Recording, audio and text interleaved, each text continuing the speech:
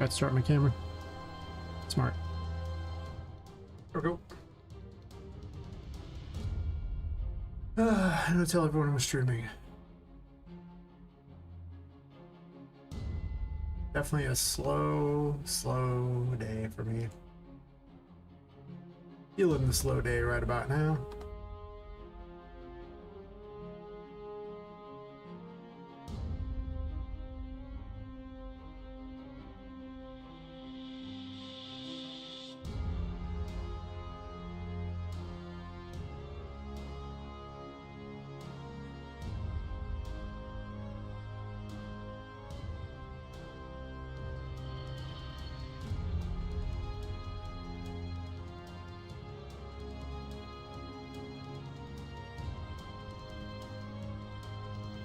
I do all the usual stuff.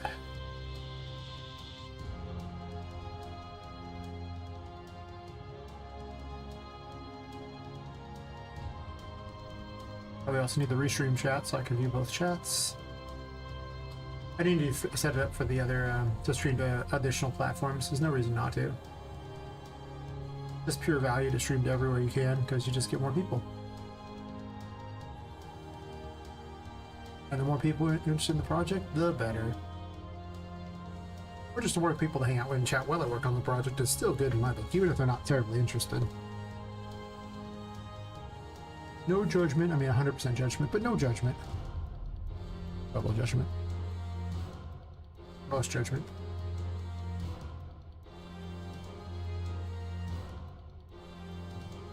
Dun, dun, dun, dun, dun.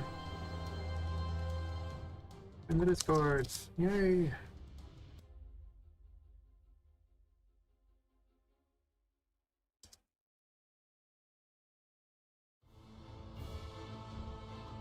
We get like 2 or 3 more subs and I get a bonus emoji and a bonus animated emoji.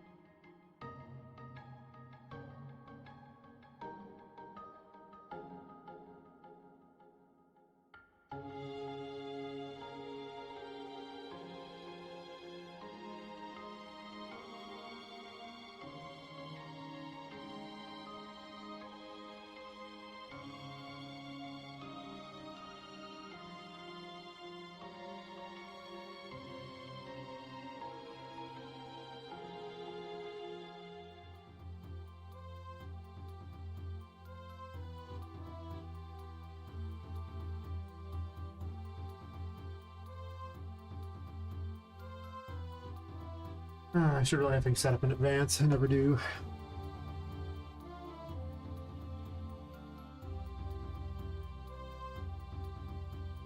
Comes from working 2 jobs. Just always behind. I barely went to the office today to get the things I needed, and so many other things I had to get done too. But can you do, you know? Gotta do what you gotta do. Hopefully you gotta do what you gotta do. I mean, I guess you don't gotta do what you gotta do, but that'd be kind of weird, right?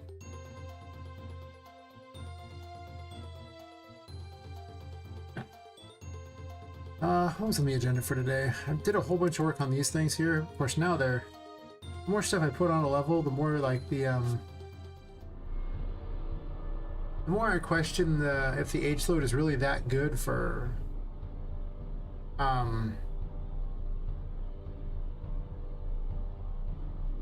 vertical stuff.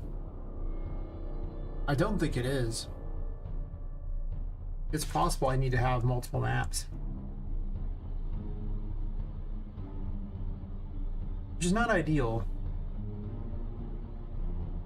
But it would make this load a lot faster because now we're at over 4,000 actors, and I mean...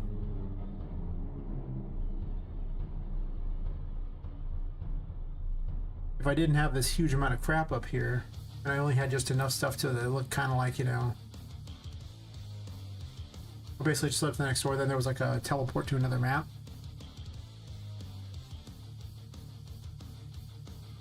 You would have to save to do that.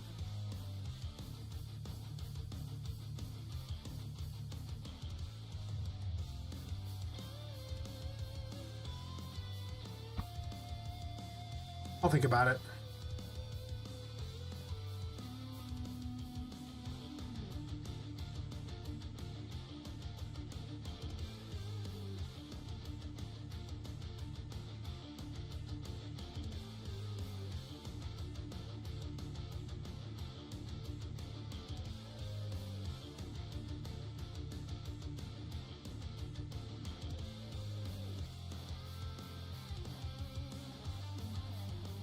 I do want to keep this mechanic, the switch mechanic. I don't know who's going to be using it. Something's going to take it over, though.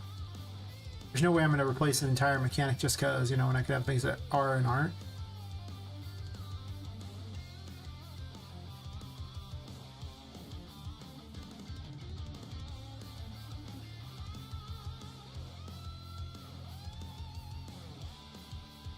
I just don't know which one I would use, right?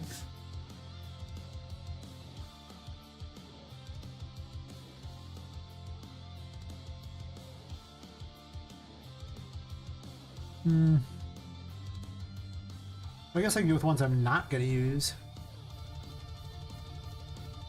Oh, it's not the Fool, obviously. The Fool's just all weapon-based. The Magician's already kind of spoken for. Needs like one more ability, I think. It also doesn't even have a weapon yet. High Priestess, still has to be something information-based.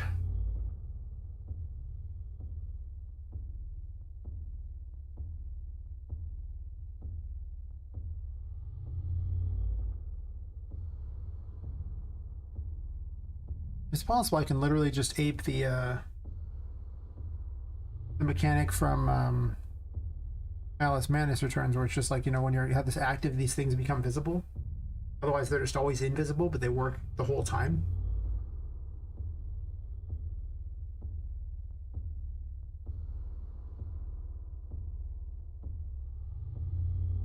It's not a bad idea. Just tweak all the moon stuff. Makes sense because it's something that exists anyway, and it's just you can only see them if.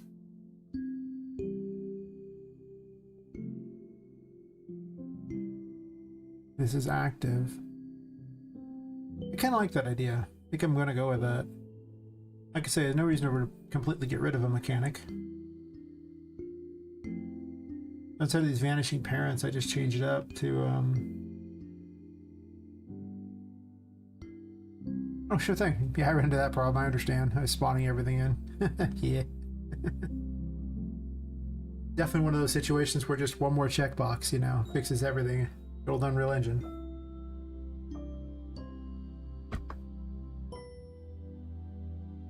Glad it worked out, though.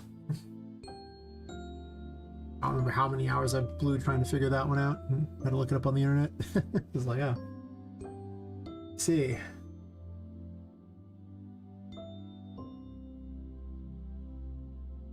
I think I'm gonna make this go here.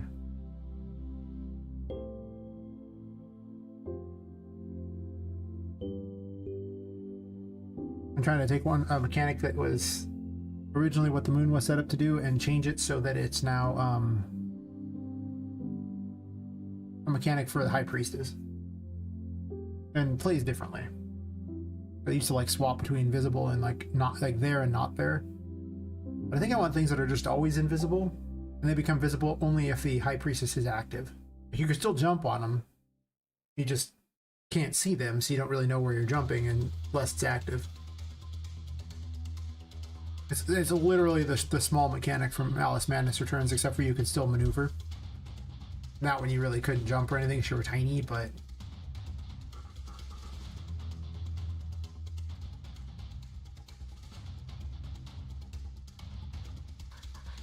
Should be really easy to turn this into a thing.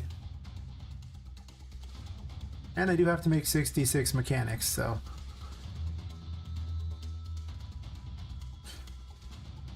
Waste not, want not.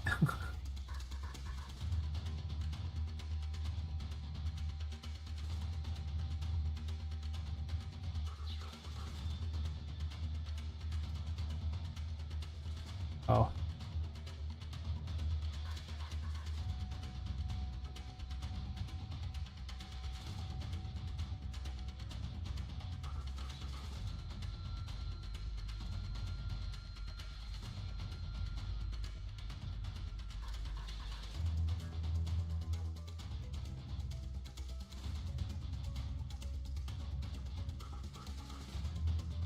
Oh, this is it. Maybe easier. Ah, fun, fun. Fun, fun indeed.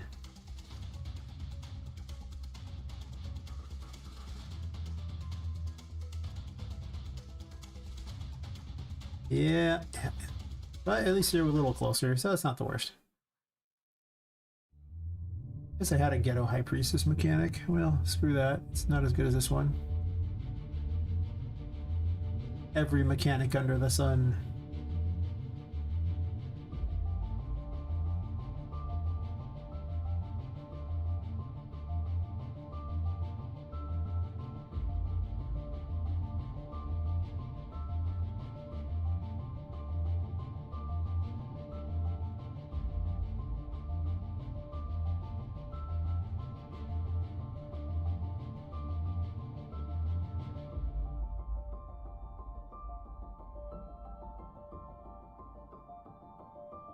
Come with me if you want. Oh, nope. Not doing that.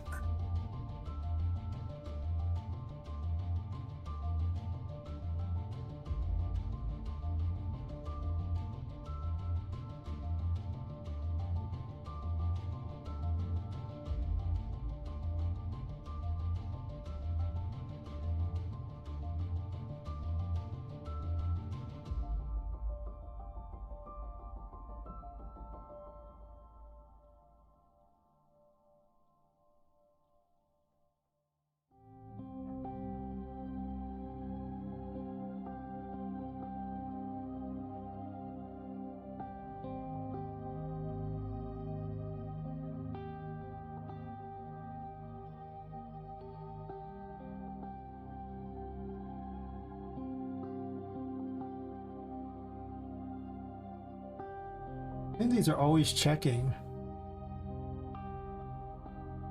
Is that better than just having a thing that might be better to do the psychic knowledge strategy here, where it's just get everything with a certain tag, or each loop just run the little command to turn it on. It does seem like a much stronger strategy than what I was doing.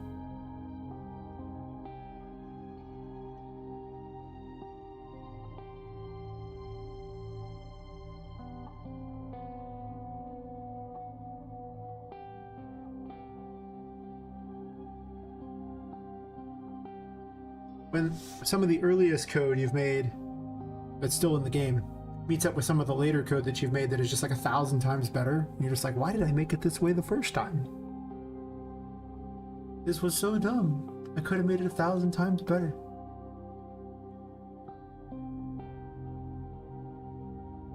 Because these ones have to constantly run and check to see if it's active, which is kind of stupid.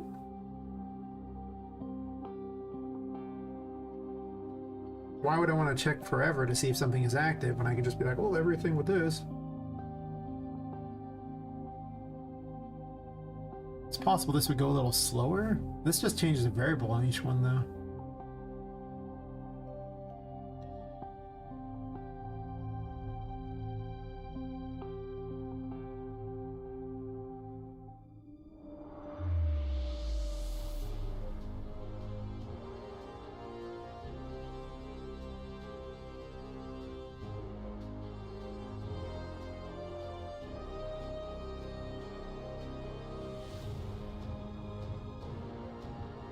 Pretty soon I'm gonna have so many options for tags. It's gonna I think it's gonna be great.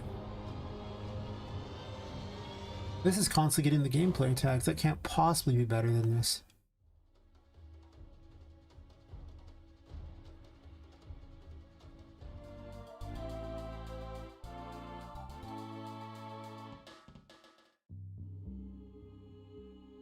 I don't even need a variable. I just need this. We're just good. Golden here. I just do this. And to all of them.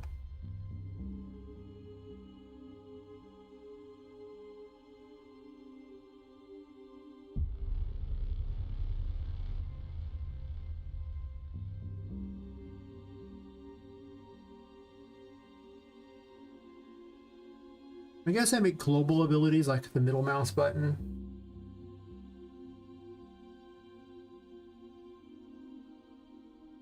Be a good idea. I can always change it later. We'll just be like, you know, left mouse, right mouse.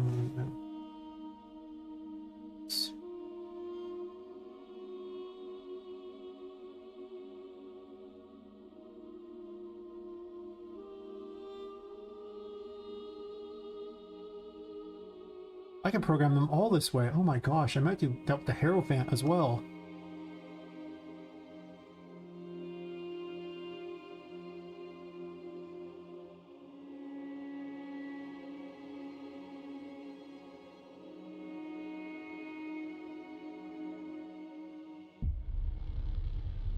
Ah. And then we just leave the collision enabled all the time. And all we're doing is changing visibility.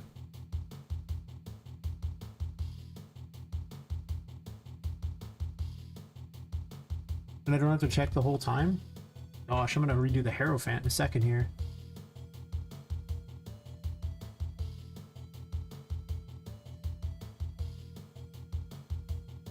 This is such a better plan.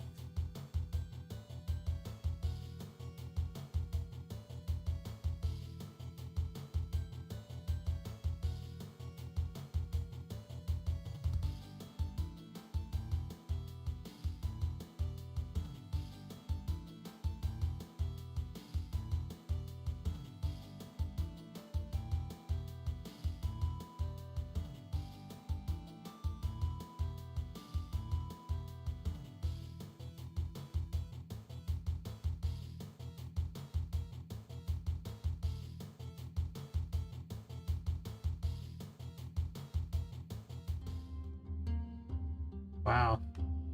All that code defeated by the fact that all I have to do is this now. Yeah, I was a genius the day I did the original High Priestess ability. A complete genius.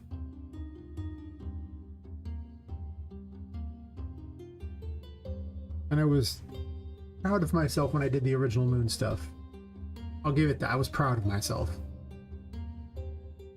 It's about the best I'll say for it. It was a real long time ago, and I was very proud. I just now realize that it was dumb. And events that perpetually loop like that are fine and all, except for that they are not ideal. I don't even know if I want the original one of this, because I don't care. This is just spawning an actor and making a sky mesh thingy, but I don't really care about that because I switched to now to having weapons. I'll just have their weapon light up or something, or a thing appear on them. What's the High Priestess gonna look like as far as ability, like as far as the gear for it? I don't even know. Whatever, it doesn't matter. And then on the construction script, I need to change this too, just so there's always collision.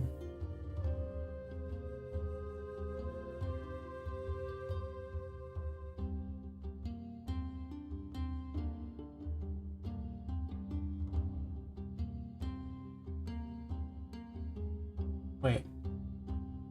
It's backwards.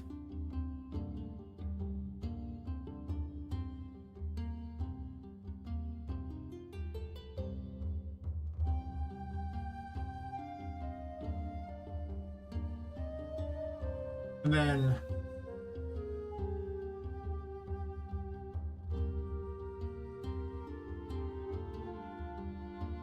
there's more to this ability that I need here.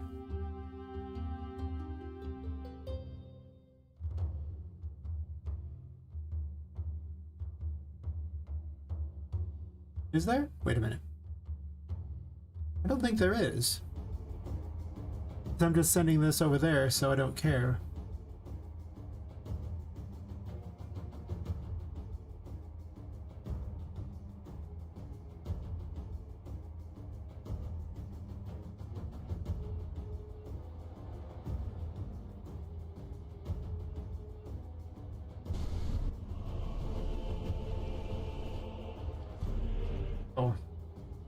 I kind of need to enable the tarot card. It wasn't a tarot card before, so, you know, it wasn't one that was active.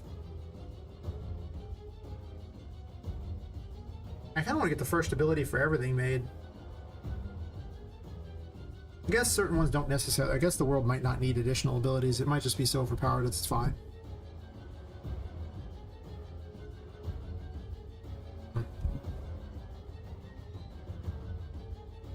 A little looser than I want, but whatever.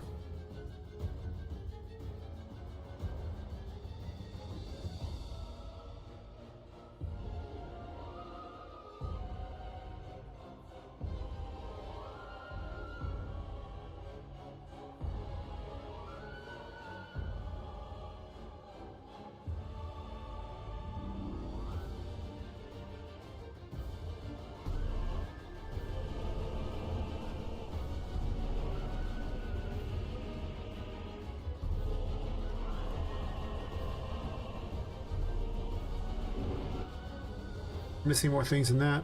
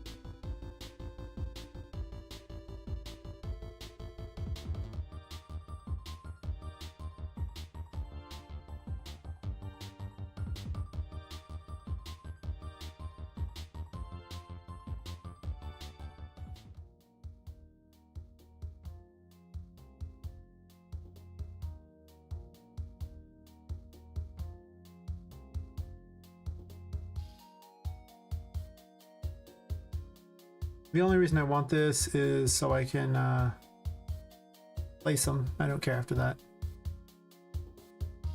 Guess I could have just changed the checks on those and that'd been the same thing. That's dumb. Whatever, it didn't make much difference. It's about the same amount of time either way.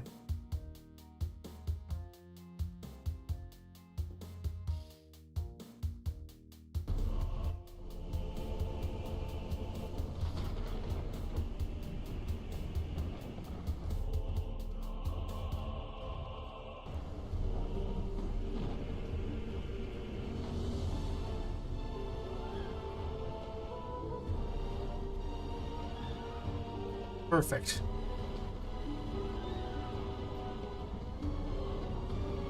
And I finally have an information-based ability. Also got milk. Wishlist on Steam. It's not even on Steam yet, but still.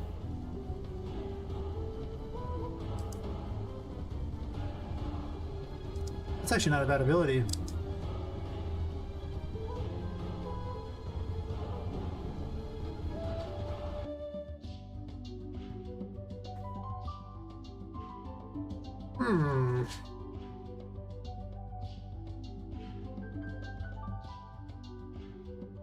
What am I gonna call it? What am I gonna do for this thing here? I mean, I can use the same crappy particle setup as the other. I don't really see any reason to use that when I can just do something better.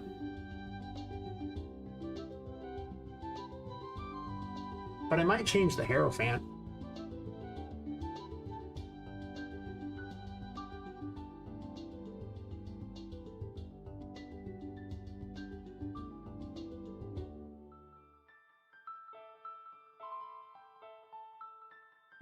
I defaulted to visible, right?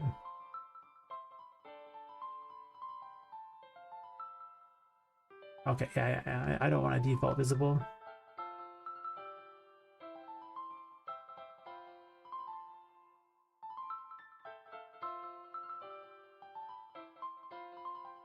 I should start a looping event though on Poppet if it's active. This way, if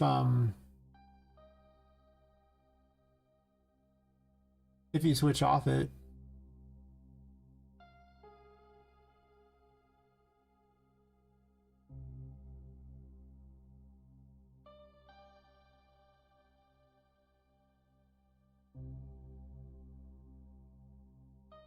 time for the Hierophant already.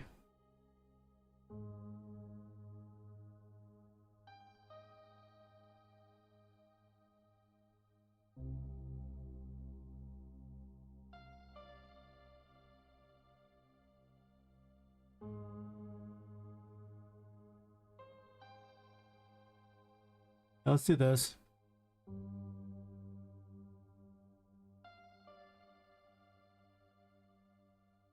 It's funny, I didn't even need all this crap. Such a worse way of doing things than I'm doing here.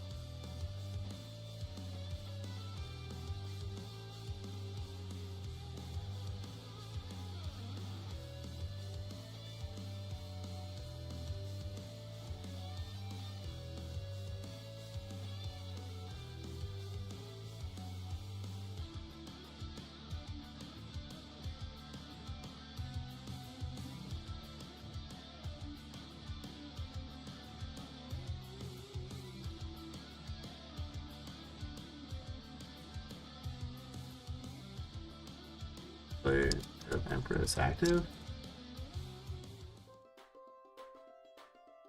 Run there.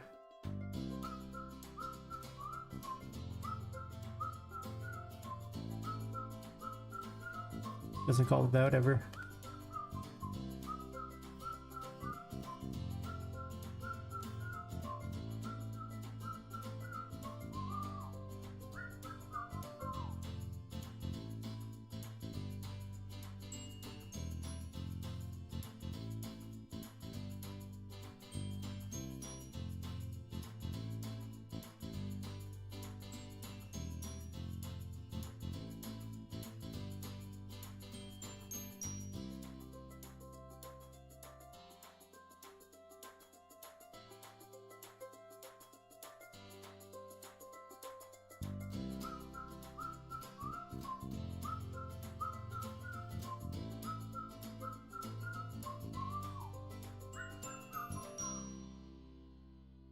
That's what it feels like when you're just making ability after ability, and you just, you know, it just all comes together. It's just whistling at you.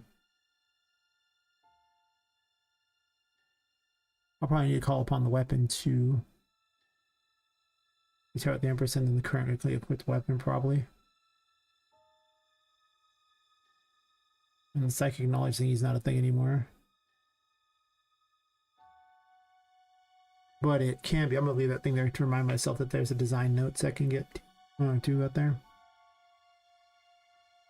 This seems like a way better idea for the Hierophant. But they're not perpetually going, and instead I just do exactly this.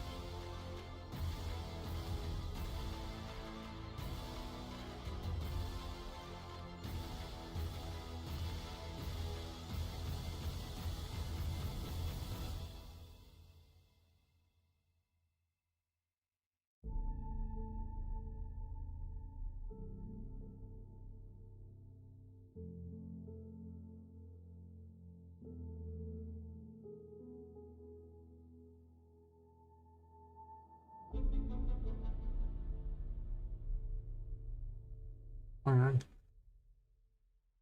you doing gameplay tags here? Is that even necessary, or do I just make a variable?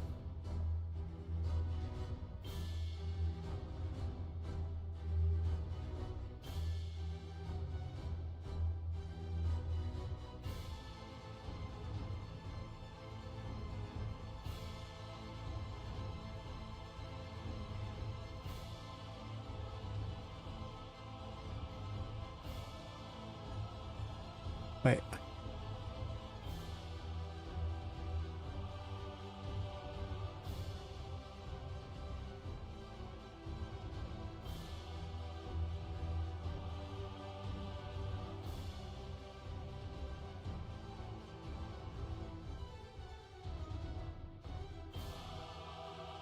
I don't need this code.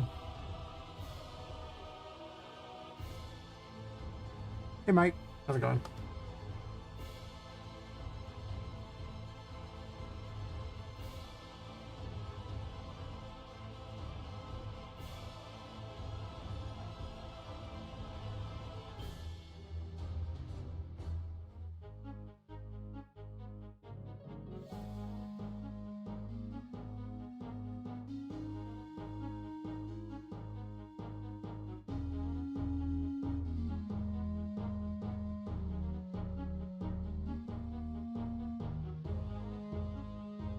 That's good to hear.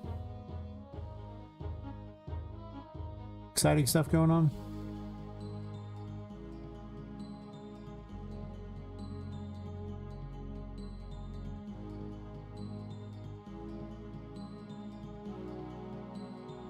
Test this first before I change anything else.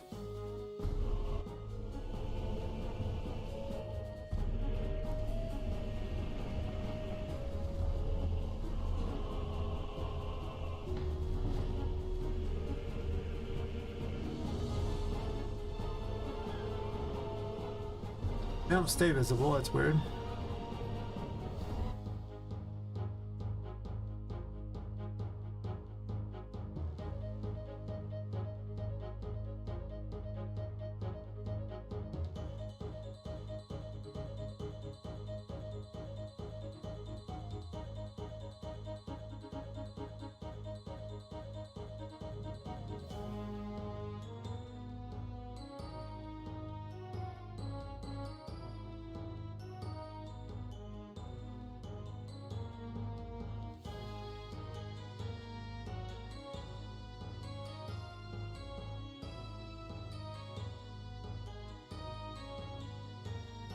Oh, fair enough.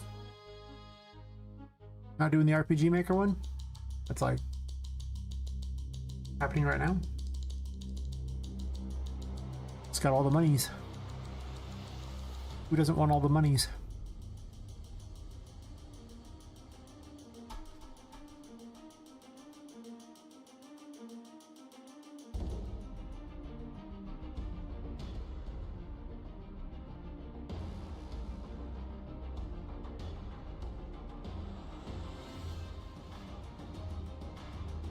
Isn't that one already running though?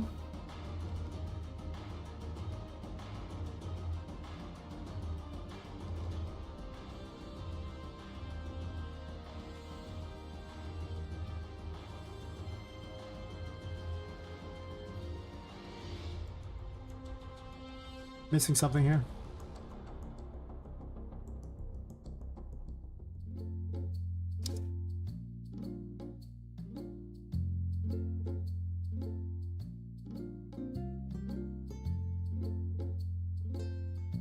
Is it even practice at that point? Or are you just working on the game jam itself?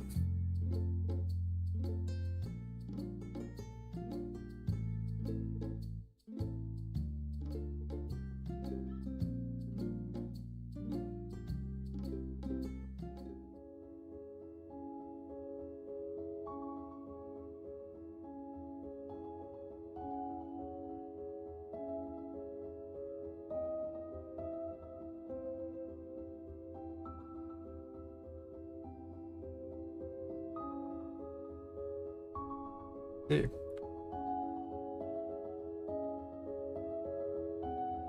Here, Austin. We're just chatting with Mike over on YouTube.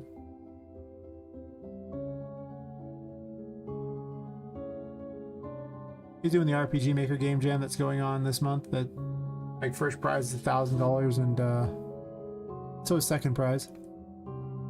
But the drawback is you got to use RPG Maker. The upside is your competition's pretty soft.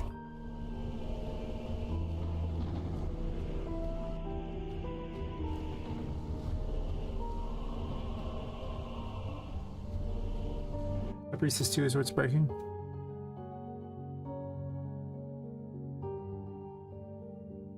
Oh, it's because I wrote the Empress and not High Priestess. Well, I'm retarded, that's my problem.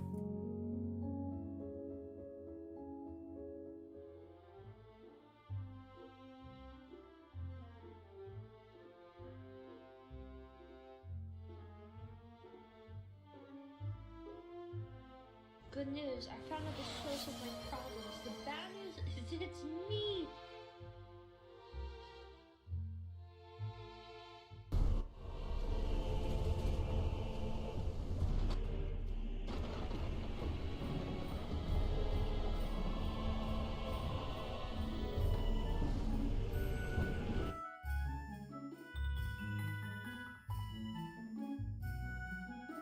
Oh, because I forgot it's the High Priestess. Fine.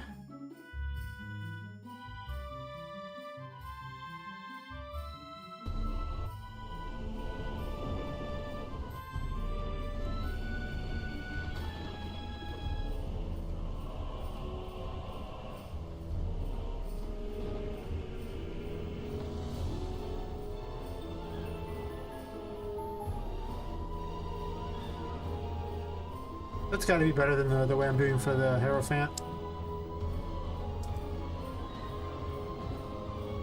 Also, the floaty moon here I just kind of like, even though it's like, you know, just a little shape. Also, I left my moon wand over here.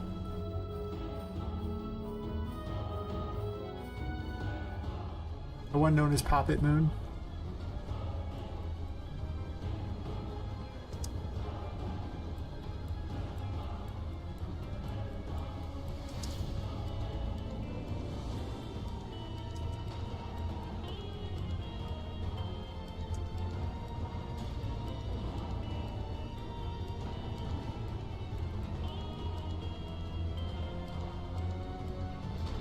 And they're still not working right. Beautiful, beautiful.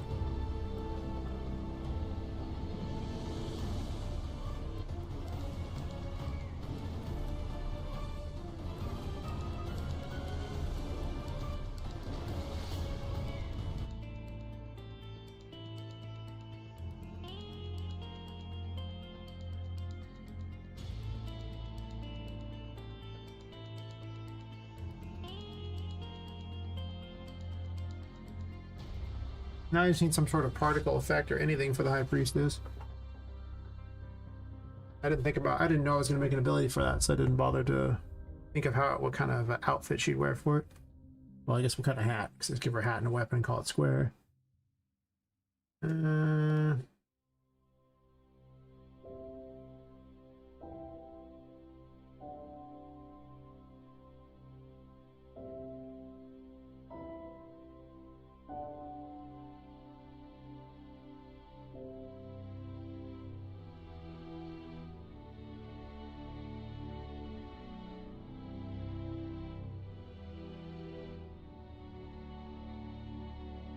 Put a crown on her.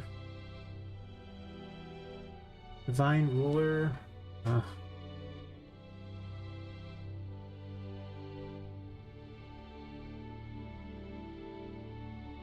can't use the Crescent Moon because I already have the moon as a freaking. I mean, the moon is a tarot card, so I can't do it twice.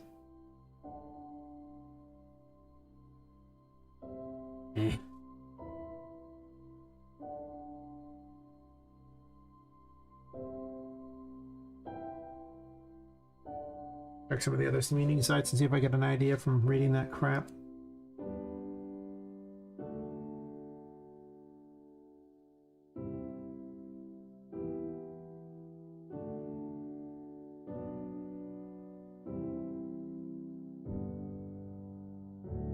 I think an eyeball is probably your best bet.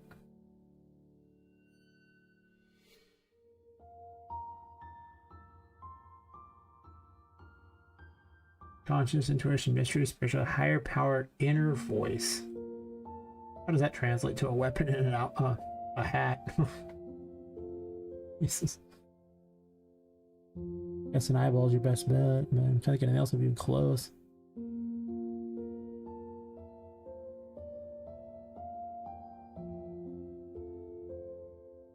What this really is every single girl you've ever seen that's into crystals, tarot, and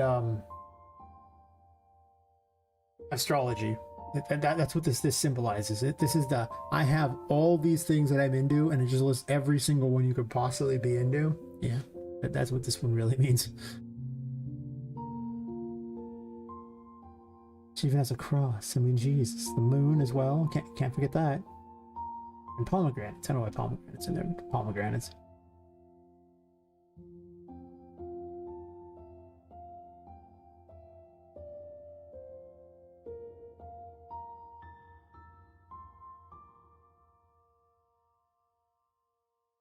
Would it be awkward if she was carrying around a giant question mark?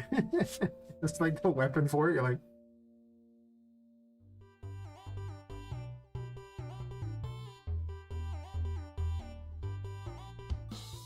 so many meanings. I don't care about all that.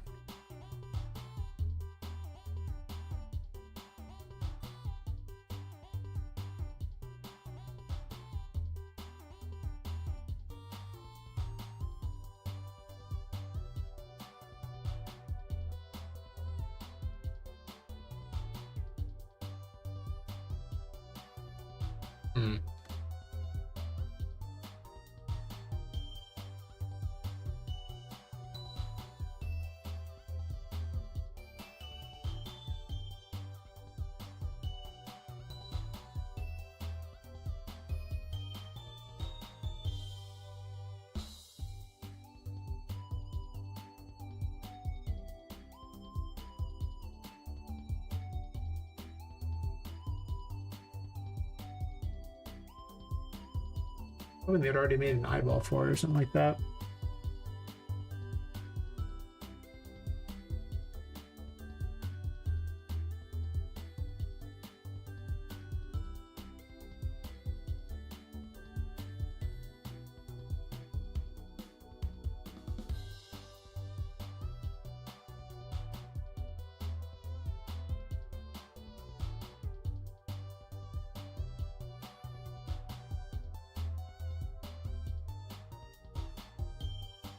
Now let's just find a particle so we can at least denote something activating and go from there.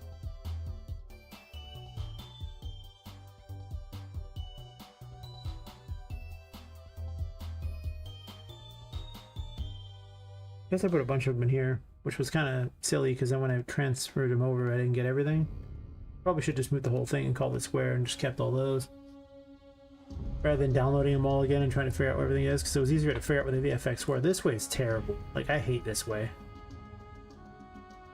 No, half the one's over there, so it's like,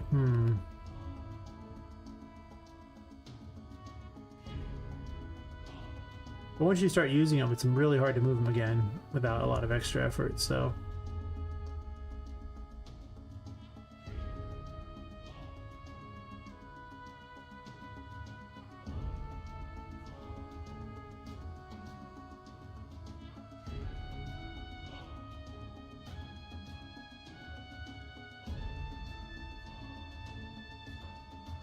Well, probably not for this.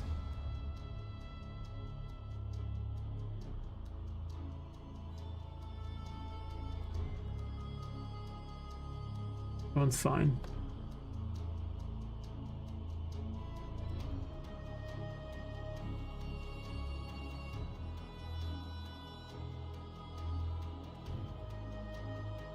Okay.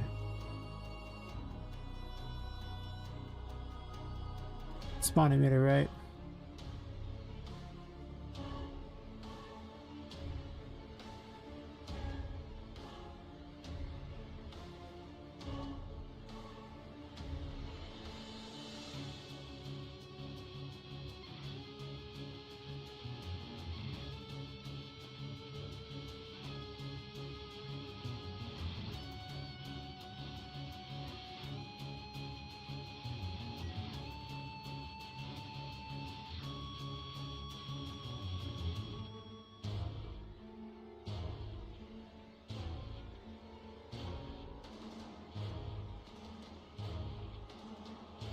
Good spawn sound.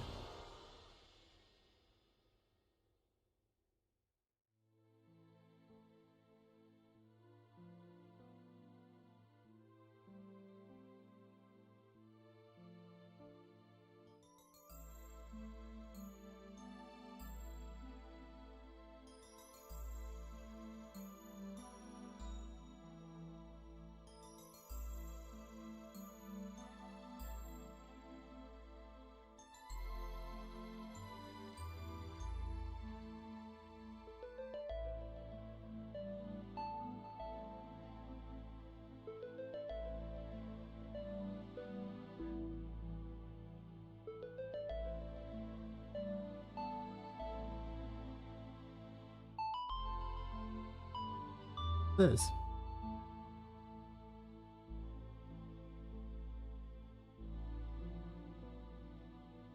That's kind of cool.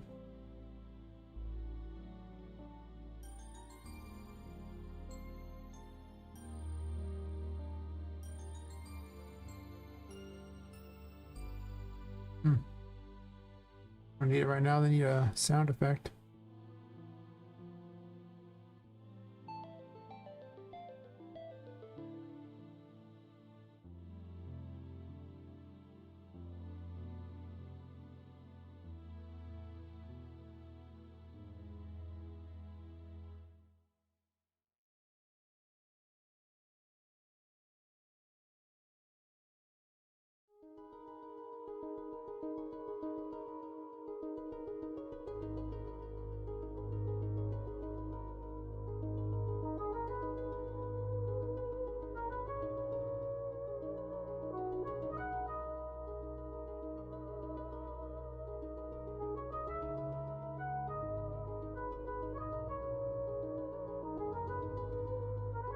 Yeah, okay, looking for sounds is kind of terrible. It's like 22,000 sounds in the files currently. Most of it's completely worthless, obviously.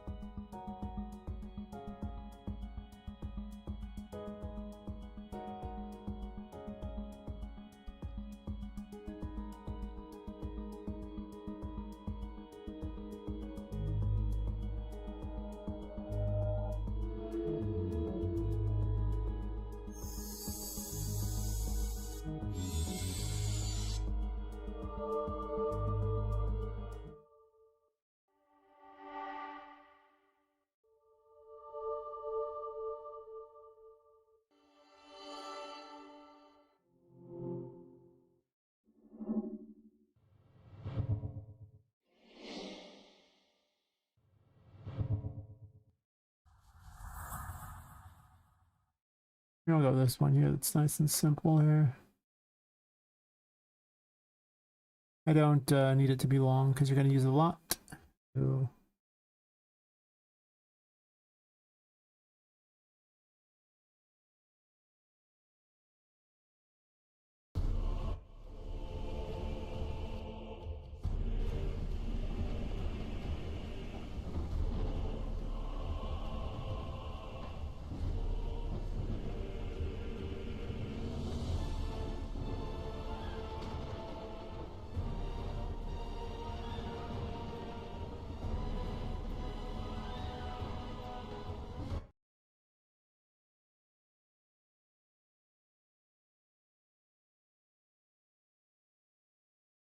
Ash is probably better.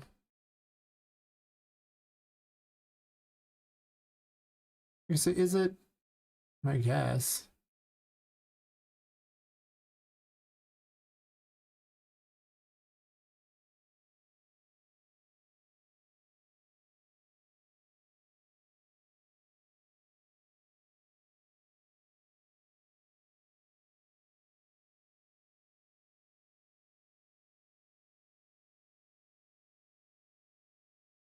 This way it moves with her as opposed to just kind of falling.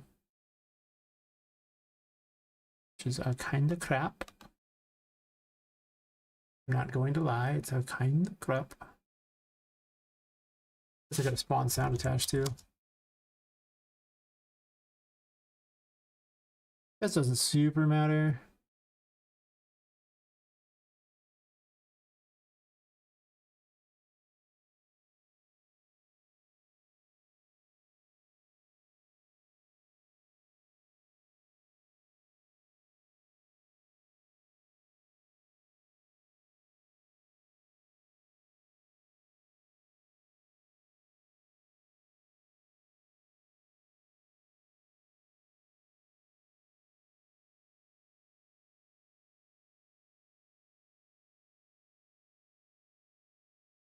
I have to adjust the audio like crazy in this game.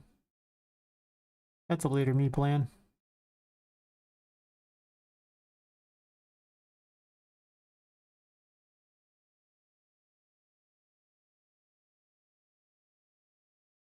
Probably have to go through and add a volume multiplier to everything.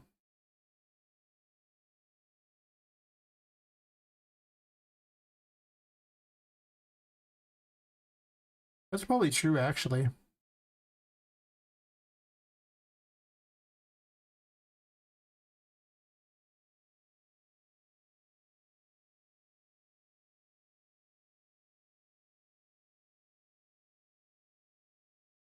You know what I probably should do? Just have a sound variable that it's going to play, and then have it go to a specific sound play sound thing and a specific play animation thing instead of having them in each of these locations.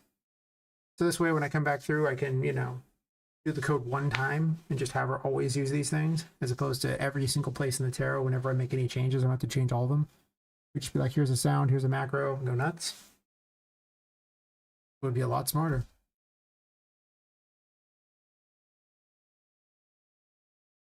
Oops.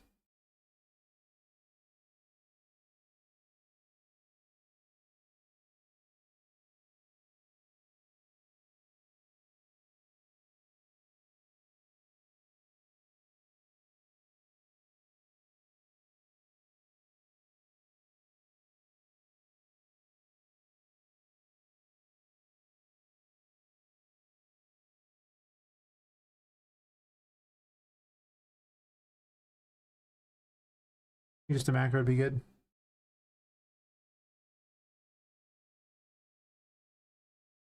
Sure.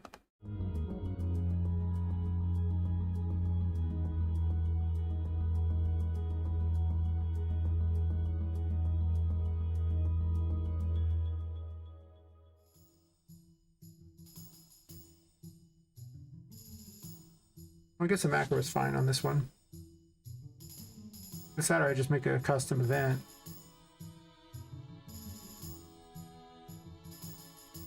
Hey, another guy. How's it going?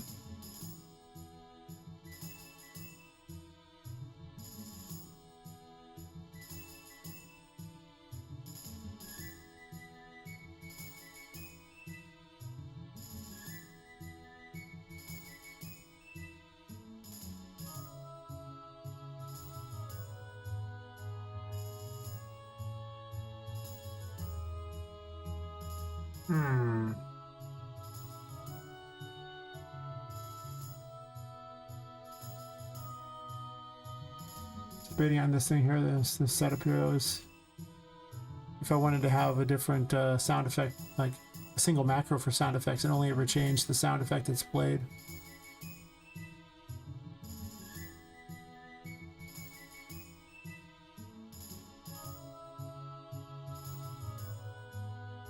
I guess I could pull that into a macro and it'd be fine, as opposed to the other. And then just have the volume multiplier here, and then this is the one that is affected by the global sound for when you set the sound in the options menu.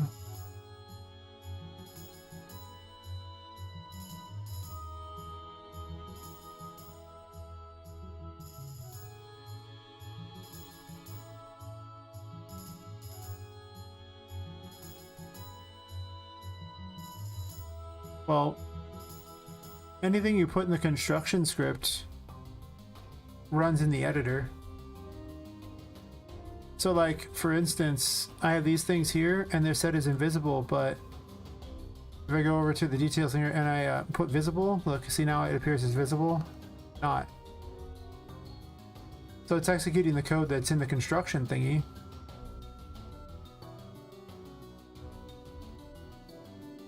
So put whatever code you want in there to execute when it's moved, and then you'd probably want to check against its current location and then, you know, see if it's changed, and if it has, then execute the code and then set the new current location to that one.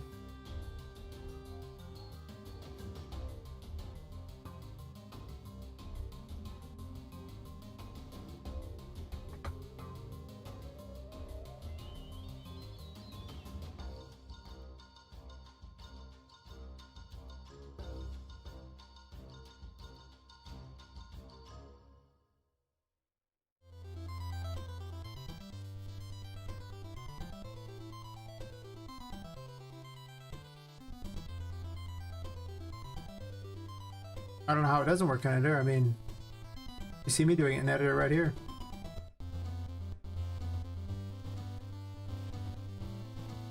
Change the scale of things. I see NA scale, so that's for the wrong thing. I didn't take that out.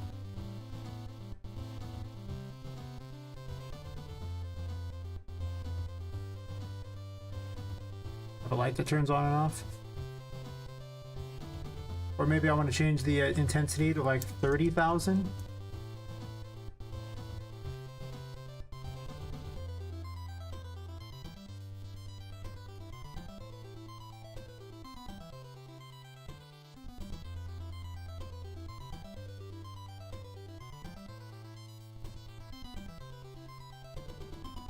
Well, it's probably something along the lines of, what, like get actor location? Maybe like...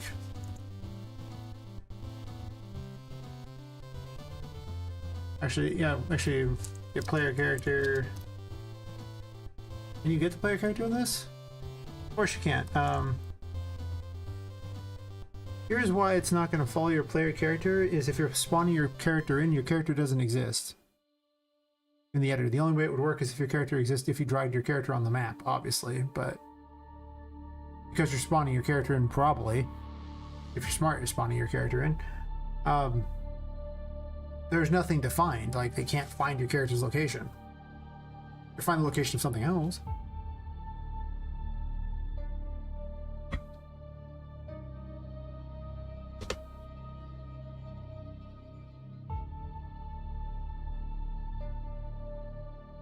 If something's another part of the character, why don't you just attach it to that character and call it square? Like, what am I missing here? Like, I mean, if it's just on a character, you just attach it to the character and it moves with the character. Wherever the character moves, it moves. It stays at the same distance and everything. Just like Poppet and her 9 million arrows, as you can see, that all follow wherever she's at. She's like a machine down here. Look at all these crazy arrows. And her cameras and stuff, too. She got 2 cameras. Only one is active most of the time, though.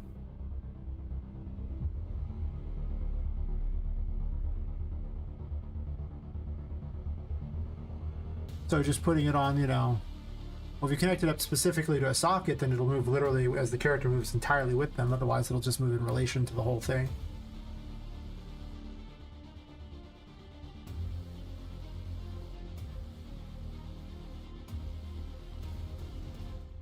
Probably have an ad anyway. Unless you have turbo or something. I don't know who has turbo, but...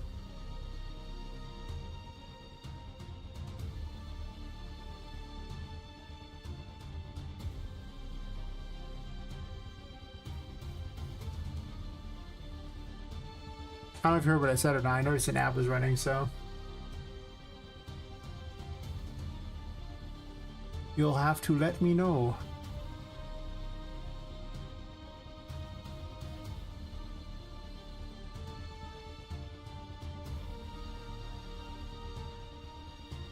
It's ever to follow inside the same blueprint? I do. Oh, so what you really want is, look, I had a sphere here. Sure, and then I add an arrow. And I just attach it to the sphere, right? Where's the arrow at?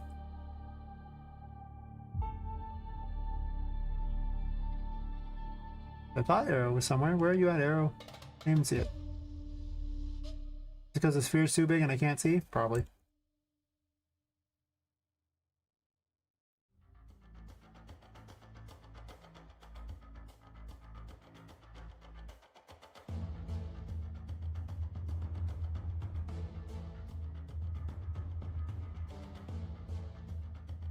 Well, you have to attach it to these things and that moves it, but I'm just trying to figure out where this arrow is. I'm gonna undo some things here in case I dragged the wrong arrow. I thought I added an arrow.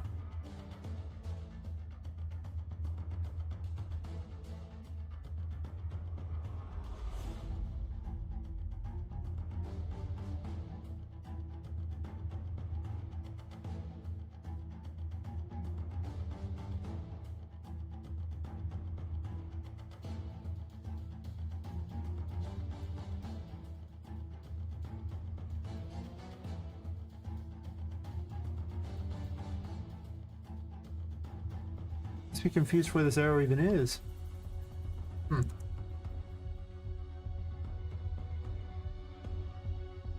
Oh, the arrow over here, huh? That's where you put it?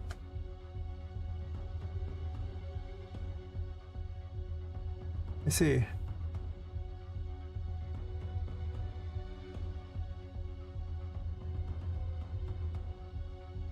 Because, it's attached to this, so...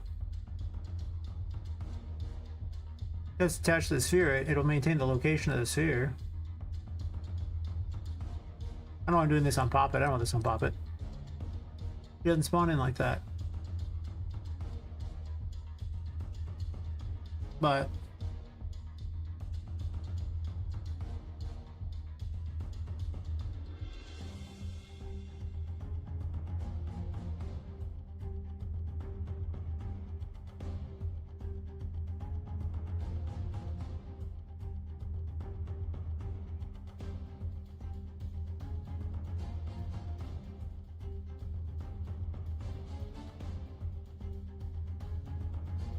construction grab here.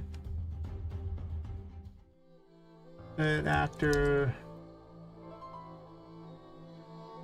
That component transform.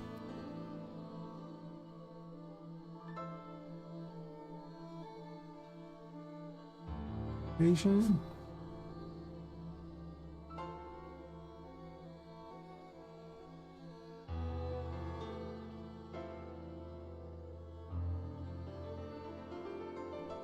Which one are you?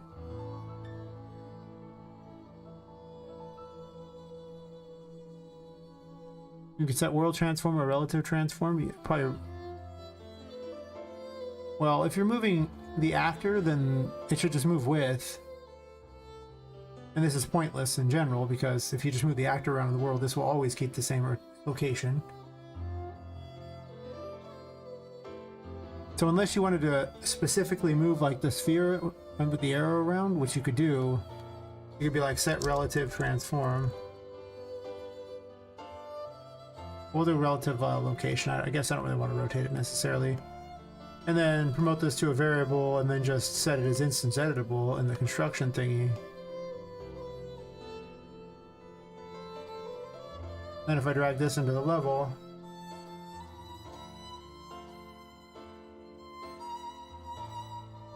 I could use this to move the location around, as you can see.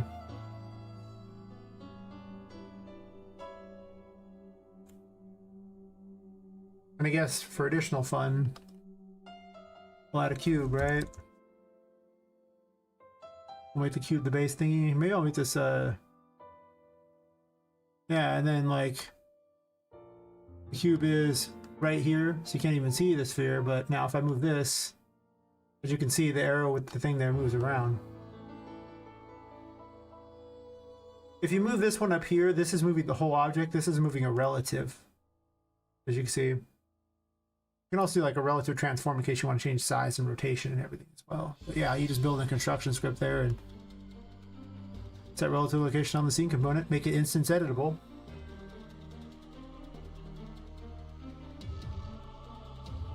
I do that all the time with things. I have so much instance editable things. I'll just leave that as a thing in case I need to demonstrate other stuff.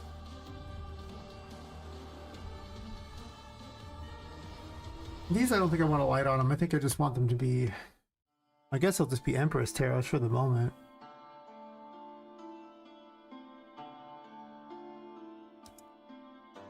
Sorry, Empress.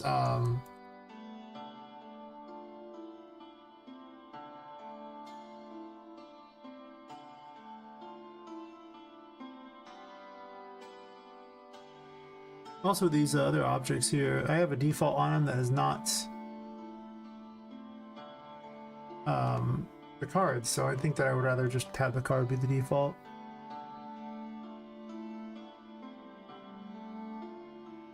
I guess I already changed it. Well, good for me. Aw. Aren't I such a wonderful person? I was gonna do the light from these, the vanishing objects, I think, or like reduce it to almost nothing.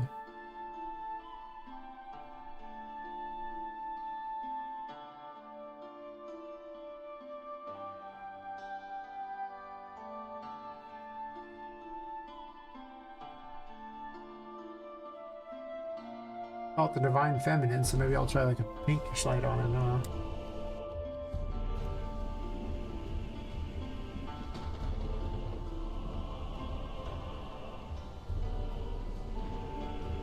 Light's huge. Why is the light huge? That attenuation seems insane to me. I want him to slightly glow.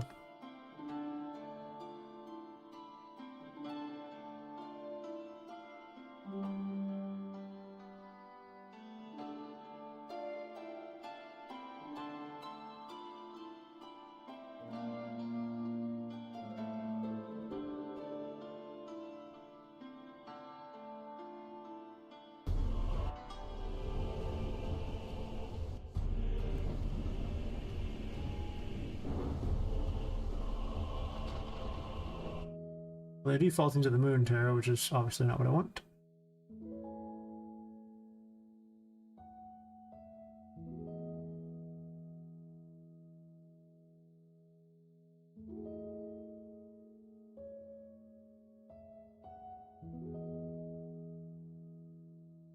Make them bigger too, I guess.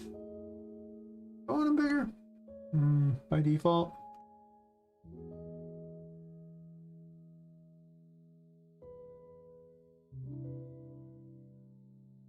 I mean, I'd have to place less of them, which wouldn't be terrible.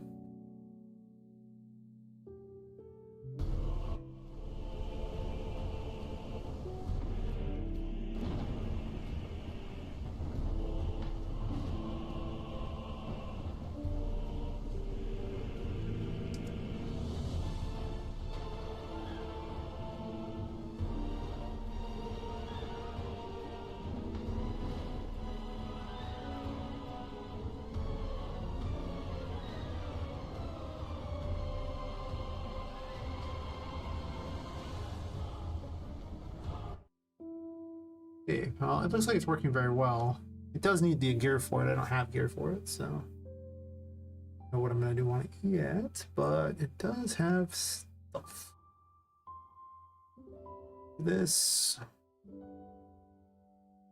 bit of a bio break and saying I drink so much water right before the stream and during the stream. They tell me it's healthy, but this remains to be seen. That probably is. Yeah, I'll be right back.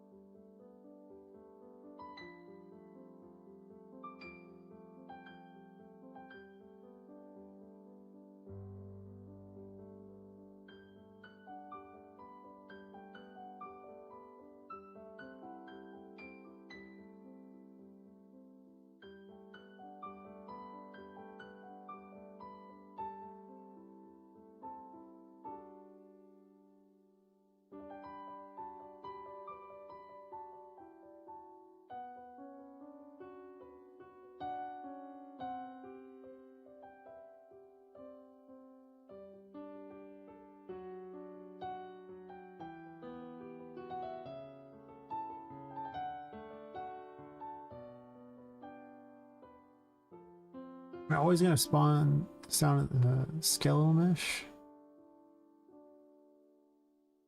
Guess I don't have to do that.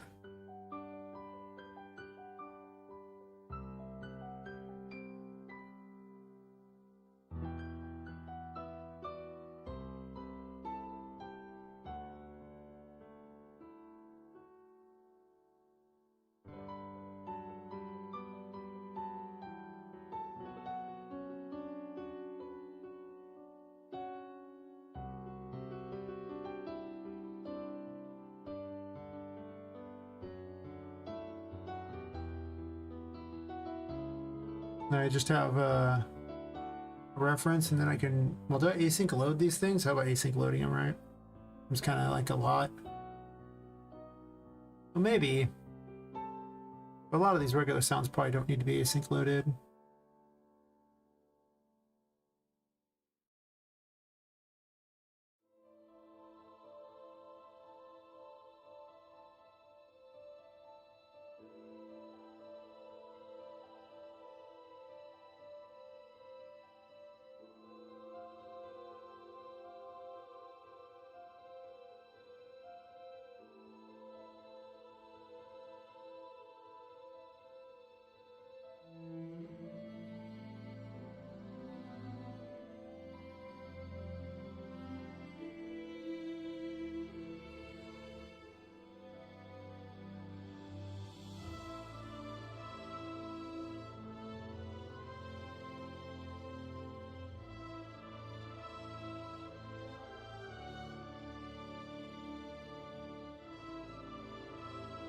This is probably the right call. Same thing with the VFX.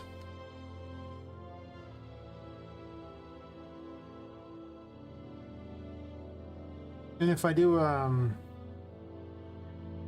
if I make it a reference here, it's probably better.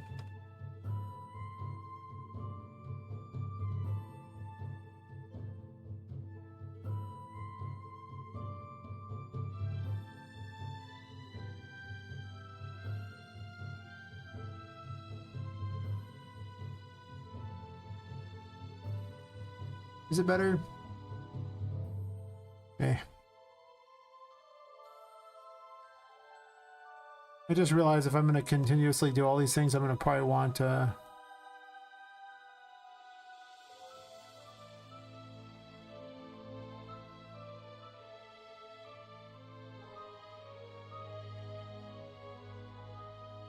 probably have to change all of them, but then I could just do location too. And just be like, get actor location. Is that better?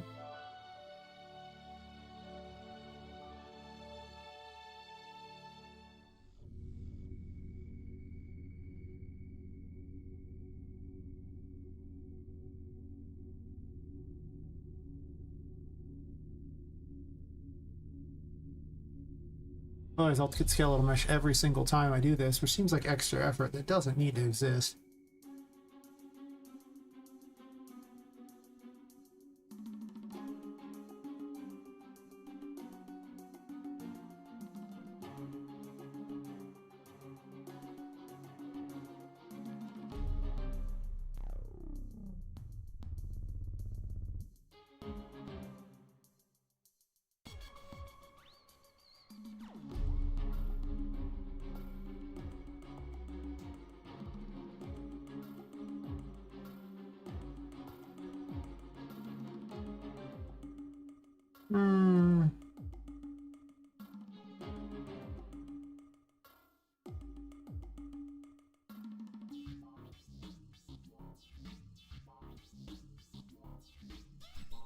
Yeah, maybe I'll do a location. So.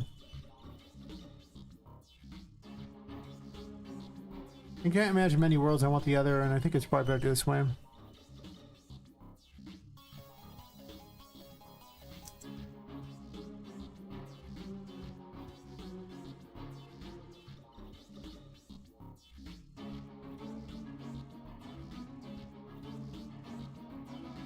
Oh.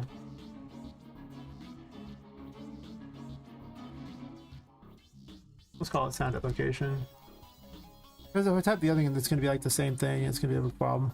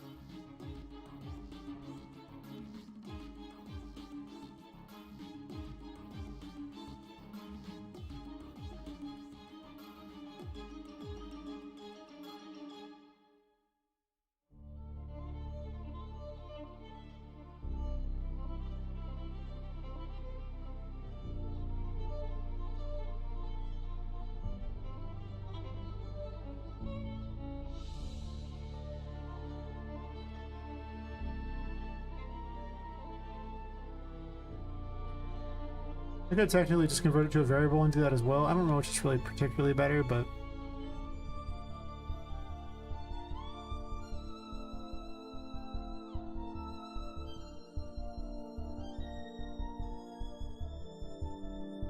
because they both work and they're both kind of about the same amount of effort. So either or, I guess.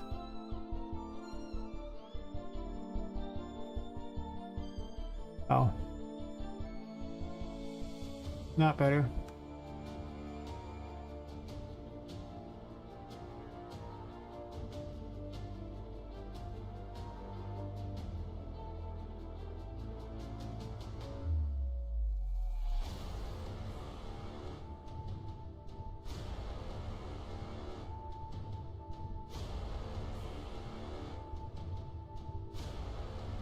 Can I get the function?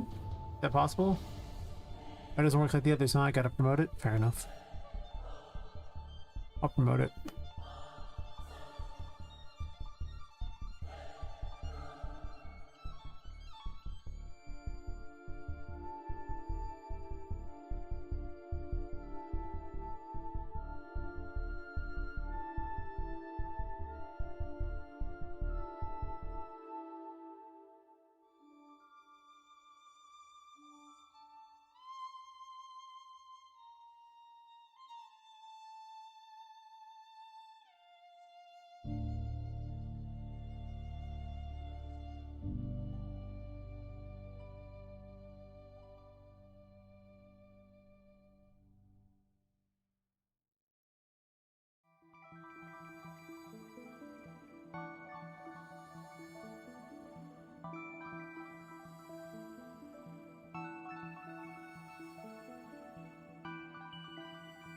It's just so I could be lazy and just tick, you know, player location over and over instead of having to do that, because most of the time I probably just want the player location.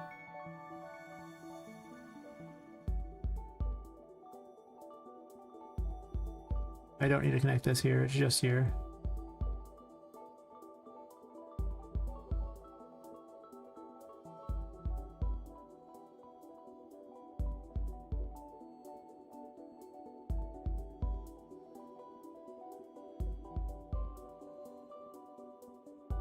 Now every time I want to spawn a sound, I can just do this, and they can all be adjusted by the same same property in the options menu for how loud it is. I'll have to do the same thing for the others, so this way I don't have to go through each one and make changes there. It'll just be a lot of extra work that doesn't seem to need to happen.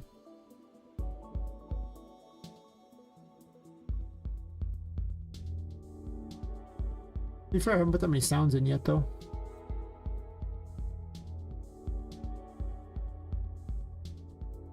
Not yet.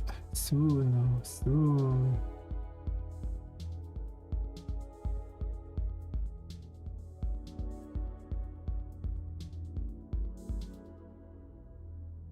Why do I play the montages in there when I could play the montage in the other, right? Skeletal mesh? Have I just always been playing him in the mesh? I guess to be fair, it does translate over. Interesting, I guess I just was doing it the other way all along.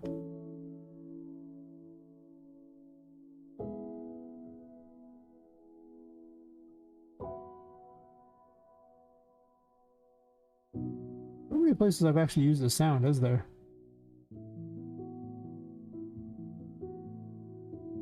I guess I gotta add all that later. What in the world was all that? Oh yeah, the death thingy? Yeah, that's just a broken mess.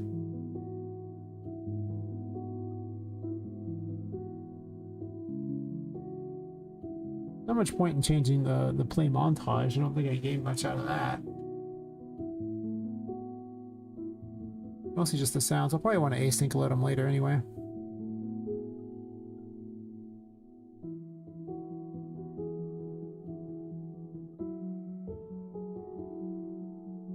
You don't want everything loading all the time unless it gets used, and then you can do whatever you want.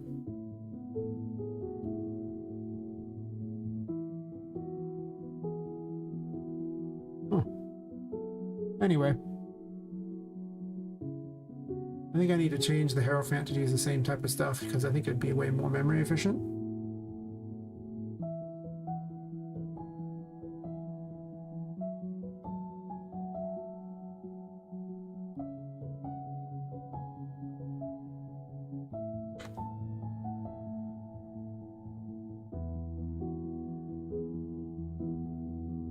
Hierophant thingy, so interesting that the Hierophant, I got my code's getting bounced around for things that are just better.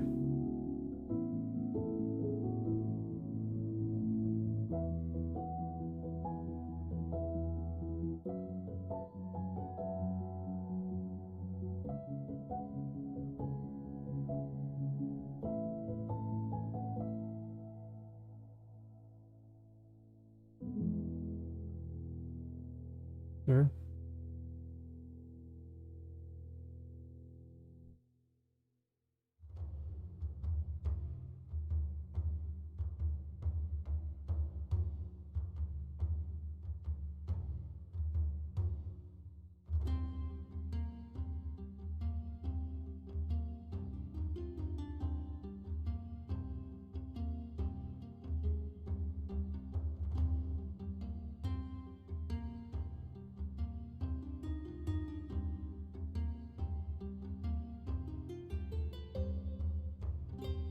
Or just run this.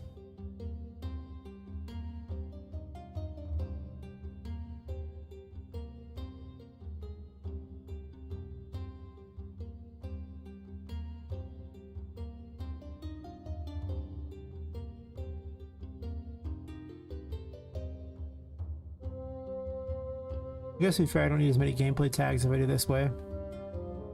I mean, I don't need as many regular booleans if I just do that. Keep reading that. That's a thing that you can store them all in there and make it a lot easier to save them.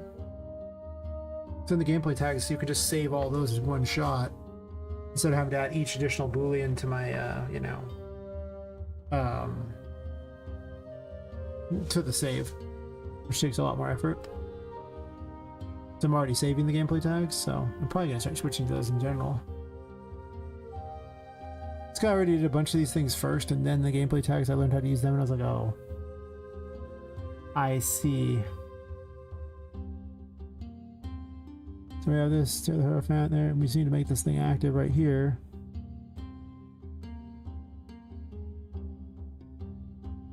Which I already do.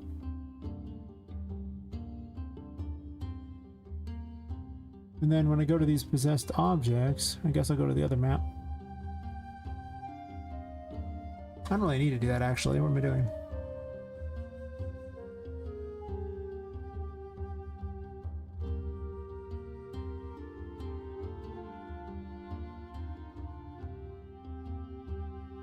Give it a book or something, doesn't really matter.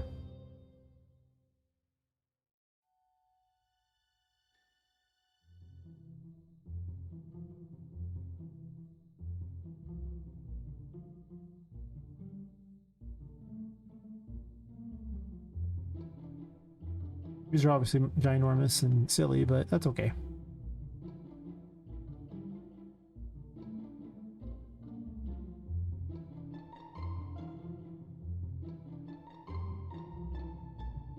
Whole point of this map is to test things out in advance.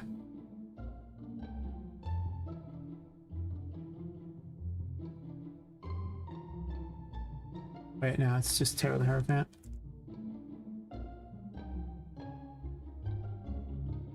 Do you not have the tarot menu thingy? Interesting.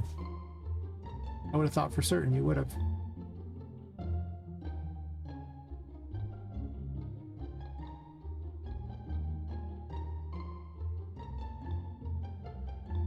What with being a tarot item?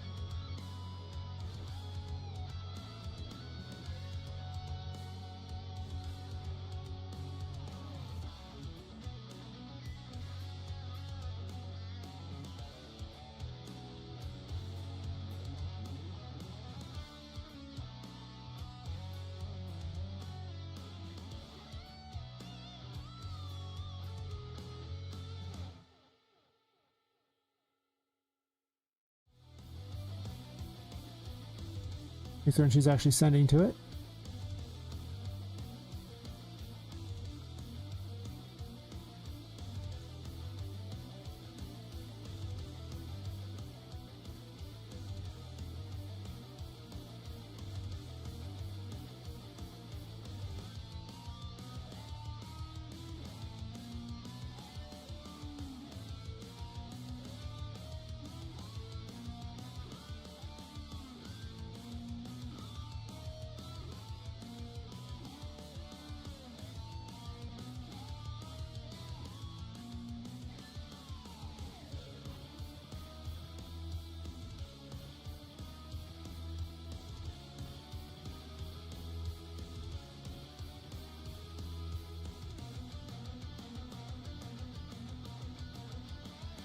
It's like such a better code because it doesn't require a constant event running all the time. So every one of these new ones out there won't have to do much. I mean, they're still moving around. They're still an object. They're just not doing nothing, but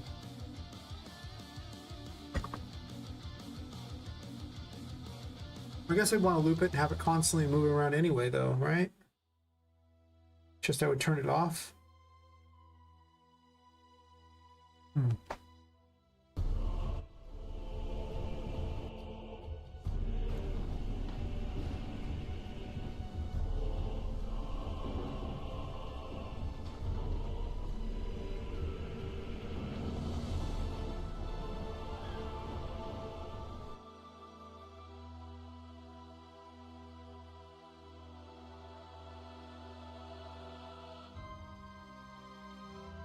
Oh, I'm just dumb.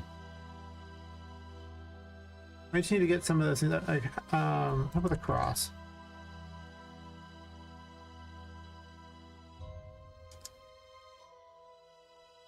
Sure, whatever. I forgot you can't simulate physics on something that has a complex collision. Which is why you would go out of your way to change it up to simple if you can. Also, simple is usually exactly what it describes. It's much easier to, it's just much less to it. Sure.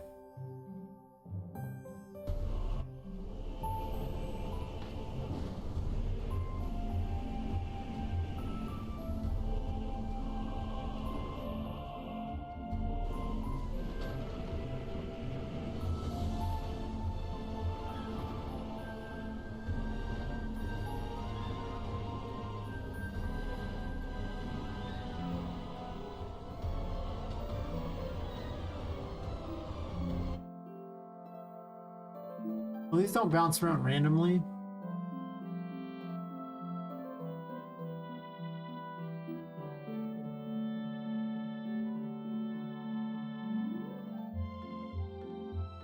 So I actually want to loop here.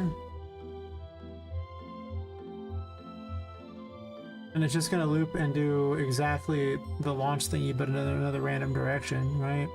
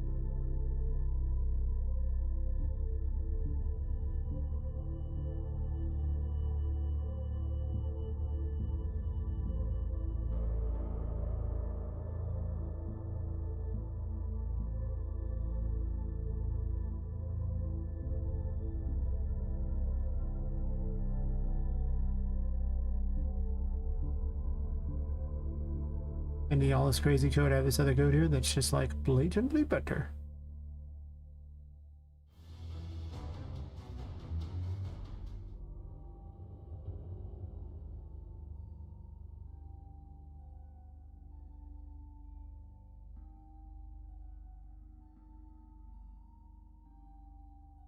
It's not that much less code, but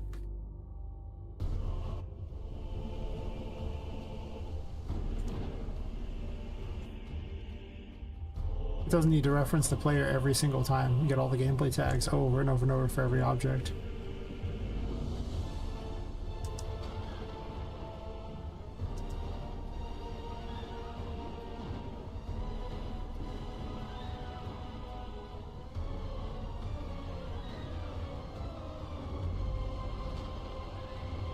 Perfect.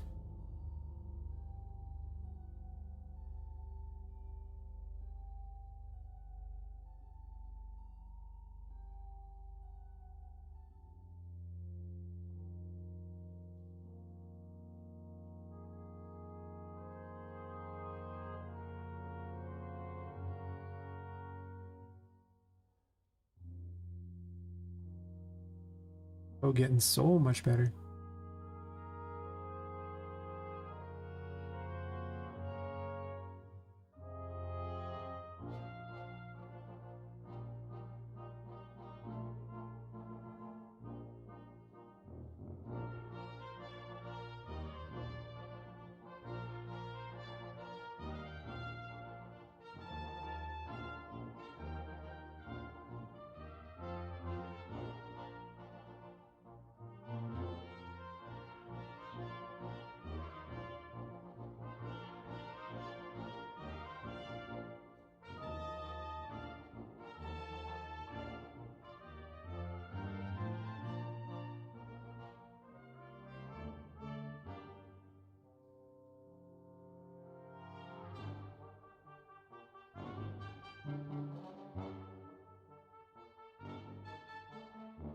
Oh, it's like event begin play on top too, it just bugs me otherwise.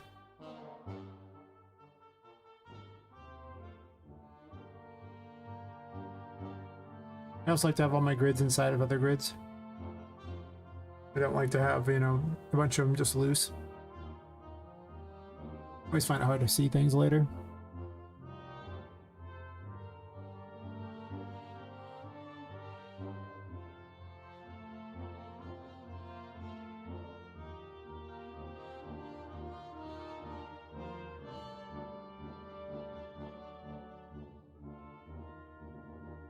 I'm still keeping the Hierophant upkeep, that's fine, I guess.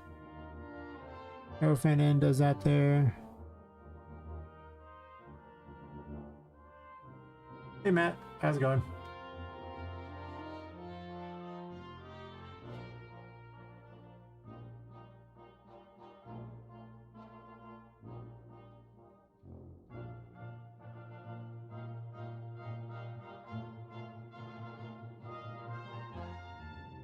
Right now I'm working on, I'm glad you're doing good by the way. I'm working on, working on the moon ability that apparently has a bug in it, and also I had an idea for the High Priestess ability, so I was building that. I don't have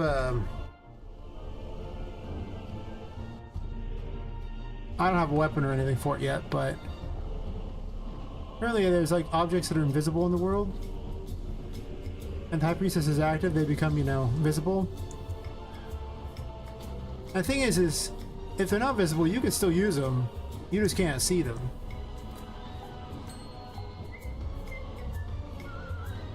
So it's almost, it's basically that ability from Alice Madness Returns where she shrinks. Except for, I don't stop you from jumping or doing whatever during it, of course. I recoded the Hierophant to be more efficient because he used to constantly check the player's gameplay tags over and over, but now she just messages all of them and says, yeah, we're good. So now it still works now, it's just way more efficient than it was, so that's nice. The other moon ability I was working on here, yeah, these objects you can't go through like that, and but you see where they're at and the moon will turn them on. letting you use them. But the bug is that, let's say I turn it off, for some reason, it's still solid. Even though it's been told to turn its thingy off, and I don't know why yet. But more importantly, I made the one known as Poppet Moon. It's like Sailor Moon, but it's Poppet Moon instead. Don't worry about it. I made a wand for her yesterday. She has a hat now. Feel free to hum the Sailor Moon theme song if you know it. I actually don't know it, but I know of the show. That's good enough. Yep. I made a quick crescent moon. That's why it's sitting there. Turns out with geometry meshes you can make all kinds of dumb crap. That's how this wand came about. I just made the whole wand. I was like, oh, this is so easy. So I was working on that. This is my dumping ground area. Wait, why can't I go through you now? You're solid, and now you're not? And now you're still solid?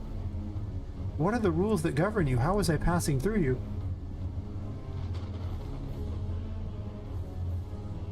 Yeah, there you go.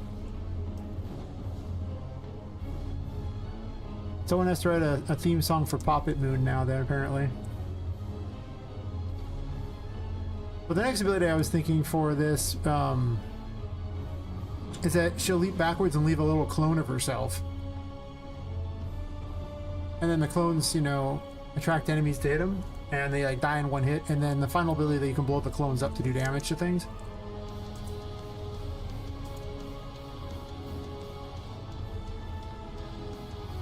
Well, okay, I guess you could just change one word in it, and that does technically work. You're not wrong. That's true. Yeah, that's what I was thinking for these other abilities there, is a teleport back that drops a clone. Maybe even multiple clones. I don't know, maybe that's the last ability, multiple clones. You push it again and it detonates clones. I kind of want detonating clones to be its own ability.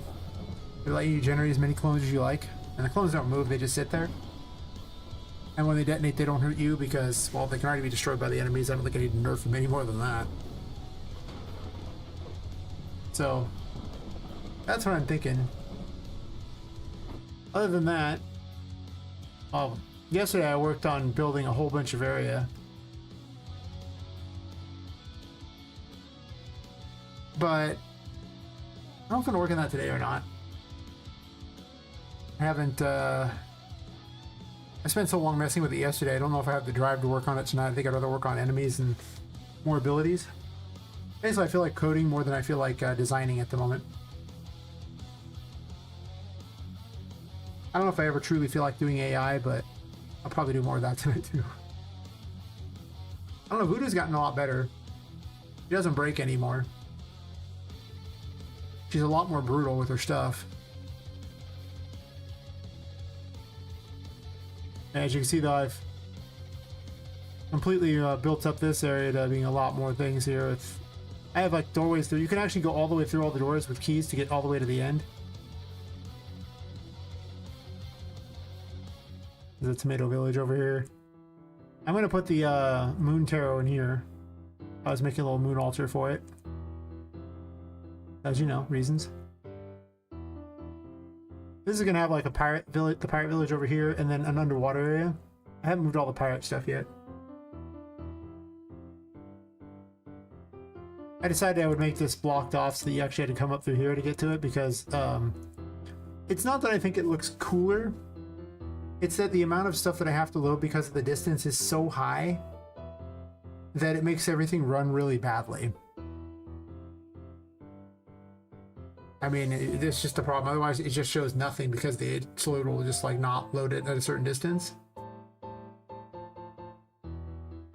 I mean, I could set the itch load way higher, but then we run into the problem of the FPS is complete garbage, so maybe I don't need a room that's 3 stories tall. Like 2 is probably enough, honestly.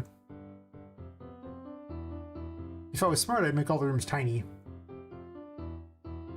Because, I mean, they look normal sized here, but then you drop Poppet in an area, and of course, as we see, and she's basically nothing. She's so small. Or even that pipe is bigger than her over there, so. But But it takes, no, I didn't click the button, I guess. It takes so long to load the level at this point, or to load into the level, that's why I end up testing on the other level. You see how long it takes for this to happen, it's like...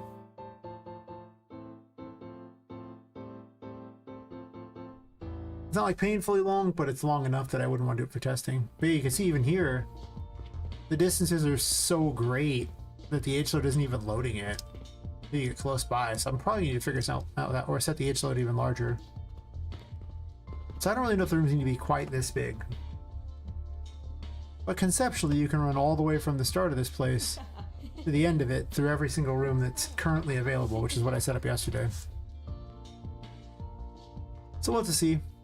But I definitely wanted the moon to be visible where you get the moon tarot, so I could finally live that dream. It's possible I cut this area up into smaller pieces, in all honesty. Like, just not have as much of a big area. I don't know.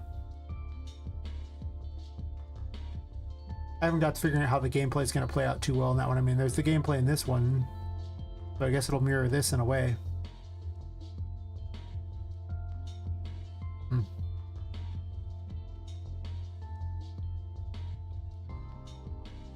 Yeah, I was working on that, changing up some rooms and things, and now I'm over here doing things, fixing. This is my boss arena for Patrick and my boss arena for Voodoo.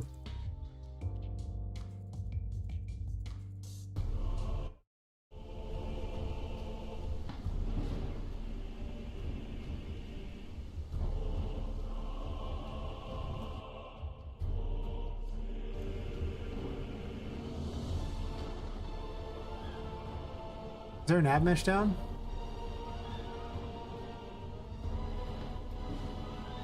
Maybe there's no nav mesh. Oh, there's no nav mesh. You can't move. Oh, there is. It's just I moved it for Patrick. I see how it is. Patrick needs work. He's just not that good yet, you know? Like, there's just a certain level that I'm looking for from the bosses, and he just ain't it, you know? Just ain't it.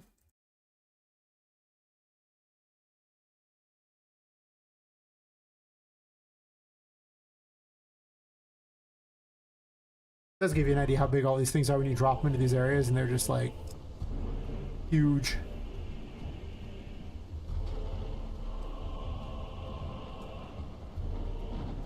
I could actually transfer Poppet to, like, you know, basically a battle world for each boss, and then I could have more access to things to do without worrying about lag. Epic really likes to tout its open world thingy, but I'm gonna go ahead and say it. It ain't very good. It's really not. It's okay if you're gonna use, like, make a boring forest with everything having nothing interactable about it, but other than that, she needs sound effects. She has a multi-attack up close, usually. Do it. Do it. Do it faster. You didn't hit me. Really? Don't you stab ever? Straight stab? You have that ability. I know you do. I don't know. Anyway.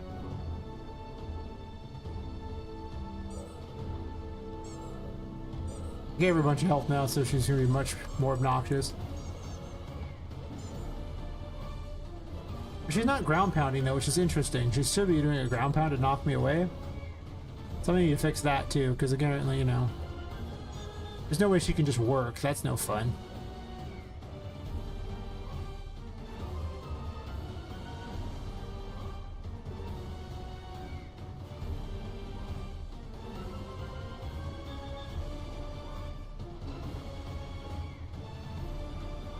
But I get why Dark Souls like whizzes you off to a different area entirely. Behind one of those magical glowing doors.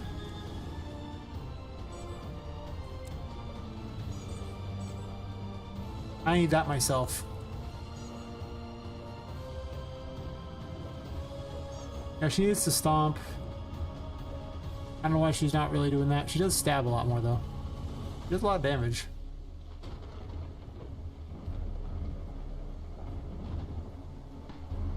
Also, for some reason, the music doesn't really loop past like 5 minutes, even though it's supposed to loop. I don't know why.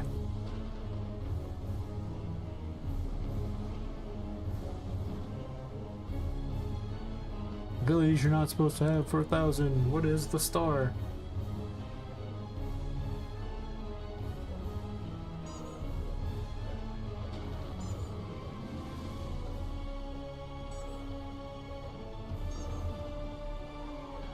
Yeah, I gotta fix that so that she has that going on. I'll make that a thing. Alright, Boo, I guess I'll work on you right now. I don't want to, but I guess I will. I've been sold on it. Yep, it's probably going to be make abilities for the moon, make abilities, I guess, apparently for the High Priestess. Maybe make a hat and a weapon for the High Priestess. As soon as I come up with a good idea for it. I didn't have one, but... And then fix Boo and Patrick a bit. Maybe make a new enemy. Most of my enemies I'm pretty good with right now. I've really come to the whole one-trick pony thing for most enemies, because most of them are stupid and intended to be stupid. Boss work is hard. I see this now. Very hard. You have to do a lot of unique crap for bosses. Yeah. You gotta do a lot of unique crap. I actually took out one of Vu's mechanics because it played so badly. It was just awful. It sounded the coolest, but it played the worst.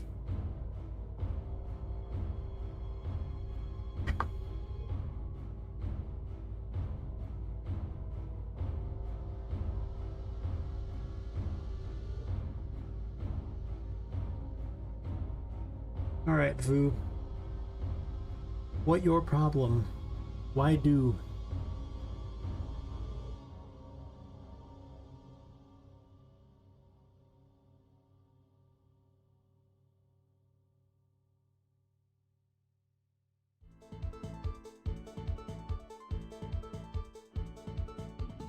She doesn't do the ground pound very often in the first place. From the look of it, it's very rare.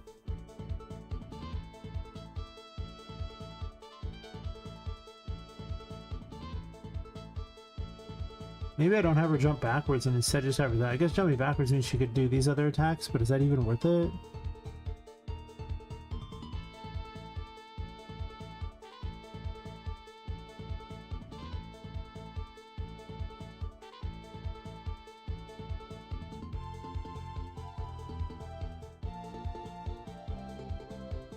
I figure a little more range on this.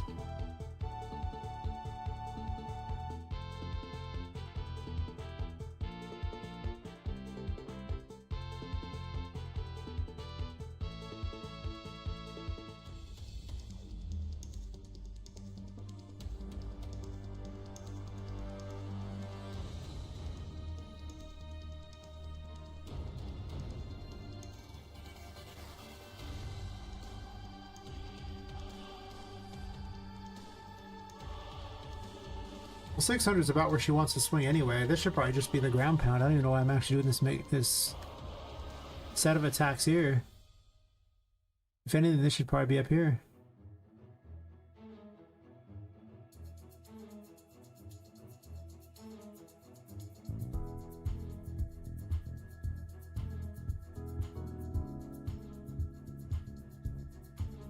Honestly, I might just 50-50 it.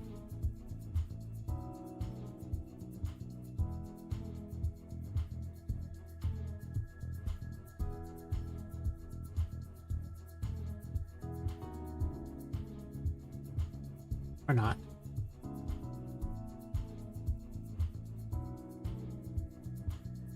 Well, that's possible that she was breaking on these all along. I didn't think about this. It's possible these integer thingies said the wrong thing. Also, they're the wrong numbers anyway. But she could have been rolling a number with nothing on it, and then it would just lead to no action and breaker. That's probably what's happening. Wow.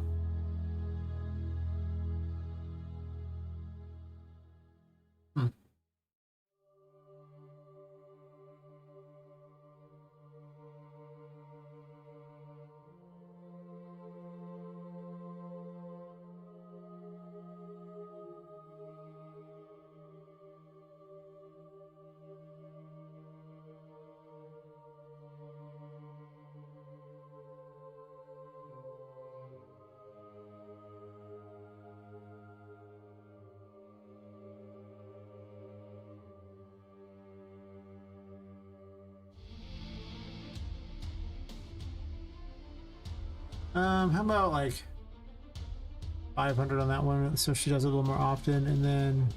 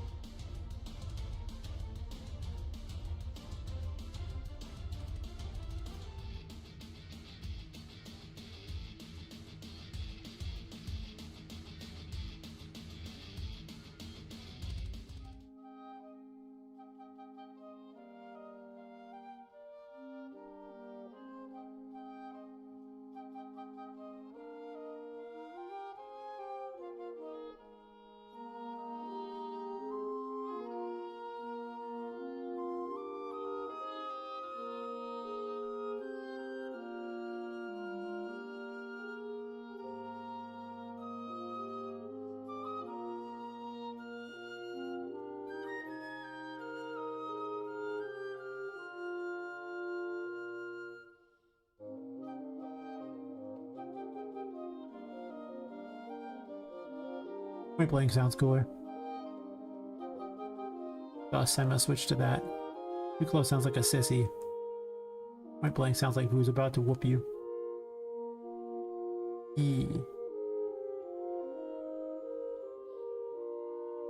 I'm just using the same attack pattern for all of them, it's just she gains some new abilities with each new phase. Which might just be smarter, because otherwise I gotta design a lot of attack patterns, and it takes a long time to make these even remotely coherent. I guess I'm getting a little better at it, given that I have a better idea of actually pressuring the player, as opposed to previously where it was always too much of one or the other. If you never let up off the player, and it's like kind of awkward, because they don't even have time to respond, but you don't want that. You don't want them to be like able to get away and easily heal. Healing should have a price.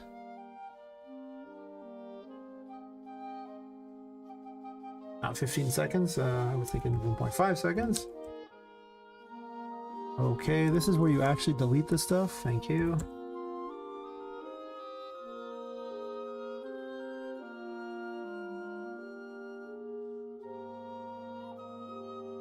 Or 20 seconds, sure. It's like 2.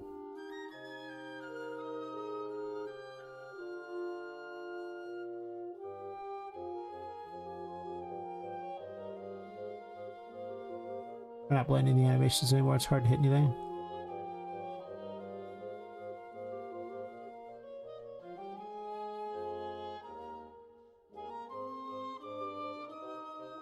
That should probably help immensely. Doubt it'll make it worse. So it could make it worse, I guess. Anything's possible.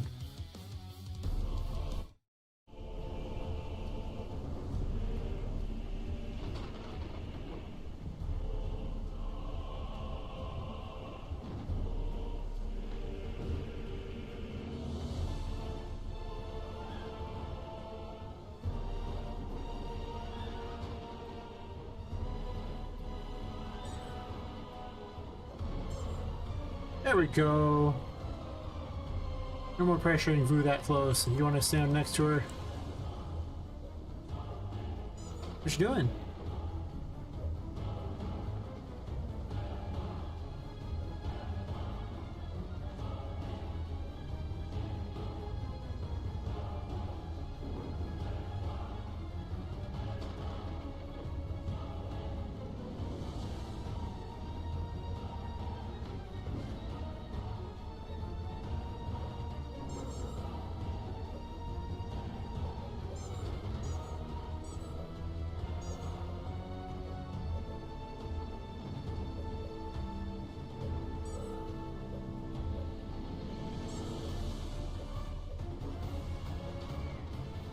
Hit me? I'm within range, you should hit me.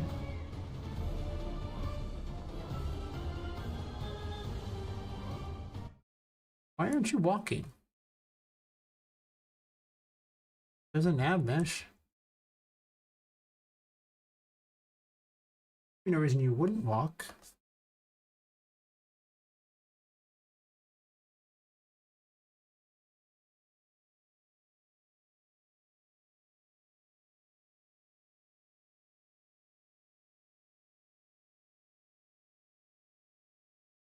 think I had to actually put delays in between each of these for these to work, or she won't move.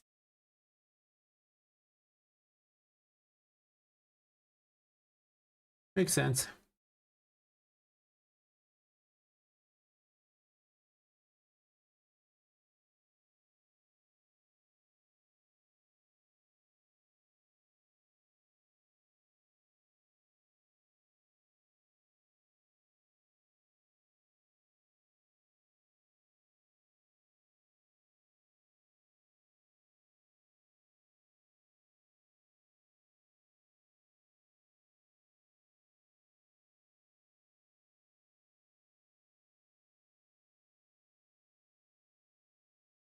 I'm still experimenting with this new system. This actually lets me have all these different attack, more varied attacks. I can chain stuff together, but the price tag is that I have to remember to put delays in between because it's calling upon a different function and it'll continue down the line while it resolves that function. So it's not like I'm able to just go nuts here and chain a bunch of them and have it go until they finish, and not how it works. Maybe each one had like an event dispatcher, and I just did like, created a new event every single, that would be the biggest pain. I don't know if that's any better. It might work better. Maybe.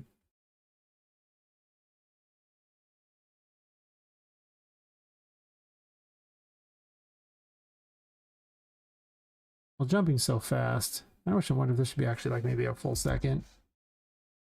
Thinking about it. Because of the nature of what it is.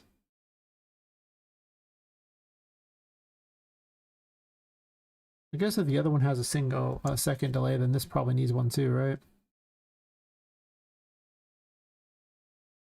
Okay, I don't know why I even did change these. I should have left them at 1 or something.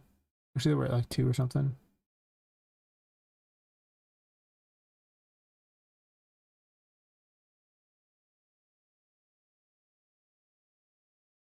Actually, I need to do that, otherwise she'll do the next attack even at the end of these, so.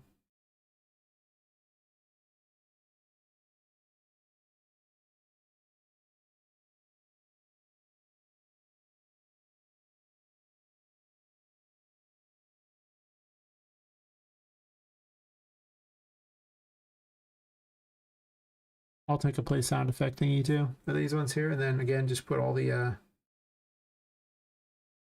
actually it would have to just be a graph. It can't even be a macro, because if you have macro, then it's hard to get it working from the parent on there. I guess it does technically work. It just doesn't show up on the list on the side. It's weird. Very inconvenient.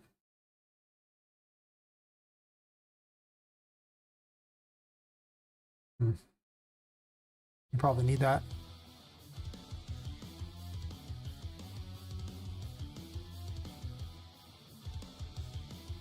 Ah yes, the shop stuff, that is a total wreck.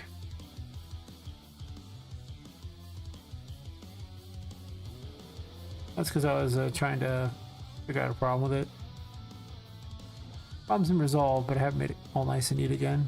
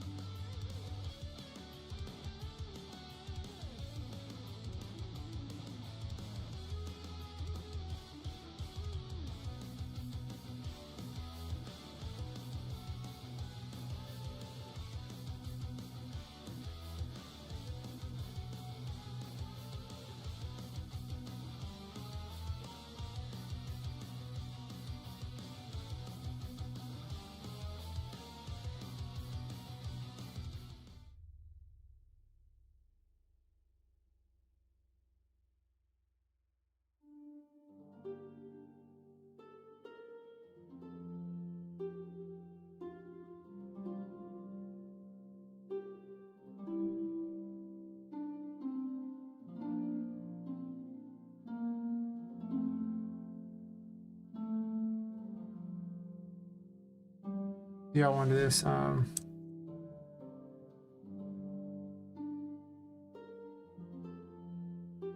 sound at location.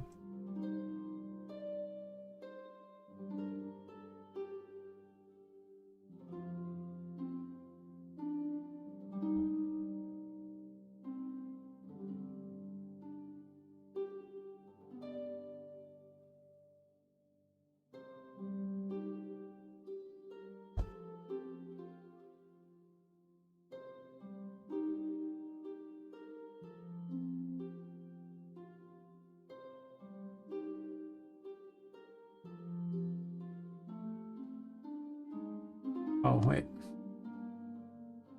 Spawn sound at location. These are better because they give a return value. They're like the hopped up Uber version of play sound. There's a lot of crap in this where Epic never takes away a lot of old commands that need to go bye-bye, and they're like, we don't want to break anyone's game, but some of these commands are like 7+ years old, you know, like new people get confused which ones are good. Which ones are trash? Goodness knows I've fallen down that rabbit hole a lot.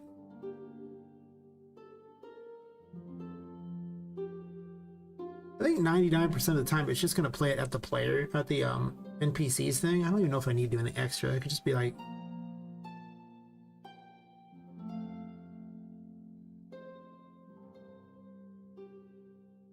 do I really need to have it anywhere different?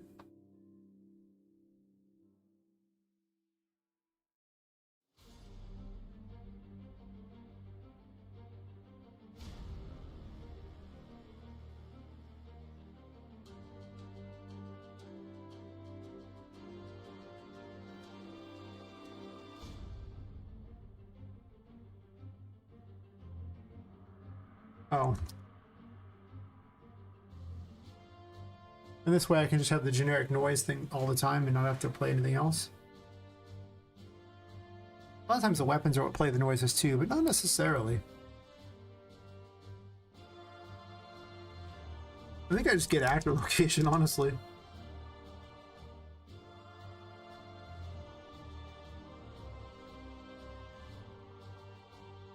Unless I really want to change it, or I could just have it.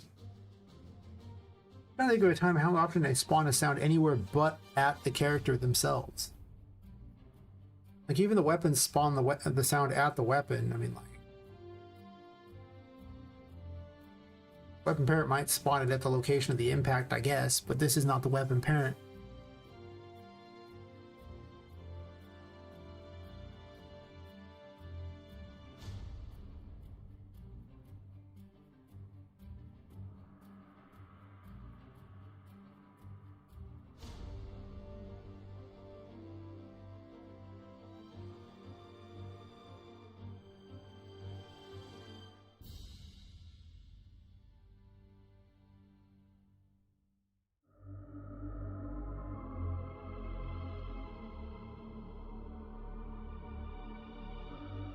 I think I capitalize everything else across the board, do I? Kinda. Yeah. Just keeping to the same thing here, I guess I'll put the capital thing here. Because if I don't do that, then it'll look weird. Inconsistency is bizarre.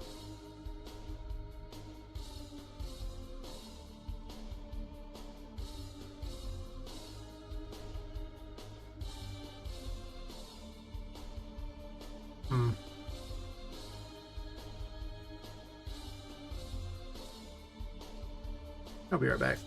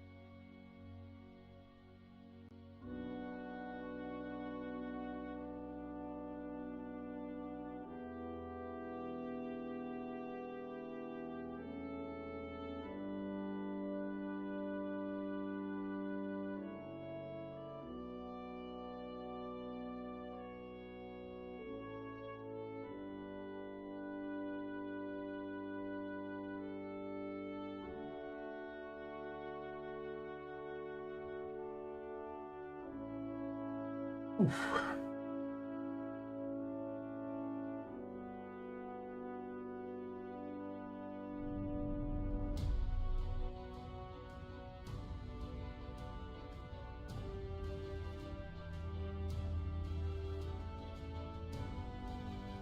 Possible I could have the same sound, but I don't even know what sounds I'm going to use for Vu yet.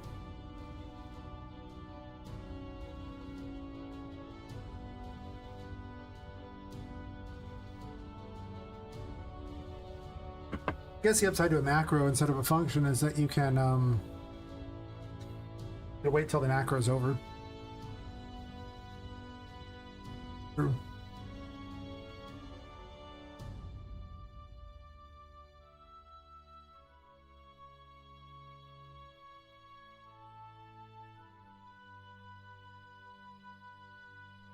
What else was I planning on doing with her?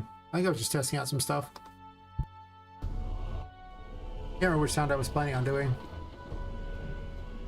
But in the future, I need to set that up. And the music will be easy because it's all just run through Poppet anyway. Most of the games run through Poppet. That's true.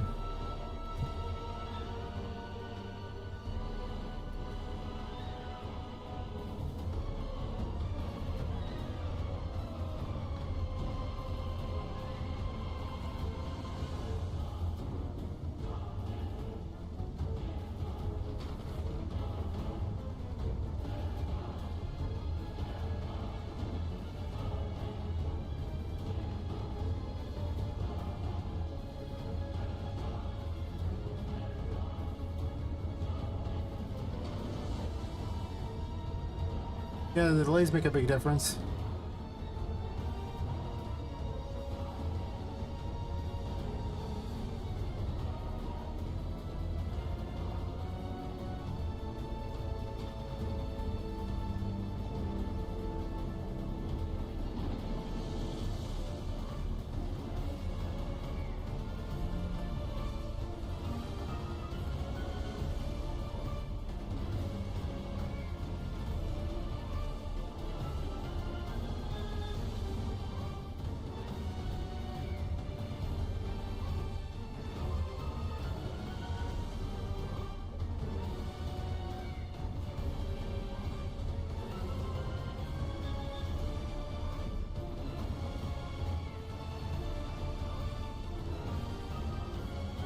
Not really pressuring that much. I mean, she's shooting crap at me, and that's true. I keep running away.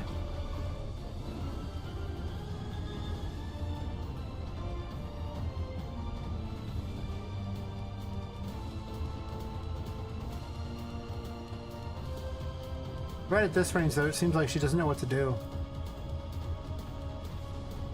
She just locks up.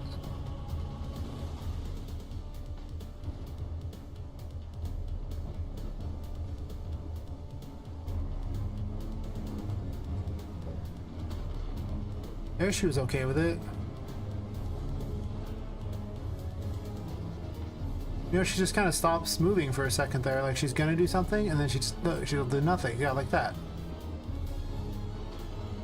And it's right at this range. She figured out the jump.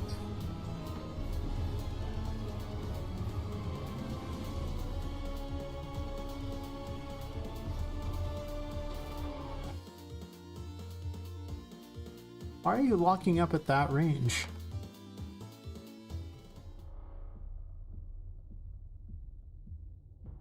Wait, what in the world?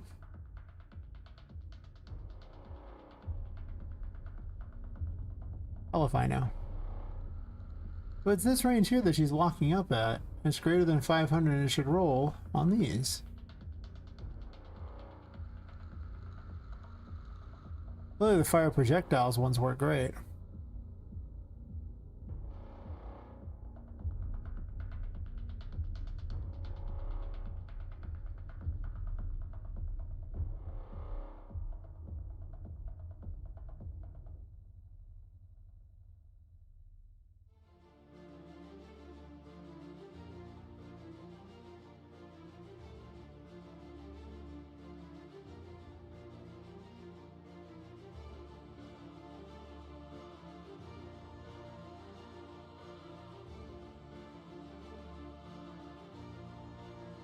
Oh, that's true. I could make a grid around the player and have move to a grid around the player.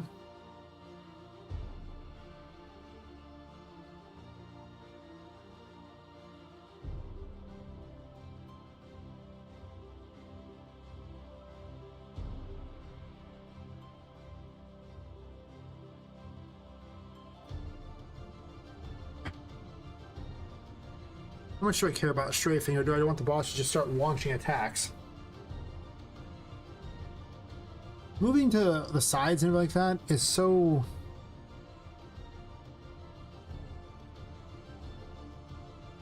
It just wastes time. They don't really do a lot.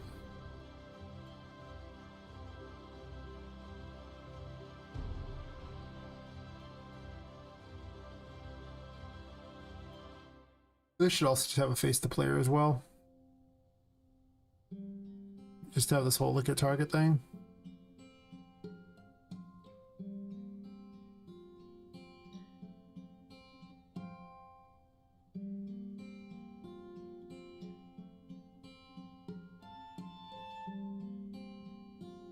Because that's the beauty of making, you know, these things here. I can just change it.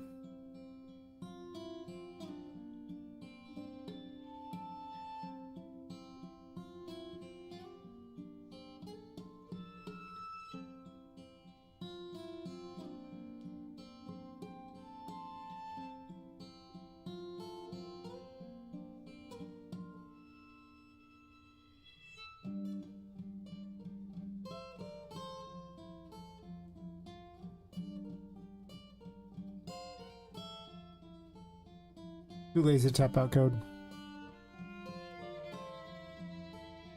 Let's make like a target at the end. I don't care about the rest. I got it. I forgot I programmed that, but it makes sense now when I remember how I programmed it.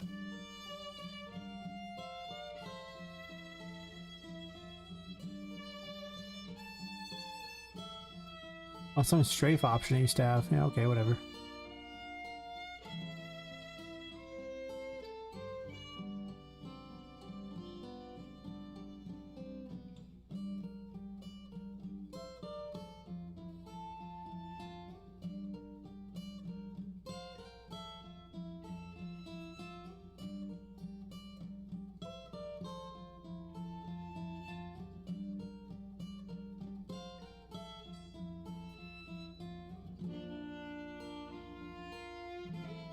Remember I thought about having him do multiple jumps around the player, but what does it even accomplish? Nothing, as far as I can tell. It's weird. Wastes a lot of time.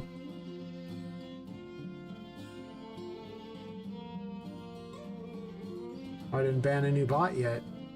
It's not a good night on Twitch until you've banned at least one bot. At least one a night, sometimes two. If a traffic gets high enough, I don't think they show up anymore, but maybe they just show up to everybody. It's not like my traffic's consistently super high. But no, one way or another. And it's been repaired. Nice, nice. Welcome back to the digital age. Imagine life without the digital age. It'd be honestly probably a happier one now that I think about it. Maybe life without the digital age was the right call. Damn, all this time.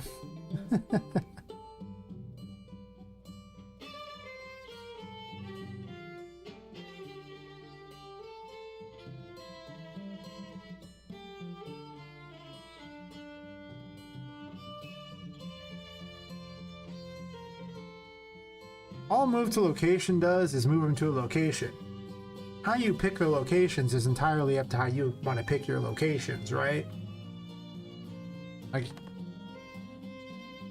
on mine here, based upon which type we're talking about, it does weird things, you know, picks a location, like if it's, you know, moving forwards, then it gets the forward look at rotation, gets the forward vector, and then adds to the current thing like that.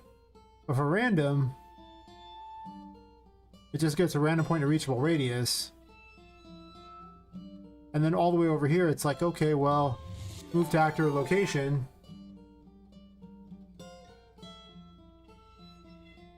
Oh.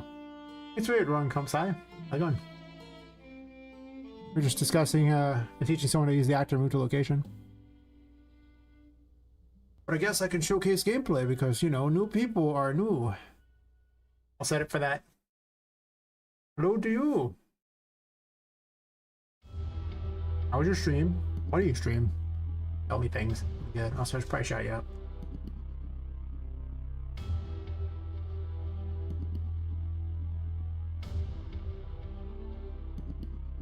I should actually type shout and out. That'll probably help.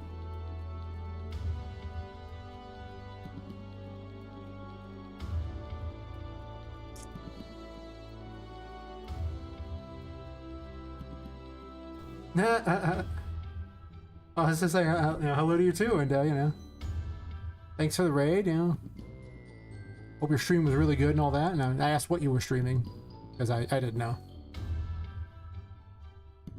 Of course, always.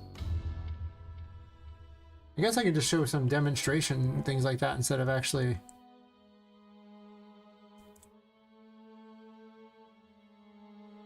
Yeah, we'll just do some demonstration stuff so you can see abilities and stuff. Get an idea what the game looks like for all the new people. Unless people want to see me play the game from the start, which I can do if you would prefer. I guess I haven't done that in a while. Yeah, screw it. I'll set up for an actual playthrough. I have it set in dev mode at the moment, so it'll take me a second.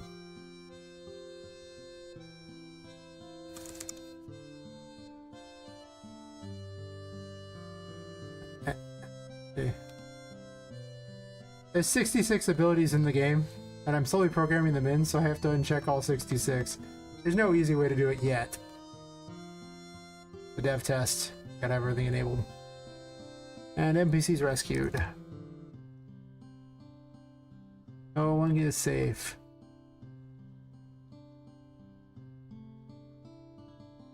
Thanks, We3 DC Seed.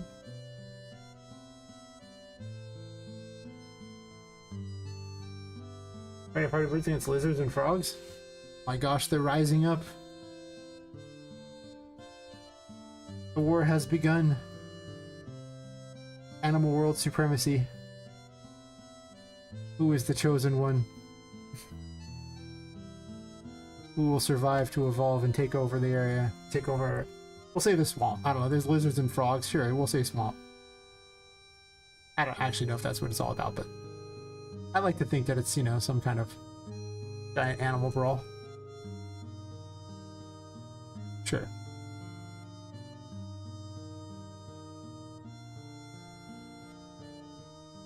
It was like 2D, 3D, 12D. Oh my god, 12D. If it's 12D, I'm automatically playing it. I'm not sure what I'll be playing, but I'm sure I'll be playing it. It should feel any better. Like, 12D's, you know. I assume that's just the future at that point. You're just the chosen one. You go to all my testing crap. Alright, I should be able to... Oh wait, one last thing. I need a nav mesh. Before we start, I need the enemies to be able to move. 3D, okay. Get behind that. As someone who does 3D. Imagine 2D, who does that? That's weird. Oh my god. I might accept 2.5D. Suppose. For the plebs.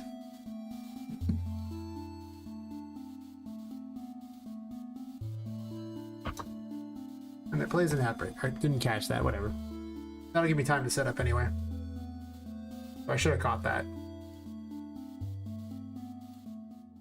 Anyone who has to watch it, I'm sorry. Only you won't really hear that, but yes. Put a nav mesh down and then I'll be ready to run the test. Bugs and all, I'm sure there'll be plenty. Nav mesh bounds volume. Do it. I think about 14 months. At this point, a year and 2 months basically.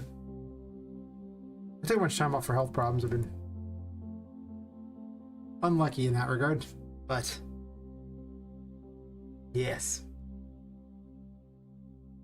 As soon as the outbreak's over, I'll begin the actual, you know, well, I guess I just gotta build a nav mesh anyway, so.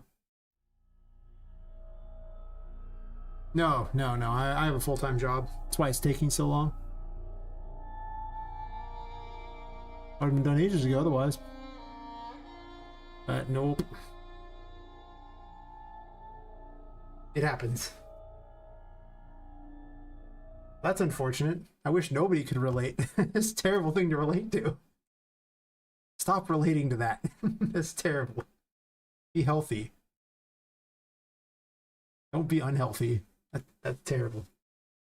Alright. The game's called Poppet Quest, and you're playing as a woman who's been killed and her soul's been put into a doll. That's Poppet down there. You'll learn about her later. She's trying to escape the Whimsy Wonders toy store. She wakes up there at night, and all of the toys there come to life. They're powered by this curse over the whole building. And if you leave the building, you die. So she's looking for a way to survive either without the curse, maybe get her body back if that's a thing. She didn't know.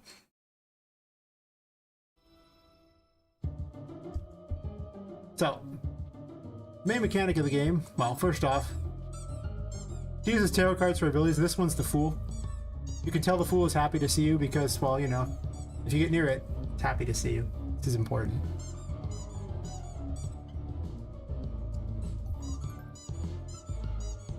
I'd have to quit perfect. So yeah. Anyway, the main mechanic of the game is if you're in the dark, you lose sanity, but you gain curse power, which powers pretty much all your abilities. Treat it like mana, if you will. If your sanity would ever hit 0, I clicked off the game, you die, so that's pretty bad news. If you go back to the light, you gain your sanity back, but you gain no curse power, so you can't really use a lot of your abilities. Unfortunately, my computer is also kind of a sissy, so while it's streaming and the game isn't packaged, I get much worse frame rate than when the game is packaged. I'm not streaming, so I'm happy if I can get anywhere close to 30 while streaming and the game isn't packaged, and it gets up to 60 otherwise. So, you know. Nope, this is my way, not your way. You stay down there. They're all confused. The AI for them is intended to be stupid. What you doing, buddy? Oh, I keep clicking off that. I don't know how to click off that. It's supposed to be in full screen mode. Obviously the Fool breaks things, and it's a giant squeaky toy, so you're wondering why it squeaks. That's why. You're wondering why it makes weird wacky noises. Well, it's the Fool, so, you know.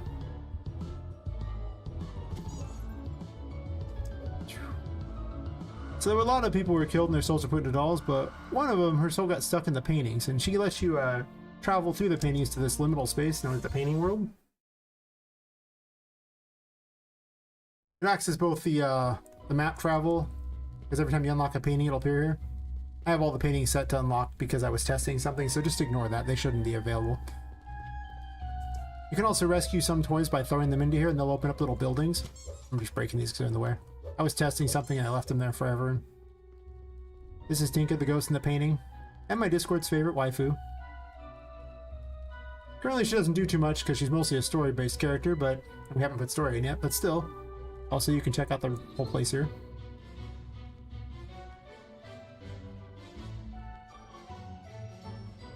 Oh, thanks. I aim to please with the game being cool looking, hopefully.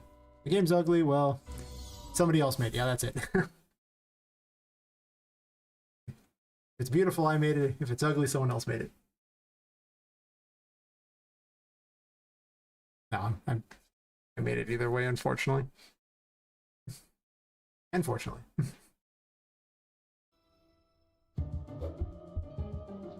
Guess I gotta make that,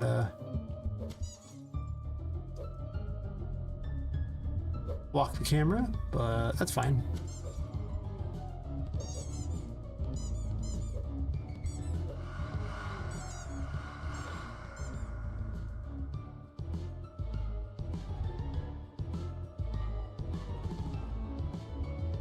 This is just the room to teach you about like the curse and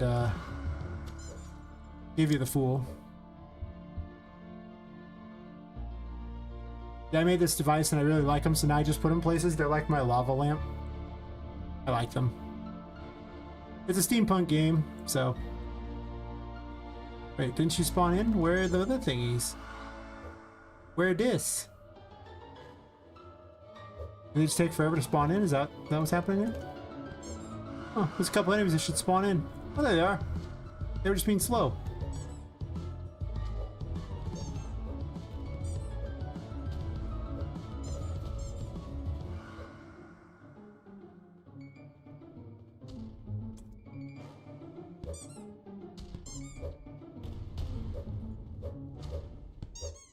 No, I got shot.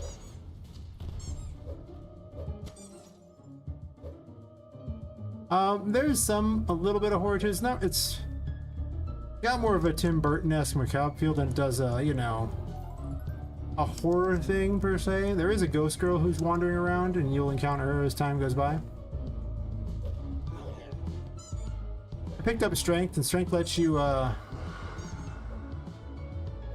parkour things basically. You can grab ledges, leap over small walls, and things like that.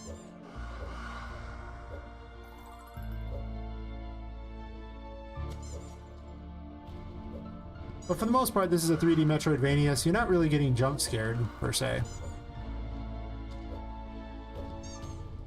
More along the lines of Alice Madness Returns type of a game, or something like that, or other Metroidvanias. Yeah, I mean, that's kind of what Metroidvania is, right? It's a platformer that forces you to explore in order to find new abilities, in order to get to new areas you couldn't get to before, right? Lots of backtracking and things like that. That's what a Metroidvania basically is. And that's what you'll find in this, is you keep finding abilities. Like, the first 2 rooms are obviously pretty linear because, you know. Also, I can't jump worth a damn. Don't mind me, I'm terrible at my own game.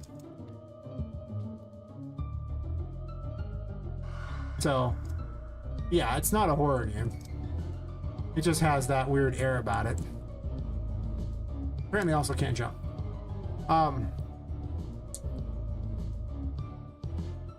The thing is, though, it's really hard to have a game be particularly scary when you get to play all these abilities. Like, you know, if you have the ability to fight back, it's no longer terrifying, right? Like, imagine Five Nights at Freddy's if, you know, Freddy jumps out there and you shoot Freddy in the head with a shotgun. Suddenly Freddy's not scary anymore. Suddenly Freddy's basically a glorified piñata.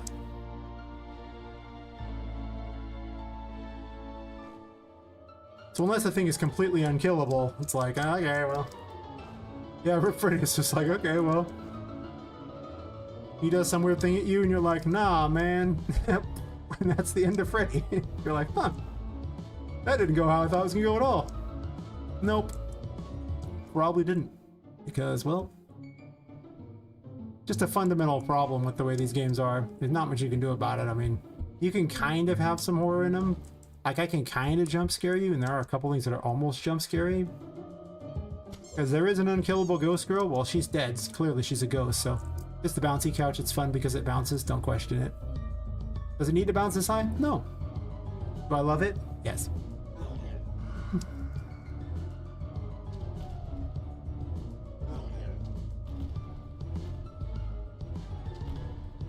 True, it's more of a linear type of story game, though, than a Metroidvania, though. The Metroidvania is about giving you new abilities that give you new powers, so it's like, how much can I really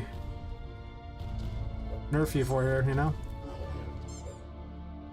I keep putting too many enemies in the room because I'm testing everything. This room has way too many enemies. It's a lot of fun, but it's too many. That's okay, I'm gonna use the Magician to get healed up anyway in a second here. I took out one of the heals, so now I have to go much farther to get healed. Sucks. So the Magician is basically telekinesis for all intents and purposes. Like, you can pick up small objects. Later on you can throw them as well, but right now I can really just pick them up and drop them. And apparently kick them, which is interesting. It also lets you manipulate cupboards, drawers, carry small toys.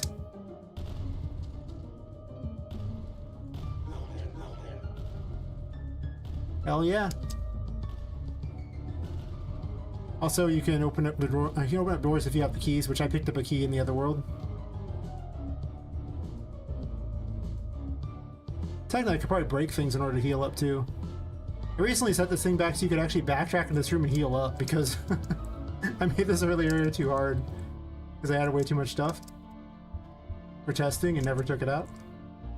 And now I get to test going back up here, which would be the first time I've actually ever done that.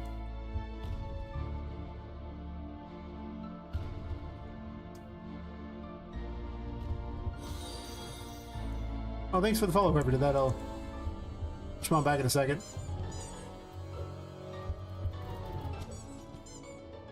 I'm gonna use the save point in the painting world real fast.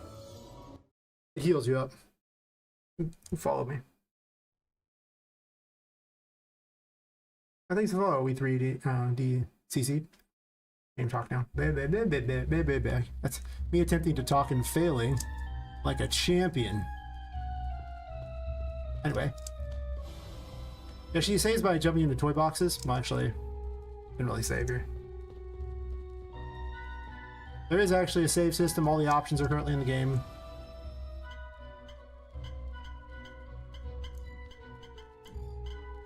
Including options to set up everything like that. So it's farther along than you think. Changing all that works. There's a map which shows you. It just reveals where you're at and how many exits or exits are from every place. It's a Metroidvania. I'm not going to tell you where everything is. The collectibles still need to work. Oh. Well, thanks everyone, and you know, thanks for the raid. And all that, and hopefully your game goes well. I'll have to check it out at some point. I work 2 jobs, so I can't ever check anyone's streams out to like the weekends. It's kind of the only days I have off. Hey, Ponton.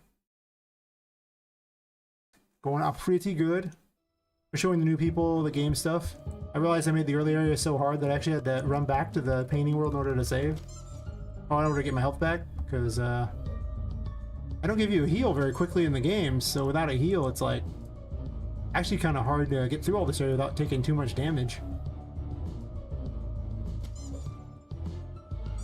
But I was like going, I shouldn't have a save in this room. Well, to be fair, I don't think I should, but it does make it a little slower for people who might have been interested in not watching me run back. Like a coward. Oh my god. Coward tech. Spawn the cube in? Thank you. Oh, oh, oh, oh.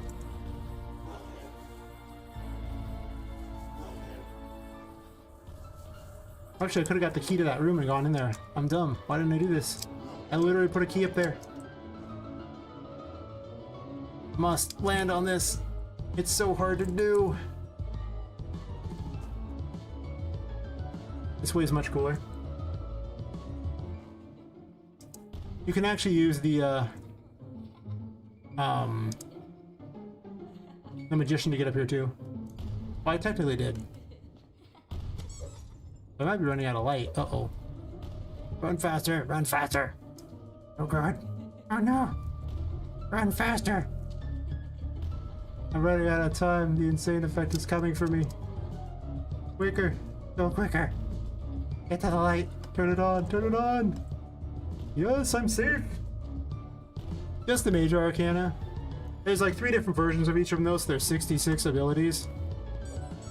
I say that now, but I think I've only programmed like 20 of them. And not all of them all at production ready, so I'm getting my sanity back here. I thought about using the various suits, but the thing was, it's either unique abilities for all of them, in which case that's a lot of abilities. Like 66 is already a lot, but holy crap, like the whole deck, damn.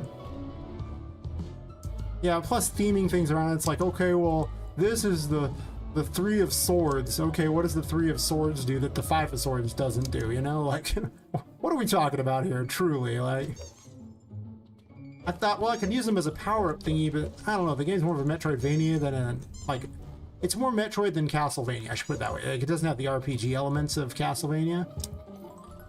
Mostly because I want the game to be finished some year. So, it's still probably about 1.5 years before it's finished, so I'm not expecting, like, changes could happen.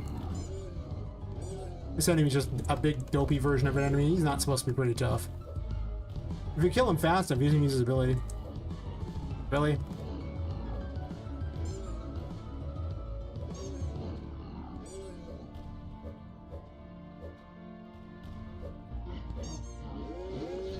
Just give me the key, that's all I want. Give me the key. Give it. Give key? Thank you.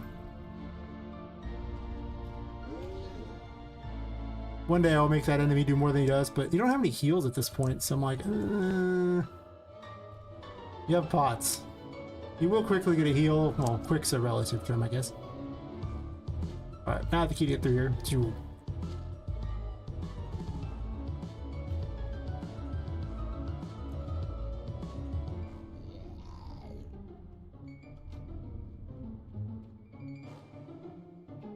Lag is still pretty bad at this point. It will get better, I assure you, but for now. The ghost girl leaves messages for you. Don't question it. That's all you need to know. She doesn't want her dad playing in the toy maze. It's complicated. Never question. I don't know how you play in the toy maze, but...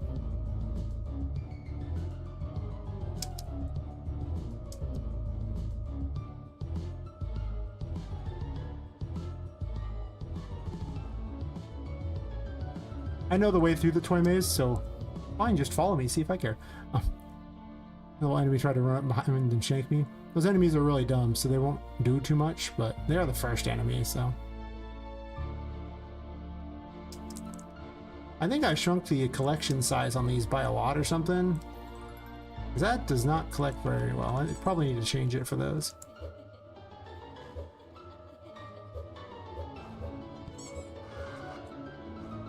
Yeah, this is the insanity effect. You know, as you can see, it gets... Whenever your sanity goes below a certain amount, it just gets worse and worse and worse. They don't block you. Like, you can run right through them. They're just words in the sky. But they do block your vision. They are kind of tedious and annoying like that. Oh. And of course, it's doing an ad break. Well, for anyone who's not getting an ad... Which, surprisingly, a lot of people don't.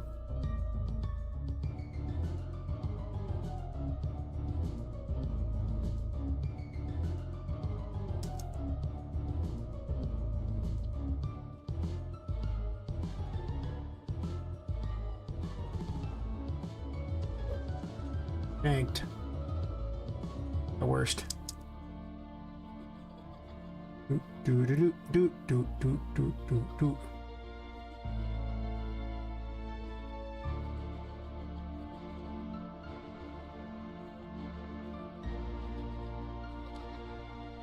Guess I'll wait for everyone to get back while I explain this mechanic. Plus, I'll have to have my sanity back anyway, so.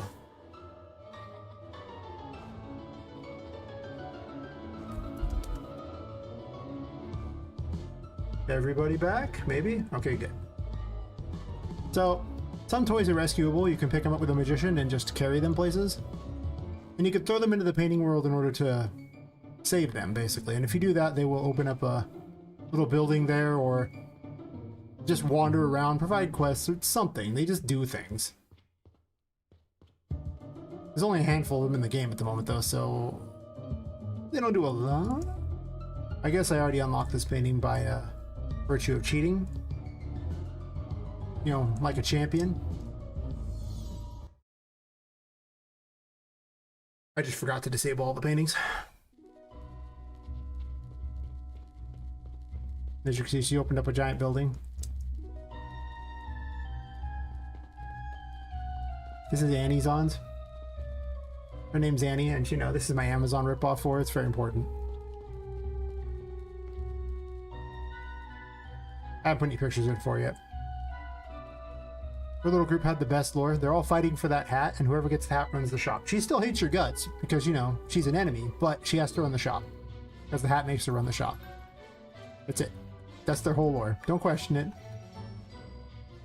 You buy things like in Zelda, well, kinda. You just talk to them, and then if you have the money, you can buy them.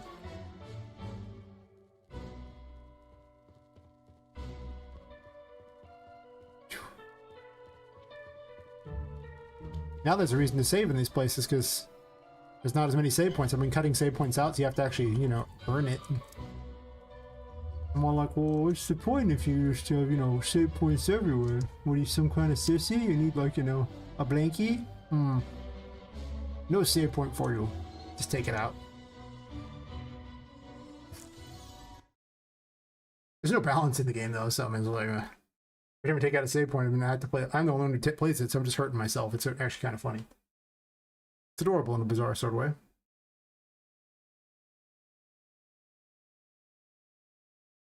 Loading back into that level takes a little longer, unfortunately.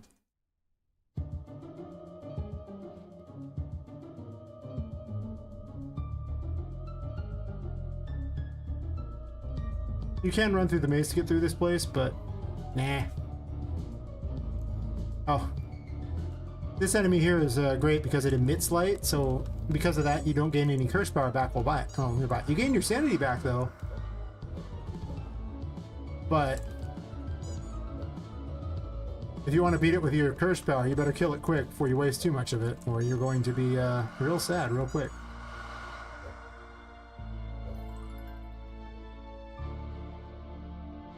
I killed it specifically to see if I fixed the bug with it where it would just be perpetually a light for the whole game.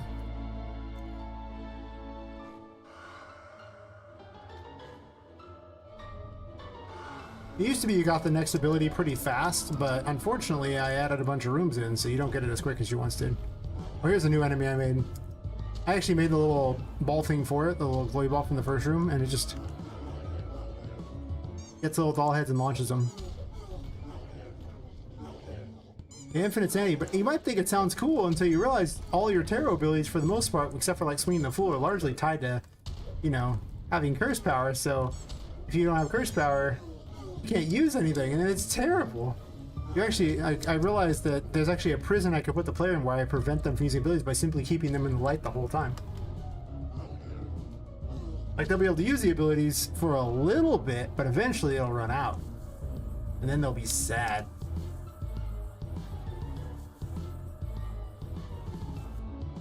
Put that up there, grab you.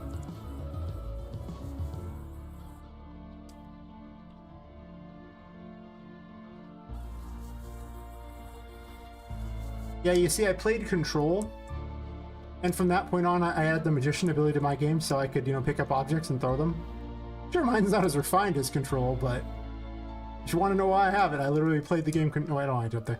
I played the game Control, and I was like, that's awesome. And from that point on, I had to have it too. Don't be afraid to steal a good idea.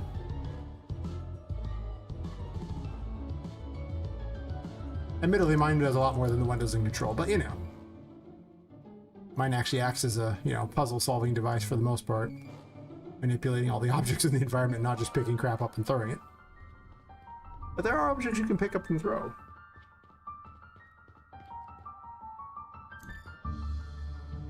So, this is the only room in the first chapter from the second biome, like, so you get to see kind of what's going on here.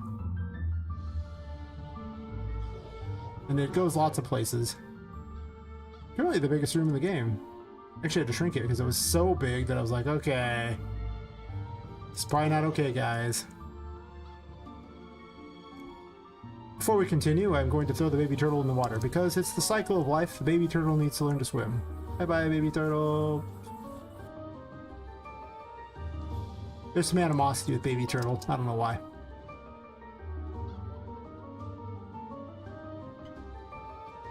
So that's the first of the Empress abilities. It grows and shrinks plants. I'm also just going to fall in the water too. Poppet dies, she falls in the water. Apparently that's a little slippery right there, and I'm just going to run back now real fast. We get to test to see if the save load works. I should just mostly the respawn. Oh look, it does. Imagine that. It might be that I've fallen in the water a few times there because it's weirdly slippery. Now, there's nothing stopping you from jumping down farther into this particular area once you have the Empress, so I'm actually running back purely to show off the way you were intended to go if you don't, you know, fall in the water like an idiot. So if you're a speedrunner, it's almost certainly faster to not do this. Also, is there darkness anywhere around here? Curse power? Anybody? Anybody? Is there a bug going on here? Am I still in the light?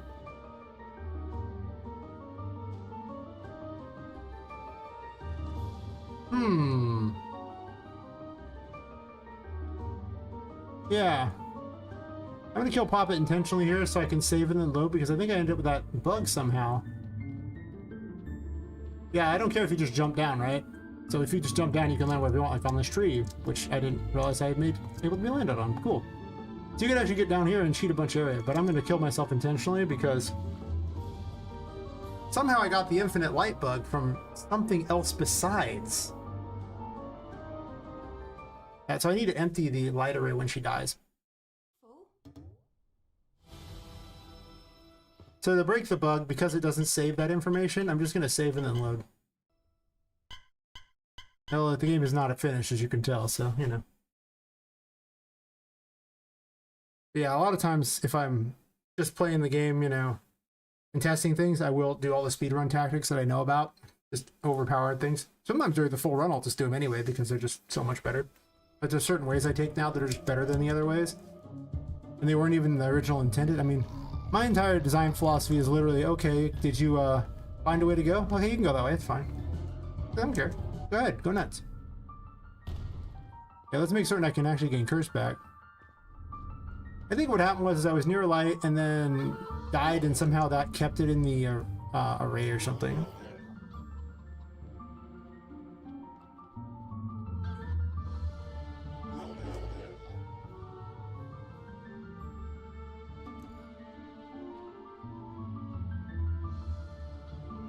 Sometimes for the life of me, I can't make any kind of platforming work, and other times I can. It just depends on how good I am that day.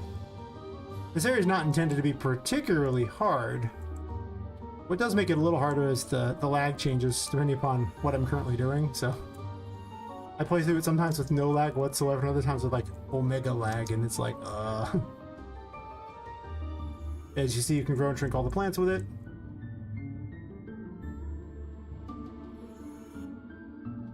I made a little steampunk toy shark thingy. He keeps getting stuck there for some reason. I don't know why. He didn't really do anything at the moment. He just wanders about. Hey buddy, how you doing? I might use him as a little shark submarine or something like that for the chariot. You know, give the chariot like 3 different abilities. Like some kind of land vehicle, some kind of, you know, water vehicle, and then an air vehicle.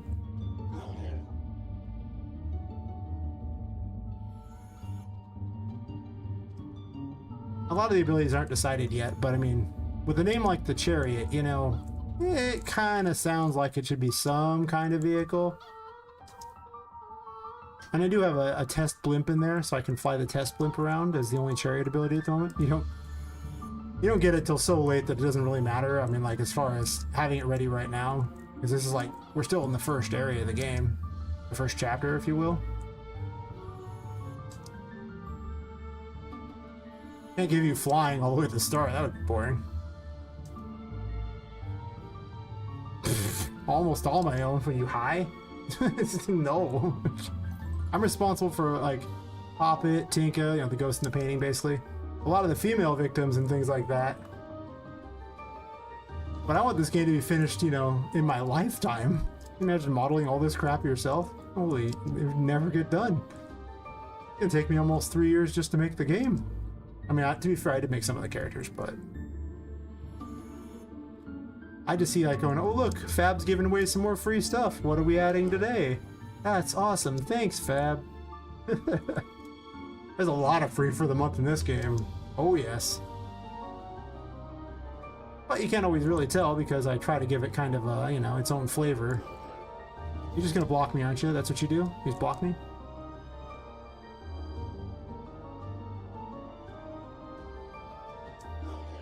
Oh, I just assume you're crazy if you make it all yourself and that your game's never being released.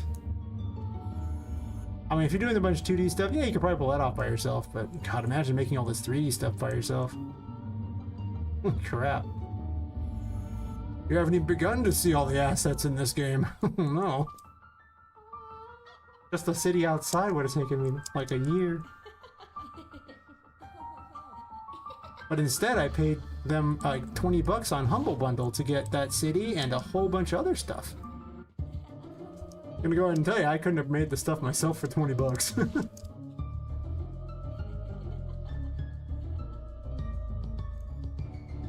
I mean, I'll assemble things in crazy ways. Like I assembled these lamps out of parts and things. I'll do that with enemies too. I'll change things around. Yeah. Well, I mean, like, when you're a solo dev, you know, you're one person, so... I mean, if you have a team and you're making your own stuff, that's fine. I mean, that's a different world. But if you're a solo dev and you're busy, you know, making all your own stuff, well, there's only one of you, so you have to divide your time between everything. So if all your time is going into making assets, it's not going into making the game. That was quite a lag spike there. So it's like, well, you could do that, but if it's labor that can be replaced by, you know, a small amount of money, I'd rather work a regular job for an hour and get, like, you know, a few hundred assets off of Humble Bundle than make a few hundred assets myself, which would take a lot more than an hour. Not unique, but I can usually do it in cool enough ways to make it look good. Hopefully. I mean, people keep saying the game looks good.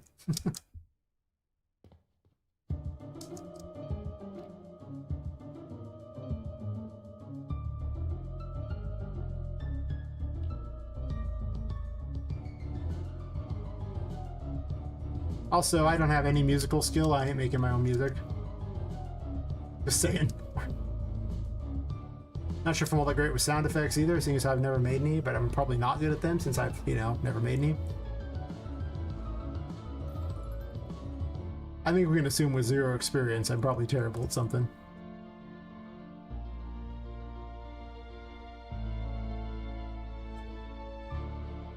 But, yeah, I mean, like, if you want to spend the time to make yourself, like, I think there's some exception to making it yourself in that if you're a streamer and you're just, you know, doing it for content, then you're getting paid to do it, so who cares, right? And that makes total sense to me, but if you want to release your game, yeah.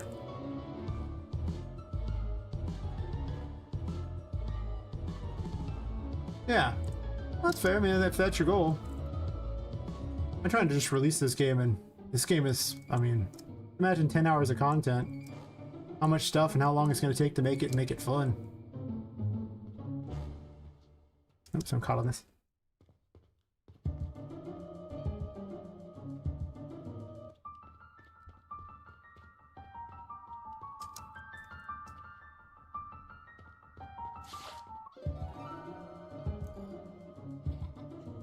How am I caught in that? That's weird. Okay, somehow I'm stuck in this. I don't know how that's even possible. I guess I forgot to put collision on this little thing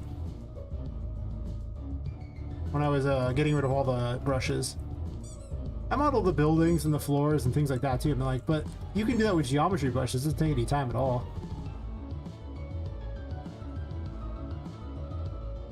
Yeah. Well, if you're not making a full-on game, you're just making an area to hang out in, then it's not too bad at all. Like, games take a long time. Especially something like this. A lot of the mechanics aren't even in the game yet because I haven't even got to where they're supposed to be yet. I make those enemies out of junk all the time now because it's just an easy way to make enemies and I get to blow them up and I enjoy blowing them up, so. Over time, they have become my new favorite type of enemy. The contraptions, if you will. I can also just fall like an idiot too. Good job.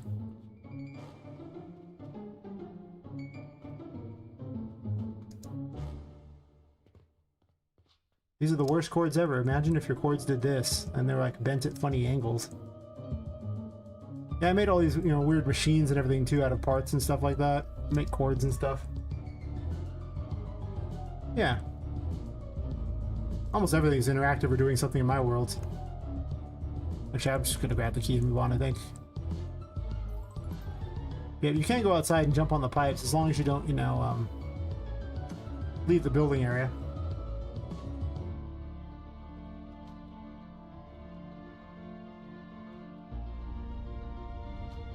I'm slowly building these things up. Originally, I'm making control consoles. They get cooler and cooler every time I work on them.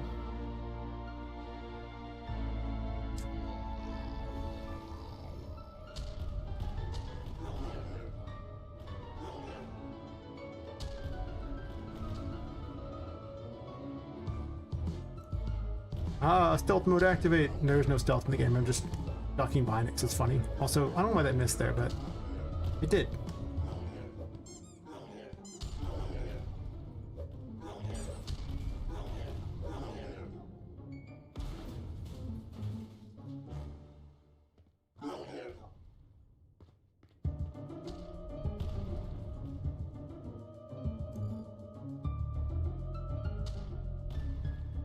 Wasn't gonna make that jump, unfortunately. Did the light bug happen again? I don't know. We'll find out. I think it might have. That bug is happening a lot. I may need to reprogram the light system a bit. This bug should not keep happening. Also, I could just fall there? Interesting. I should have been able to grab that window, but it did not grab the window. I think I'm affected by the light bug again. I'll jump out of the box and see. I'll just load if it is the case. Huh. I guess so. Fair enough.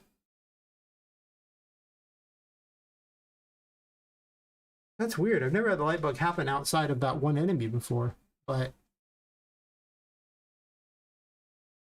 I guess I did kill a couple of them. Maybe it just hasn't fixed them. I mean, they're rigged it when they die to say that they've removed themselves there, and it's like 5 seconds before they're destroyed too, so it's not like it has no time to tell the, you know, Poppet that she needs to remove from her array. Oops. There's a trick you can do with this here to get up here and cheat.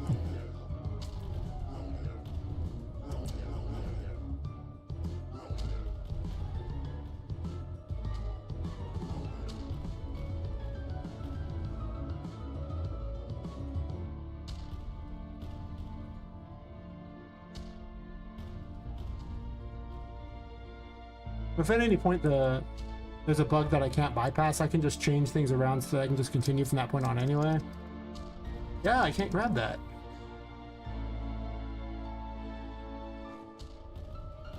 I should be able to grab that. I haven't made any changes. Well, I guess we're gonna figure out why, and I'll just continue the test from there. That's weird. Unless the whole building got moved or something. I don't recall moving that window. Might increase the grab areas on the windows so that they don't do that. That's okay. I'll just eat a bit. Function library stay. Free some of my blueprints. Fair enough. Fair enough. I mean, it's what I treat my interface as, like function libraries in a way, right? Kind of what they do. They're like, you know, whole library functions. Of course, they're not specific to any one thing. Also, I have a lot of parent thingies like BP NPC, like because all the NPCs in the game, so it's like a library of functions. In a way. Why does this not work? It's like I moved this up or something everywhere, did I? Huh. Maybe. So I'll continue the tour in a second. I was trying to figure out what caused this to be a problem. It looks like everything's on the floor. So why can I not grab you? Let's cheat here. Hey Bard, how's it going? Well, if we're doing that, I'm gonna do the test here. I'll just open this up here. So I won't have these keys.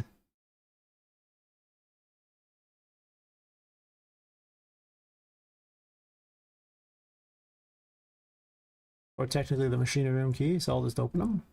If I decide to go out this way, I'll just continue the path. I also have to give myself the remaining abilities. Or I can keep trying to get through this room here, if possible. Yeah, that should be grabbable. Let me test this real fast. That should be grabbable. I don't get it. This might move out of my way and I might just fall to my death too. I don't know if it'll load in faster, which will happen first. Chicken or the egg on this one. Yeah. For those people keeping track, it will move out of the way, so, you know.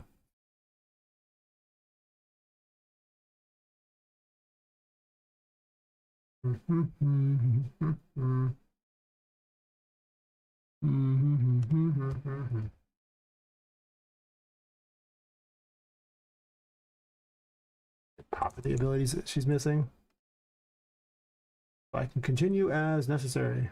And is the Empress. Only 3 of the abilities so far.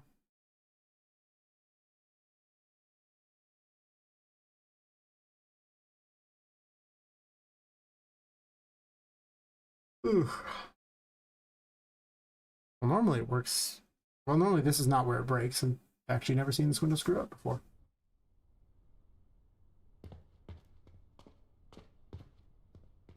I haven't actually technically entered a room, so it doesn't actually start the music. There should be an outdoor music too. Yeah. Can't grab it.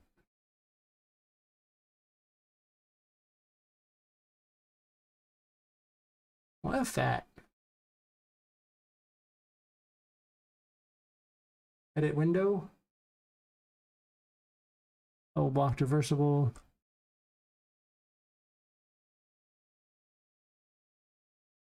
0.5.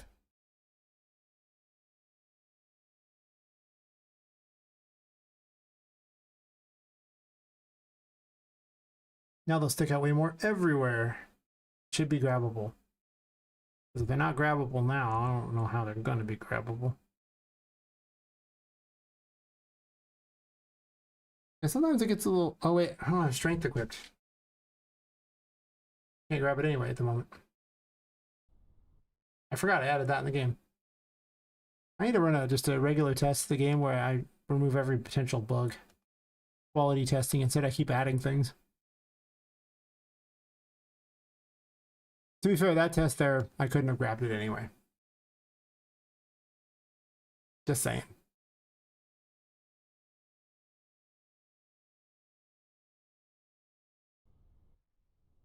Huh.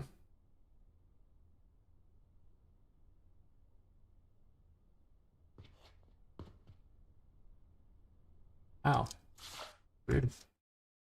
All laggy and weird.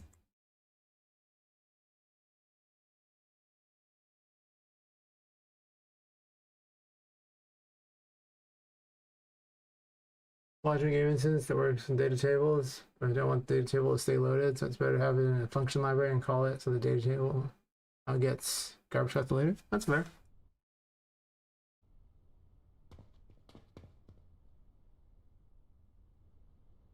Yeah, I'm just missing jumps like crazy for some reason. Making my game look bad.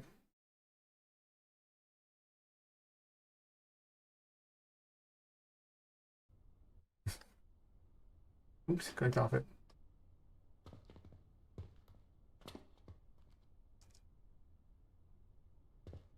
Game's not that hard. I'm not intending it to be hard. I just make it look hard. Now she grabbed it. Perfect. Alright, we can continue.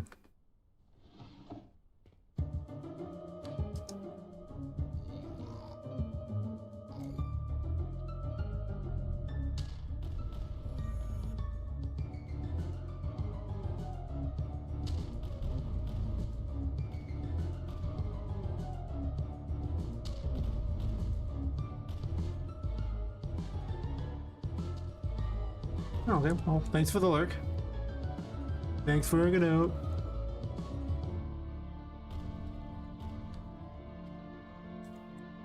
Thanks for helping me get some of that sweet, sweet Twitch money, is what I just heard. I mean, to be fair, over the course of the night, all these people lurking is worth about $1.50.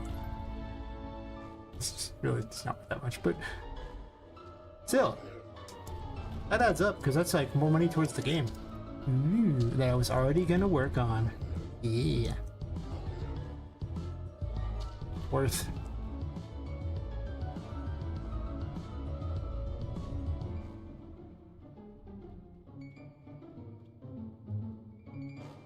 Hey, I gotta fix that floor. Someone remind me to fix that floor later. I might remind myself too. You never know. Wait, what? Huh. Oh, it's 'cause I guess I changed those to the Empress thingies and I haven't swapped. No, sorry, the High Priestess thingies and I haven't swapped them yet. Anything from this room? Actually, I'm gonna take the other way up.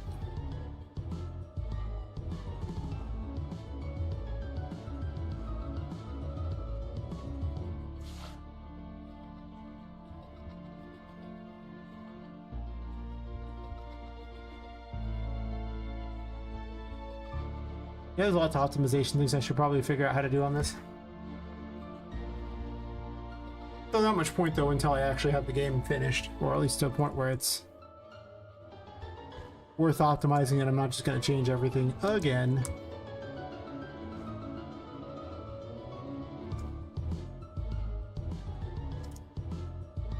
Take the secret way up because I need to get an item from here. This is where the backtracking comes in because I got a key for you.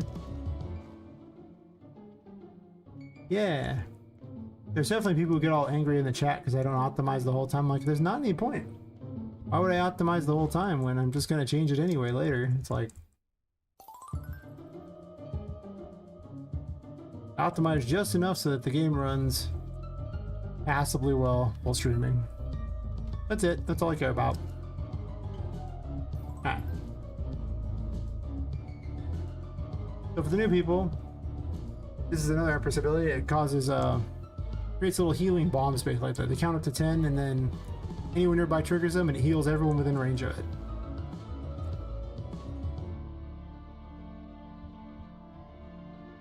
That's fair.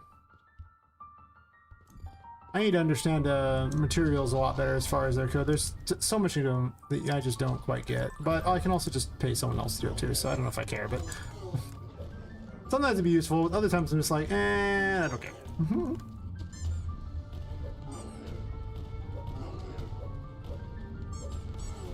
It's one of those things just don't get hit very often. If there's like an invincibility on them, but there's not supposed to be.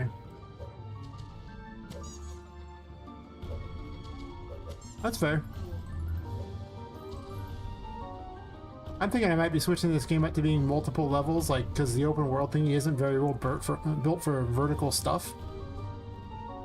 So you'll do vertical things, and it doesn't really, the H-Slow doesn't really understand verticality very well. Well, it does, because you can turn on deculling, but it's still loading things that can't be seen. Which is weird. So I don't like that at all. I'll probably run up to the Hierophant room to show off the Hierophant stuff, and then I'll get back to working on the game. Just wanted to show the new people a slice of the game.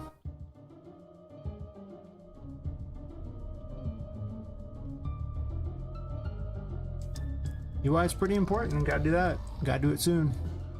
You don't do your UI, I mean, well, actually you don't have to do it soon, but it does really help. Maybe I do UI a little later once I figure out the abilities I need in the UI. Because obviously I don't need everything. And I never know what I need in advance. I don't have the key for this, do I? So we're just gonna be sad.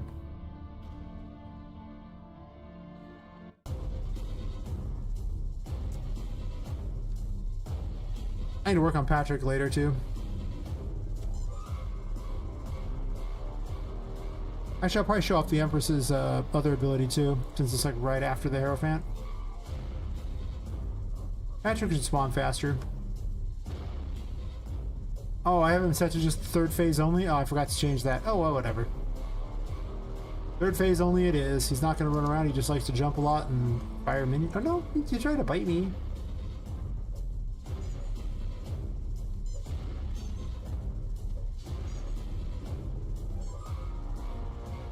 There's a lot of damage. Ow. That was mean.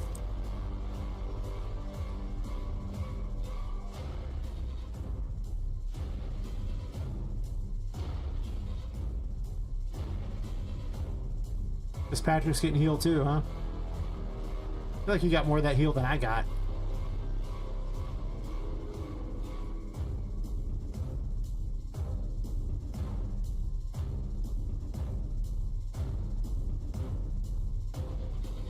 It's hard not to heal him here.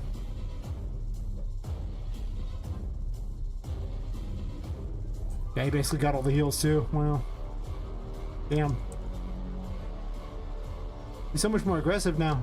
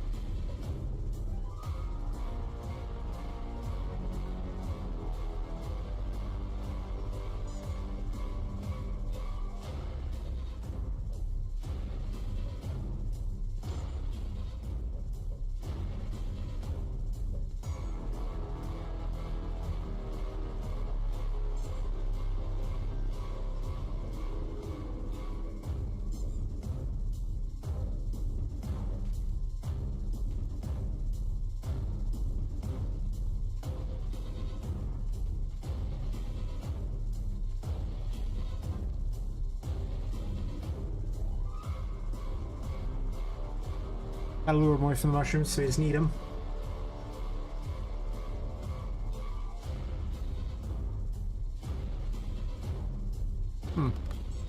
Materials compile unload, fair enough. Using the CPU.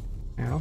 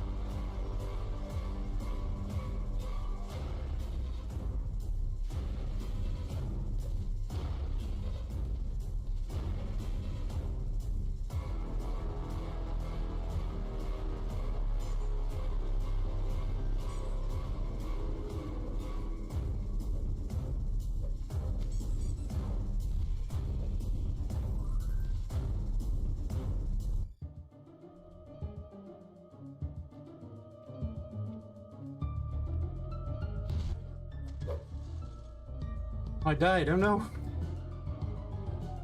It's like, I'll just heal up like that. I should just dashed away, that was dumb.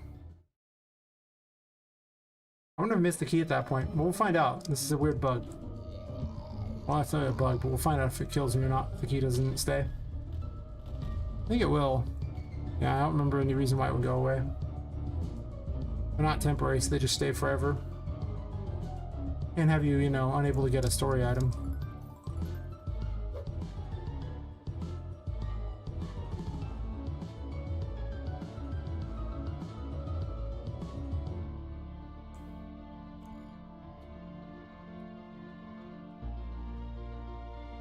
I don't have a pack of shroom keys, so I can't even bypass this. Oh, that sucks. Well, anyway. I'll just cheat and go over to the chapel then. I forgot to unlock that door. Don't know how many of the raiders are still here who haven't already seen this stuff, but maybe.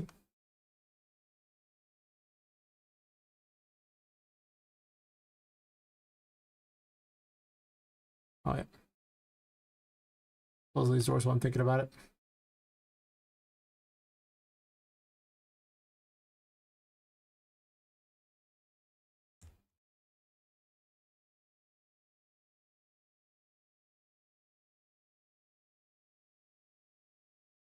Yeah, I went over there.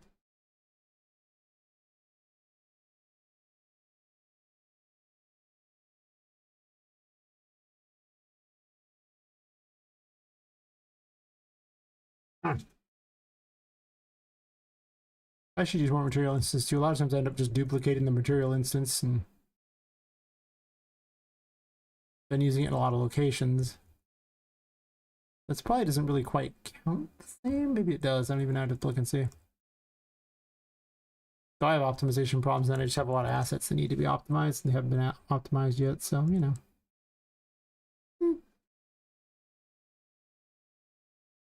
Yeah, equip this other ability here since I just picked this one up.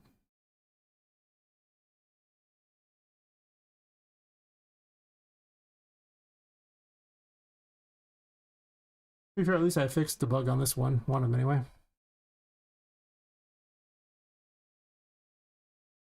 I'll just show the other two abilities to the new people. I think my test should not actually be playing the game. I think it should actually just be a couple of rooms here where I just show off a bunch of the abilities. Probably better than doing the beginning of the game thingy. It takes a lot of time and it shows level design, but it doesn't really show off a lot of the abilities, so you kind of have to wait forever. I think for any like, you know, time I get raided or something, it's probably better to just have a room that showcases a lot of the abilities. Because the raiders aren't necessarily going to stay for a long time anyway. If it's, you know, not much cool stuff they're seeing. Oh, I don't even need this ability.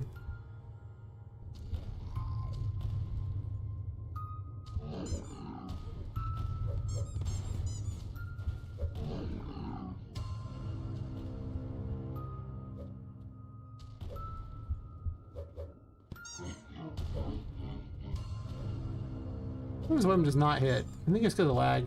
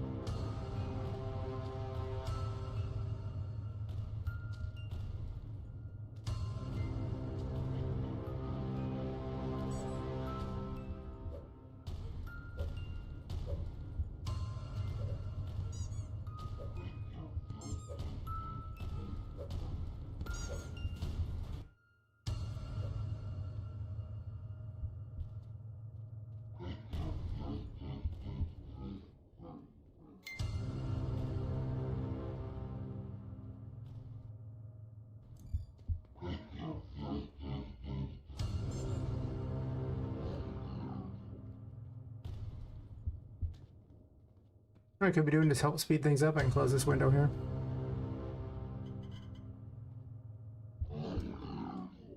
Having editor windows open is just bad news. Anyway, let's load up the other terrible here. The Hierophant makes possessed objects behave.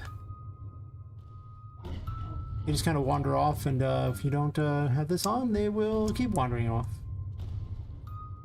Otherwise, they act as platforms. Last curse, you better hurry up. But you are in the dark, so you gain some pushback, so it's good if you're in the dark.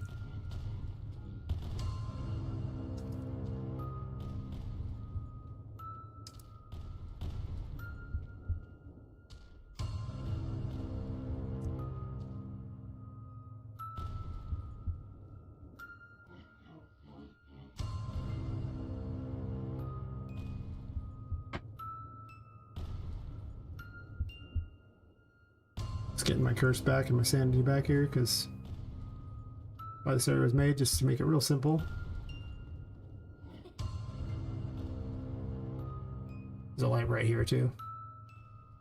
Very convenient.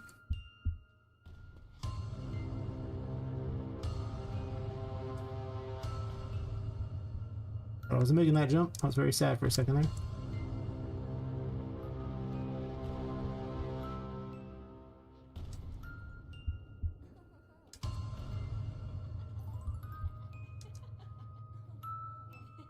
Yeah, I want the invincibility anyway, just to show that off. Pretty much the only other thing I wanted to show off anyway to the people. Yeah, I definitely think I'm just gonna make a test room to show off all the mechanics. And I'll restrict how often I show off the game. Just because of the time it takes.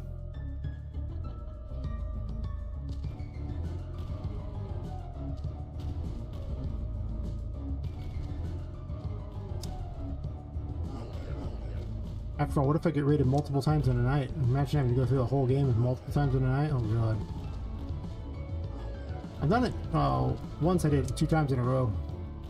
Like 3 hours of stream was dedicated to just doing the game twice in a row, and it was like right at the end. And I was like, I kept getting these big raids, and I was like, alright, I guess I'm doing it again. And it was, I enjoyed the game, but ain't nothing getting done if I don't, actually build it. Yeah, so for the new people, these ones explode. They're just mushrooms that deal damage whenever they count up to 10, as long as someone's nearby to detonate them. It's Bomberman. It's literally Bomberman. They're fun though.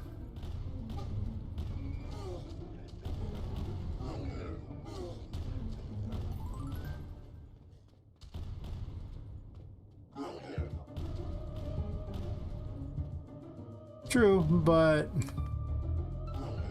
I was already playtesting Patrick. Playing these over and over isn't that handy most of the time.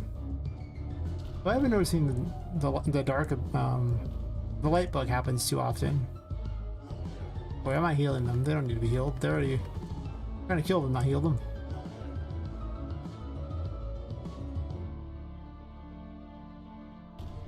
Yeah.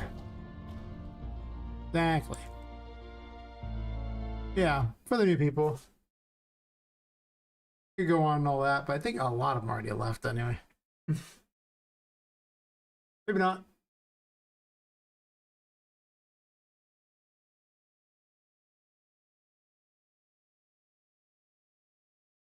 Not that you don't get to see all the abilities anyway, because I've been testing everything on the other level anyway.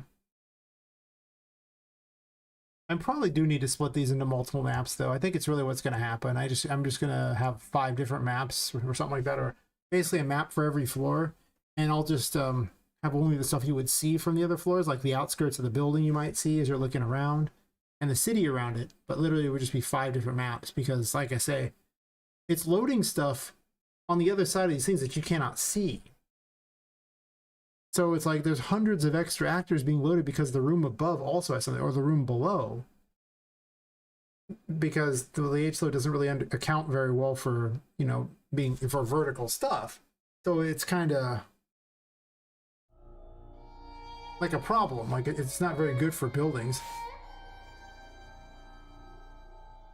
And that's what I'm seeing here is as I keep building the game, this floor that was performed great is now performing so much worse, not because the floor itself is bad, but because all the stuff above it that you aren't even seeing.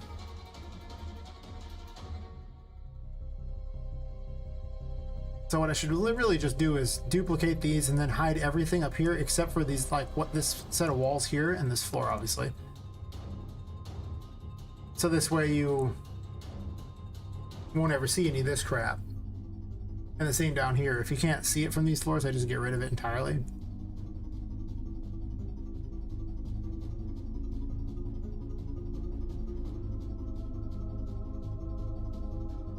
I've also been splitting things up into sections too, so it's really easy to copy and paste things or delete whole sections, which is kind of the plan.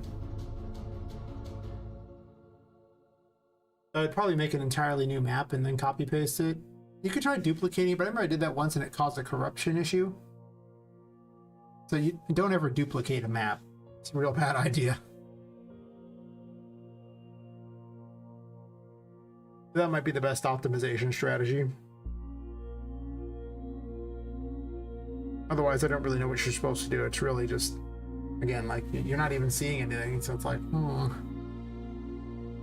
And then also there's the issue of I don't know how my computer will be able to handle this many actors when I'm building it. Like, because keep in mind, I haven't even finished building like I'm still kind of working on this floor here, and then I've got a portion of this floor, and there's like 5+ other floors, so it's going to be like, you know, 10,000 plus actors in these small spaces. And if our computer's already having issues with like, probably more than that, probably actually more like 15,000. Yeah, you can do that too. The world partition there, and only load little sections of it. And that's cool and all, but again, like, it's not going to solve the problem for the issue and the stuff being loaded that's above the ceiling and below the floor, right? Because I have the H load set to 6400, but yeah, well, I mean, that's when you're not doing an open world, you can do it that way pretty easily, or you can just have everything tied to that. But I think this is a pretty prime example here. Like, let's load up here. You can see how many things it's loading that it doesn't need to. And now keep in mind, about 340 of them are the city around, so ignore about 340 actors. But right now, with this going, if you look at the editor, it's got 929 actors loaded. Great. Jump down in the water.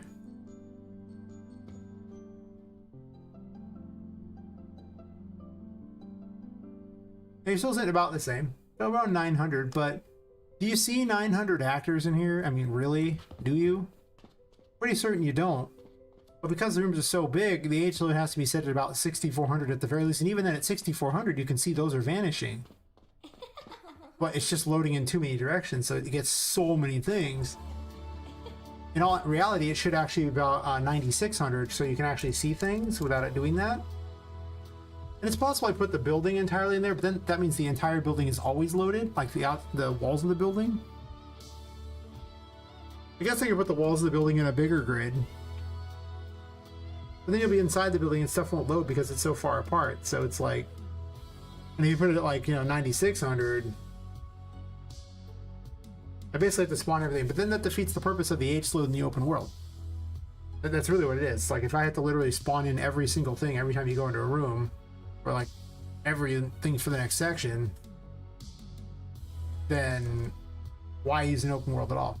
And now it's at like 1,352 actors for that distance.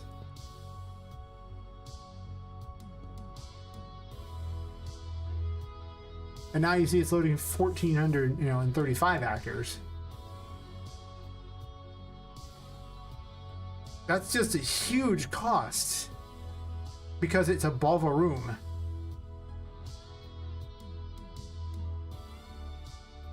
And then, you know, it'll run, that's like a top room, but then you get to these bottom rooms here. And, you know, these rooms will have rooms below them too, so they'll be like sandwiched. Which means they'll have even more things loaded.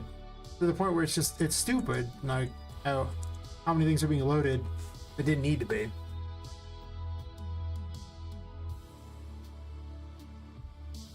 I get that most people don't build their game like a giant building either. So it's possible I just have you load to a different map when you go to a different thing like that. And just have multiple open world maps. Just slice it. It's like right now,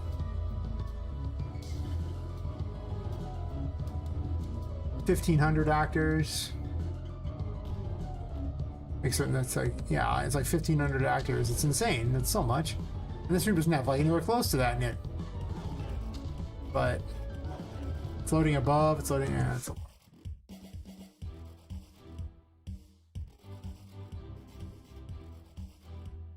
Maybe I sort things and just yank this off the top. I'll just keep the upper area so it looks cool. And just move everything else out. I mean, I could do some merging too, and that reduces the number of calls, but I just see it as being a future problem, given that the H load largely is just a giant sphere. As long as you enable Z-culling. If you don't enable Z-culling, then it just loads everything vertical. Everything is terrible. I clicked that and I was like, oh, at least that's a little better. That's insane, so. Gonna have to find a different strategy, I think, is what I'm saying. This is the thing there.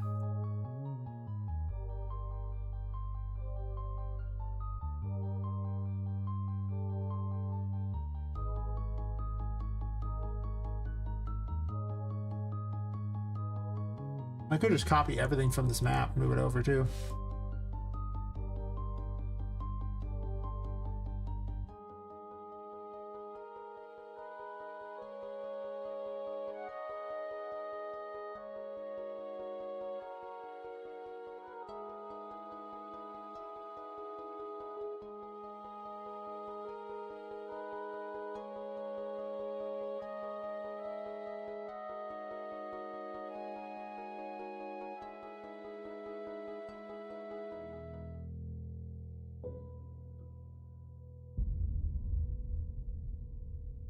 Especially stuff that's unloaded too.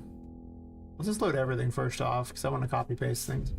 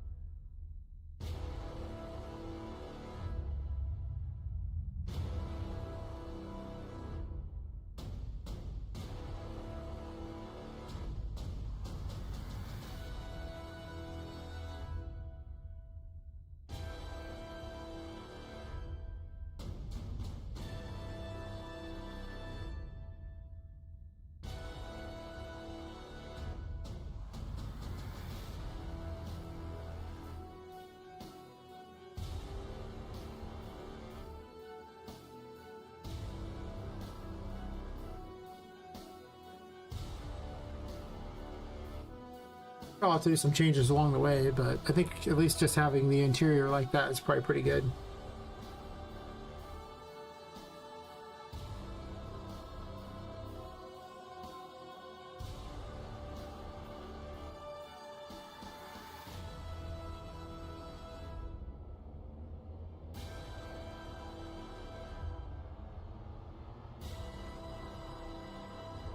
It sucks that all my stuff has to be interactive because, you know, you can't instance that stuff very easily.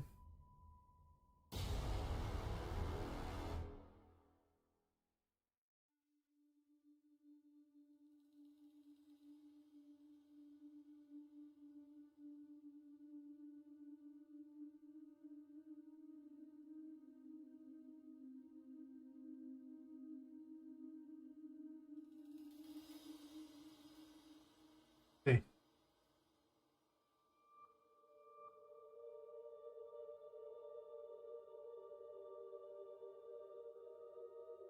Maybe it's going to connect levels to each other as well, or I'm not sure how to make it load only a specific section if you hit it. Well, I guess you could have every single actor underneath a thing and have them just load up when you get to the area. Is that a good way to do it? I'm assuming it's still copy pasting. I'll use the restroom what does that. I got time. Probably.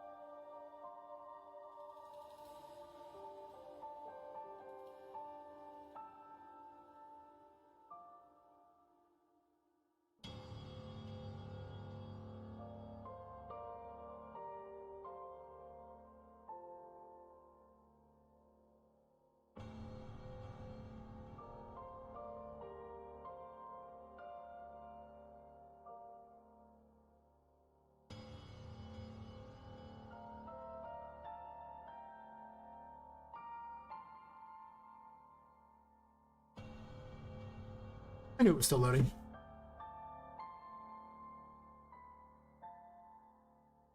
All trying to confuse me. Shh, be sure.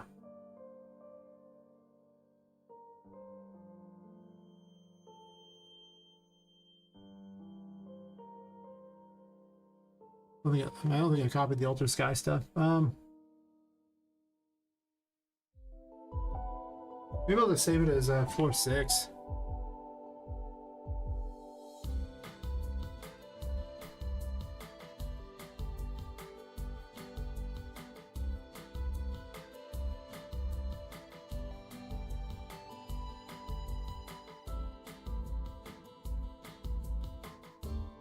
I mean, 6 and 7 will still load at the same time, but at least that's not every floor in the game all being on the same map. Yeah. Well, that's the other thing. With the way the partition thingy goes, you know, for as far as my computer handling this, it loads sections, but it doesn't care about verticality. So if I load a section of that thing there, it loads every single floor all the way down. Just thought I'd point that out, you know.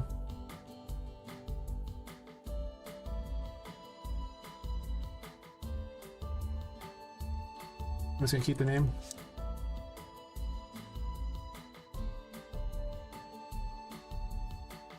So it's really just not designed for what I'm doing with it. It doesn't want to build up. It wants you to build out.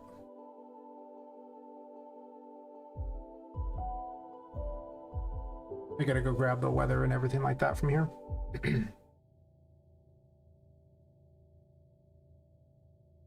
Once I have everything safely on this map, then I can basically delete the top layer of the other map, and that should give me a huge speed thing for all the testing. Because, I mean, I'm wasting a bunch of FPS on a concept area that I want to build, but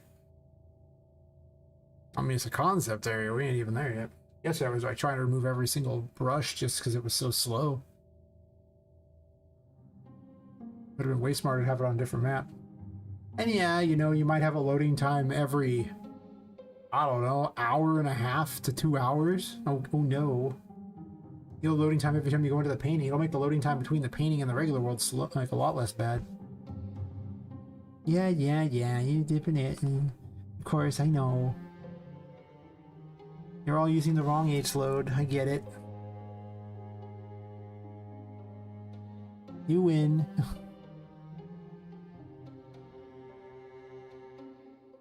Not everything can actually be H loaded, can it? These things can't, obviously.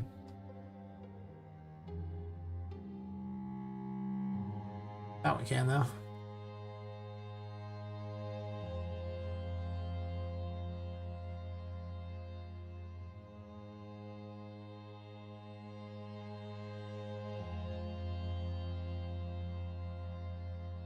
Maybe he's instanced.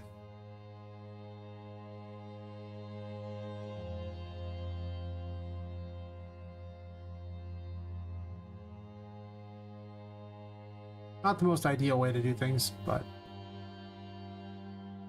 in the interest of my computer not exploding.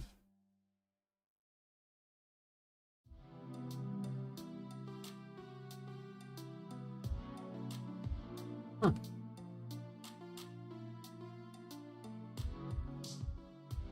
I start putting a sign on the whole, you know, stream. Just tell people on YouTube to sub to me because, you know, they seem to be getting all this watch time on there.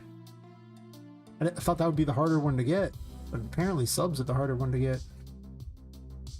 Gotta get to 5,000, actually to 1,000, so I can get more money for the game. Hell yeah! More money for the game, then the game can be even cooler and come out faster. Anything I have to make myself is just, you know, one thing closer to getting it done. I wait for sales. The insiders at Fab have told me that the next Fab sale is in April, so anyone waiting on Fab to sell them things, I got you. Just saying. Also, if you haven't got the free stuff at the moment, it came out like 2 or 3 days ago. Did you get it?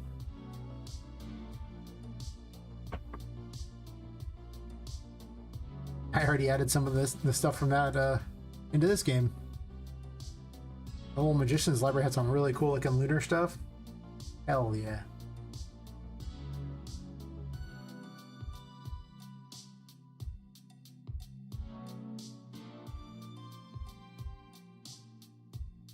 I need to hurry up and be rich so I can afford massages.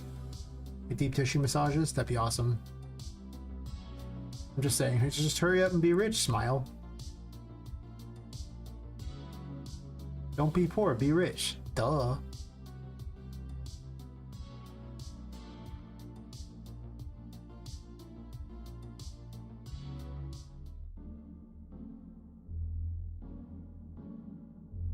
They do great things as far as, you know, dealing with muscle issues. And mostly, I think it's just the muscles pulling on my spine, which causes problems. But, you know, and deep tissue massage causes all your muscles to be always relaxed. So, you know, they're not so bad anymore. Like, you know, it helps for long-term problems. But it charges like $80 a pop. Holy crap. This isn't like a happy ending massage. No. I think those might be cheaper at this point.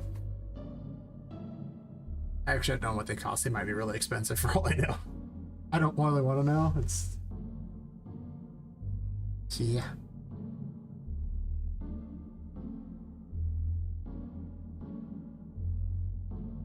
I have to create a grid, sure.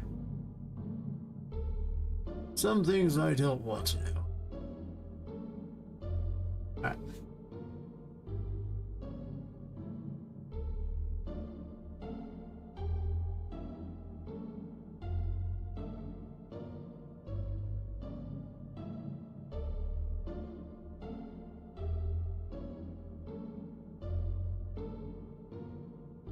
They have this optimistic loading range of 25,600. Yeah, right.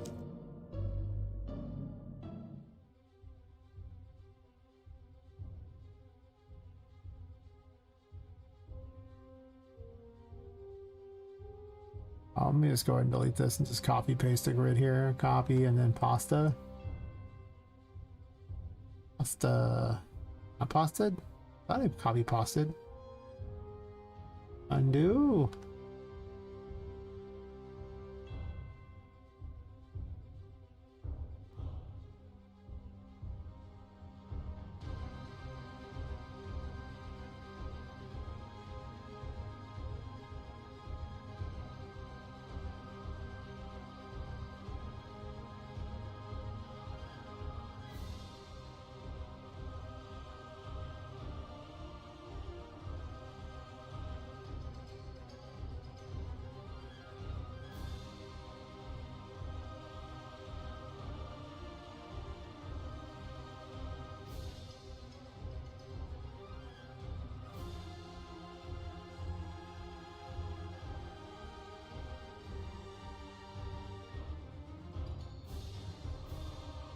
Time partition, LH grid. Oh. Okay, well. I didn't realize I really didn't need to worry about any of that, but here we are.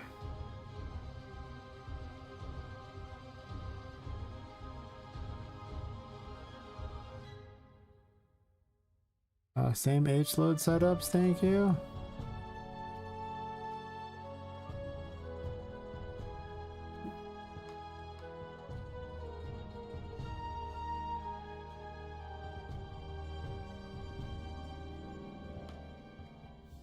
Main grid.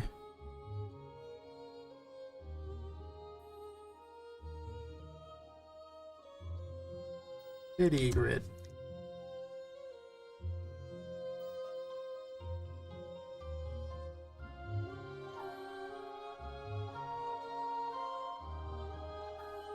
Oh, that's the right numbers. And the city grid's just huge. I don't care about the city grid at all. I just made the assumption that it was going to be loading basically everything all the time. Because it's so big.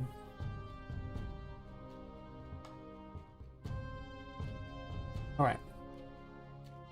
So now, I can delete everything that isn't part of that one there and then do the same over here. But I just want to double check that everything's here before I do that. just to make my life a little bit easier. And to basically free me to not have to worry about optimization to a disgusting degree, to make up for Epic not having the foresight to realize some people might make a building out of this and not a completely flat open world. It happens, you know, I mean, like, they want everyone to make an open world crafting game in a forest, is what I pretty much decided. Kind of like Fortnite, but with less guns.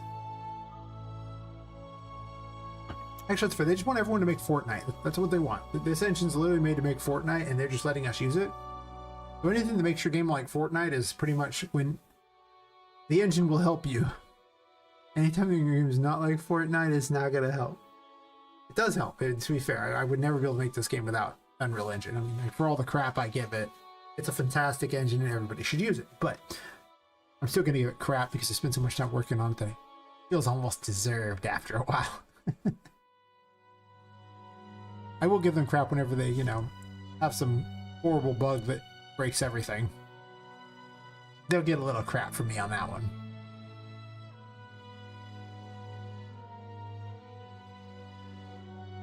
I feel like that's deserved, though. Maybe not. Maybe it's not deserved. But it feels deserved. Alright, so on this map here, we just get to completely annihilate the entire upper area here. And I have a backup of this project, so it shouldn't matter, and I have the backup map. I'm still going to remove all this, and then... No, actually I'm not going to remove all this. I don't want to leave the top thingies around the outside.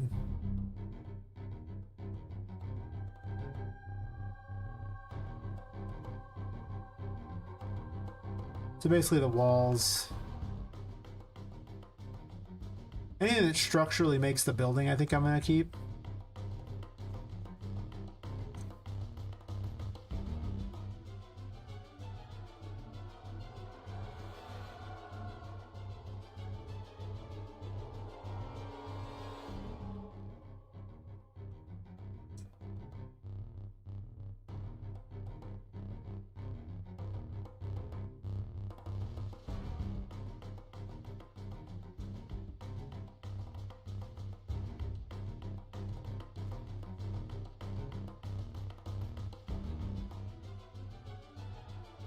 Hey, Ricky Demidu. Ricky Demidu. There we go. I had to think about it for a second. How's your day going?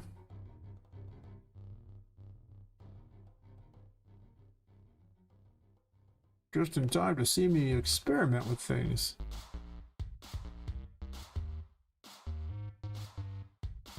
Apparently dragging things is a bad idea.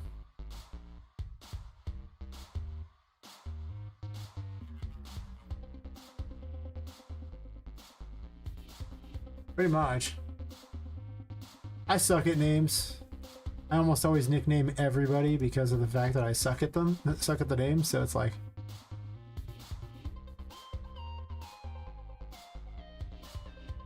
Nickname being whatever the simplest thing is. I'm also a lazy Californian, so, you know, don't hate me too much for being terrible. There's plenty of other better reasons to hate me. To involve California. Nice, nice, doing good. So you, yeah. So you, a game dev, you, just checking out game things? What you doing? What you up to? I mean, I'm always happy for people to show up and just watch what I'm doing too. There are those who like to watch, and I also like to show. Oh, nothing. Ooh, oh my. They should have been up there a long time ago, and I don't want it in there. I'm gonna go ahead and take these and put them in the safari room. That is in the safari room. I wanted this thing. Nope, that's still not what I'm looking for, but thank you for trying.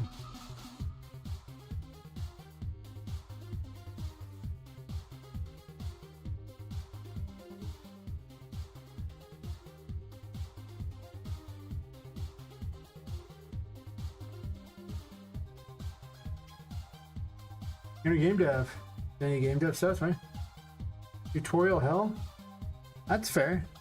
Can't make something original? I mean, the number of people who show up here and tell me about X game they're going to make that's just like X game that already exists is definitely not zero. It's definitely not zero. It's just really not. But there's nothing wrong with making a game that's like a game, right? Like if you like a particular game, why can't you put your own spin on it, right? My usual question to people is, what do you like? Well, what kind of game is the game that you want to play, you know? After all, you're going to be the #1 tester of the game, so hopefully it's something you like, because if it's not, oh god, you're going to have a hard time. I'm just saying, it's gonna suck. It's gonna suck real bad. Can't click this thing, I want to click it. You. Come with me if you want to live. This is very real, because, you know, it'll get deleted otherwise, so if it doesn't come with me, its days are numbered. I'm literally just threatening its very existence. I started in 2019 with RPG Maker, then took like a 2.5-year break because of health reasons. Don't injure your neck or just your spine in general. It's bad news, trust me. You'll hate yourself, probably forever. So, I have plenty of dumb that I've done along the way. My RPG Maker games are real bad. They're cool for RPG Maker, but I mean, there really is a smartest kid in summer school, you know? That's kind of like my games for RPG Maker. Cool.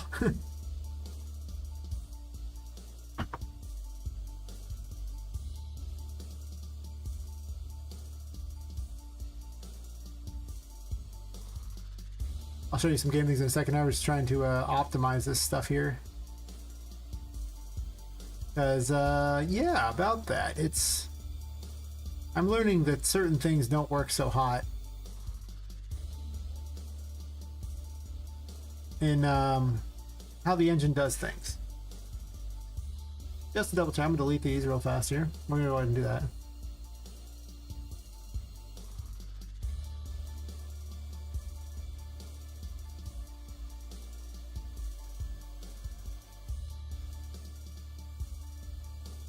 Just want to make sure it's on the other map.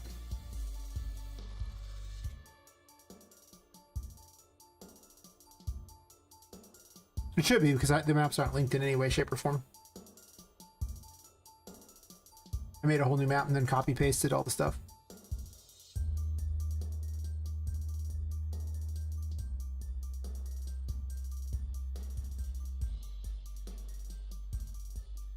Yeah, you know, you can usually make a pretty good game in 1 to 2 years that's, you know, fairly spicy. I mean, it might be only mild spicy. It might not be like, you know, flaming hot, you know, atomic fireball. Why did you ever do this? Hate your life, you know. End of days spicy, but it'd be spicy.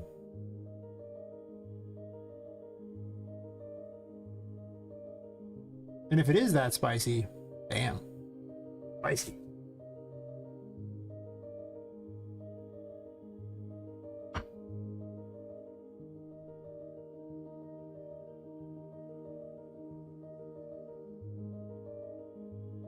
I'm splitting this map up because it's a building and it's layered, a bunch of different things like that, and the H-load system doesn't really account very well for height. So, because of this, I have decided that I don't hate myself. I'd like to make it so that my game loads better. Do not need this upper area. This upper area exists purely as a test. Honestly, it could not load at all, and it wouldn't make much difference one bit. I added a bunch of crap in and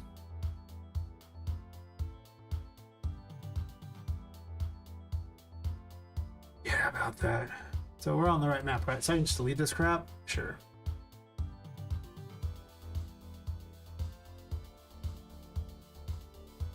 Honestly, I can delete the walls too. Nah, yep.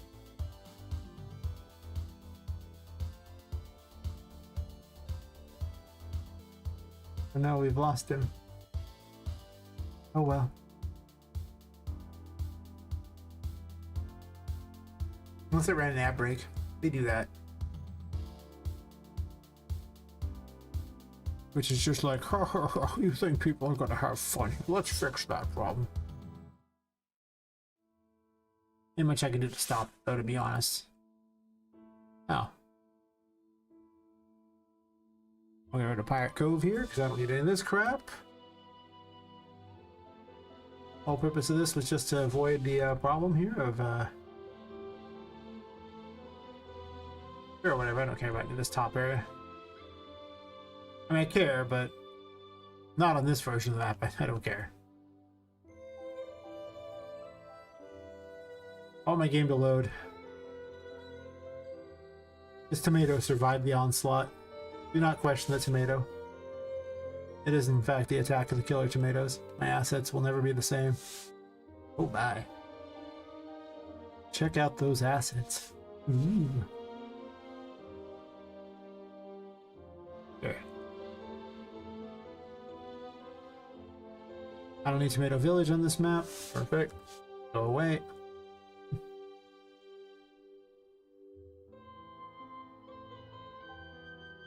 I can always remerge the maps later if I decide I want to, but I think it's just better to build on a completely different map. It really does reduce the life hating. Especially because a lot of these aren't even the same thing. They're not organized at all.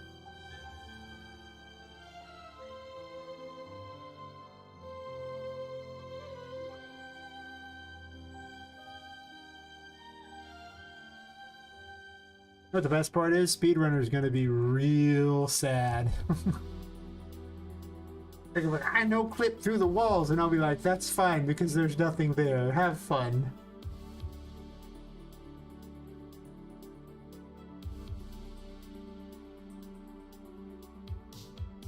They'll be like, no, and then they'll fall to their deaths.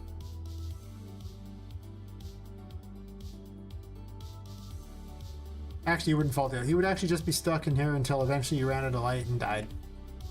He ran out of sanity. He'd be like, bleh. And that'd be that. And then I was like, bleh. Game over. Love is in fact dead. I don't know why love is dead, but apparently love is dead.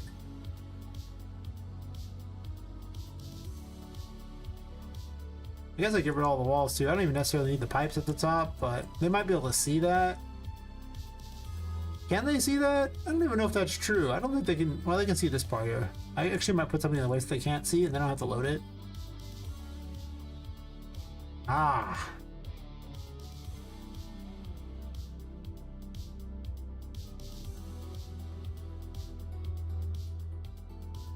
And now when I load this room, instead of loading 1,500 assets, let's see how many it loads. Probably not 1,500. I hope not 1,500. Because I'll be completely boggled because there's not 1,500 assets anywhere near here. Oh look, it's like 300 less. There's still assets involved, but you can already see a speed difference. Oh my god, this, and I didn't even close this thing either, the content browser. Yeah, the speed difference is huge. I mean, don't get me wrong, it's probably still trash, but yeah, it's still trash.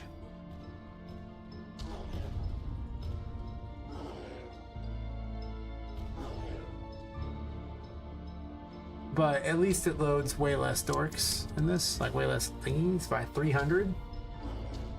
Which I think we can call a start. Okay, well, 200 less. It's 200 less, it adds up.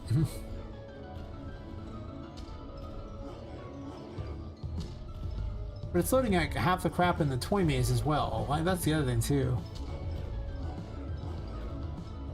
Like, what is it even loading? Yeah, it's just loading all the way into the other rooms, and it's just because you have to have the thing set so high.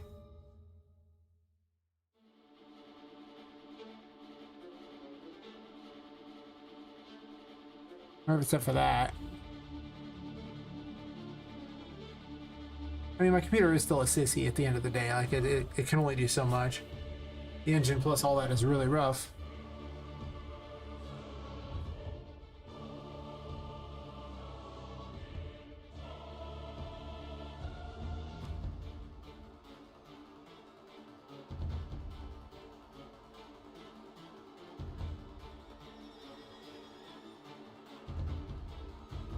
But it should definitely help as far as, you know, the other thing goes.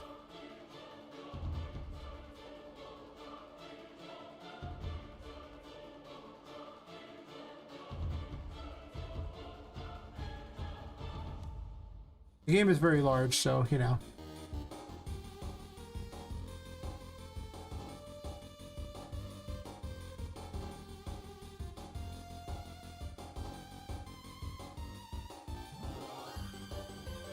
Oh no, I want to keep those. Those are 100% I want to keep.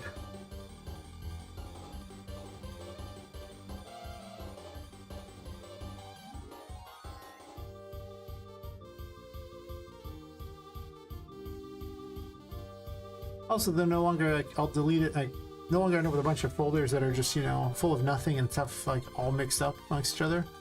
I hate when that happens. I'm assuming I made a mistake somewhere.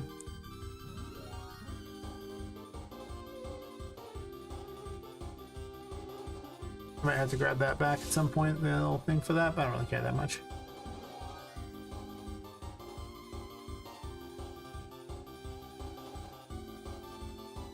Sure.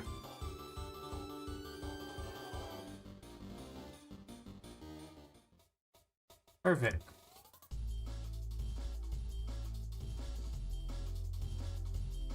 Make the other map make certain it's perfect, and then I'll be able to freely build on that map without fear of it making this map worse.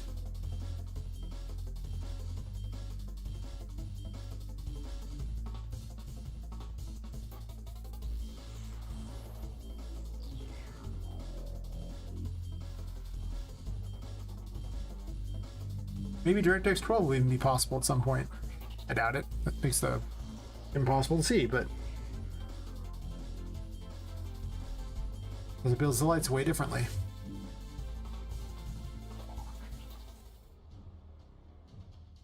It's all still here? Sure is. I'm only double checking this because I once duplicated a map and then it caused deleting things and one caused this big problem. Around 1300 in that room, so we're down about like 270. It's still a lot. Make no mistake about it, it's definitely a lot.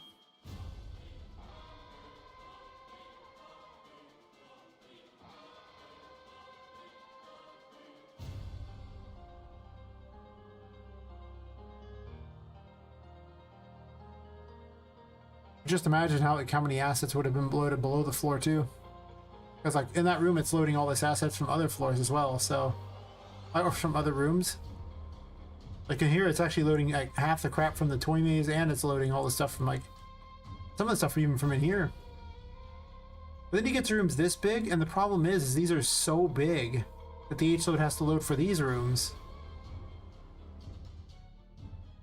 Whereas in these rooms, it doesn't need to load anywhere that much at all. Like these rooms don't need anywhere close.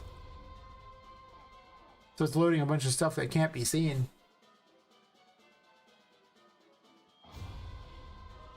I need a good solution for that in the future.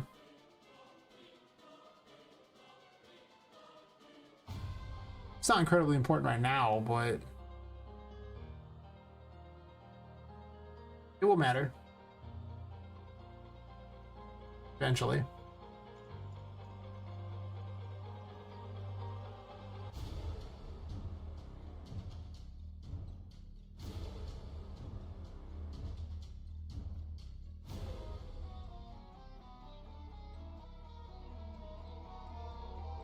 It's possible I also make like a picture of the stuff behind, like outside of these, to reduce the number of things that are loaded. Because there's like a bunch of these loaded, and a lot of these are blueprints too. So they're not even like I could do a pretty good optimization on the city itself by simply making buildings out of pieces instead of using blueprints, because not gonna lie, I basically went to the example map and then turned a bunch of the blueprints and moved them over, not realizing that the blueprints can't be instanced, which led to a bunch of things loading in the city that probably could have been loaded better.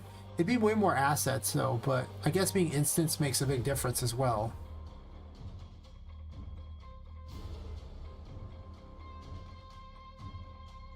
So definitely something to think about.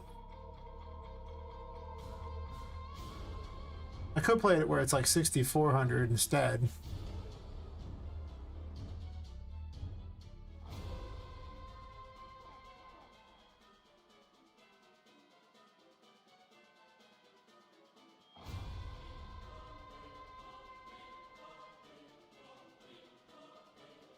Oh wow, that's fair.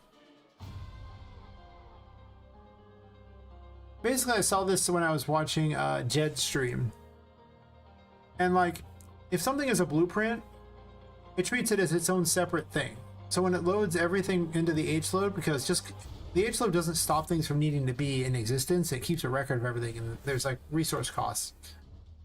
So every blueprint is treated as unique. So if I take this building here and I make a blueprint of it and then drop it places, that is considered a unique instance. So it has to load them all. Whereas if it's made out of pieces, those pieces can be instanced because there's like, it just loads the same piece over and over and over. It treats like a static mesh as like a different piece, or the same piece over and over.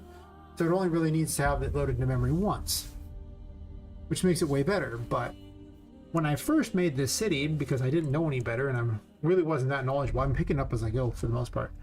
I went over to the demo map for this asset pack and started just turning the buildings into like, you know, blueprints, and dragged the building over so I wouldn't have to make a whole city. Because I mean, I moved it around and changed some things up, but I was just trying to make a quick city because you ain't gonna play in it. It just needs to be a backdrop, right? Unfortunately, what I didn't realize is that making them into blueprints actually made it not as efficient. It would have loaded way better otherwise. To be fair, they had blueprints on their thing too, which is why I thought that was an okay way to do it. And it's not like the worst way to do it. This is an optimization thingy. And at some point I might make the city way cooler looking by simply making it myself, as opposed to, you know, using a lot of their example buildings. Though I don't know how much time I want to invest in, you know, making the city that you just see outside the windows. Like, that's fine and all, but, you know, really? Really? How long do I really want to spend on something that doesn't affect gameplay? There's nothing below these, right? Actually, there are little things below these that I can delete out. Can't reach into these anyway.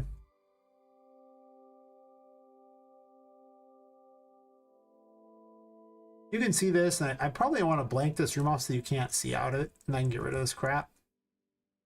It's probably fair.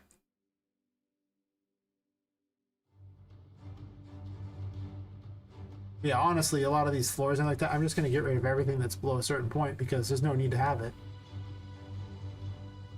on this floor. Like, you can either see it immediately or it doesn't matter.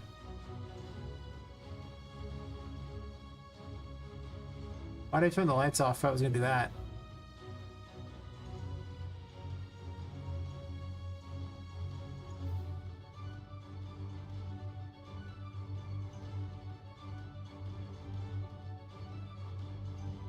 Yeah, like, these are all things that don't need to be loaded. But it was loading these huge rooms. And to be fair, it was always loading the rooms below. So by moving them above, I didn't actually make it that much worse, but there's no need to... Well, don't do that.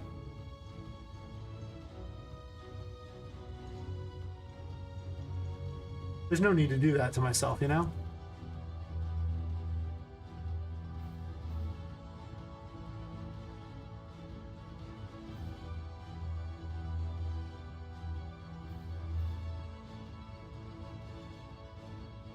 Need to adjust all the windows too.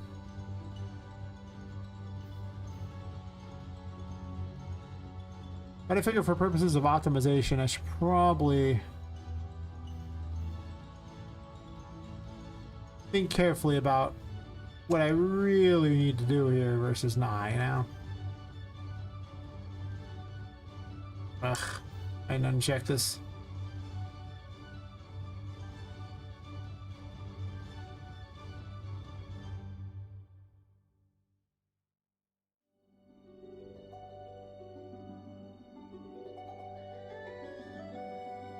I would say, oh, well, you know, maybe I should make all the windows into blueprints, but I have all the level block traversables on the windows, so I don't know if that's a thing I should do. This one has like a window stuck in nothing, by the way.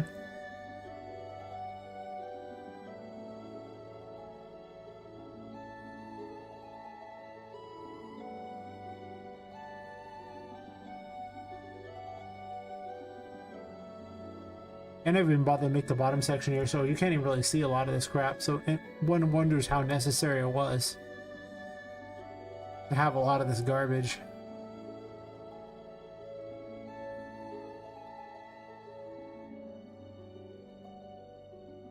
Yeah, that's what I'm thinking. Just get rid of anything extra. Now that 6 through the ceiling, by the way.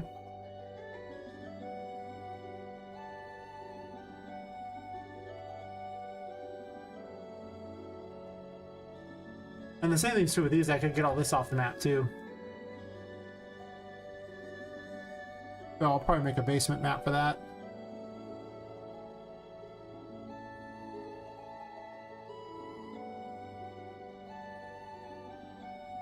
Yeah, hopefully that speeds things up a little. You can already see how much faster my editor is. I mean, if you're watching how sluggish the editor was before, I haven't changed my camera speed the whole time. You can see how fast it's just moving everything, because it's like, I got over 1,000 actors gone from this map. Yeah.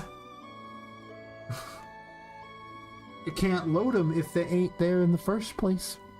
To be fair, some things are spawned in, so I mean, like, it's not like it's a zero-sum game. Just like these kinds of things could easily be spawned in too.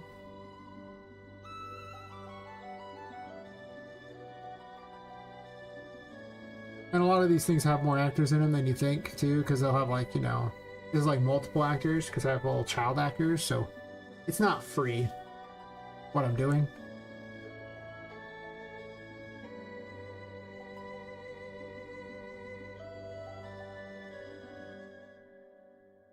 Optimization is always experimental, too, but I'd like to get my frames back up to, like, 40 plus while streaming. I've done it before, it just takes a lot of work. There's also a lot of enemies in a small area here, so it's possible I have too many enemies in this tiny little area as well.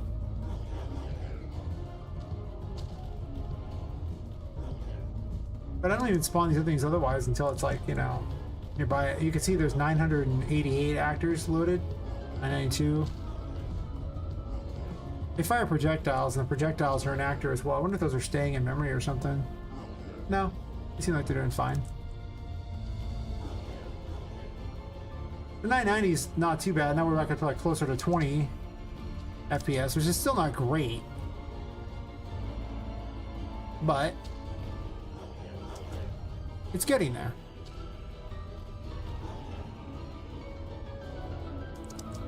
Poppet herself has a huge cost too, and the game animation sample is hardly optimized as well, with it being most of Poppet's size.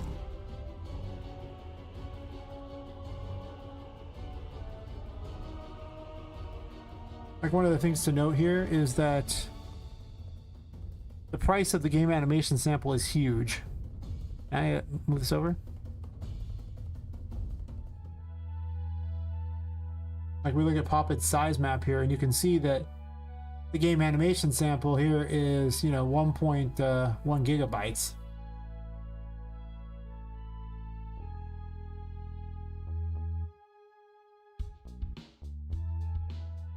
That's fair. Yeah, most games don't have that many actors in them. Because most of my stuff has to be interactable, that's the problem. Actually, my game's also huge too. There's that. It's just a big area. Yeah. 400 megabytes is everything Poppet does besides the game animation sample.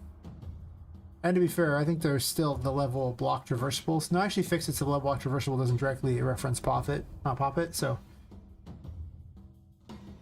just in case. But there's I did a lot to optimizer. Then this came along and it looked too cool not to use. So that's not free. Yeah. It's like 300 actors in just the city. Pretty certain. There's 400 actors in the city alone.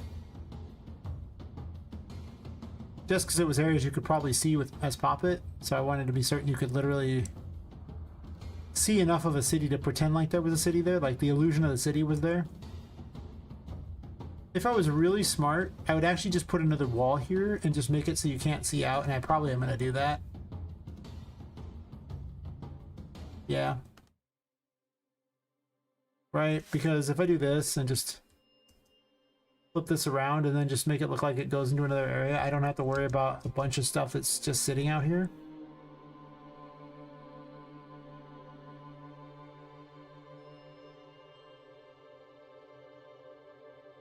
It might look slightly cooler to have it, but it doesn't look that much cooler because you can't really see through much of it, you know? Like, you can't see a whole lot out from here. You'd be able to see, like, maybe, like, a ship or something like that by these docks, and that's kind of it. So without being able to really see anything, what I'm doing is wasting all these resources on something that you can't really... Can you even see those from here? I'm going to double check that you can even see those towers. I don't think you can. Like, why go to all the trouble to... Yeah, you can't even see them. Higher up, maybe? Maybe from up here you'd be able to see them, kinda? No, not even from the top of the building, so... This is just wasted. All these are just wasted. So, you know... That's something to think about. I made all this stuff here and then realized, hey, wait a minute. I used to have the ocean out here, but the ocean was actually 2/3 of all the triangles on the map. I quickly no longer had the ocean out there for that very reason.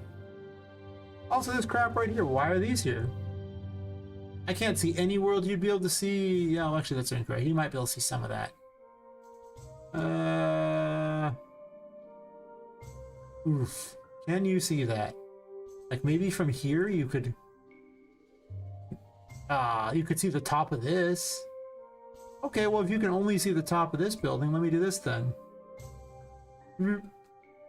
Just delete these, right? Because you can't see them. You don't care. That's just a big block. Doesn't really matter. Same thing's true over here. I don't see how you could even see these in the first place, right? You could see some of the big buildings. So if it's above the wall, you can see it.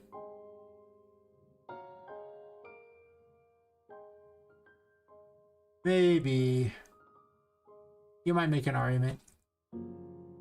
I do think I should just have pictures out in the distance, though, and not a bunch of buildings. Or do what I did here and just have the thing, like, right above the wall. Right at the wall, so it looks like it's huge and like it's there. Yeah, like, that's just additional assets that didn't need to be on the map. I don't believe there's any world you can see that thing.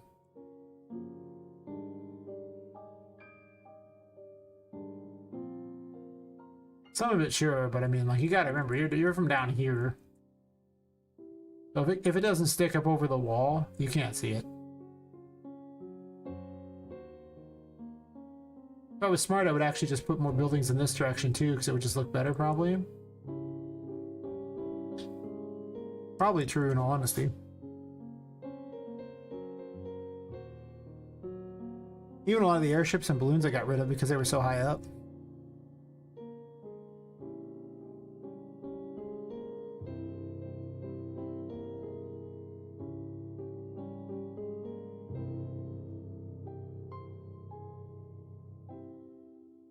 Because some of these are just kind of far out here and really hard to see.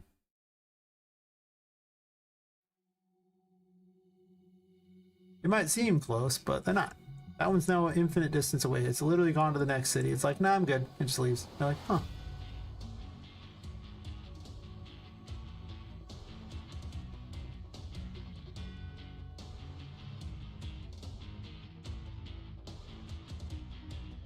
I don't think you'll be able to see half these.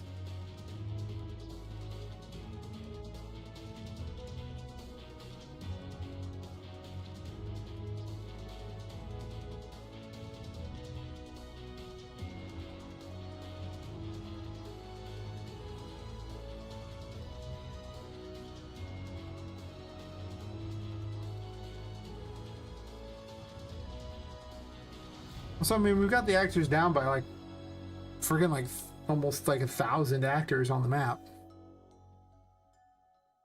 Which, to be fair, a lot of them, like I say, are literally just visuals for when you step outside. I'd save over 300 actors if I didn't ever go outside. But being able to see the city outside is very cool and probably worth the effort. I would assume. You might make the argument that some of these things way over here are pretty... Well, I mean, you could see that. That's the problem. You could literally see this. Over here, you could see the whole buildings thing like that. So being able to see it means it's kind of weird. I don't know how you could ever see down here, though. Like, from over here... I don't even think you can see the wires from anywhere. You can't.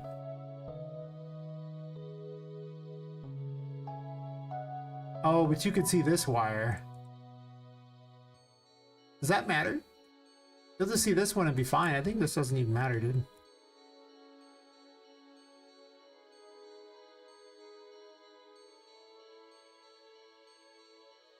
I'm gonna highlight him, see if I can see him. Oh, you can, but there's also one like right in front of it too.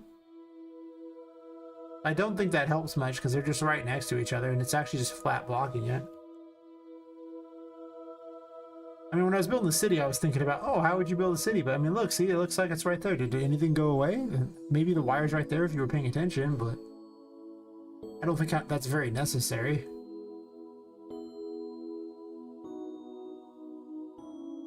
Now those can all be seen, that's fine. This car can be seen. I think this car can be seen.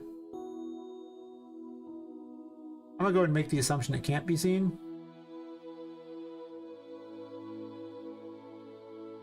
Because I don't even have cars on the road right next to it. Why don't I have cars next to it?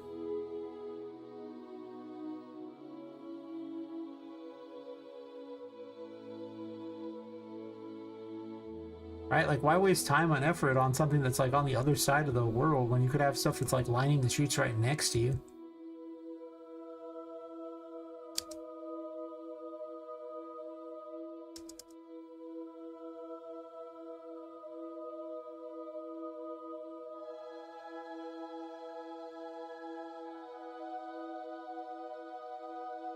Why did I put all these walls here?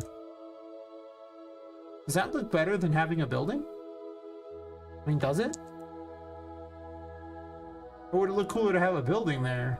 I think the building would look cooler, right? I think so. I'm pretty certain the answer is yes. I didn't put a lot of time into designing the city around here. I think I spent like 1 or 2 days just building the city, and I've rechanged a bunch of times because it wasn't very good. I kept having ideas of these big, huge things that I just didn't need. That hasn't really changed too much. It's stuff I don't need. Okay, now, this is just a wasteful here. Like, why do I need these wires right here? They're on the other side of the building. You literally can't see it. It's blocked by our entire building. This whole street should be empty. Because you can't see anything. Can you see those benches from down there? Yeah, you can see the benches from down there. Kind of. But would those benches be cooler there, or would the benches be cooler somewhere else, right? Which I think is the question I should be asking. Like, wouldn't it be cooler if Poppet can see them? As opposed to now, where she just literally can't? Pretty certain it would be.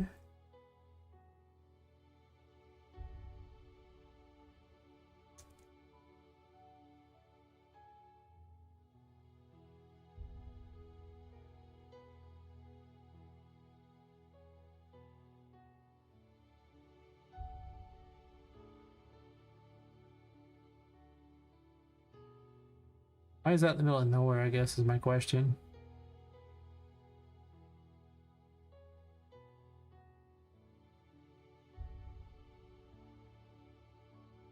I mean, there should be more cars and things right on the main street. Like, right here, what is this?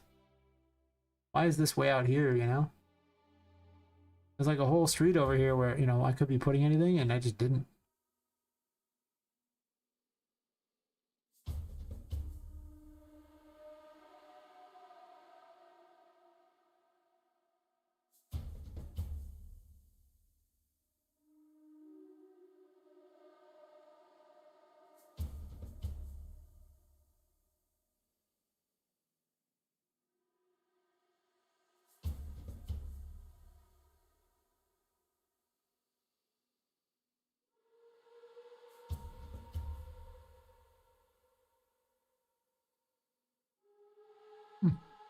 Huh.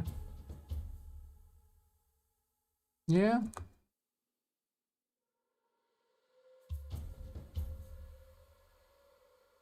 I'm pretty certain this building can be seen. Can it? Can that building be seen just in general? Like, it's the highest point. You cannot see this building at all. I thought you'd be able to see something over the top, but you just can't. Just like this building. You can't see this building either. The whole building is wasted. And they're not even like a single building. You gotta understand. These are blueprints. And each blueprint here has, you know, all these different pieces in it. All these different little, like, you know, meshes. So, like, it's... like, these aren't free at all.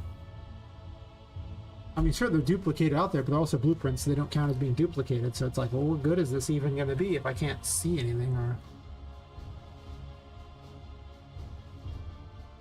for purposes of the illusion, I think it'd be a lot better to have these be huge.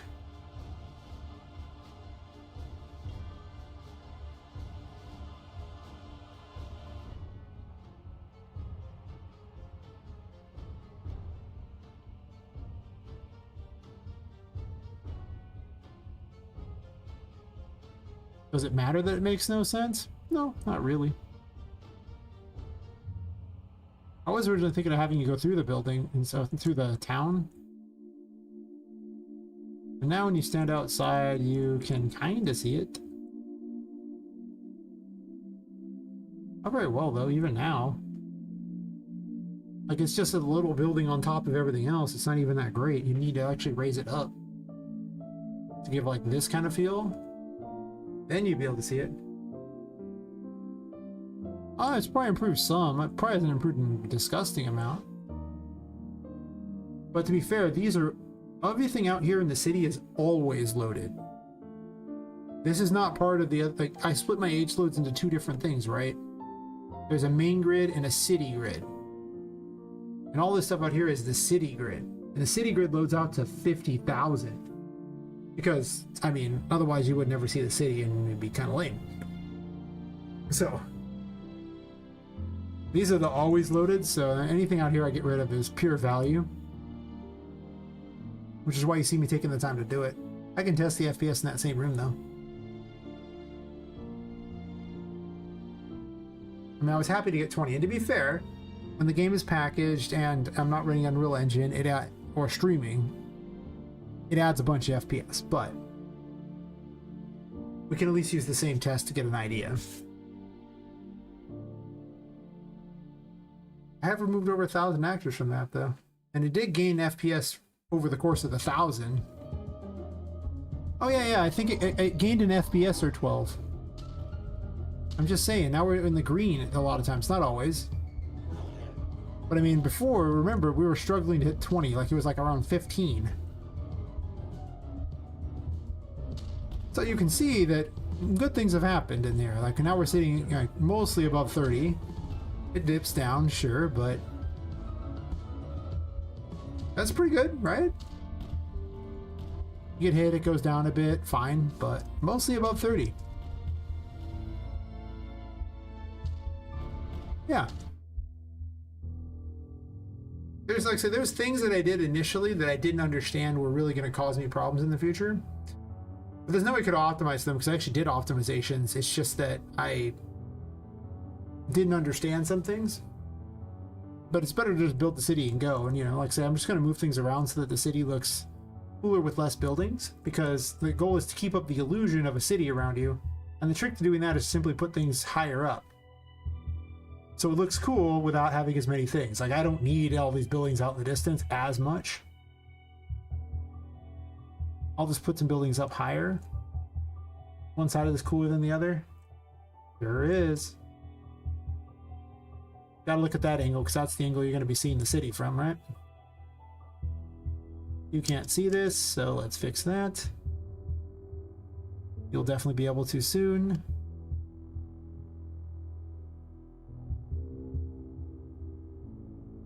Phase 2, pretty questionable. Doesn't gotta be questionable though. Could actually just have like a thing out here and make it look like there's a tower out there.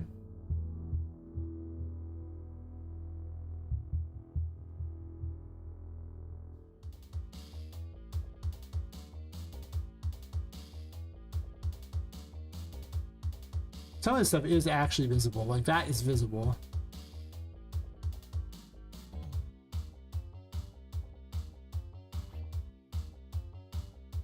And having a press of things is also kind of nice. This is literally stuck inside of a building. That's weird.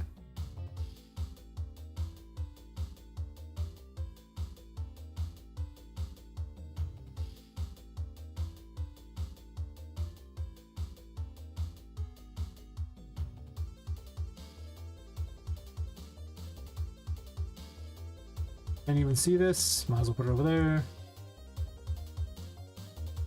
Honestly, I put this over here. Yeah, it was cool to have the ocean out there, but you, again, like, it looked really cool when I was showing people stuff, but it didn't look very cool when I went to do anything else with it because you couldn't see it. The whole game, you couldn't see it. It was so dumb. Why am I struggling so hard on something I can't see? That's a little feisty even for me, but I'm okay with feisty, but there's feisty and then there's whatever that was.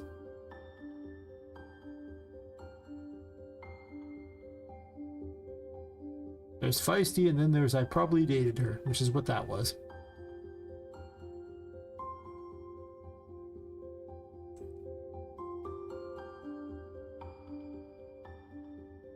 Oh, I see, that sticks through the wall there.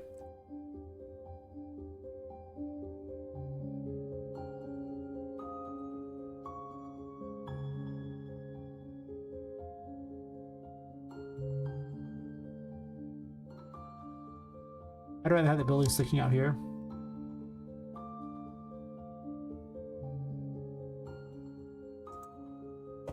Oops.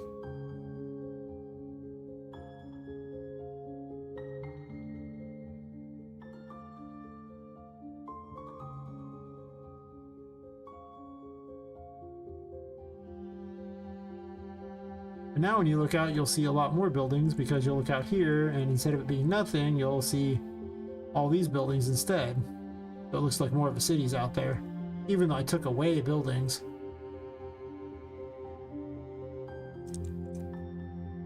Can you see that building? That one in the corner there. Is that even possible? No. This one seems ambitious too, for that matter. Can you see it? You can see barely see the top part. Actually, you can see this too, so it's not like a nothing burger, but it's kind of a nothing burger.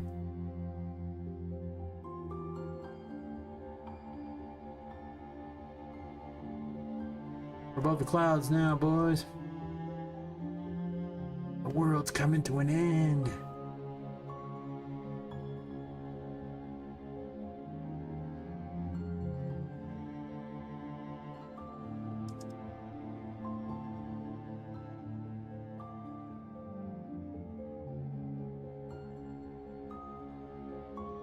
I'm not even sure I want this here.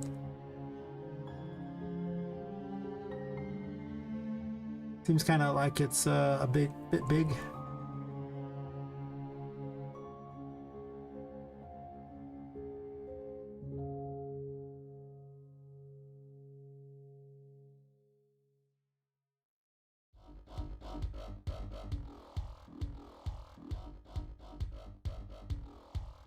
Maybe not.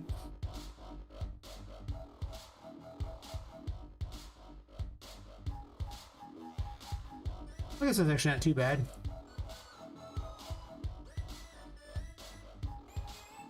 That side's got the moon on it, so I don't want to block the moon as much.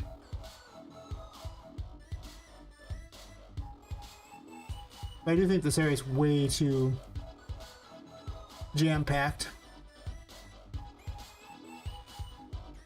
Yeah, like you can't even see like half this crap back here.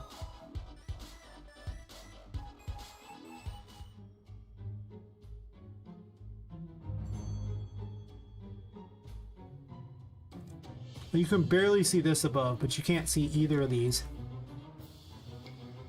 So they don't serve any function.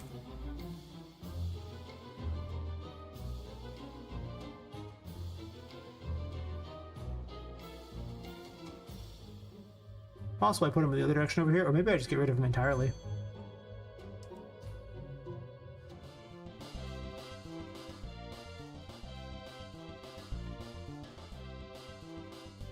If I put them over there, can I even see them?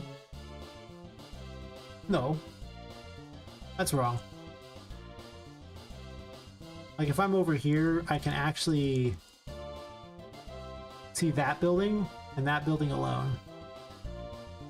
I can never see this.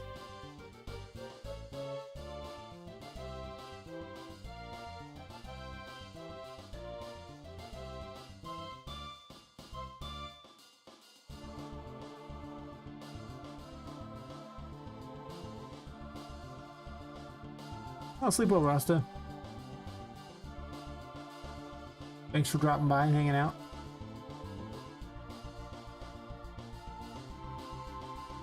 And witnessing my complete stupidity on how I design some things.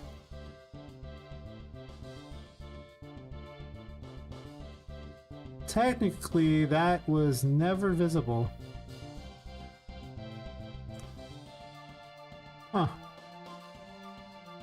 What a great building. I'm so glad there was like... Wait, how many copies is... Oh wait, never mind, I'm hitting Z. Like this. I was like, how many copies of this are there? I'll get a lot more value out of doing this. Then migrating this up so you can see the sign. I don't know, it doesn't matter that it doesn't have to be a livable city. Yeah. You know, sometimes the music, and I, we just coincide. We understand each other.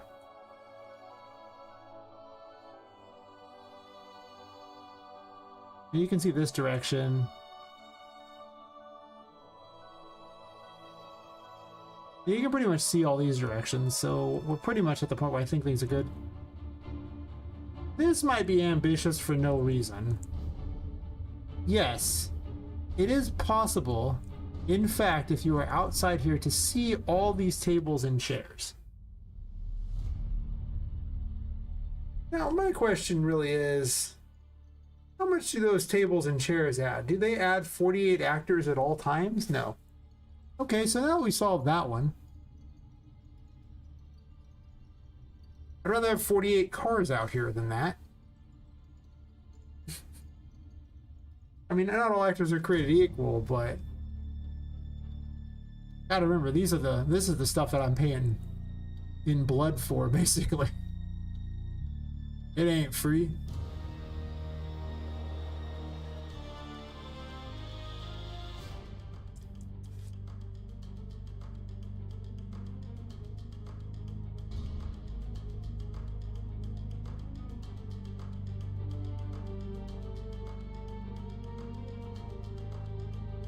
Can't find the room. Guess to be fair, the speed's so high. No, of course I can't find the room.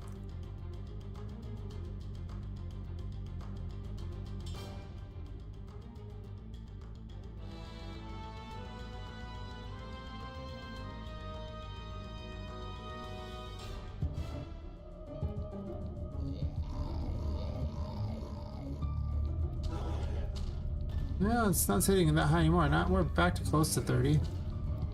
It's actually an upper 30 sometimes. You know what I want to ask the most important question about?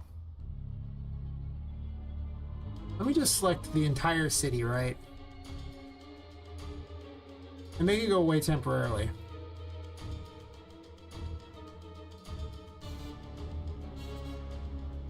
What's the city costing me? Right? It'd be interesting to note, right? What does the city truly cost? If that shit's costing me like 20 plus FPS, I'm gonna rethink this city. Whoa, pardon the thing there, but...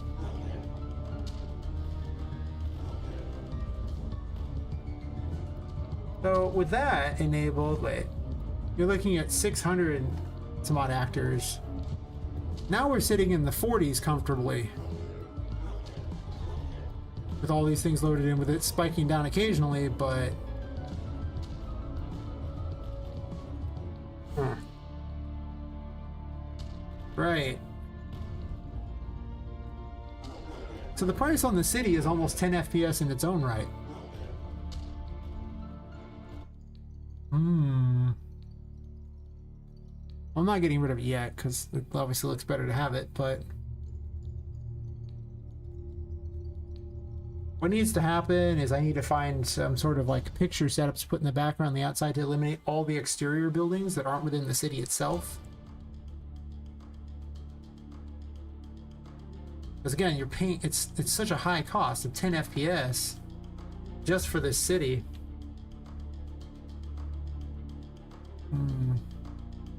I'll be right back.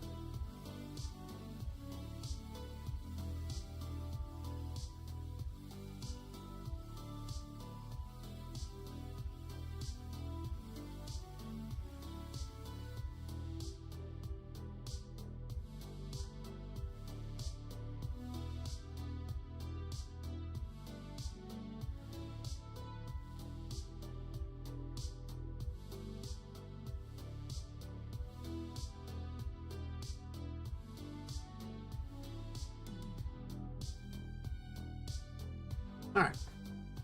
So,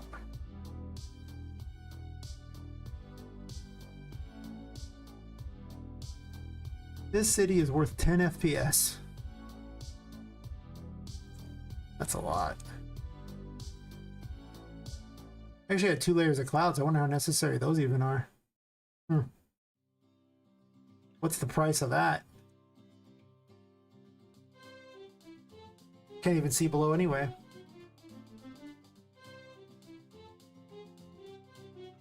Might as well cut out the things that don't matter. You know? Like, it's cool, sorta, but...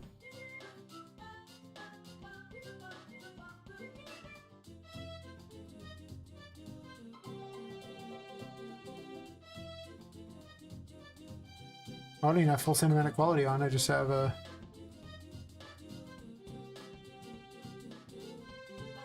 other stuff.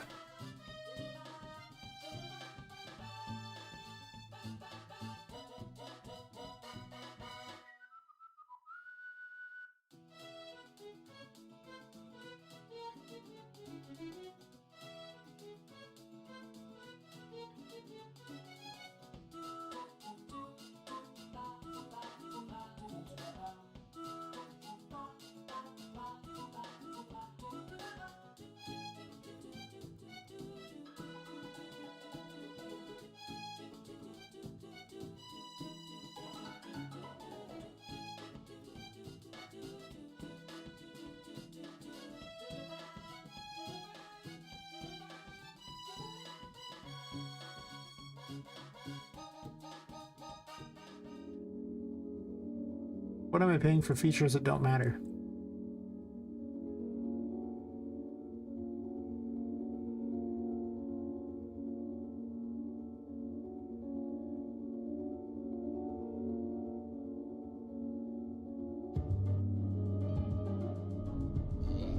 Quite a bit. And all these summoning does take a bunch, it's true. I'm paying a fair amount. Second cloud layer doesn't really do anything, and I mean, it does drop down quite a bit periodically.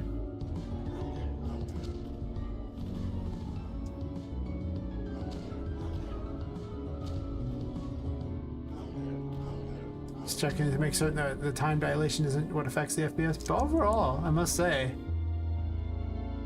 once it's got everything loaded in a room, it's sitting upper 30s. And largely the gameplay hasn't changed one bit. Oh, there's no nav mesh. To make the test fair, there should be a nav mesh. Right? And have it not have a map. Wait, what? Oh, yeah, the front door thing? Do I even care about that? Whatever. I'll probably keep it just so I can zoom in on and show people the thing.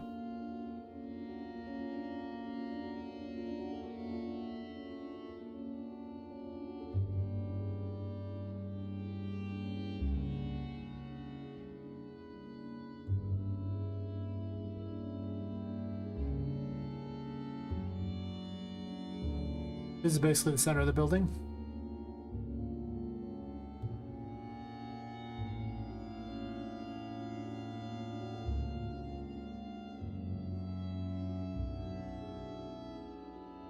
Oh nice, how'd that go?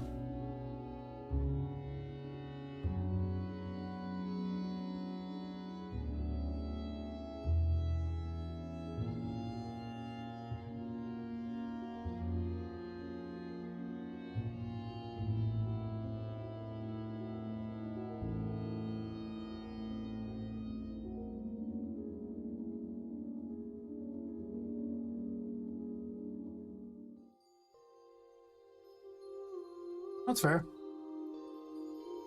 I'm actually worried about things being loaded. Because I have an entire extra city in the background. About that. Like a boss. Like a boss.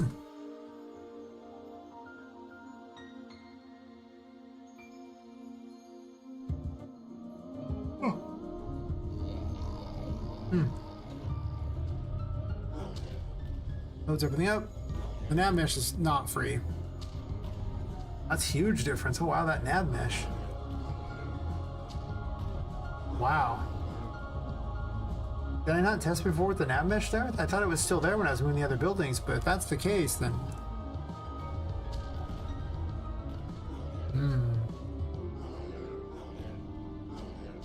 Enemies ain't free, yo.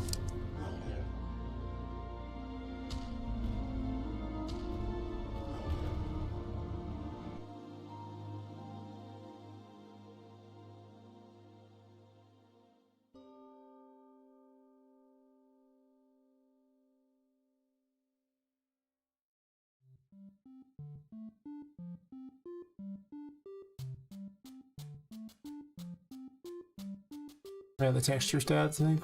Which was the,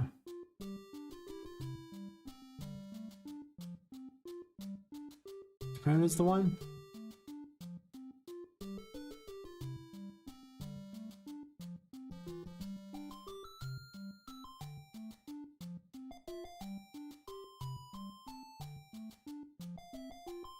Hmm.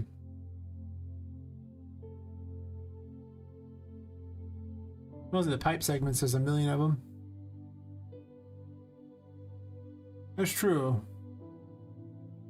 That's the other thing to notice. You might think that there's only that many actors, but there's really a lot more because all the splines have way more things in them too. So it's not free. Not free at all. Hmm. Hmm.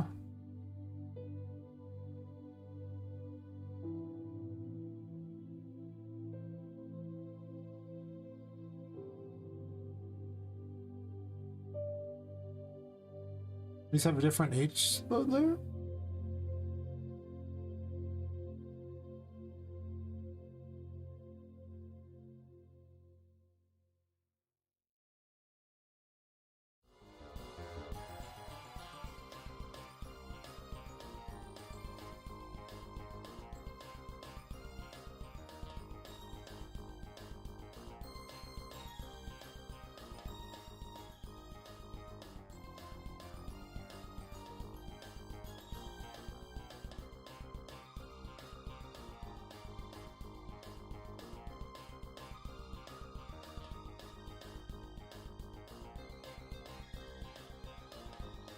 Sucks that I can't just tell it to include them all in there because half of them are included, so it has to include them all, and then it'll include them all again.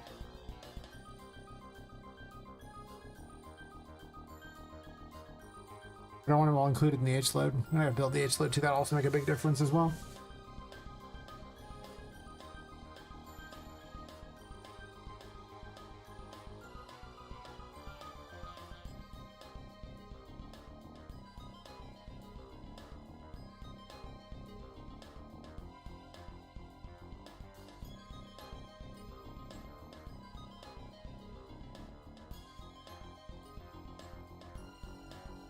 It's only with 2,486 objects, so you know it's gonna be take a moment.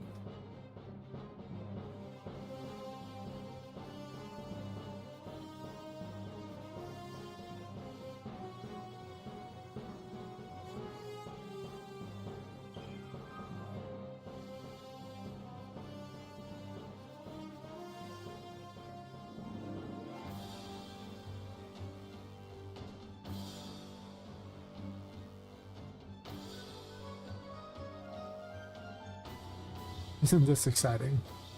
I should just build stuff instead. Optimization is like the most boring thing possible.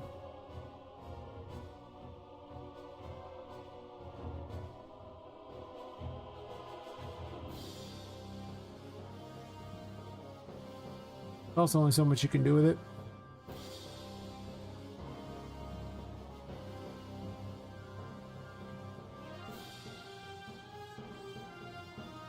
But if their open world system can't handle having a lot of interactable things, I would rather just break it up into smaller areas and load them as I go, as opposed to use their open world system, if that's the case.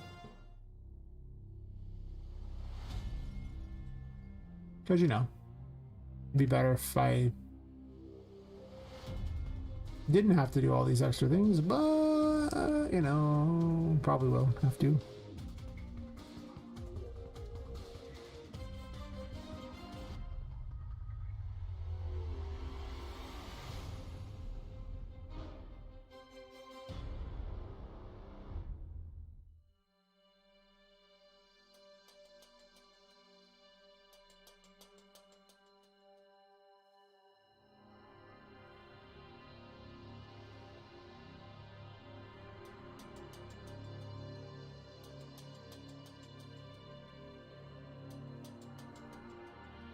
Reminds me, I guess I wasn't following her.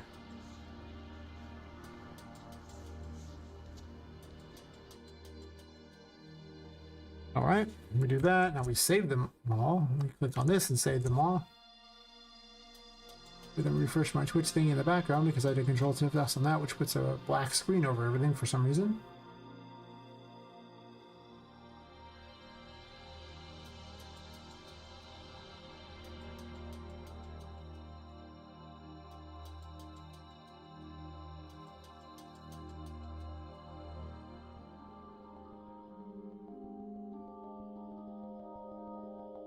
Oh, and then the last thing I need to do is build all levels as well.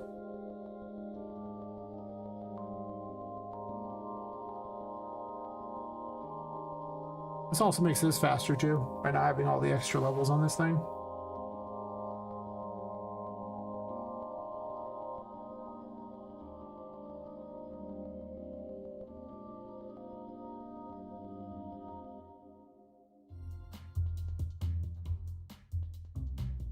I guess to be fair, I think I had a content browser open, which also eats FPS like crazy. I don't want to close those two. Like, they're so heavy. Any of the windows for the engine.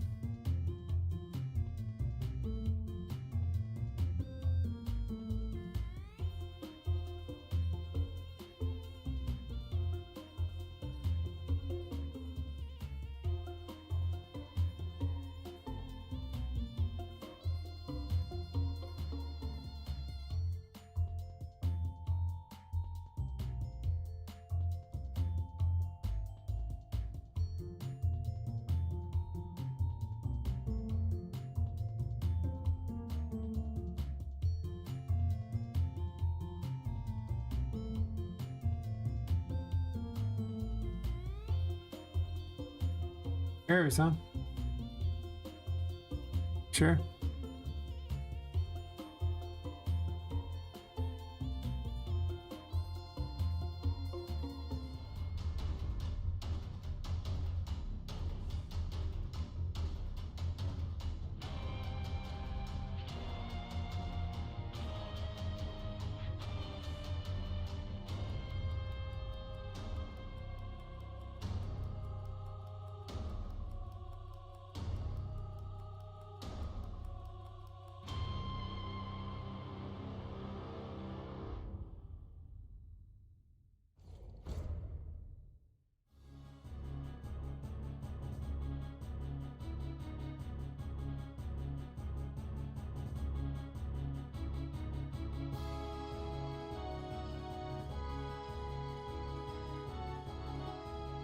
It actually doesn't do very much to rebuild it, so I guess I hadn't really done that for a while either.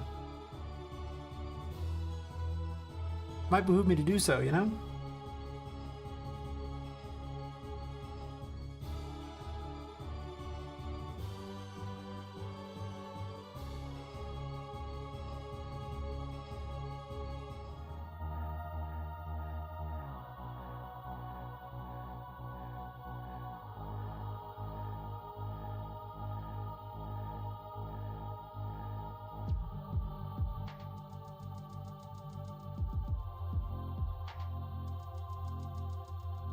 After this, I'll probably just go work on something else. I don't think I really want to sit there and mess with this all night. I don't feel level designed out.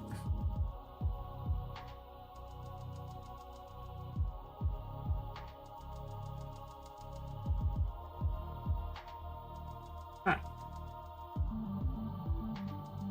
Everything is loaded. Everything saved, I mean. Close side windows since we don't have additional anything doing whatever it's doing. And we test.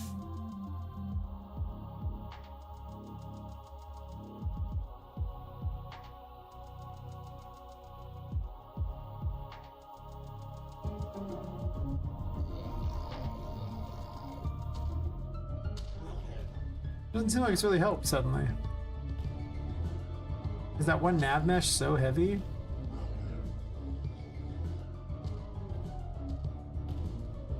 I guess to be fair, it doesn't need to be anywhere near as big as it is. I wonder how much the nav mesh affects things. This is something curious here, I want to know about.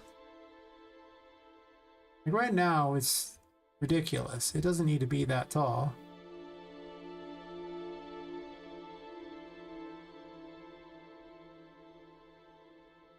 Honestly, probably like 50.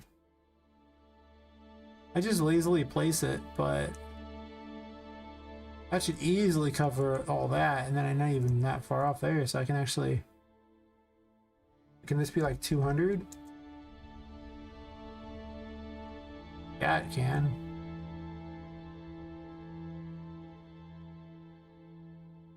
Like, I could run that and it'd be like way smaller.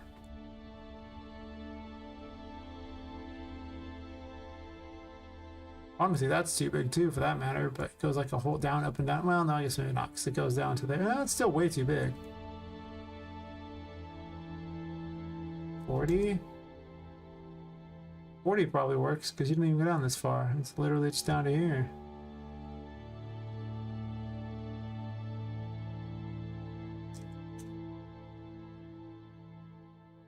Okay, we're not as good as before. You live in a very weird place. How do you even live there? I don't understand. Like, internet is life. You probably have to do these weird things like talk to people and have friends or something. Freaking weird. Who does that? It's like going outside. Wow.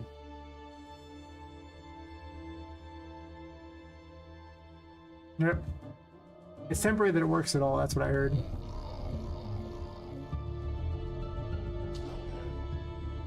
So the bigger nav mesh actually does have a cost. It's not free at all. Wow, open worlds are terrible. Holy crap.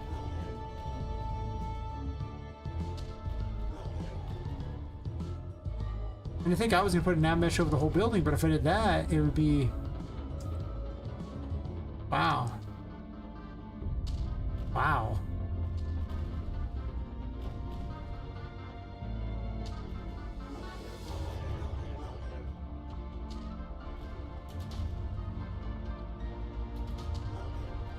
Can I eliminate the need for a nav mesh entirely? Let me check this here. Like, what's this really costing me? Because it's possible to make things move without a nav mesh. You just can't use the move to target. Yeah, I move to, but it's so heavy. I'm debating on if it's worth having at all. I mean, look at that. Look at the FPS when you get rid of that. So it drops it when it's loading, but you're back up to around like 40 or something most of the time. Well, some of the time. Upper 30s for most of the time. Something new loads in, it like has to take a second to do its thing, but again, look at how high it is. That's...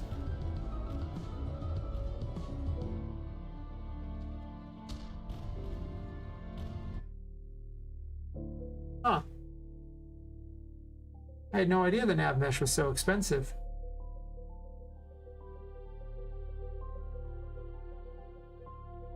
That gives me pause.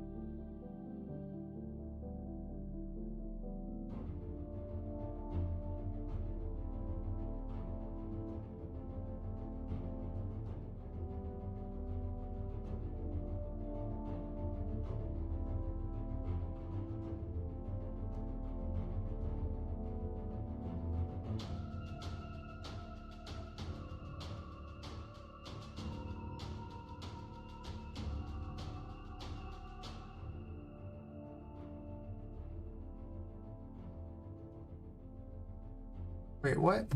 Navigation invoker?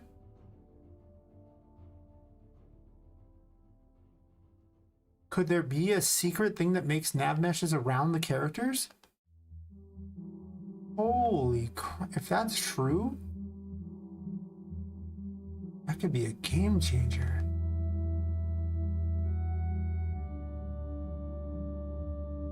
Called navigation invoker.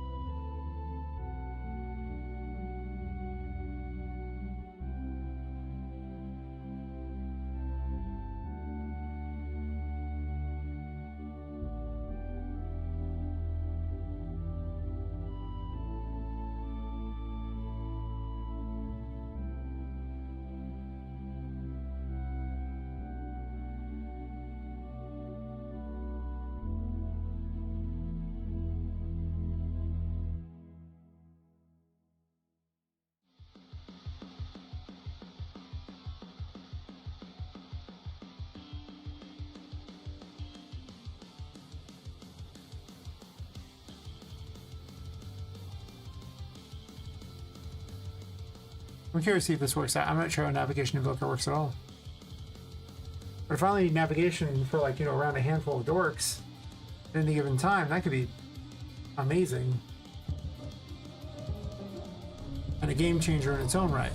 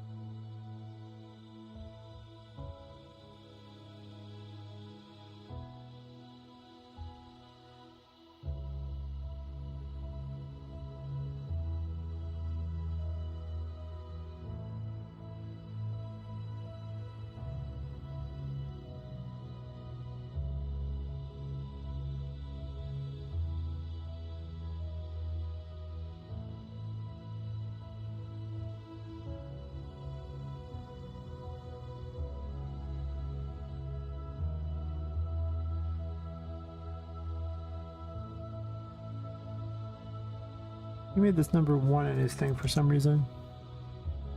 I'll bite. I'm gonna see what happens when I do this. First off, if I never have to watch it calculate a stupid nav mesh thingy again in my life, it'll never be too soon for that. But, you know, like, that part sucks.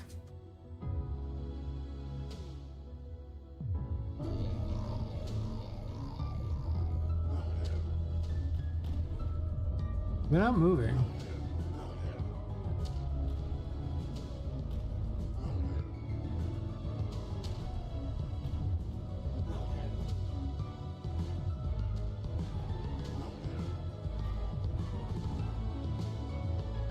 Yeah, he broke something, got us all the buckets. Pretty much how it works.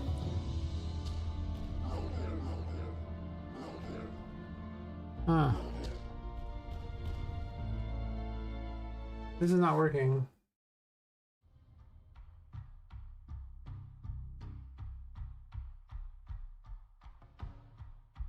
But it may. Okay, that should be.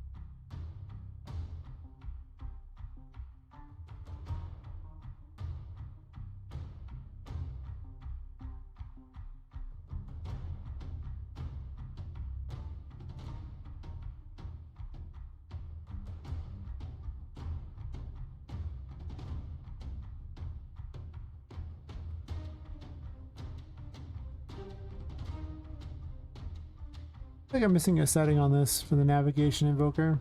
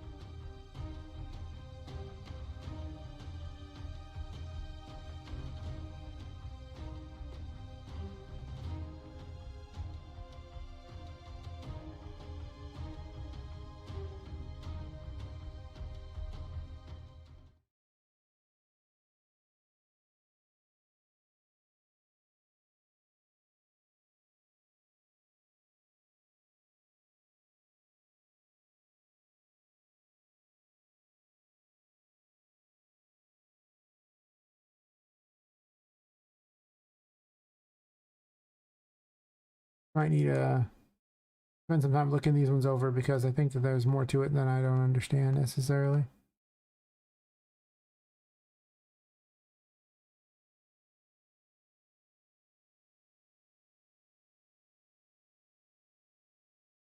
There's like project settings you have to change, which it looks like I changed them already.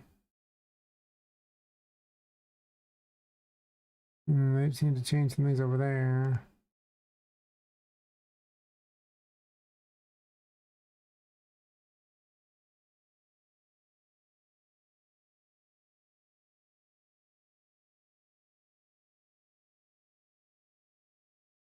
Set as runtime generation to that, sure. Dynamic, which I have.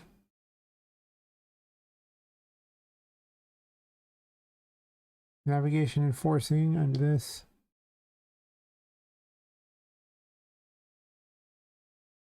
Sure. I have exactly that as well.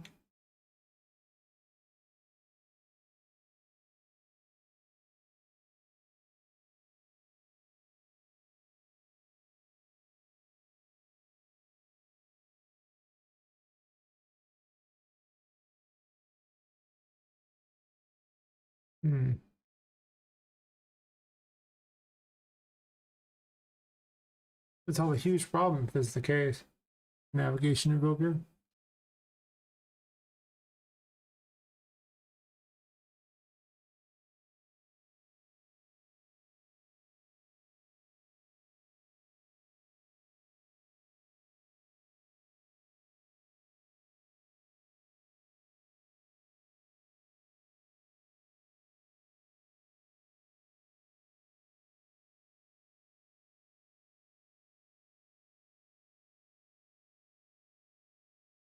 Advertising Assassin's Creed Shadows. It's funny.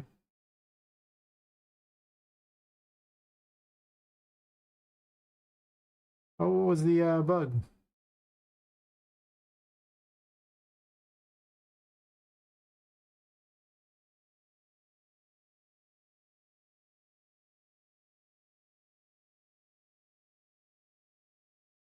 Ah, those pesky arrays. Not just cleaning themselves. Jeez.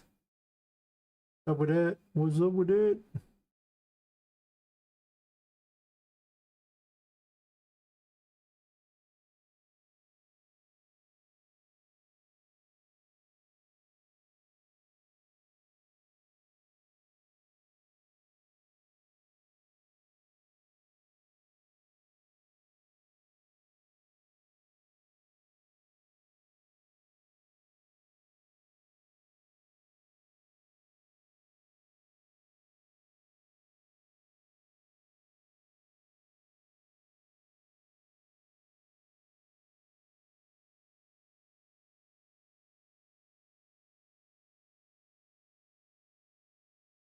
I was trying to figure out what this guy's doing in his little video here.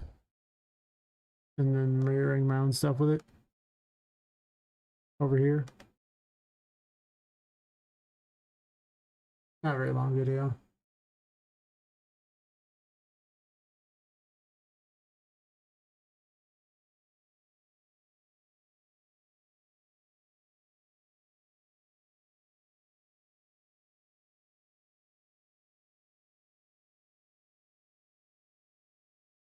He lowered his numbers, but that doesn't make a difference. That's not going to change if it works or not.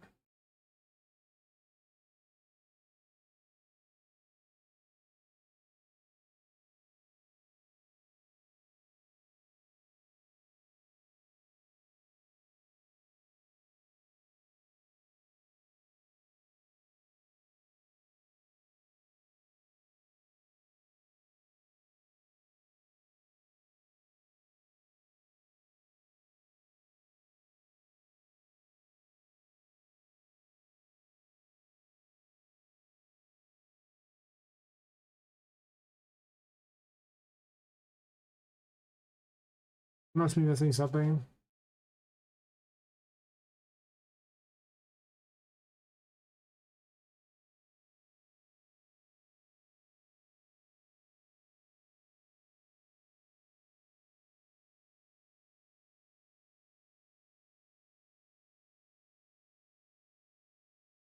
What might need to happen? I might need to click compile again on these things now that I added a component. Maybe that's part of the problem. I can see that being an issue. All I do is click compile on them.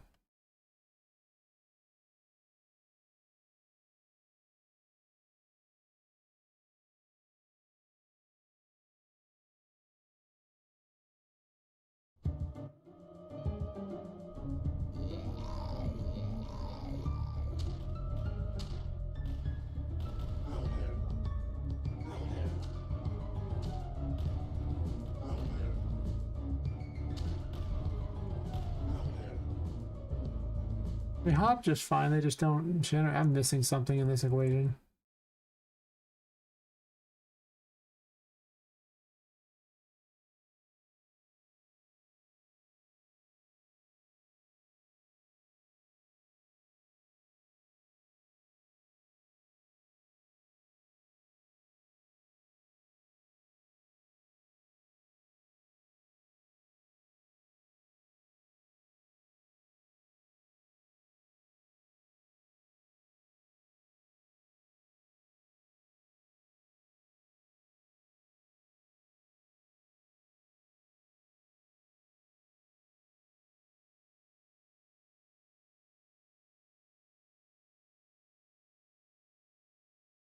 Unless it only works with like nav meshes or something stupid like that. That'd be lame. Oh, that meshes with landscapes.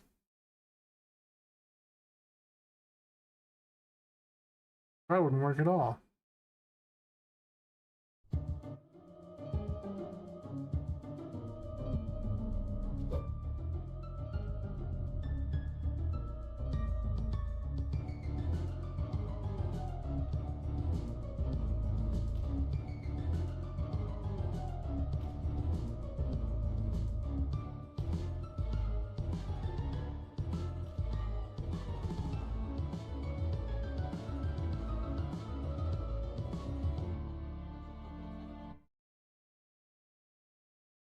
Are you messing things up?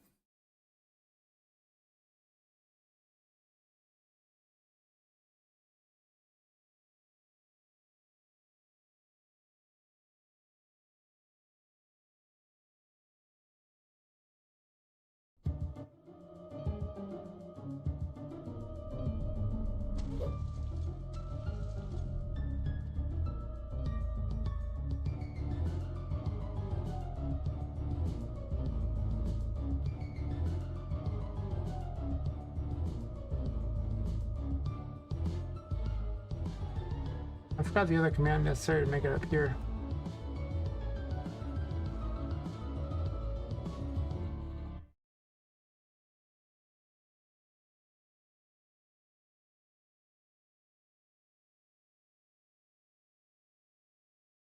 Everything. Put all the logic in the function library. You know you want to.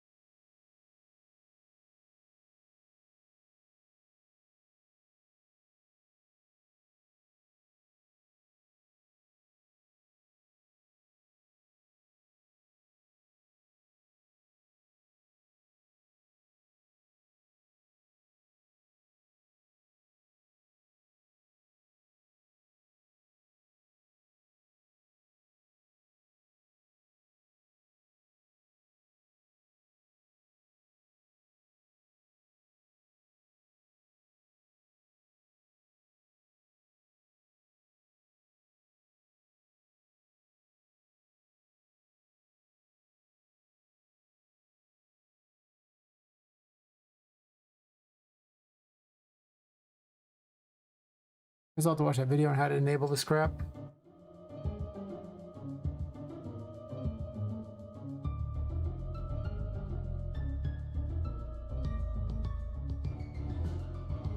They're clearly not moving.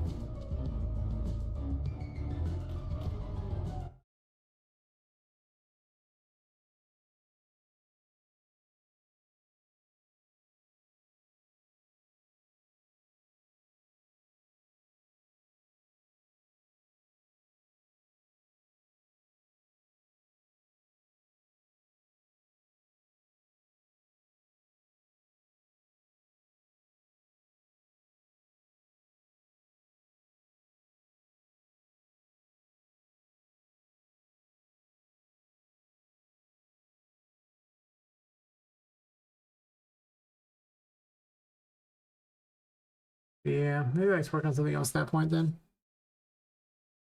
I don't have to watch a video to figure out exactly how it works. The fact that it exists is very handy. I'm clearly missing something. We'll probably literally have to watch a video, and I wasn't going to watch a video on stream or something like that because it's kind of weird. But I must say, the difference, if it could generate nav meshes on the way, would be insane.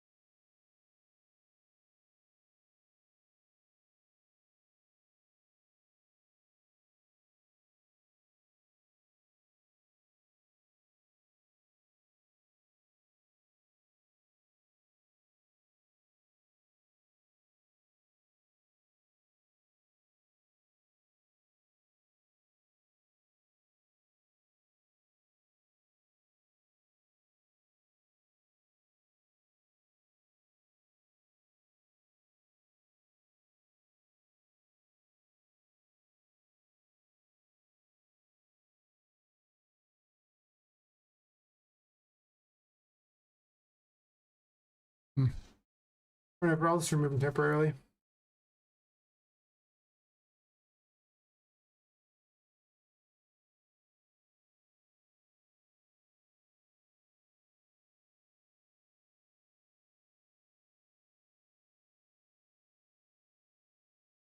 The game work for testing or something instead of what I was doing, which is not working for testing.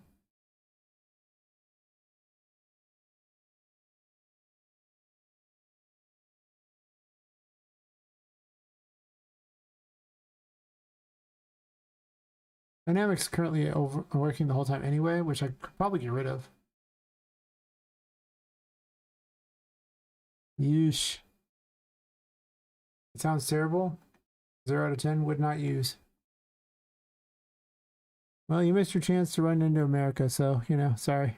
You'll have to find another place. Previous president, you could have just ran across the border. New president, he ain't letting you just cross the border. Sorry.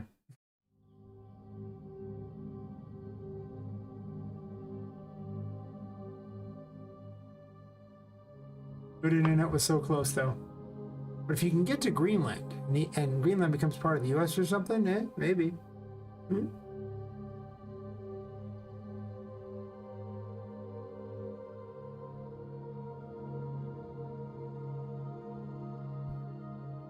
I definitely don't think I could live in Madagascar, that's for certain.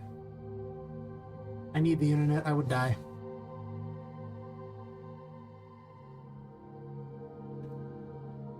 It's required.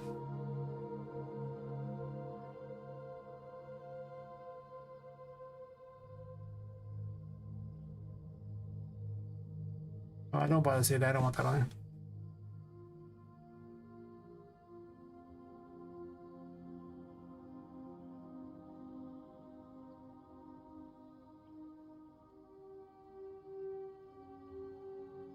I would.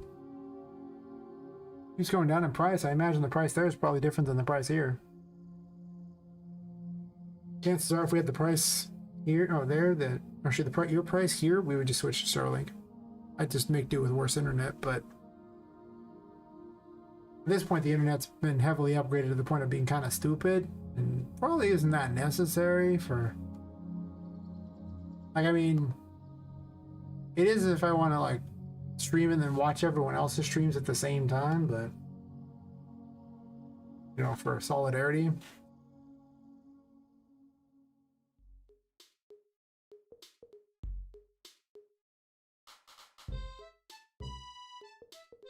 All right, so I was working on the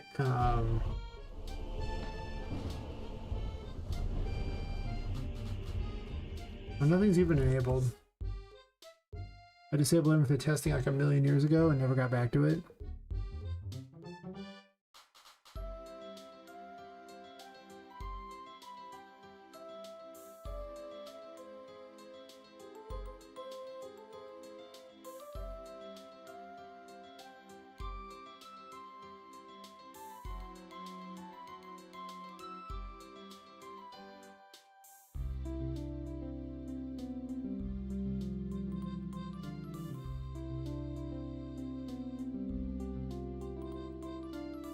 Actually, quite a few of them working now.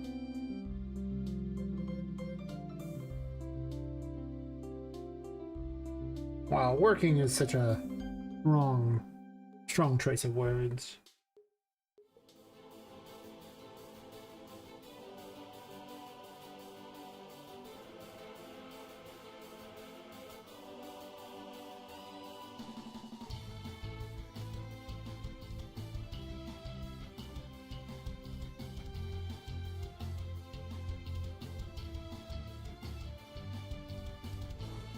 Well, the worst part is, it's still not even that many of them. Like, I haven't even gotten 22 of them enabled yet, have I? Gross. 6, 8, 10, 13, 15, 16, 17, 18, 19. I haven't even gotten 22 of them enabled. We're not even a third of the way through all the abilities.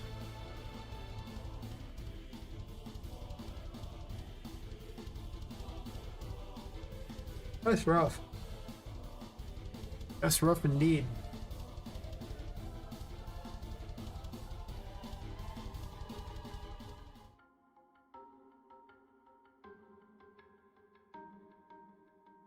Not sure if I'm testing out NPCs or not. Probably not, but whatever. I'll enable it all. Dev stuff. Well, that's good.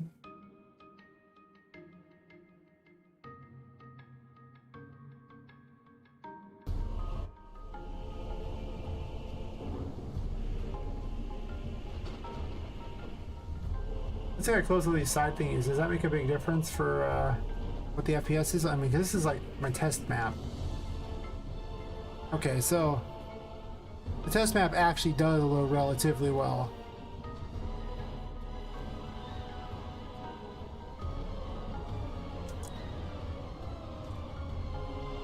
For the hidden stuff.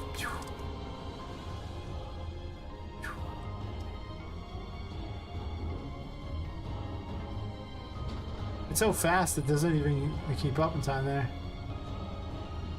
Because I redid the Hierophant as well, so it was way better.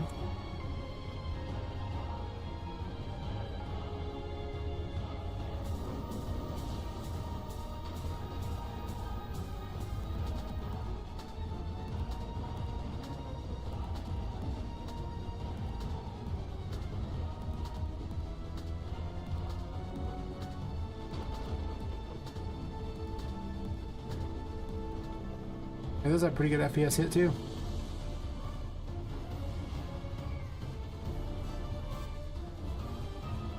This isn't even on the ground, but I don't know, it's a test world anyways, who cares, right?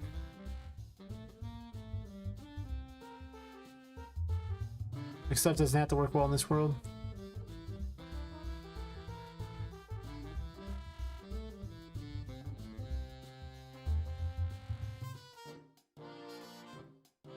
I did make one new ability. This one's just bugging me that every time you activate and then deactivate it, it doesn't disengage properly.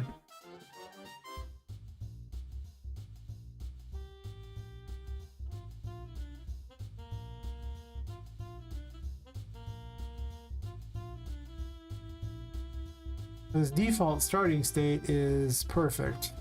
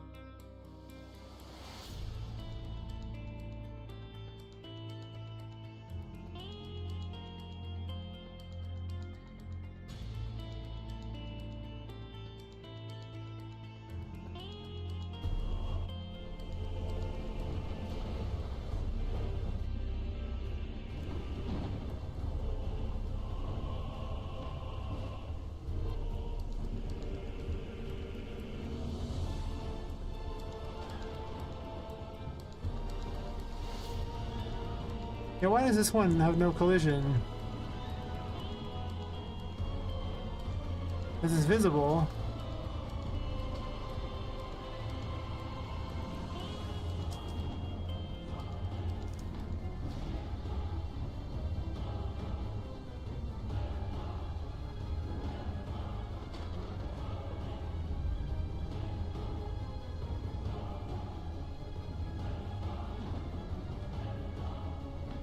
Yeah, and they just have like permanent collision.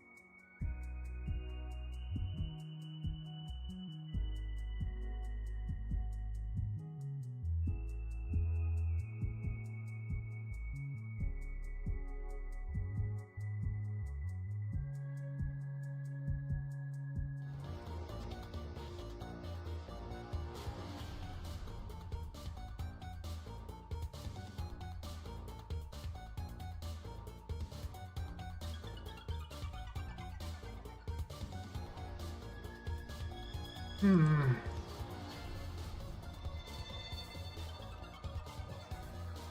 Guess we're print stringing things. I was just debating on what I want to do with all this, but I don't have a good answer yet, so I'm just gonna go at it and see if I can figure it out, right?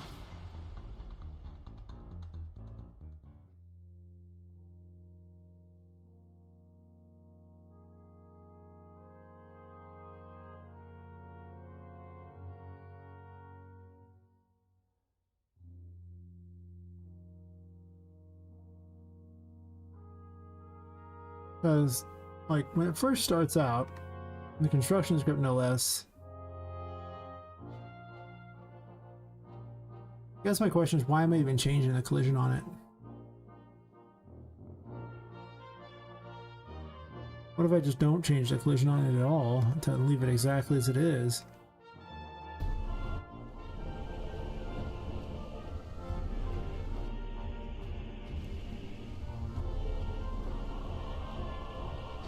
She's the one known as Poppet Moon. Again, like, I can stand on it.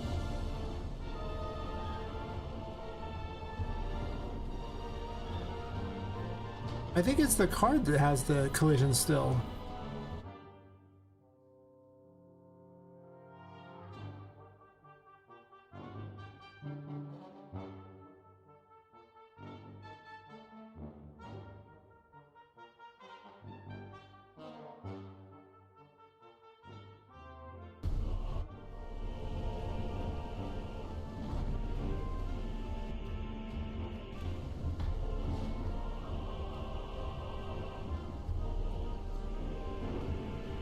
There we go.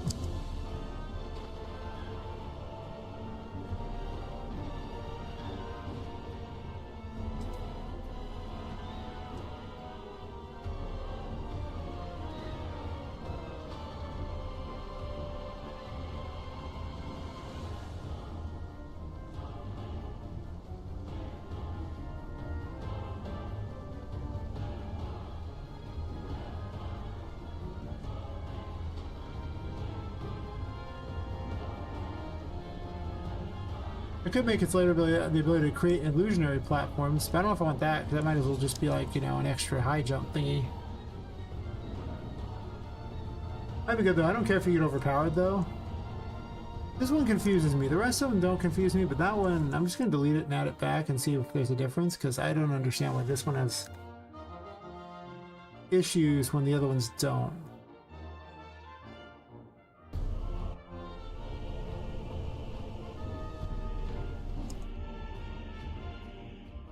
So, you know.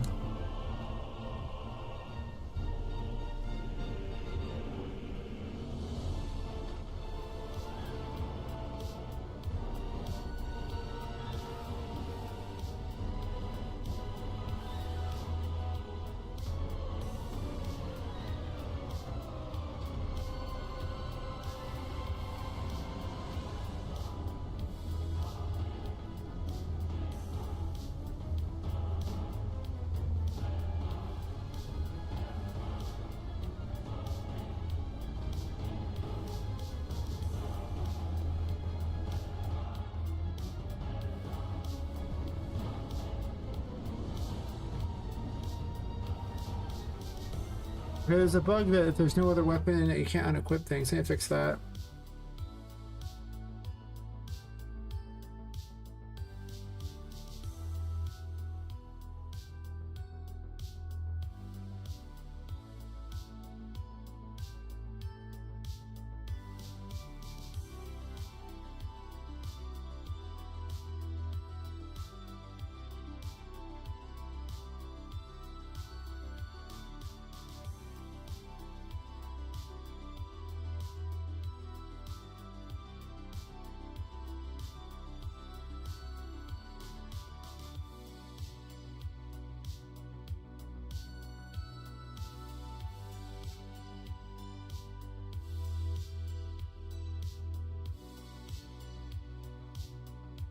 All the other ones unequipped just fine.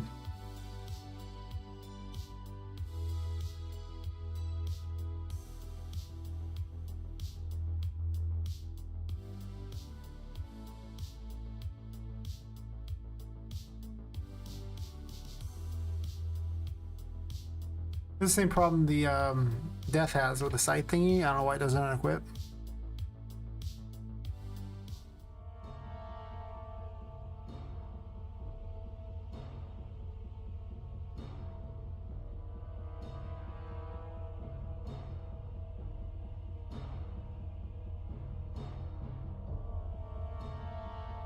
My neck hates me. It always hates me.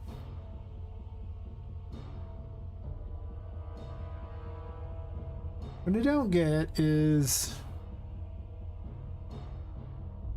why it would fail on one and not the other.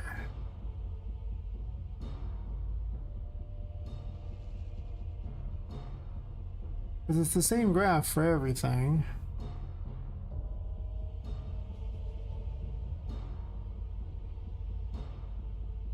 I guess I didn't add a HUD. But I don't see how that matters.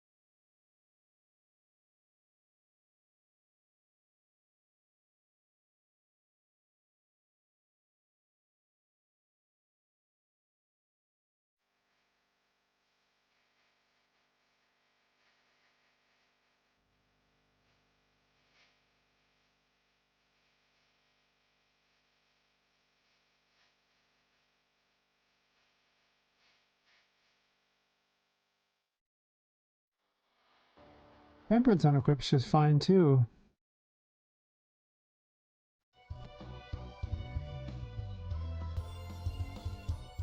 If I give it a HUD, will that just fix the problem? Does it like just have issues? Because maybe that just solves it, in which case I don't care anymore. I wasn't gonna give them all HUDs, I guess.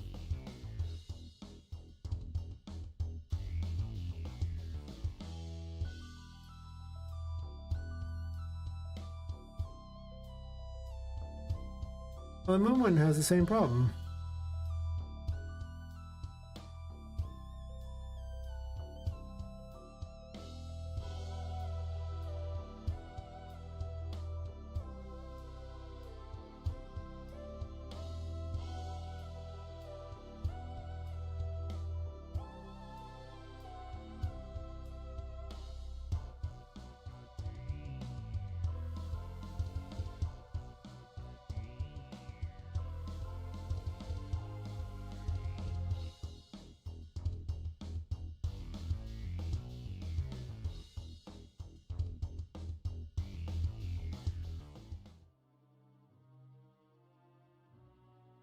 Because it calls an event destroy thingy, and that doesn't have it in there, and so that's what's happening. It's not destroying it. Well, technically, I'm probably gonna want all this.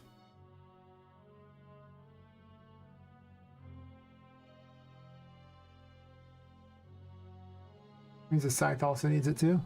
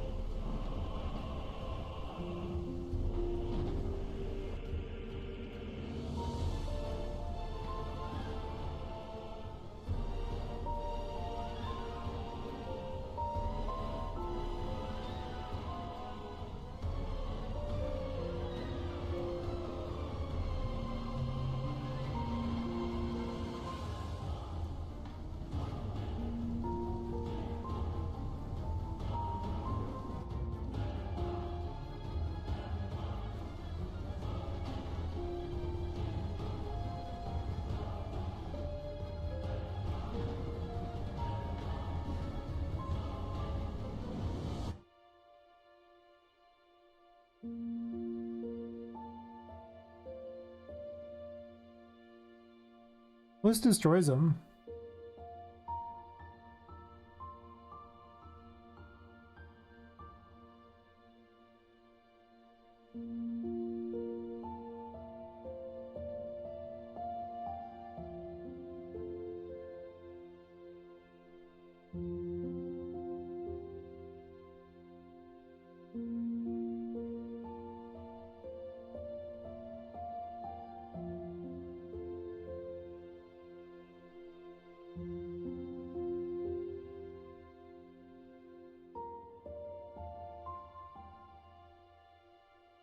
I'm a bit confused on these ones because I literally just duplicated some items in order to make them.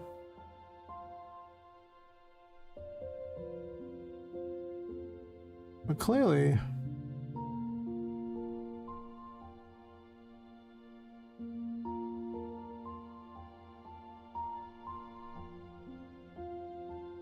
Clearly that didn't work.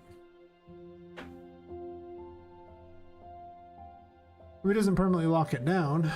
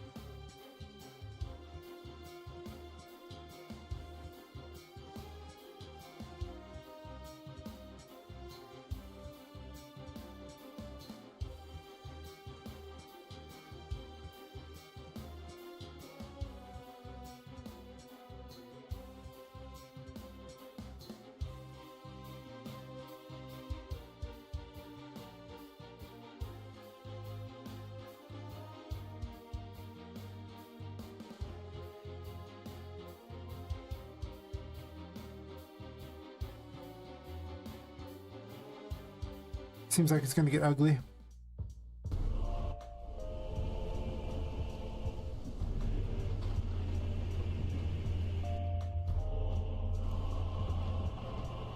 Before it gets better. Mm-hmm.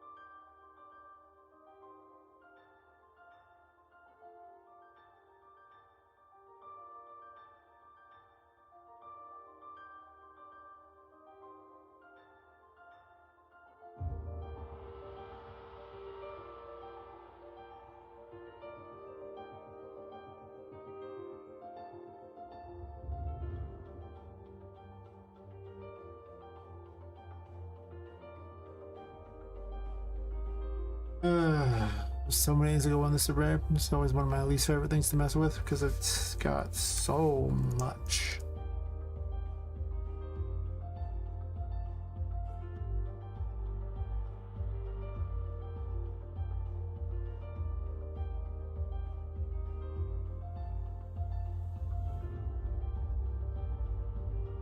It didn't equip either, actually, so I think it's before it even gets to it. It makes sense.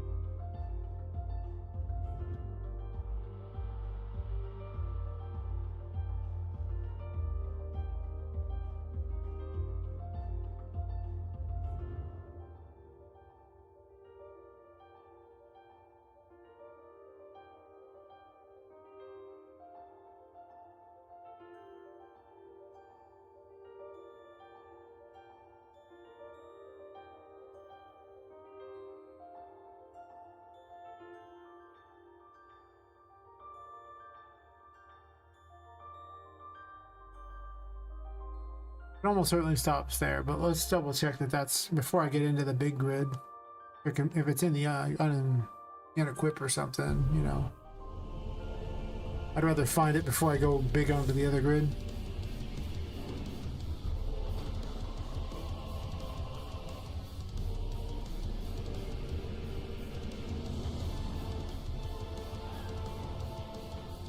Then it goes all the way through those.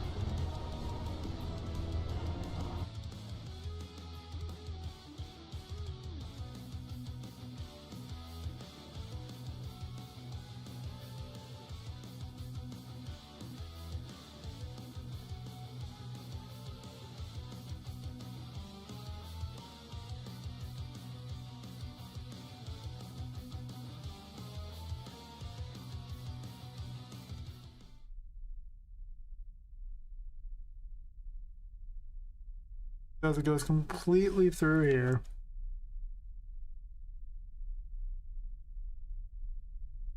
I think this requires more alcohol. It's going to be a long night of debugging this thing here, but it needs to happen. I've been meaning to fix this other weapon for a while. I don't. It's something I'm missing because I said it once before. All the other weapons work, and duplicating the weapons, you would think would make them work.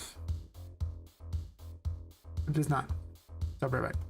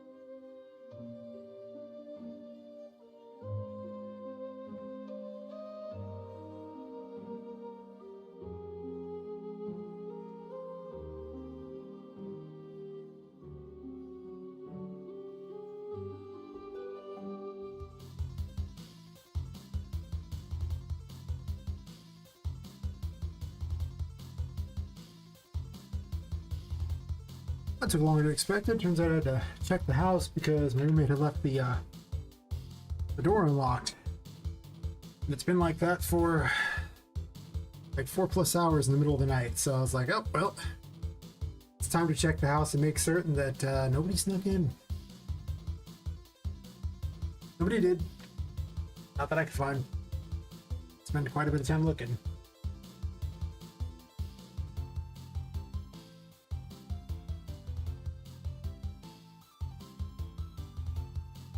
But should be fine.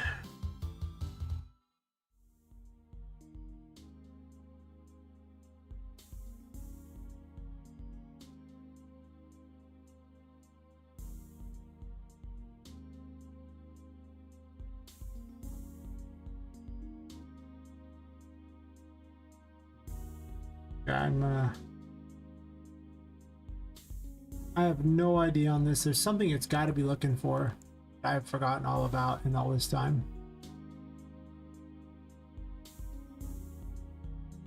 Someone ever got in here?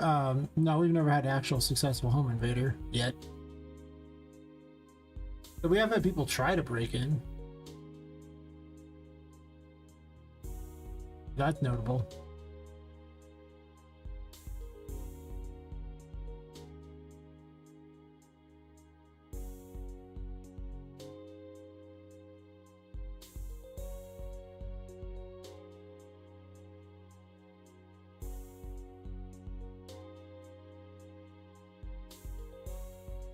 Now we're near the city, and we're on the outskirts of the city for the most part. Technically, we don't even count as being in the city, but you couldn't tell that because there's no, like, the buildings never stop, right? So, though we're not literally within city limits, I mean, like, it's just a line in the sand versus anything else of any real importance. Hmm? Nice way, wing poop. How'd your stream go?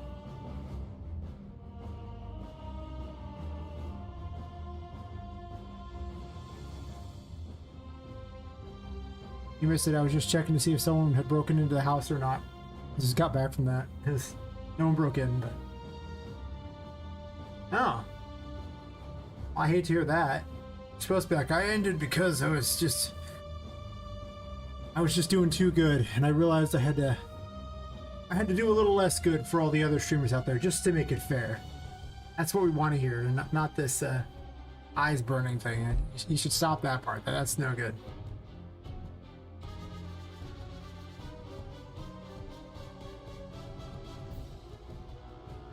Yes. Brew code, yes. I'm hunting for a bug in this system here. I keep adding a bunch of crap.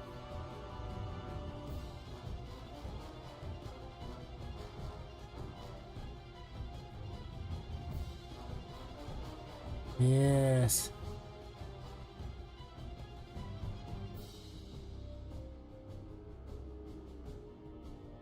When were you? It's the moon one, okay. I only really need to make one of them work. I'm just curious why they don't.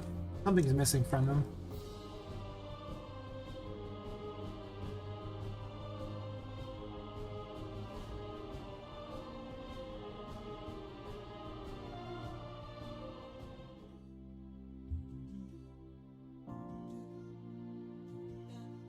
I'm just curious where it even arrives and all that crap before we even get started and the rest of it. I connected with the rest, is right? I did.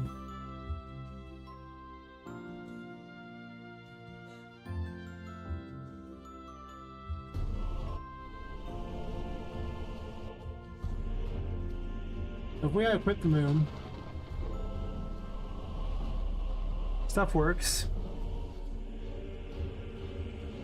Equip the star or something. And the star doesn't truly equip.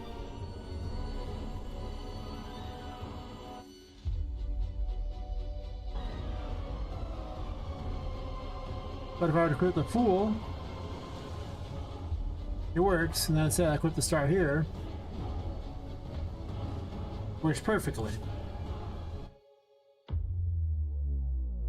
But what was different? It has to be on the weapon itself. There's no logical reason why this code would fail on one set, not the other, if not the weapon itself having different code.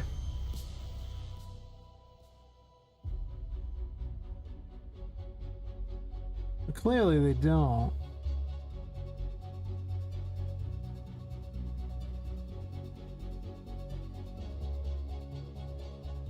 That's interesting right there.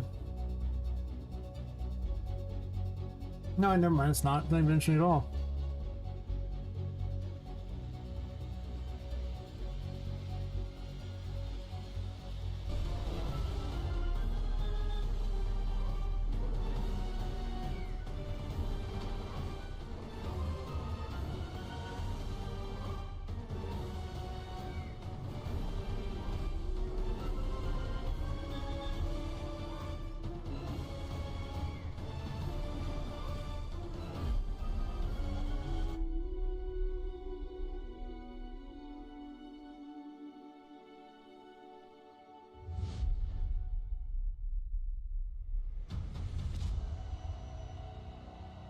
It's like it ends at equip and right here. It skips equip 2 and 3 on those.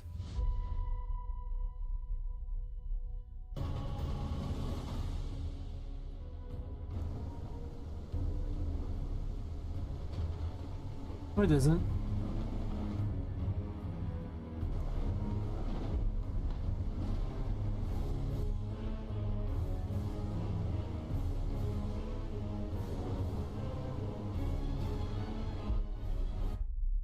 None of those seem different.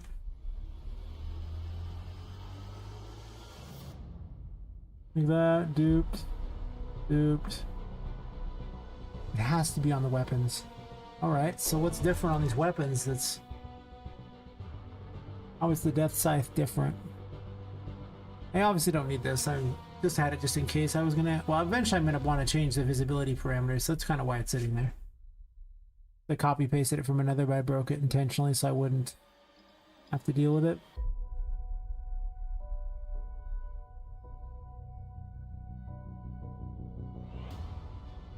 Well, this one is invisible, right? I already changed the visible, so that's... did not.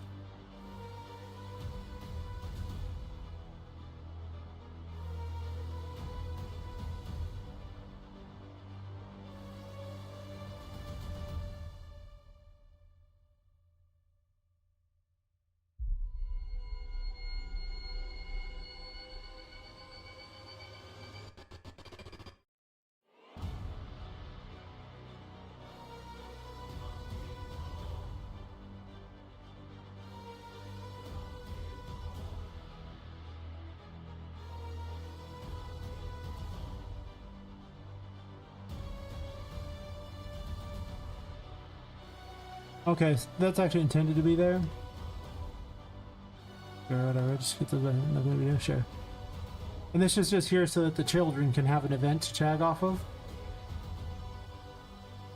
The weapon here happens immediately.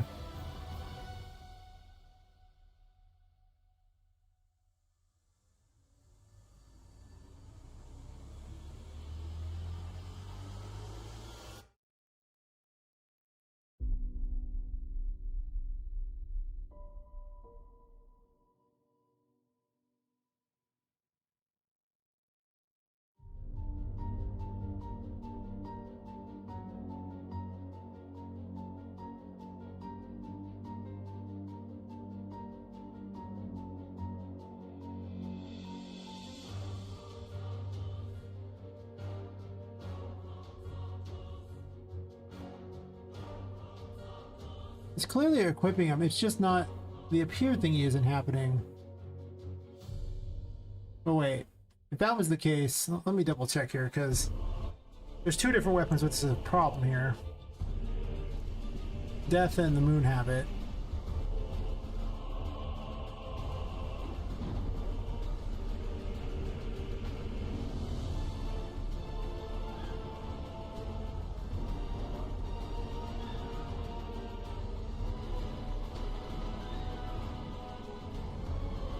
That's interesting.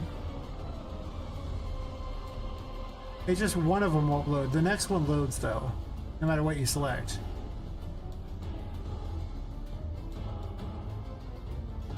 So if I select death, it doesn't load. Oh, never mind, it loads from that one there because it's a perfect one. It's whichever second one you select. So I'll select this first.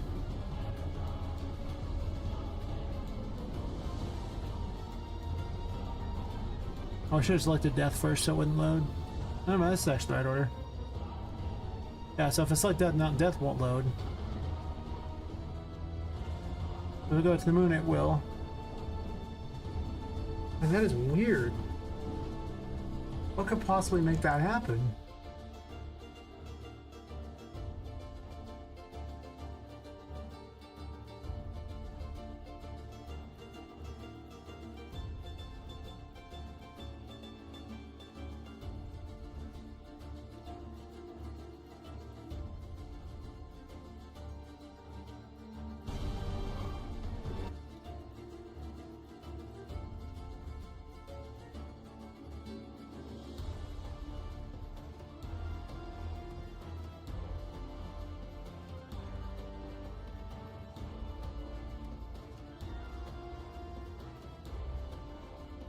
It can't be an individual weapon then. Because if it was that case, then why can't I make it load by just switching from anything to it? Like, you know, like it just, the first one I switch to of those two does not load. Unless there's some ability I don't know about.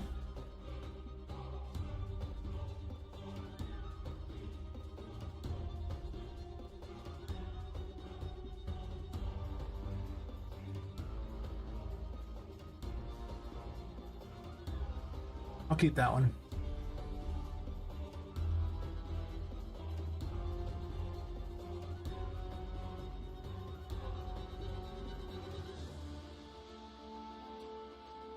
And this is just telling it to unequip each one, so it doesn't really matter. And if it's not valid, just tell it to unequip the next one, so that doesn't matter.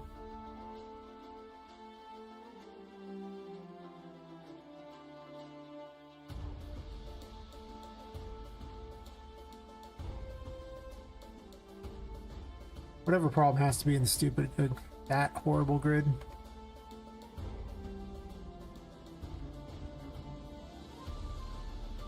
I need to put that anyway.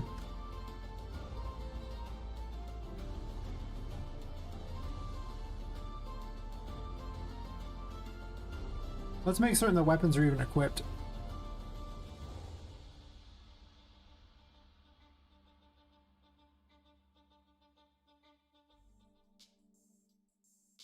Right?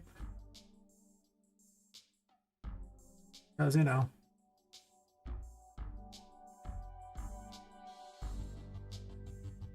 That's kind of important to note.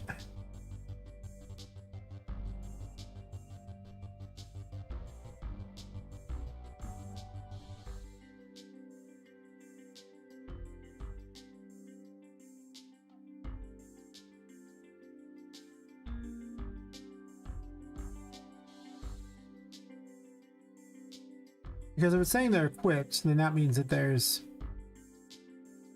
Well, probably something with a weapon, in all honesty, but I don't know what could be wrong with a weapon. Especially when one is like just literally duplicated from another one.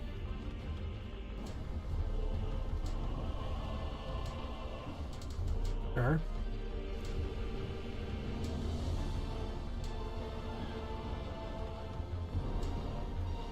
They're saying they're not valid.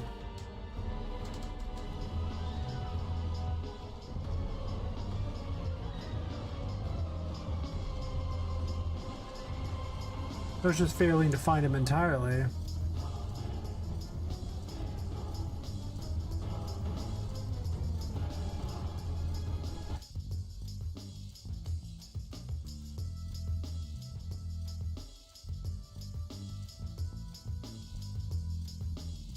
Well, the weapon up here wouldn't even make a difference because it hasn't even hit that point yet.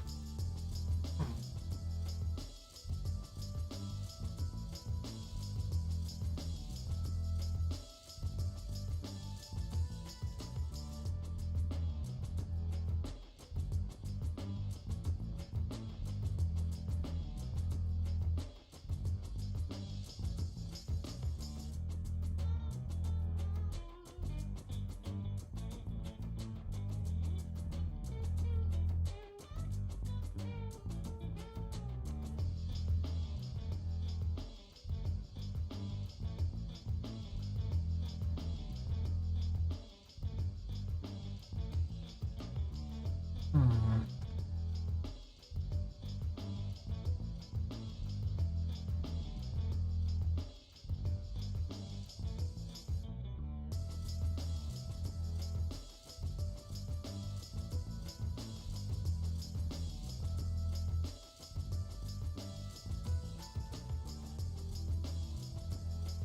What is phases in even? Like, where is this even used?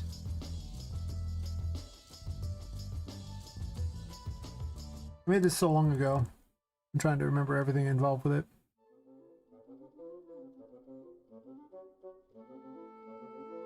I'm fine with the name. Leave the name alone. It's fine.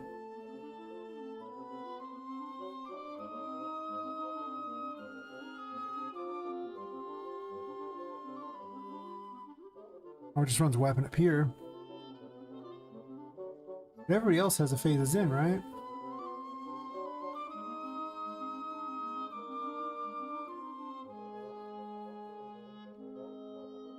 Empress doesn't even have a thingy, does it?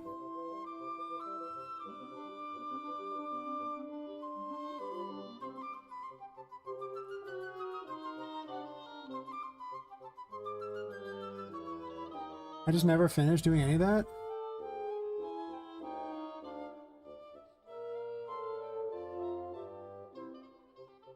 Are you marked as phases in?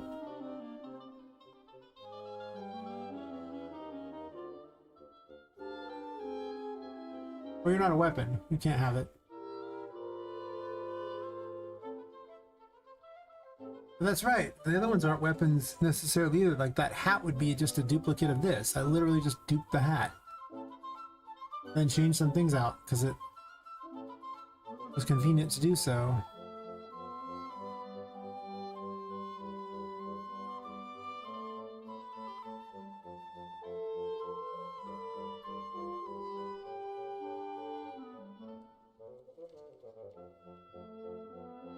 Well, whenever something is random, it's usually a timing issue.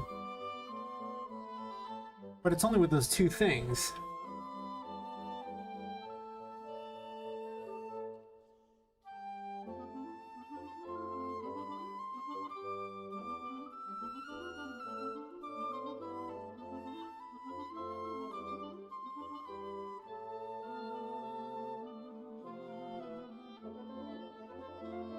Well, let's play tag.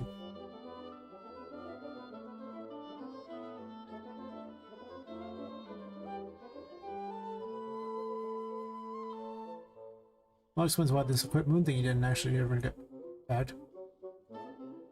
I know why this widget thing on there, I don't need it.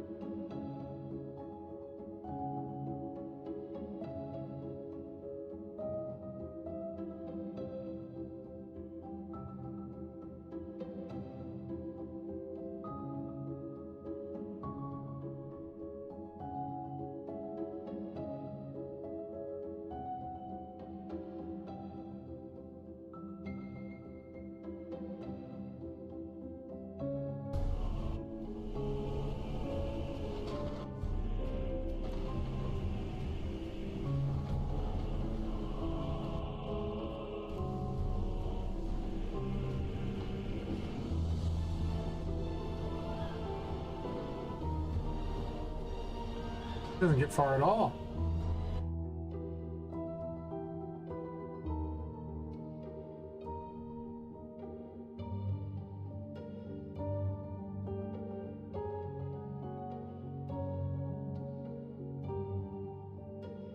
Right there would be the quick craft moon thing, he doesn't even do it.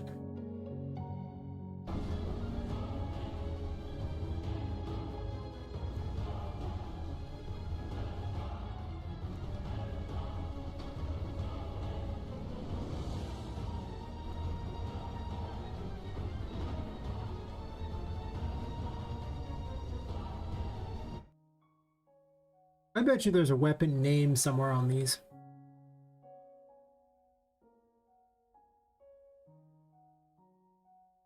That sounds like something I would do.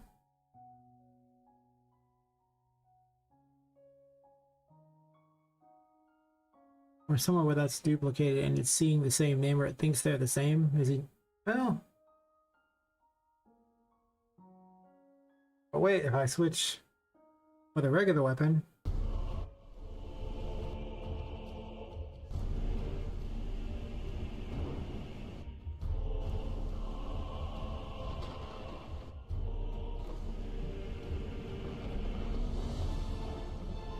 Won't do it on that one either. It doesn't matter which one you switch to off of those, but only if you switch onto them.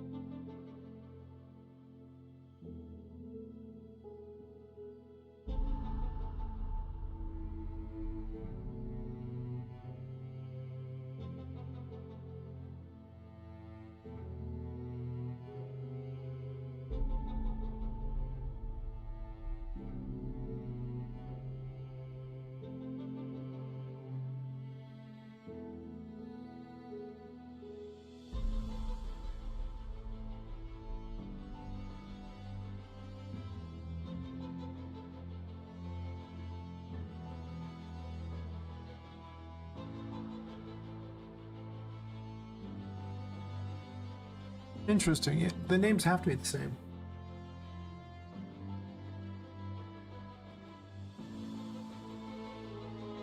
Because what it's doing is it's proclaiming they're the same name here. And then going up to here and be like going, okay, well, do this and just unequip it. Okay. Where are we setting weapon name then? I thought that was pulled off the thing, but maybe it's not what I think it is.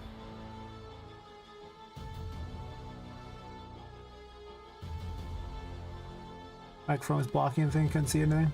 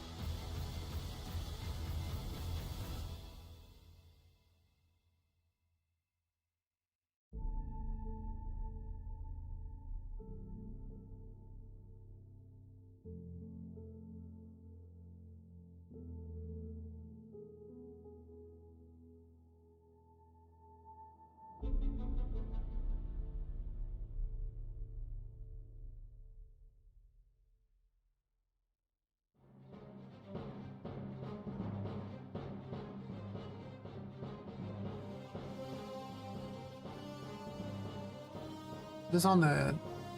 Well, it could be on that.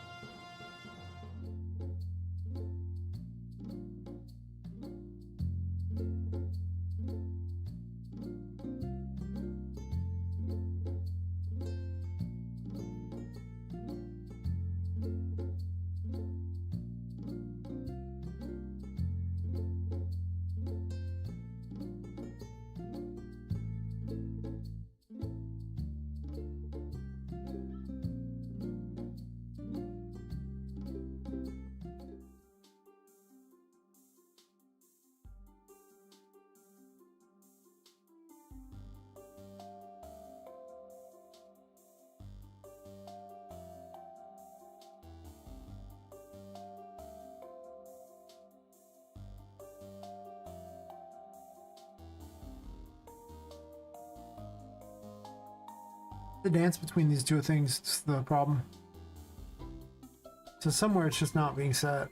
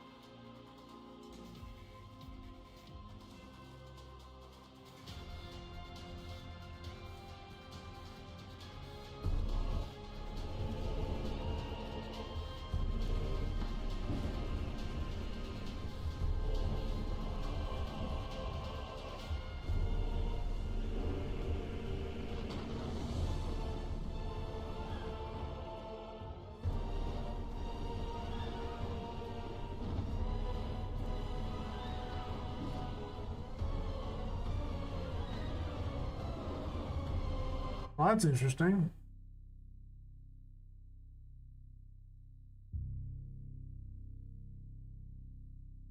So it said, hey, you know, this is the moon, and the previous ones were both death.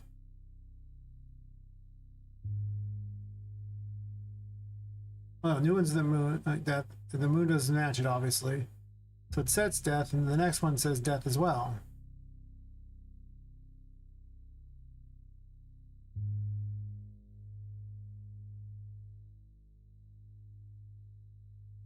First off, it sounds like I'm almost setting this twice. Like, I'm not sure why I'm setting this twice.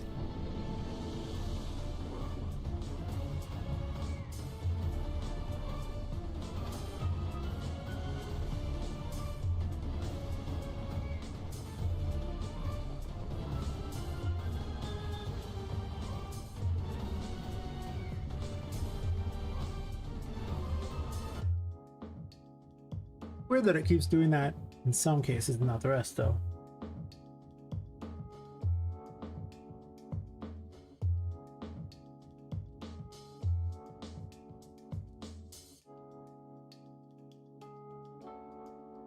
That's how it should play out. The previous one should be the only different one. The rest should all be the same. And that one worked. This did not, even though these are different, and therefore this should have...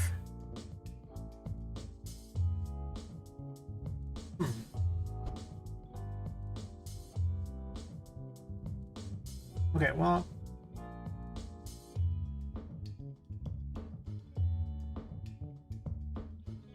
I think I get rid of this entire setup here.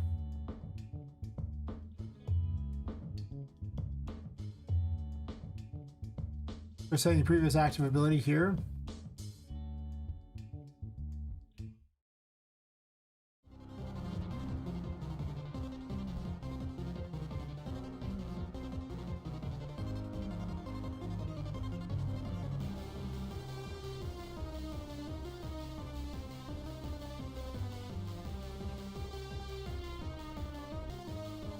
I kind of wonder why all this wasn't merged onto one graph in the first place.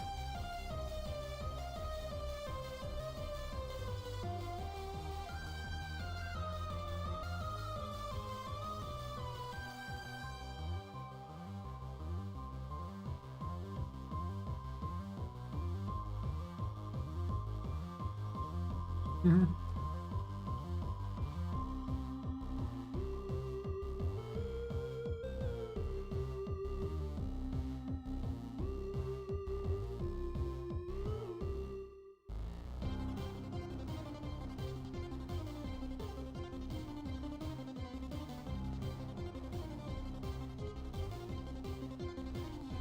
I think I'm using it more because I changed the entire interface system. Originally, you could actually swap between 4 different weapons used with hotkeys.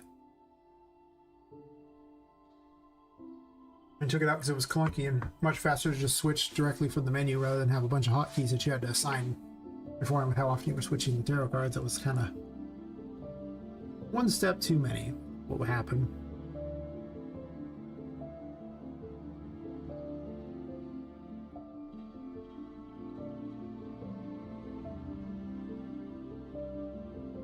Well, I guess the reason for setting it here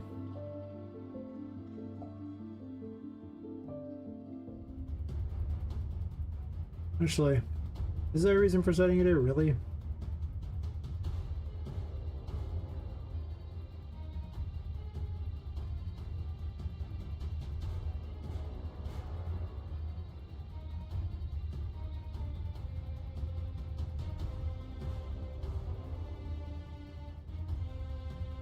What's really happening is it's saying this is still valid.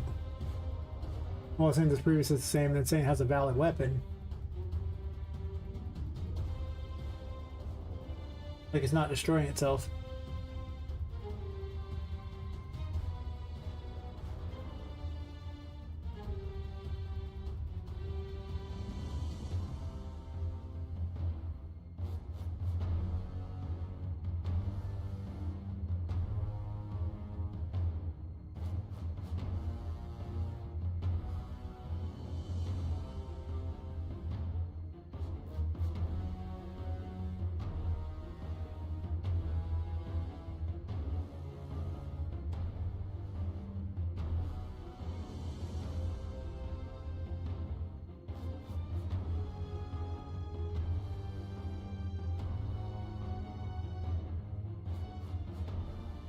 It looks like Poppet's responsible entirely for destroying the weapons.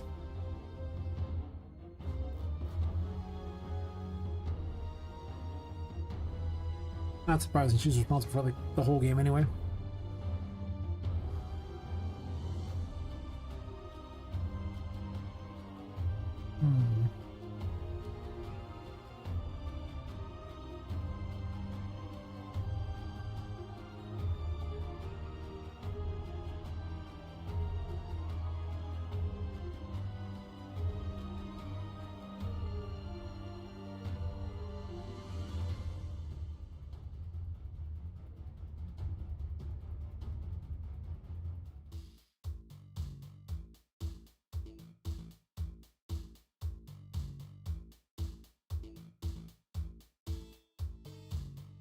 It just goes to destroy equipment.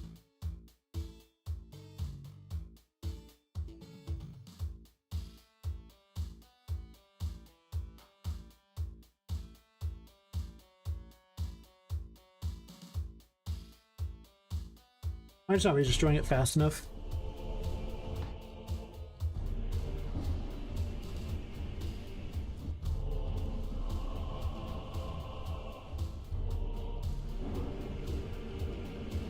That's what it was doing. It was finding it was still valid after the order to destroy it.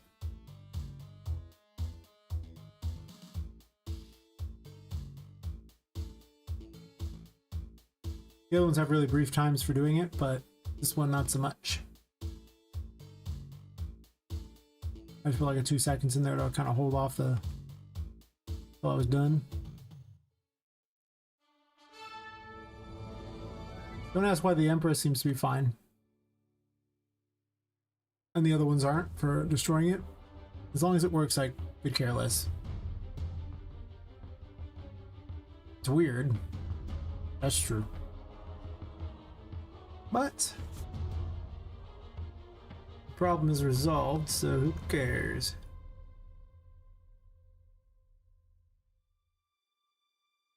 That's been plaguing me for quite a bit, actually.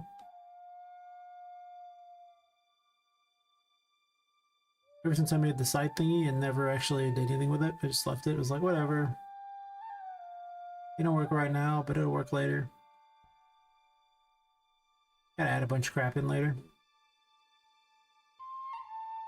But the other things are kind of sitting here. I'm probably just going to delete those because I don't really need them right now. I don't know what I'm going to make a HUD for those in the first place, or if they even need a HUD. I mean, maybe they do. I don't like this track.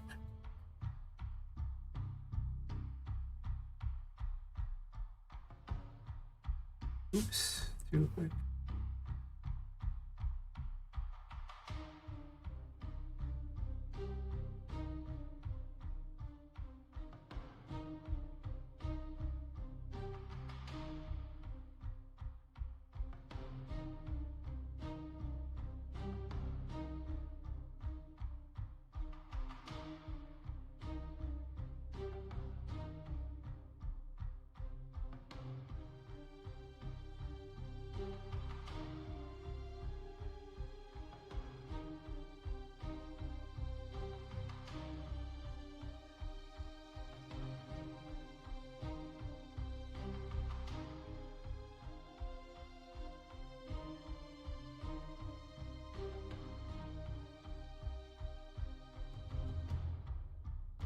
Why things are all crammed up like that? It's weird.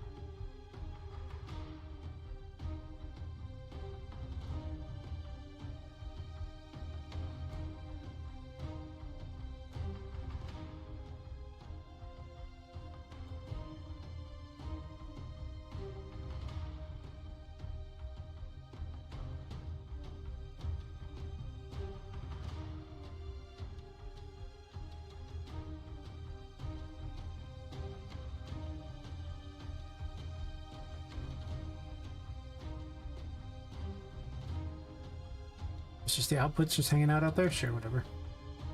Gotta let something just sitting around doing nothing all this time.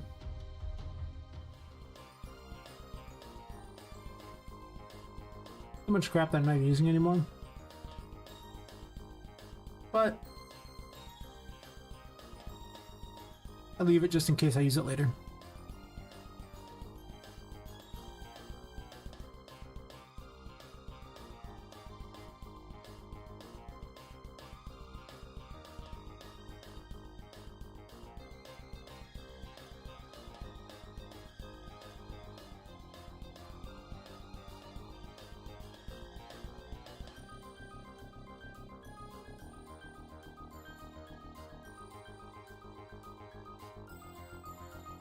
I don't think I use this anymore. I literally just broke it intentionally and never use it anymore.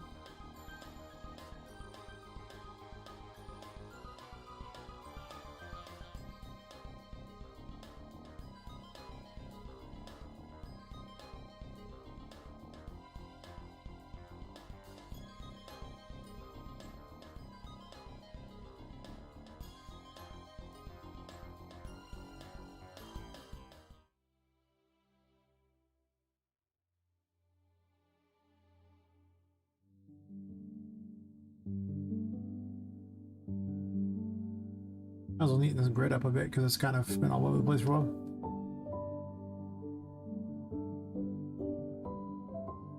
Water interactions don't even do anything anymore. Also, the underwater thing doesn't really do much either.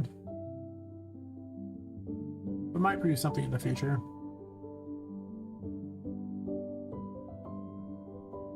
Probably. This technically do something. Room info does a lot, so we'll leave it as it is. Grid's a little cleaner. At some point I'm going to go through and just get rid of all the extra things I wasn't using. Life will be good. Probably. Maybe. Sure.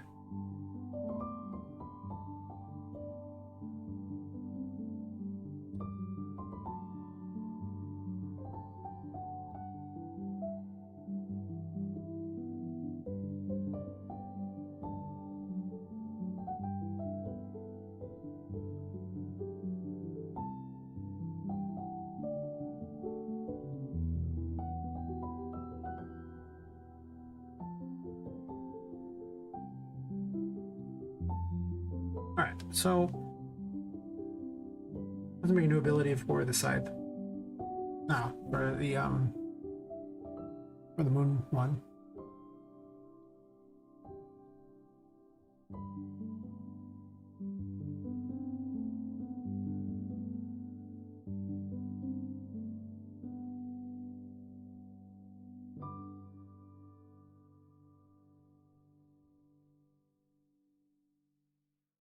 Hey, me.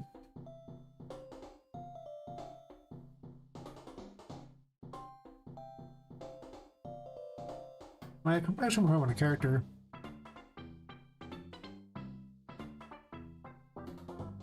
Yeah.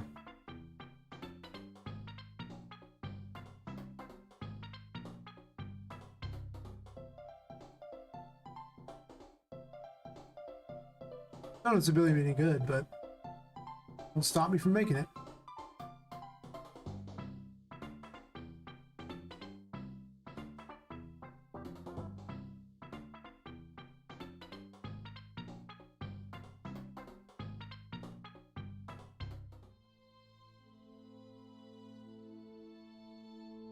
Wait.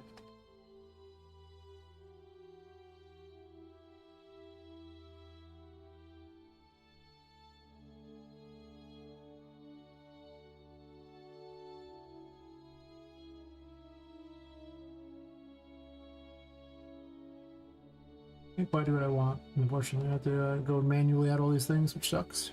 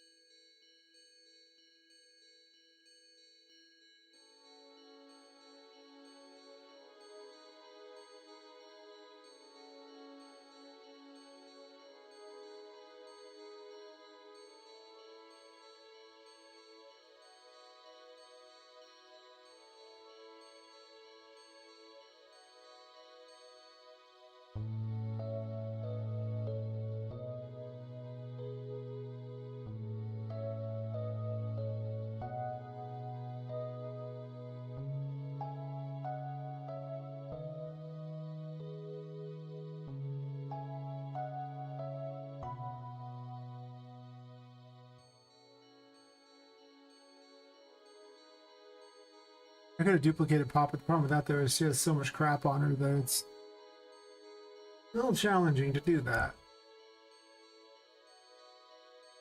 Why is that there and the other's there? Oh, never mind, that's the wrong one.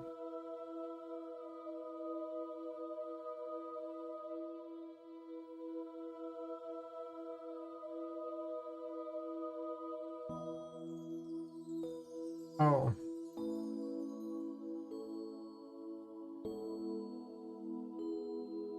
He's not a child of the sandbox character yet.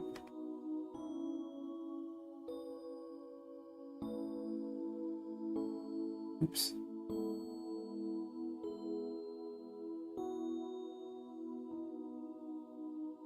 I've been file reparent. I accidentally opened the other crappy thing. Gross.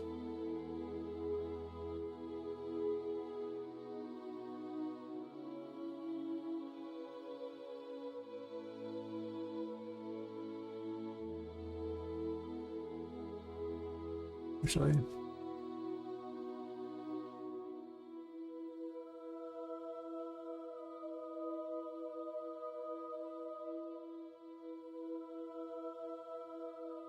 Nice.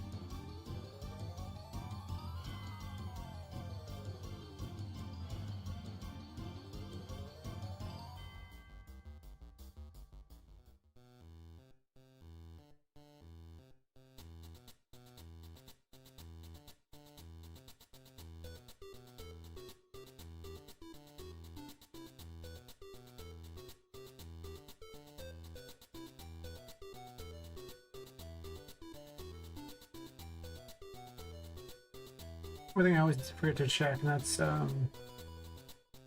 to make certain things are visible.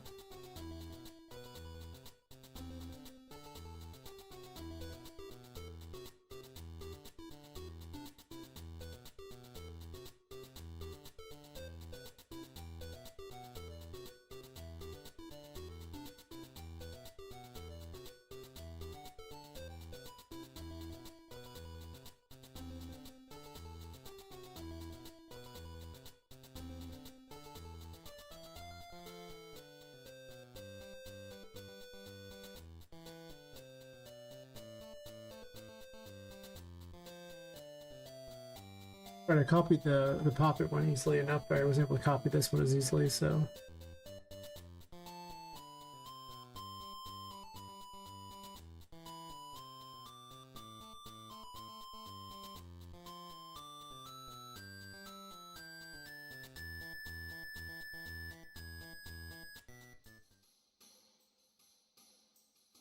That and that.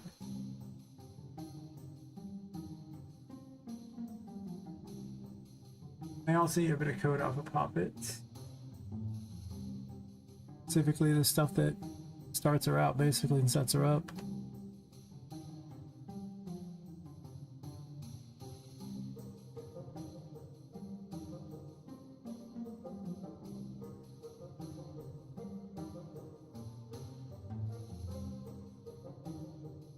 It's just this one.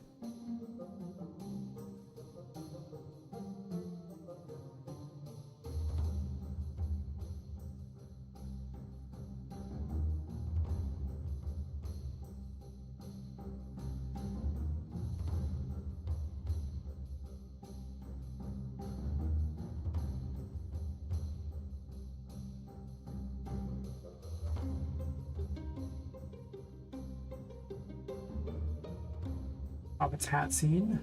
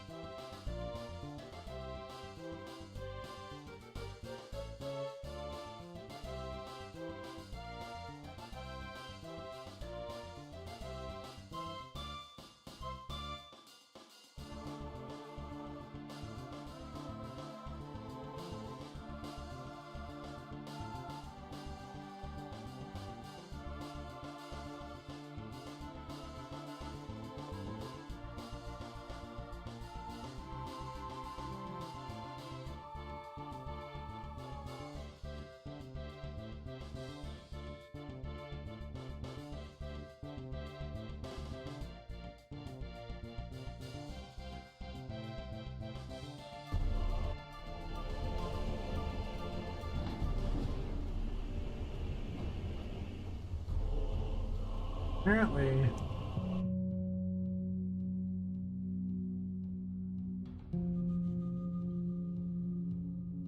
Cannot do that.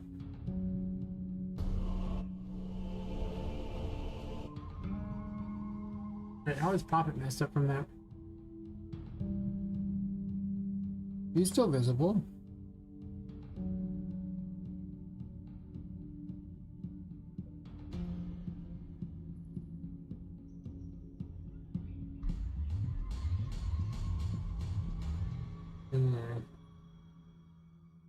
I remember how the game animation sample is a lot of problems, or at least it used to. And the reason why I only ever used it on one character at a time was because it caused so many problems. I see now that that might not have changed at all. Now it doesn't work at all, even though I didn't actually make a change to Poppet. He's now just invisible. I just wanted to bring up all the error messages. Wait.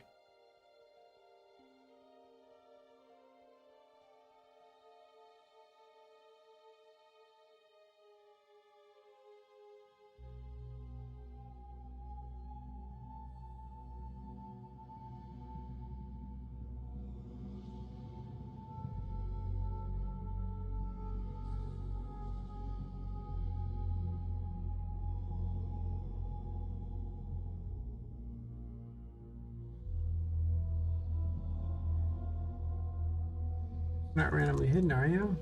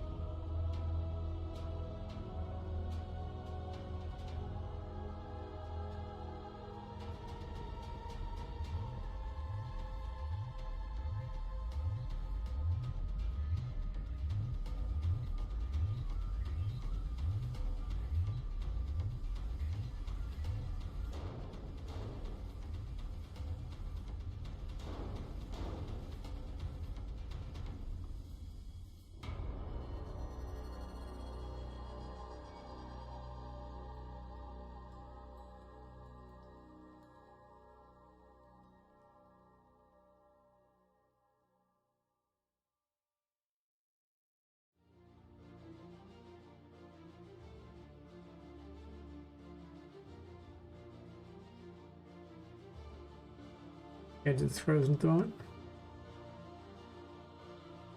Or maybe it's just thinking for a second. I know not to play with the fire when it came to messing with that thing.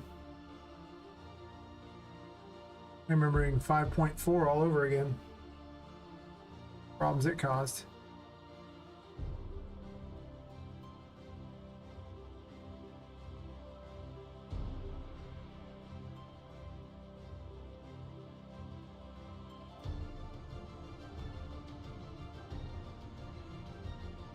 Why is this?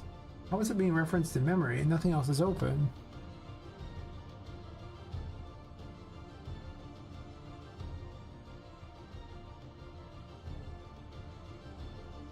I'm gonna restart the engine.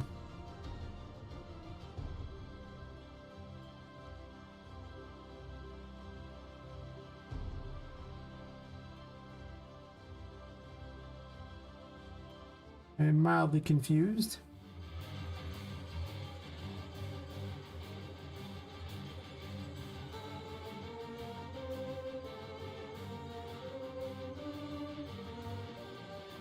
Oh.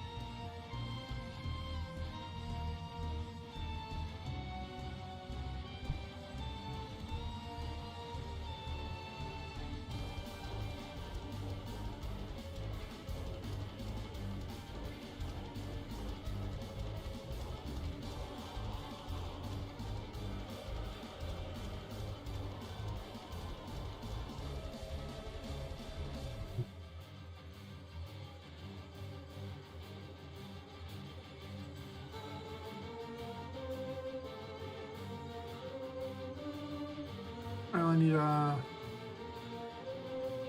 got another sub on YouTube. Nice. Just like another 600, actually almost 700. Now I can actually maybe get monetized.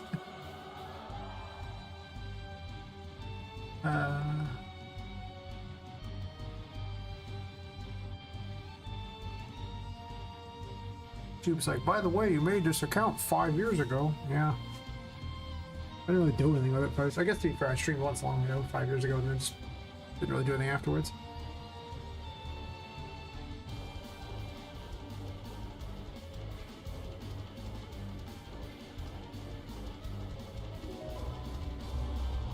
Okay, so I know you're probably all wondering what in the hell happened there, and the answer is I know.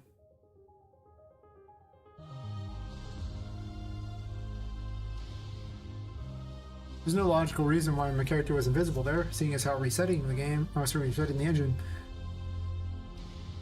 appears to have fixed it, at least on that map. Let's see it fix it on this one. Yep. What caused this? Don't know, but I'm gonna put one on the map now and see if it breaks it.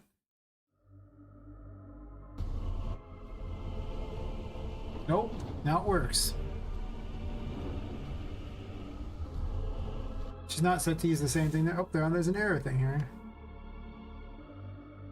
And that's almost certainly because I,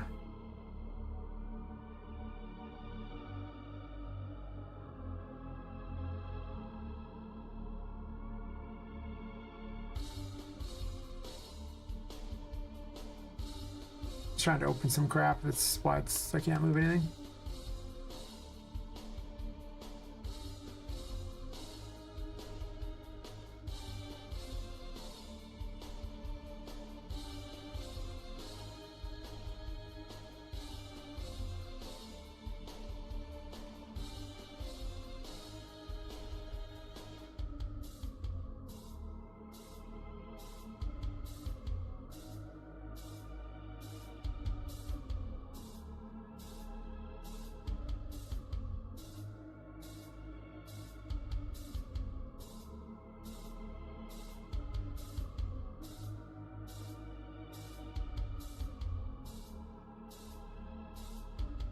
Don't use the same one as Poppet. That's all I'm asking. I made a special one for Poppet.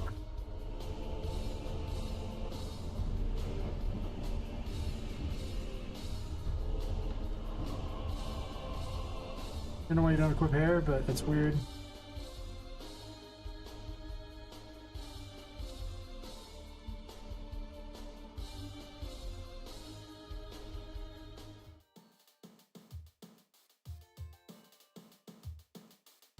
What's your problem, Poppet?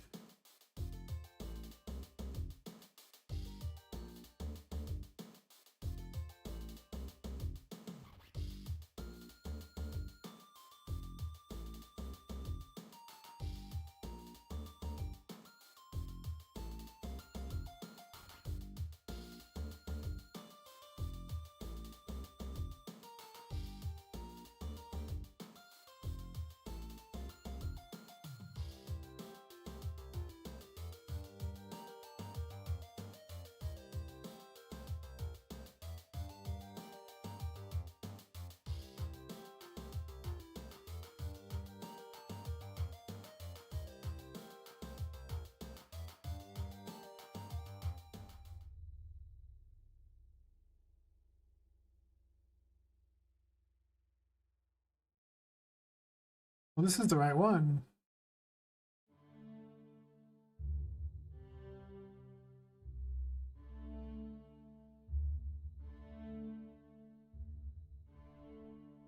You're not on the level. I can just have her pose. She didn't even need all that crap on her. Okay, so if both of them are on there, and one of them is using a completely different file, yeah, i.e. the regular sandbox one that's not the Poppet one, still has an issue.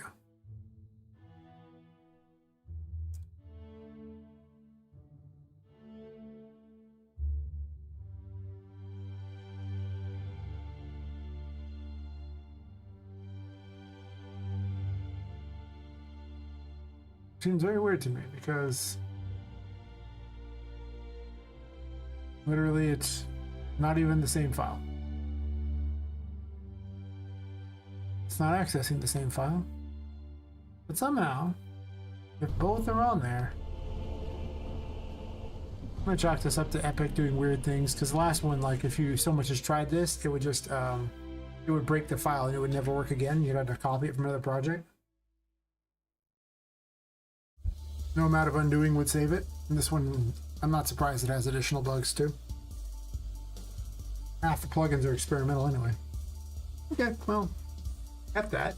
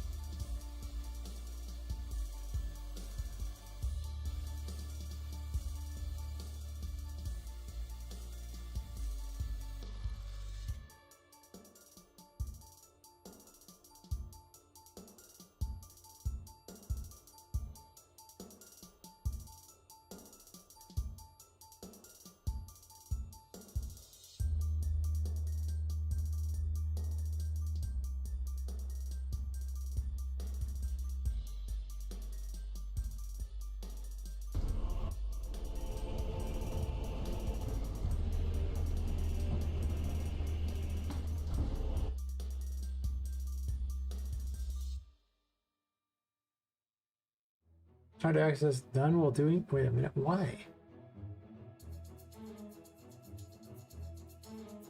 Now I'm not even making use of any animation of these, it's just this.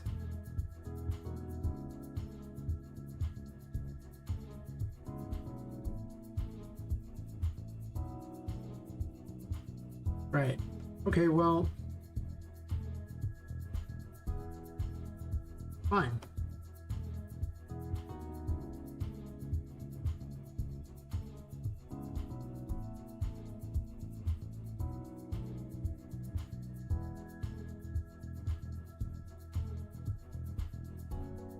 Please don't auto it. The auto is that auto is an abomination.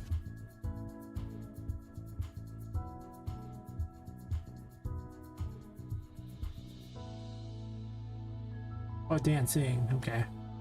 Sure.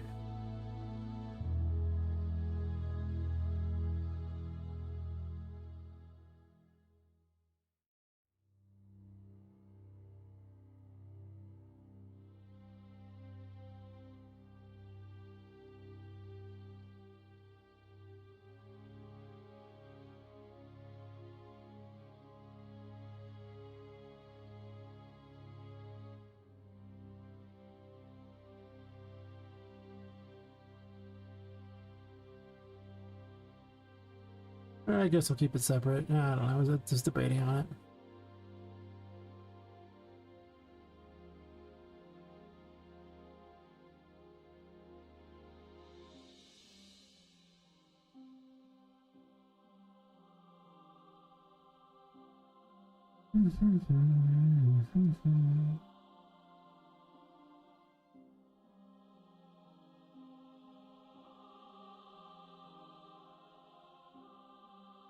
Oh, never mind. I can see what the real problem was, but I'll have it dance anyway.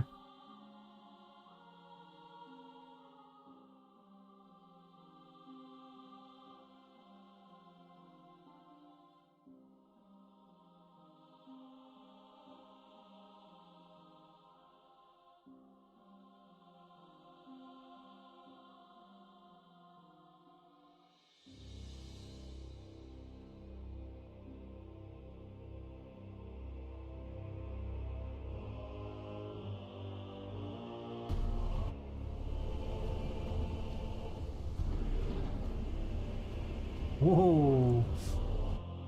Ain't nothing going right there.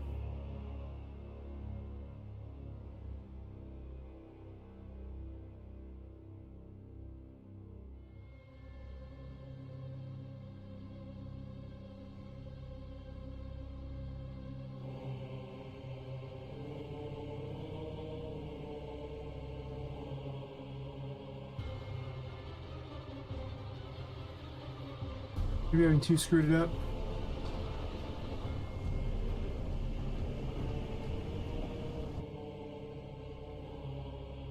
It was too, okay.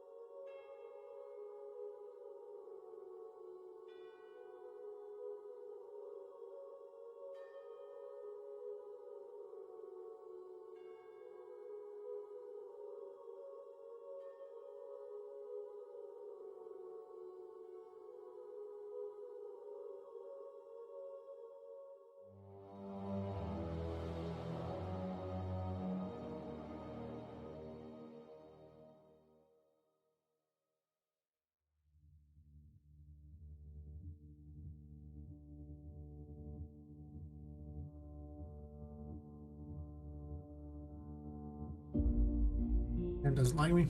Fair enough.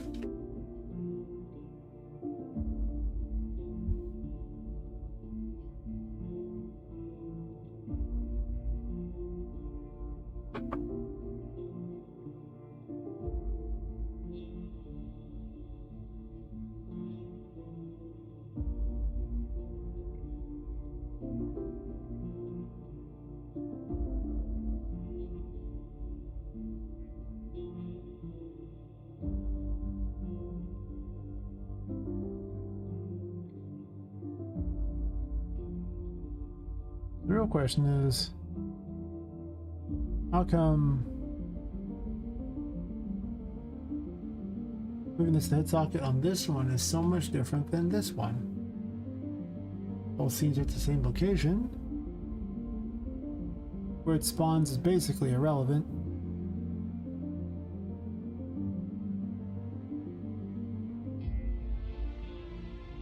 And yet, it is in a very different location.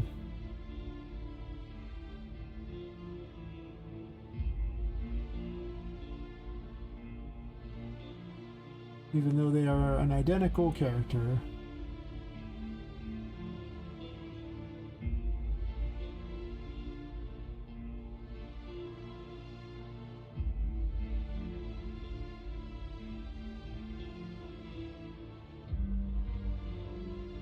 Guess that one's in a slightly different location.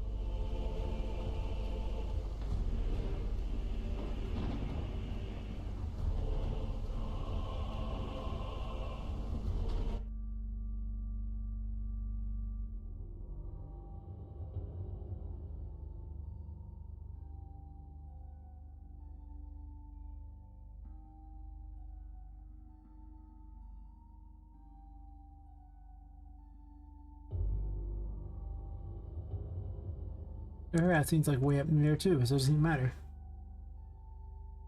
Because somehow the head socket is different location. Just to double check, they are the same model, right? And copy and paste it as Poppet doll are the ones that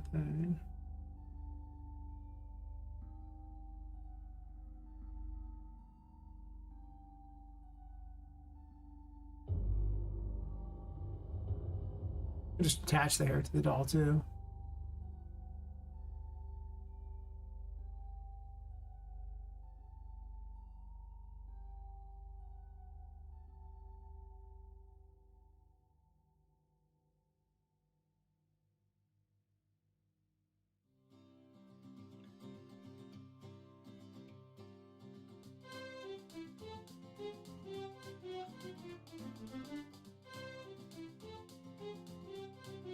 Oh.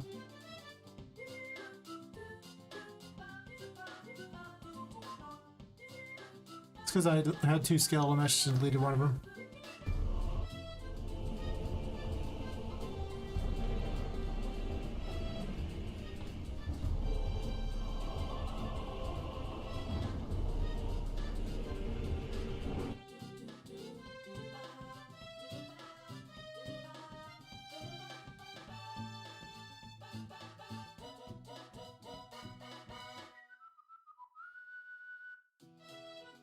I just play montage. I think anim montage is awful, right? It was some reserves.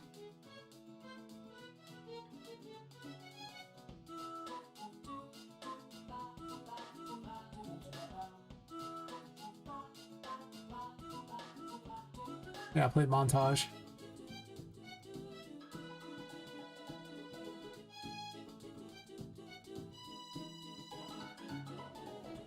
Except for anim montage basically never works.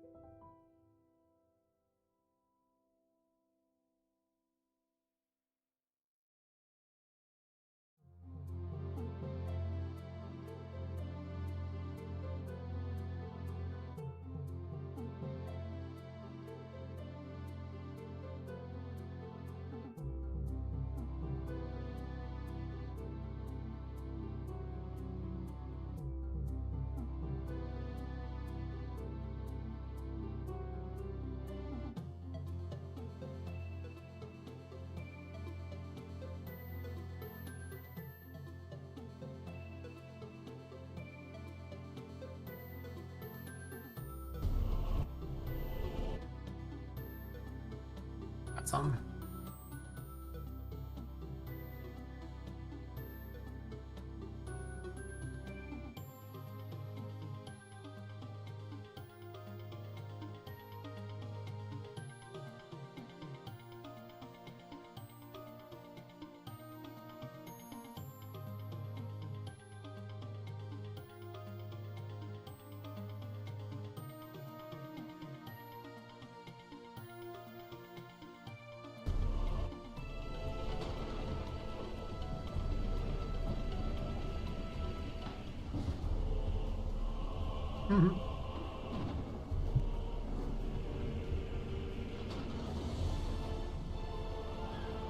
to make clones of yourself like that just are distractions and don't do anything, and then you can detonate the clones. They do damage. So that's the theory behind the thing, anyway.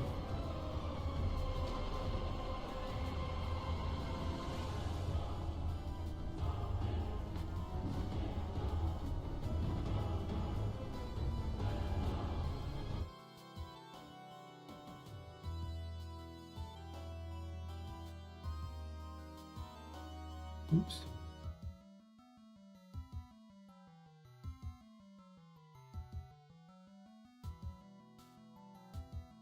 It's like those like blue. Ah, that's actually fine. Perfect.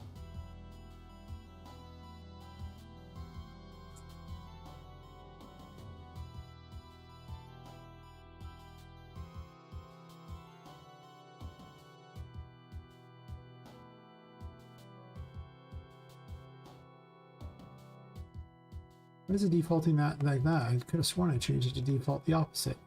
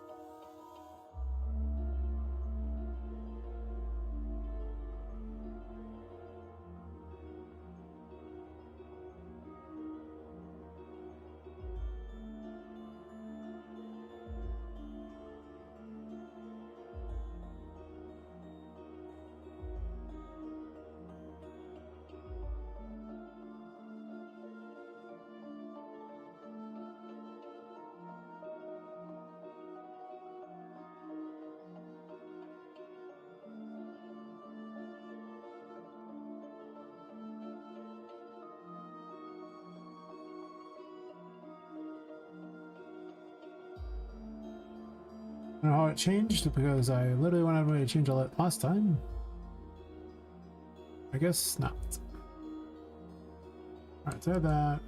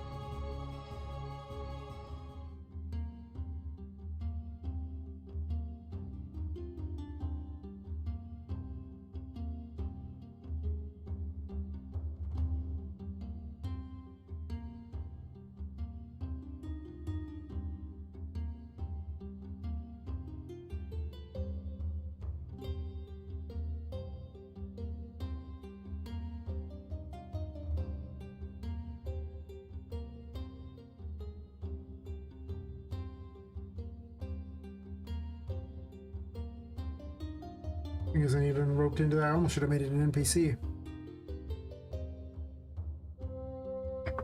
Probably should have, actually.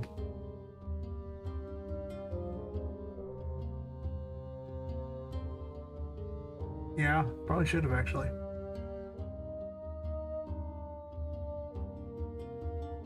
I wouldn't have the sandbox character, she wouldn't have the movement. Not sure it needs the movement, but you know.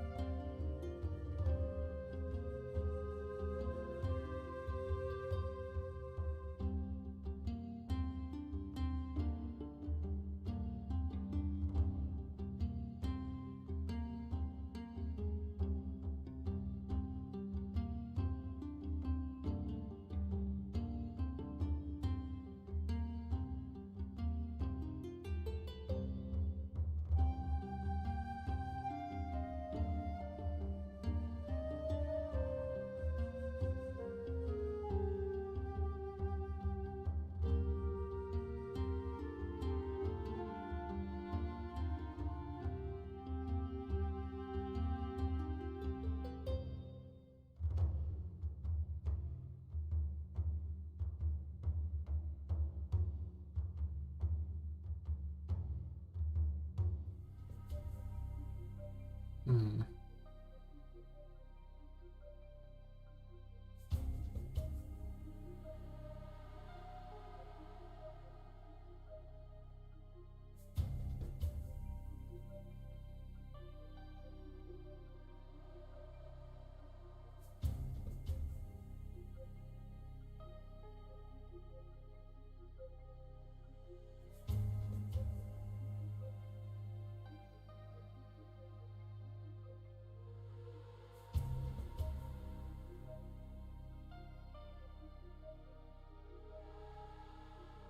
I've never made that the place was unlocked.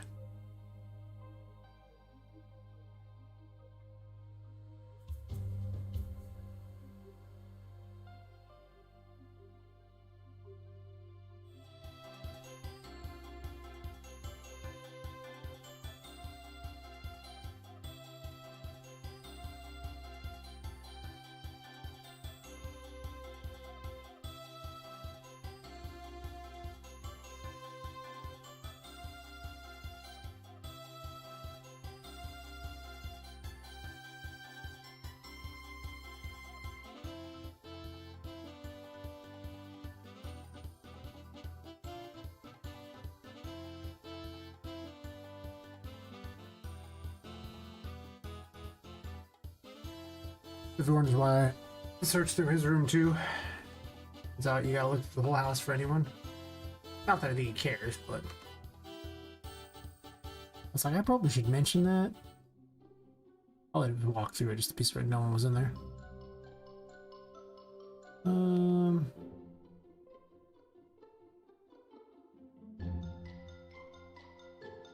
Wish I could have something be a double child. I don't think you can be a double child though.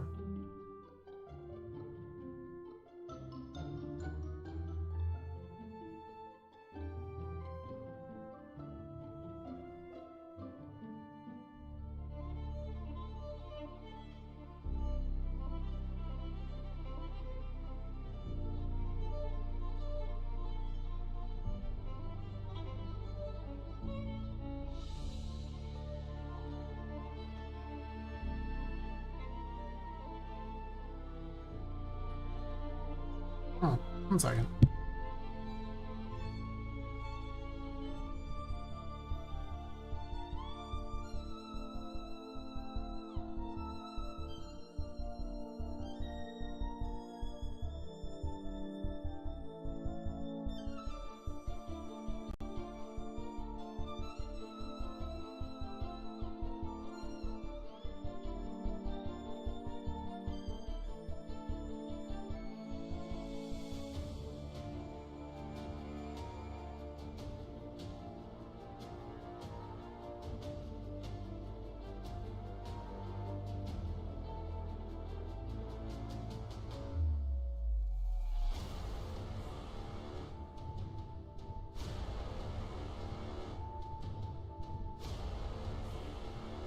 So confused about what my roommate told me. Oh my god.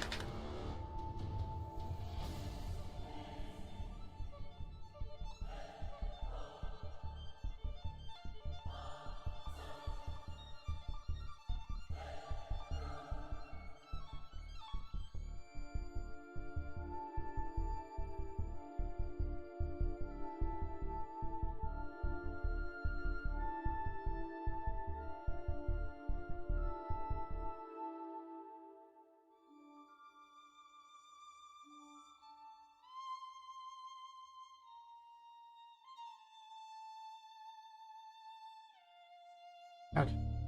Have this here. And then plan.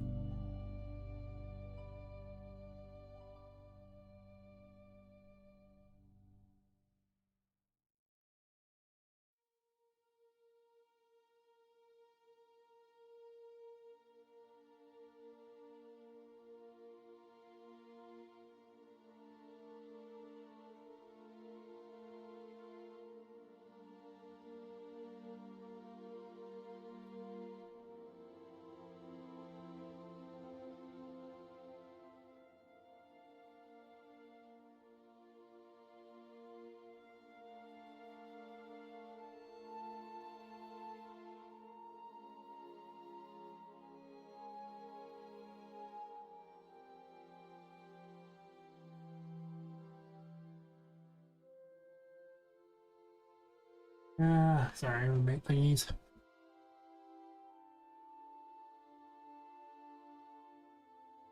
The one thing I do in this is first things first, we launch backwards and make one, and then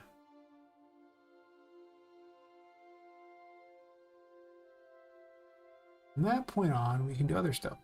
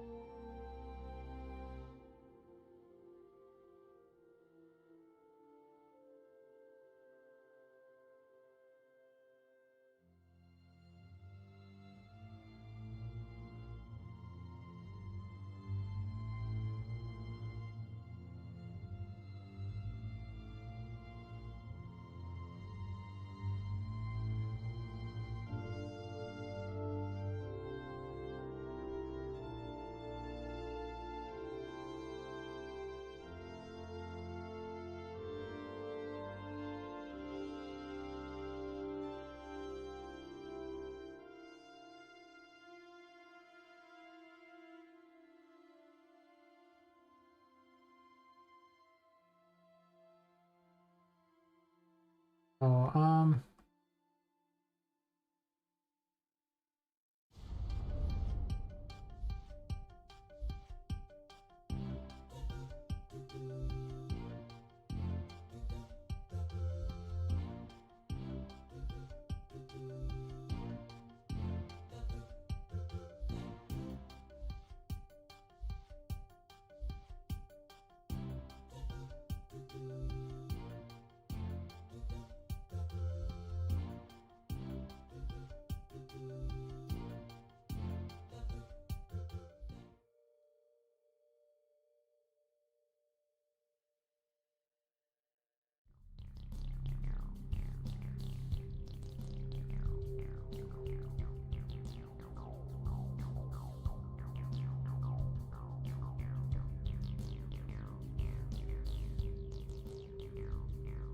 I have the code to launch character backwards on the BPM PC. I never remember the math for all this crap, so it's a lot easier if I just look up my other references for it rather than figure it out. Because I can figure it out, but I mean, obviously I figured it out the first time. Doesn't mean I want to do it again. Not really. Seems like it's...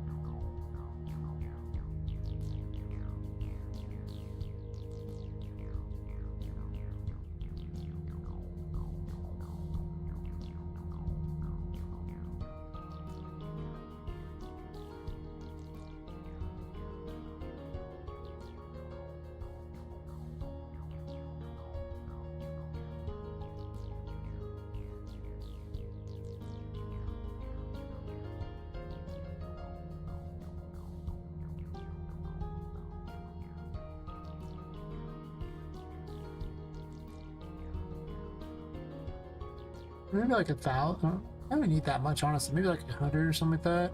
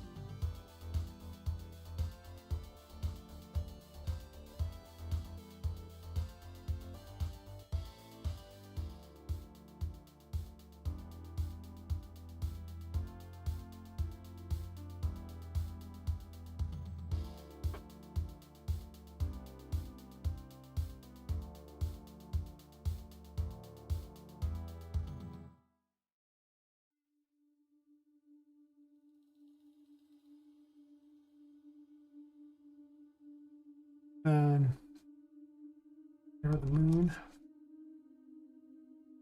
Oh, you don't have BPR Tarot, huh? Let's fix that.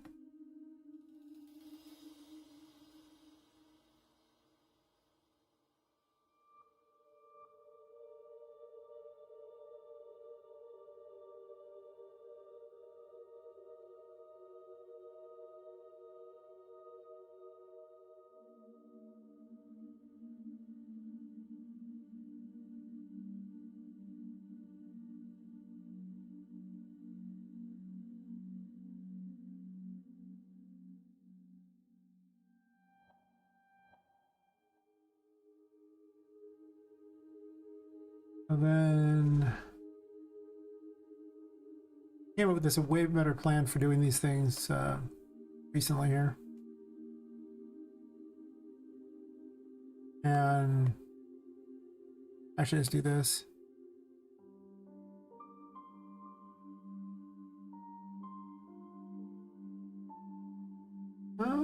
I guess Tear of the Moon just destroys it too, though. That might be infinite, right? Yeah, well, let's destroy it. I'm pretty certain it plays that afterwards anyway.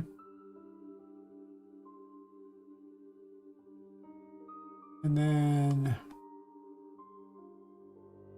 program both abilities here.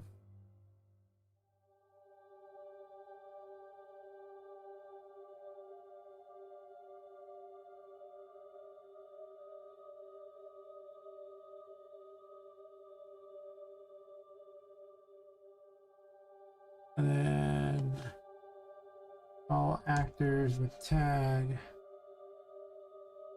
Poppet clone.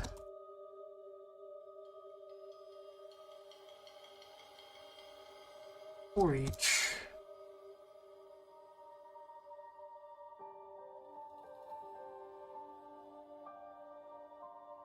Go to the moon message.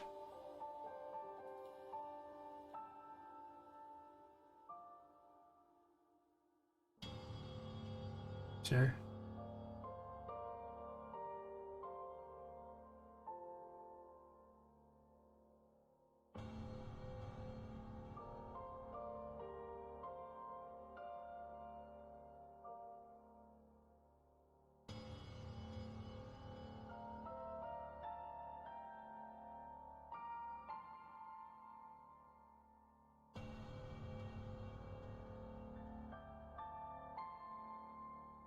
Two variables there.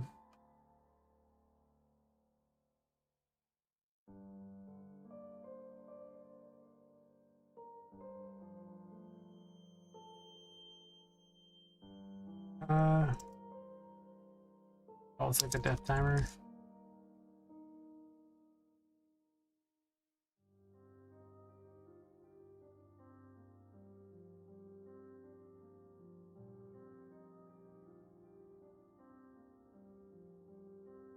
Death ticker.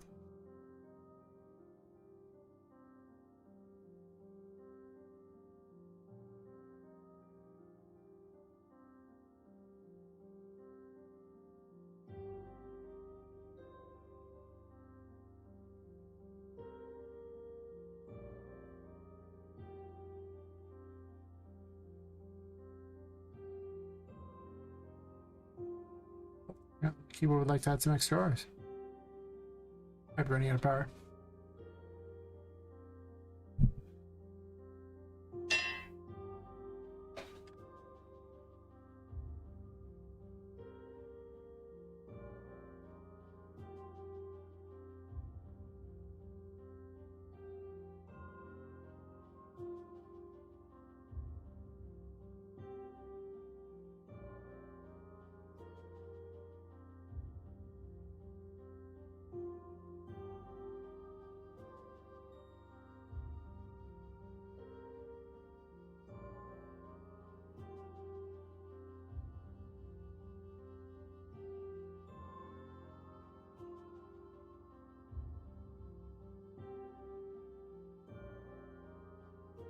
I'll do this. It's over here.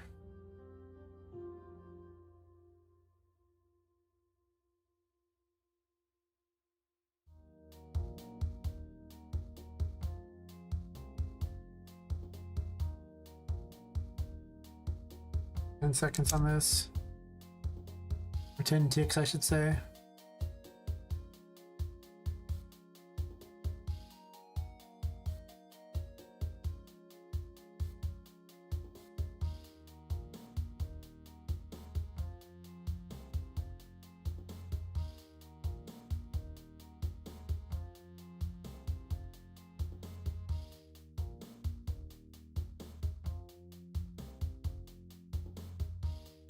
In theory, that should work, so I gotta tell Poppet that she has all the moon abilities unlocked. Or it won't work.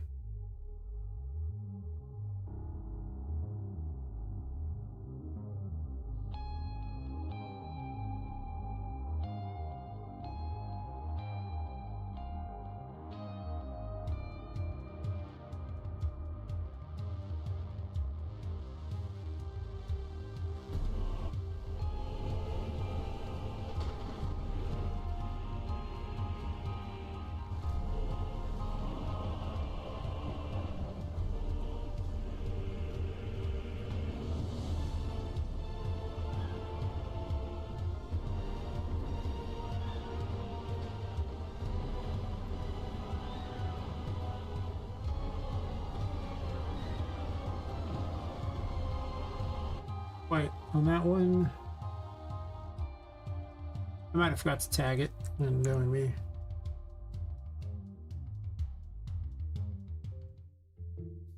I just didn't tag it. Poppet clone.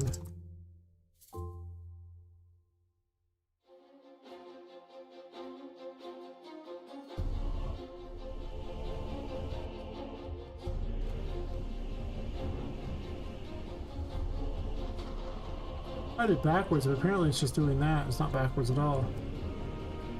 There we go.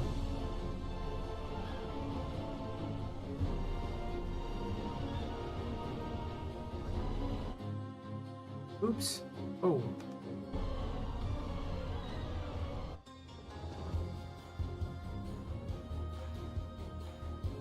Read the chat.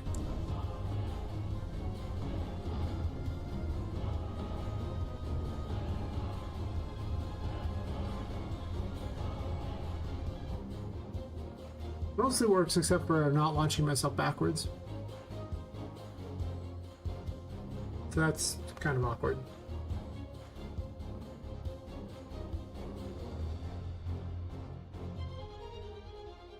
Which is weird because I grabbed the code I thought from this to launch me backwards, but I think I grabbed jump left by accident, question mark?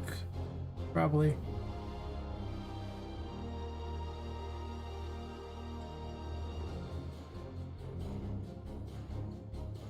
Like I did. Oh well, it's not a problem. Actually, it's just get active forward vector.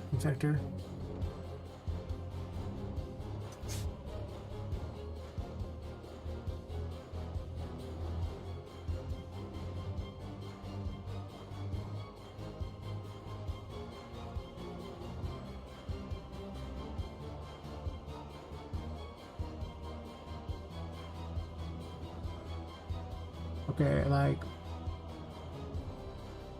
some things feel like an abomination.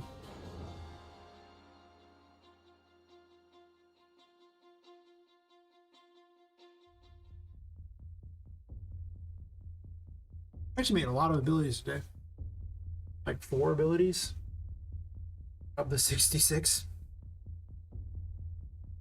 I mean, they're not balanced or optimized or look great yet. The concept is there. Imagine if I could do all that. I could do it all in a month if I actually was able to come up with ideas that fast, but I don't have that many mechanic ideas just off the top of my head from off the top of my head. I just really don't. I could pretend, but I don't. I have a lot. I guess if someone put a gun to my head, I probably do have that many ideas, but I don't think they'd be very good. I just make a lot of ideas real fast, but okay.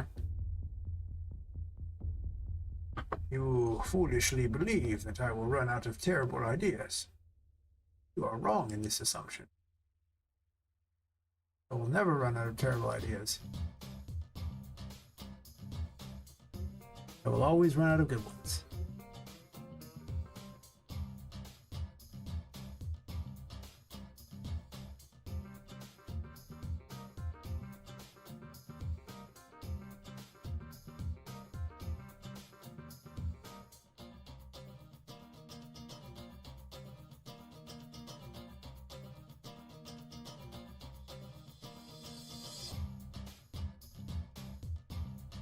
Wait. No.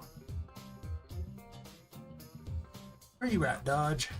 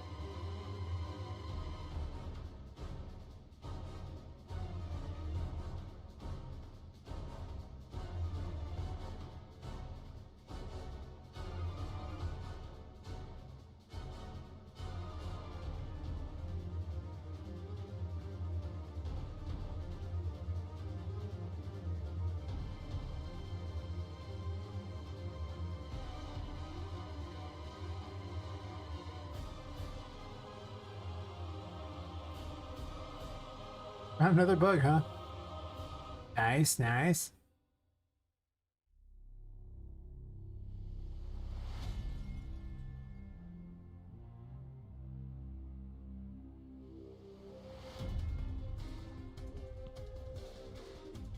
Hopefully this one's easily solved.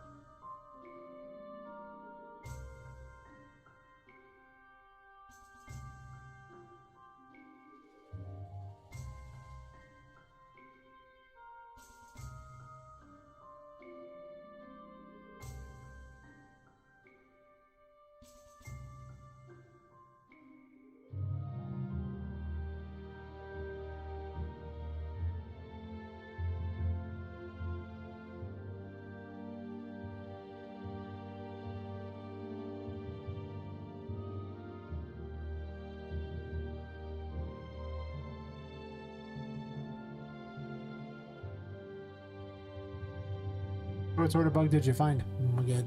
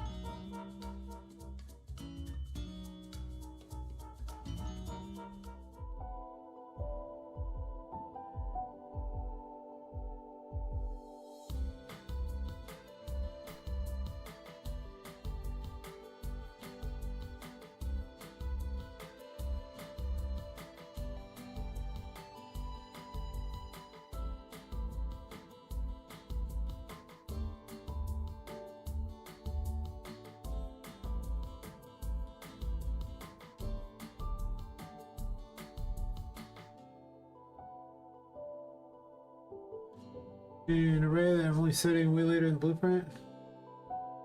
Yeah. Oh. You gotta put stuff in those, otherwise they're kind of useless.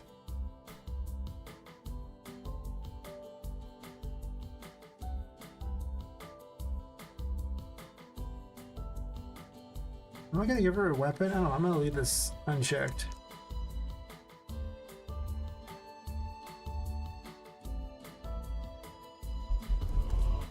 Give me a blood moon tonight. Yeah, yeah, yeah, yeah. When I kill them all. Yeah, yeah.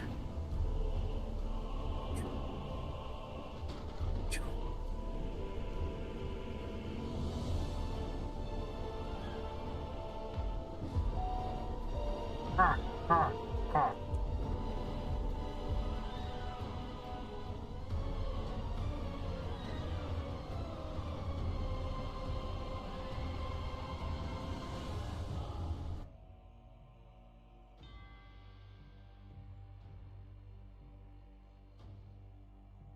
We're gonna borrow the dodge information on this one because I want to be able to dodge in any direction while I do this. Like a boss. Yeah.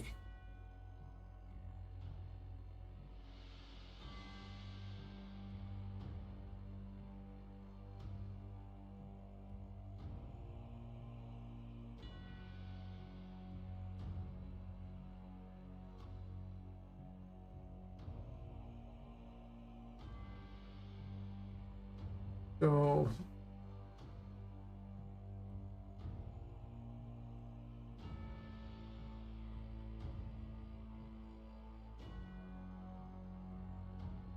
I just get the velocity, that's the only difference, right?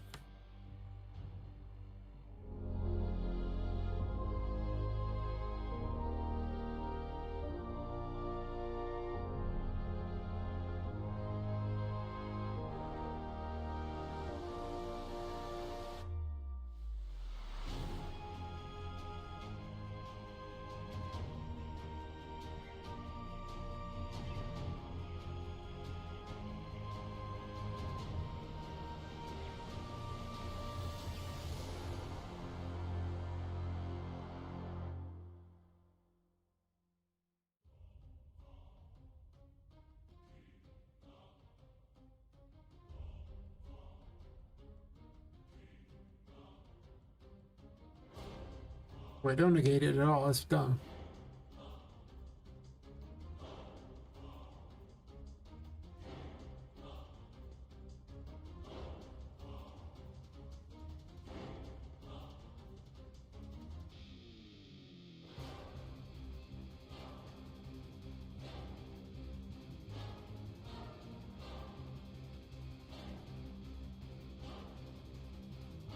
I gotta multiply this by... That's fair. So I'm gonna do this multiply.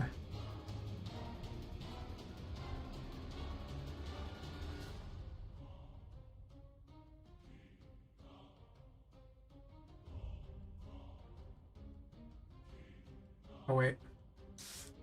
No, no, no. Don't do it that way. That would be what we in the business call dumb.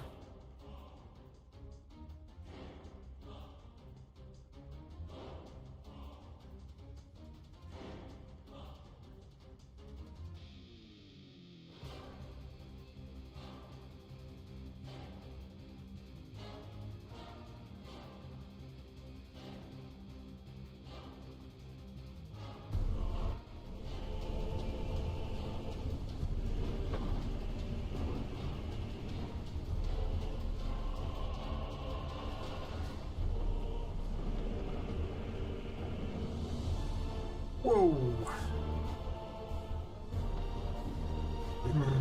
The end is near. I have gained true power. I can no longer be anything. I think my math was wrong. I don't know how. I don't know why. But I think my math was wrong.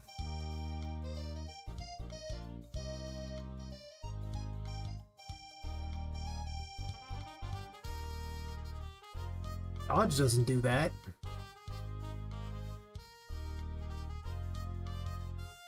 I get the feeling these aren't that heavy by comparison. Yeah, 4.5 and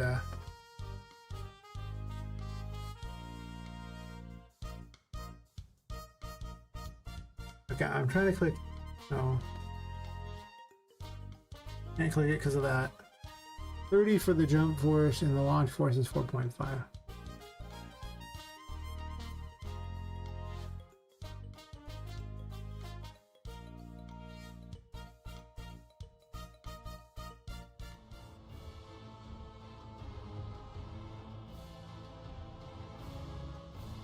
That's probably too much as is anyway.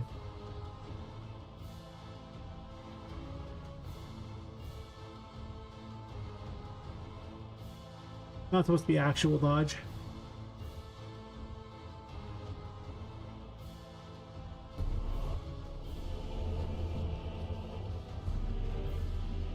Well, it could be returned to actual dodge.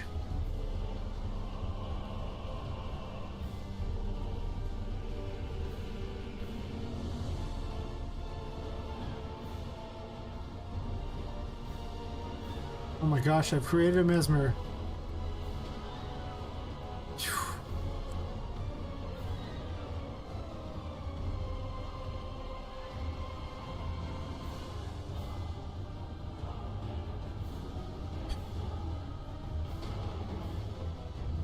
Corpse explosion.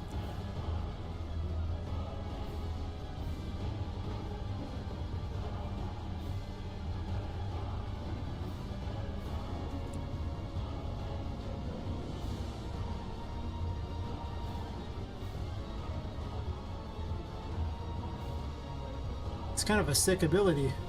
After when you consider the other one there, it's like going, oh look, who can make these things invisible. By the way, you can also make clones of yourself and kill them.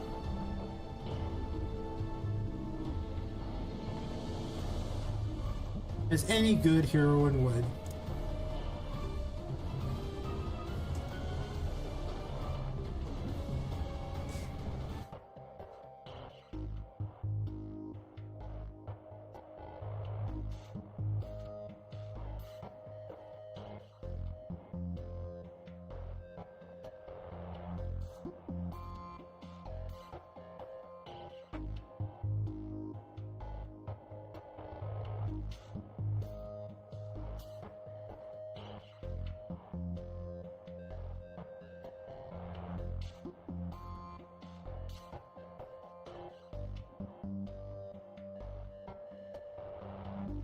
I'll make this work.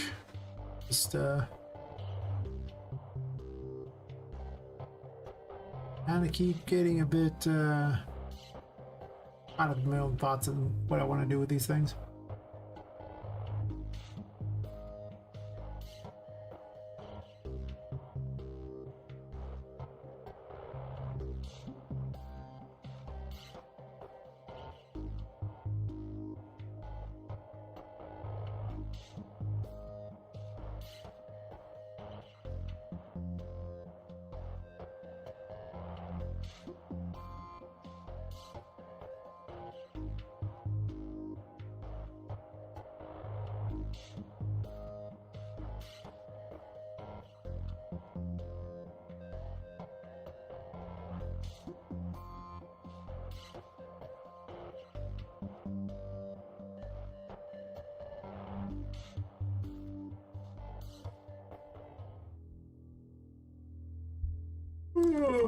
Oh, man. Not like a long week.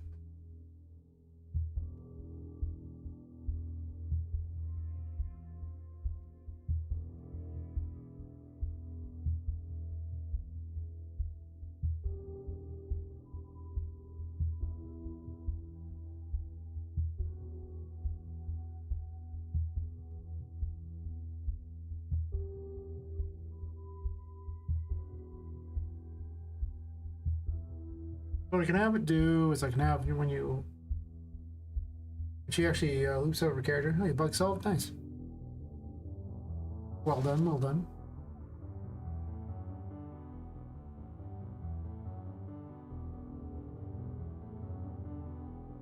Hmm.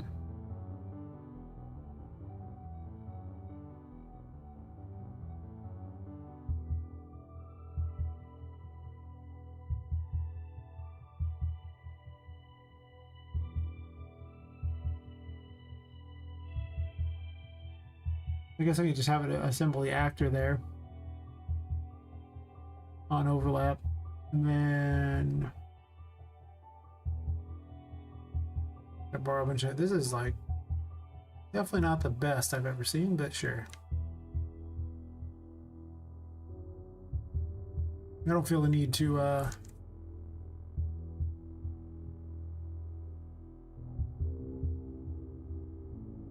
much else with it.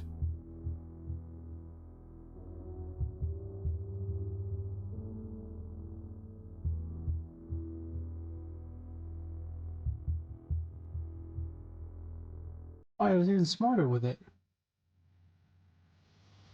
Sometimes I do things in a really smart way.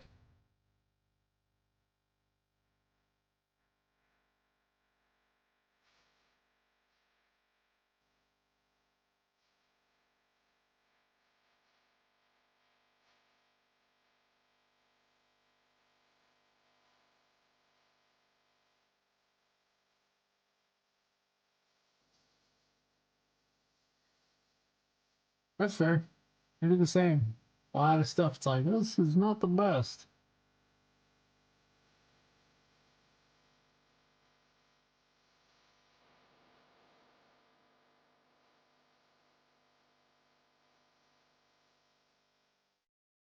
I'm just gonna liberate a bunch of crap from here because I want to recycle a bunch of it. Rather than recode all of it.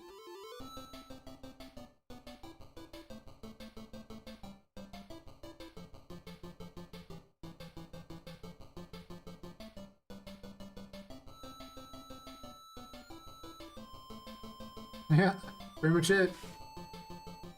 I literally went and grabbed I think yesterday, I took like the second tarot card ability I ever made, and it's been like the same code forever in here.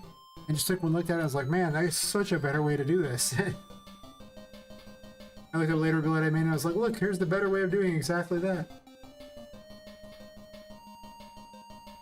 It went along the way, but that's good. It, it shows you're getting better at the engine, so it's like, not too bad.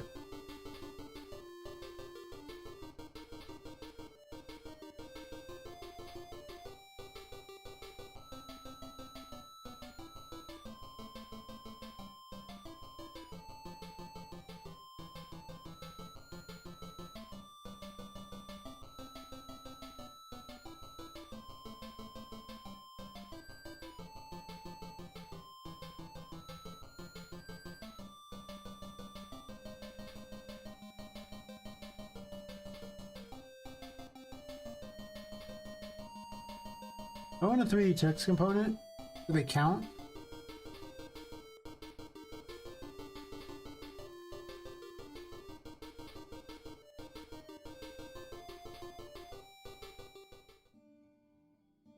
Do they need to count?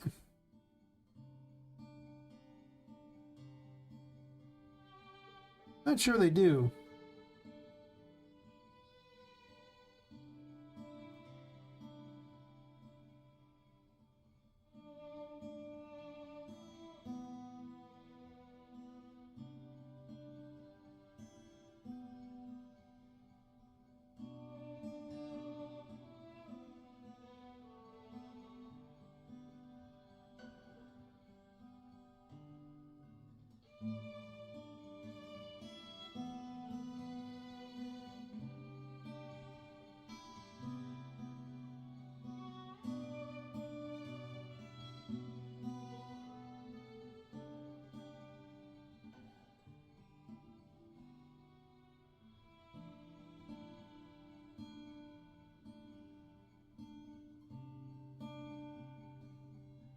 Cycle better code.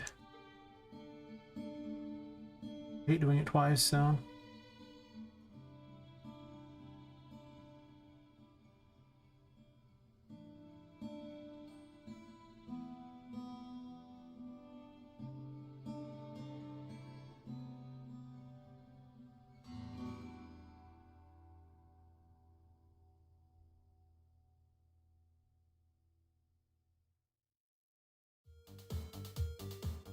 I just got clone arm.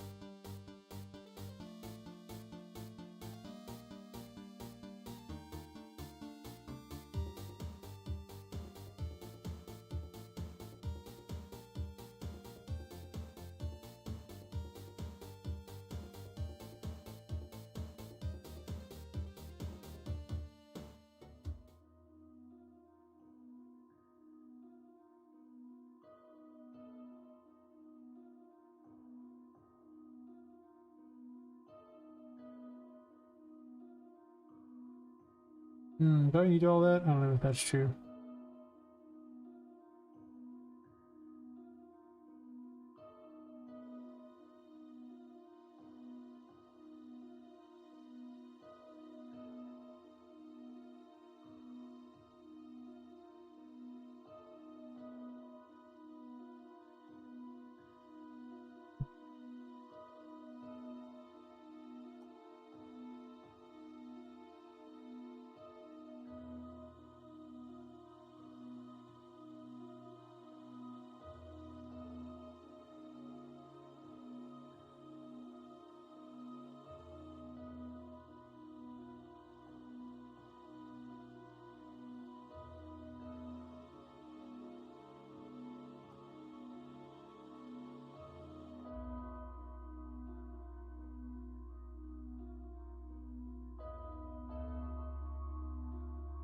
Poppet can't be hit by these, so I'm gonna remove that.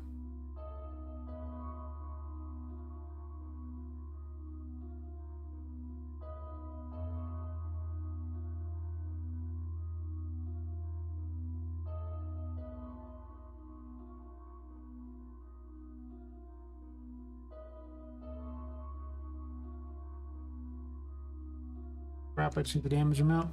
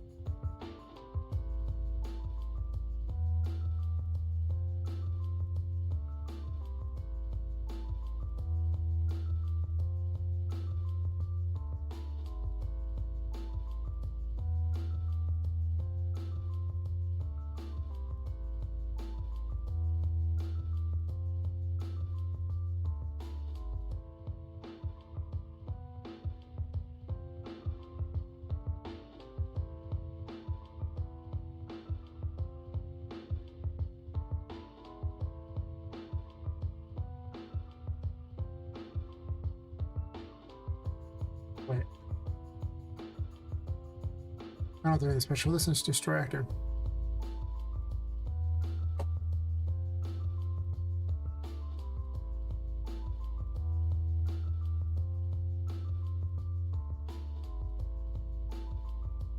Oops.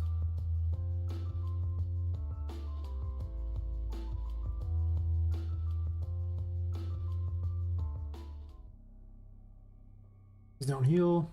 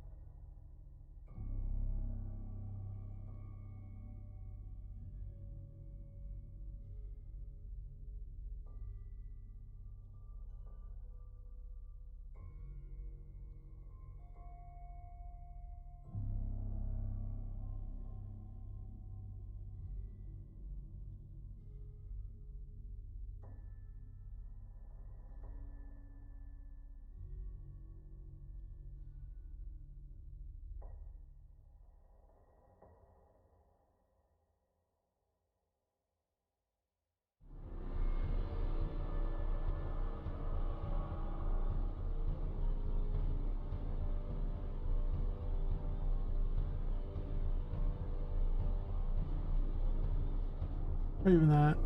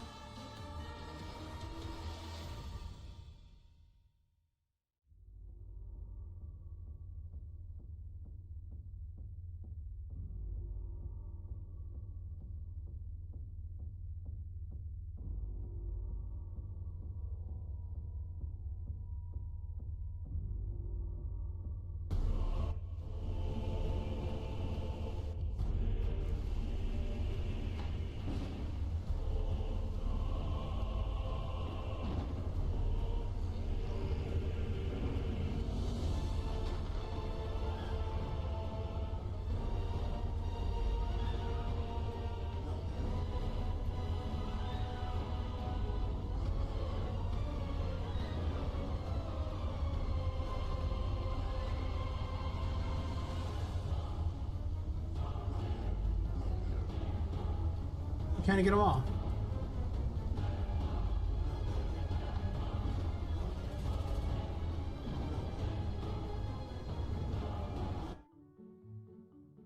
Oh.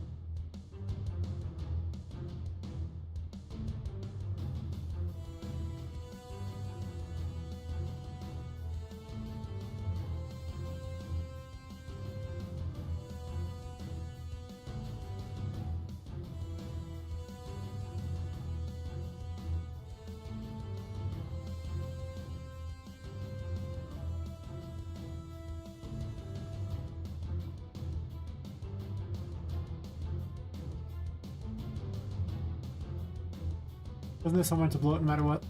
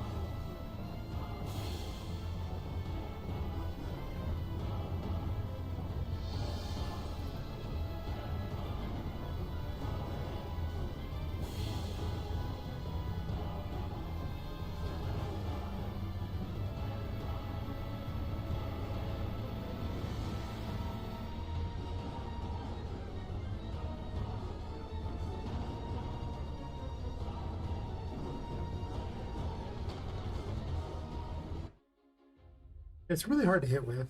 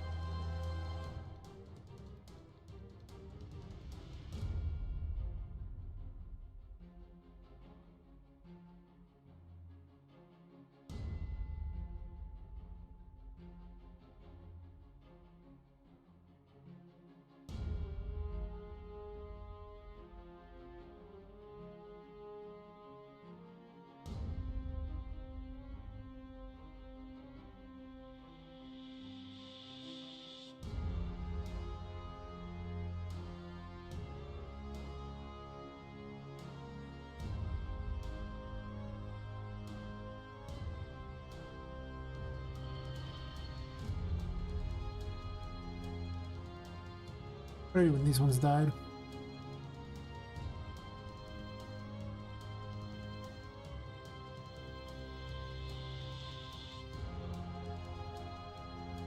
A lot.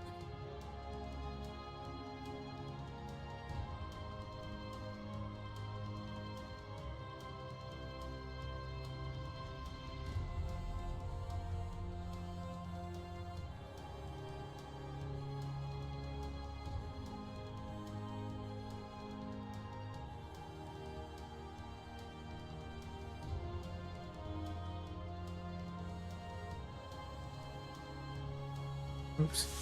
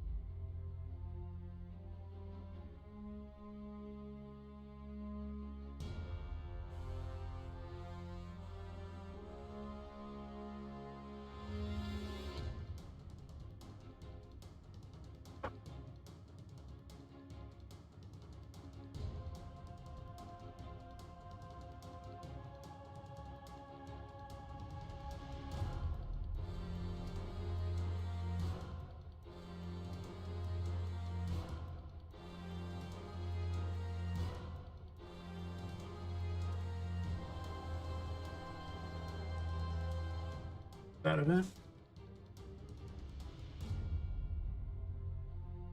We should make it better.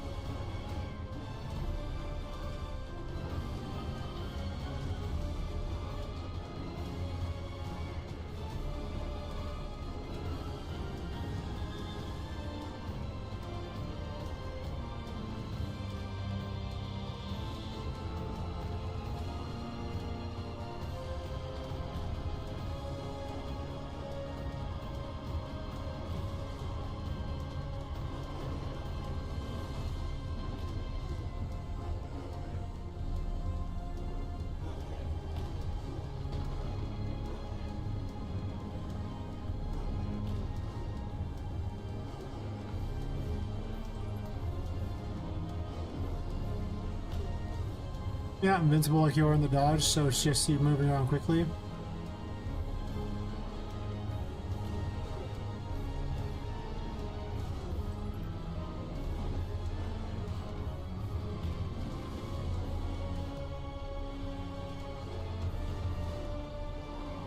God, these things have a lot of health.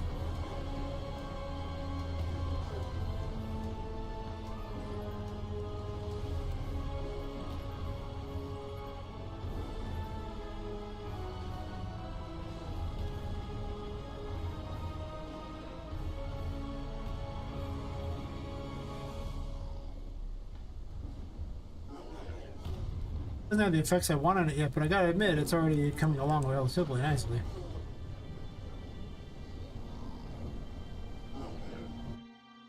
Oops, clicked off thingy.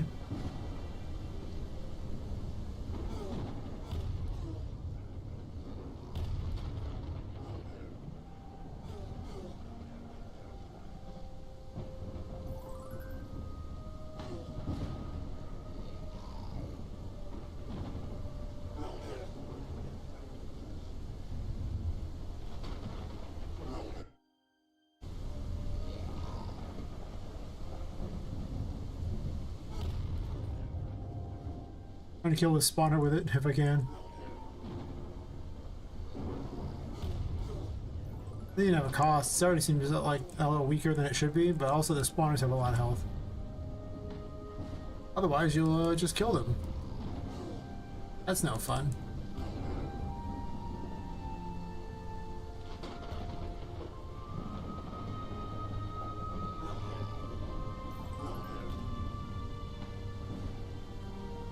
Oh, that's right, there's cards there.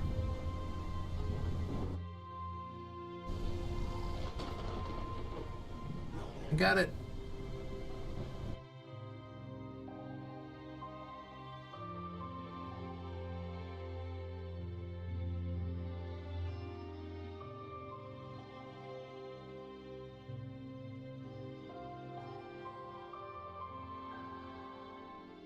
I switch my earbuds out.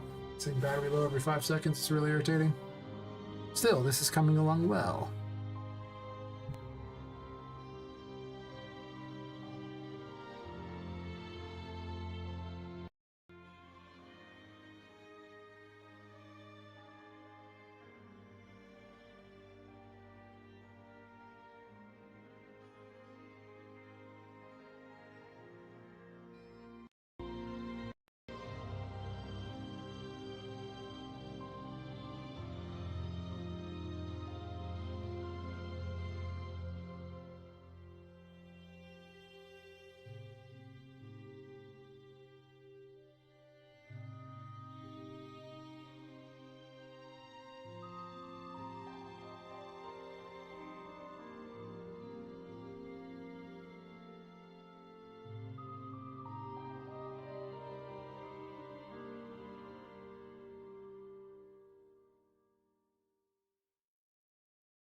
What I don't like so far is that it kind of get back up. They don't destroy fast now.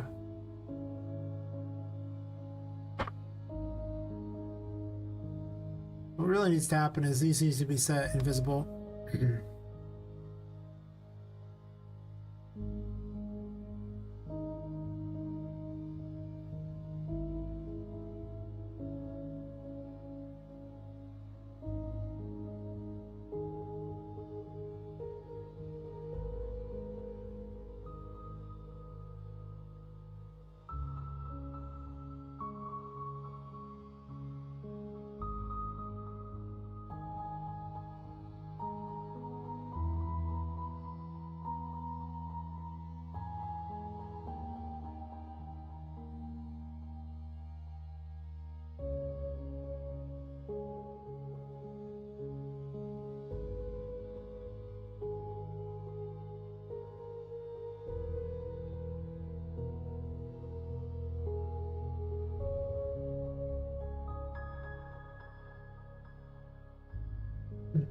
You know, I think I made a mistake, see, because now the little moon thingy is so fun. I almost regret giving it the other ability because I mean, making things appear in spirit is kind of cool and all, but I could just give it additional other clone abilities.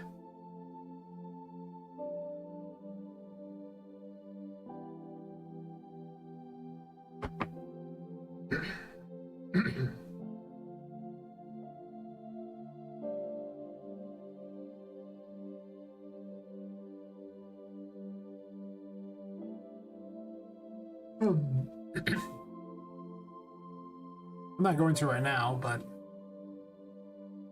I'm quite interested in this ability.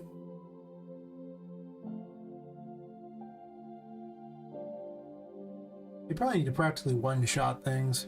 Especially because they can be hit and killed. But I'll have to write the AIs to hunt for them down too. Damn.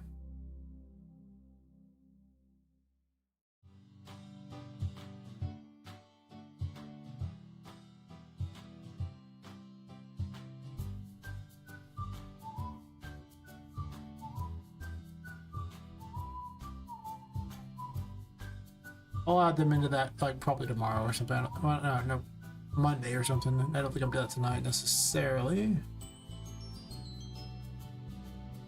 Because I don't want to go through and alter so many different AIs in order to account for another target right now. That will take a lot of time. Taking or take damage wouldn't take that long, but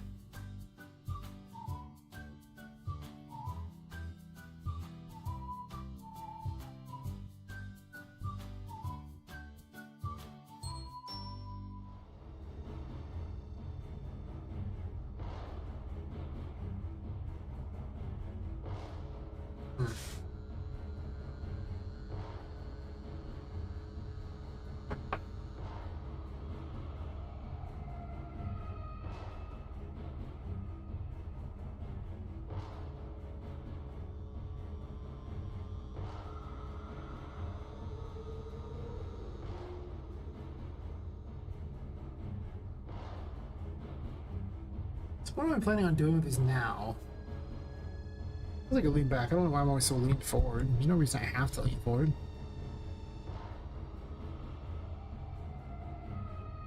Probably set them straighter, I suppose.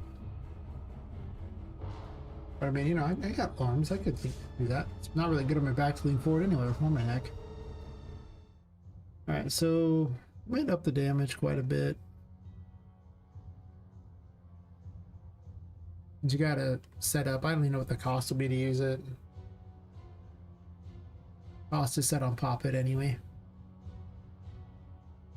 I didn't even factor in for cost or anything of the sort. All I did was just set the abilities up and say, we good. But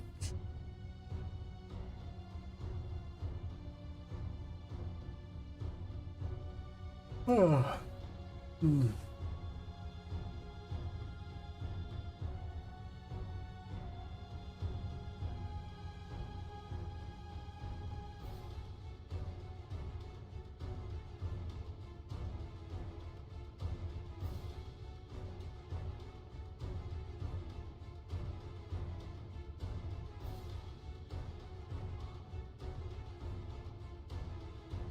Really that.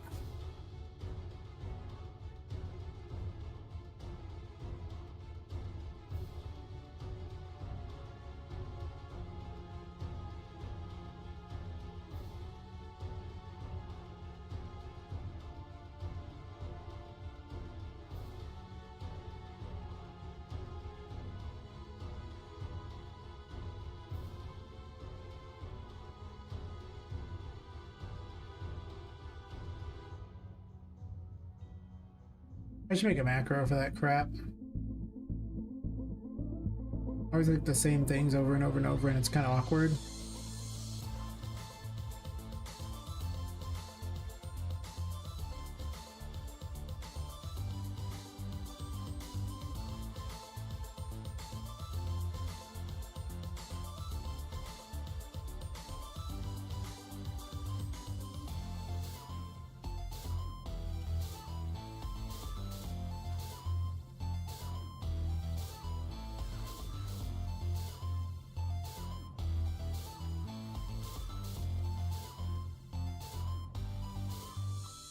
A function too, for that matter.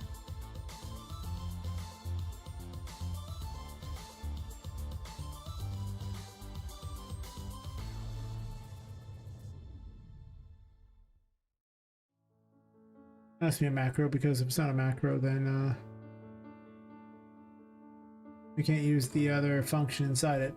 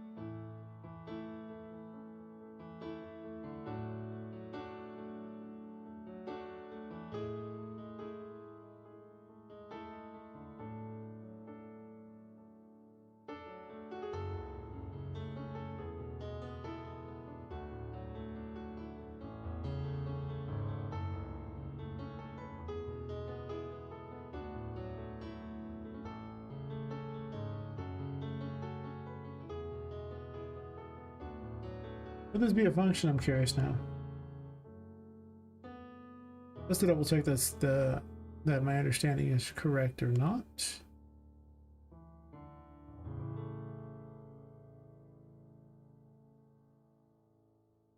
It is. Can be.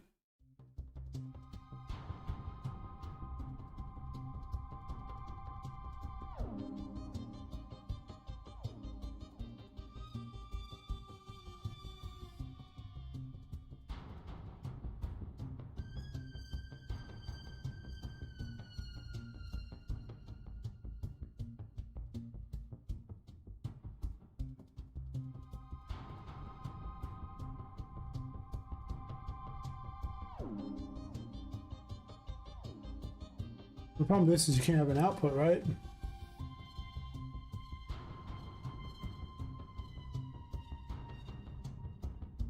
Oh wait, never mind. Functions don't have an output, do they?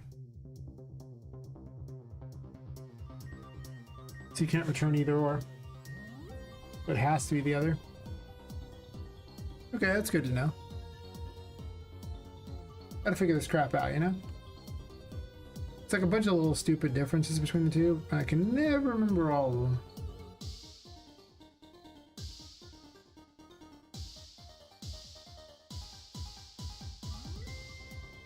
But the ability to have output nodes with different values like that, like this has, is pretty good, because the other thing just doesn't have it, I don't think.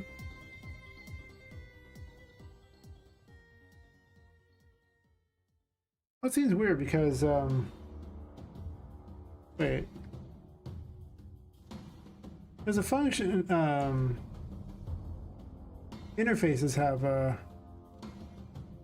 outputs, and those are functions, so why in the world?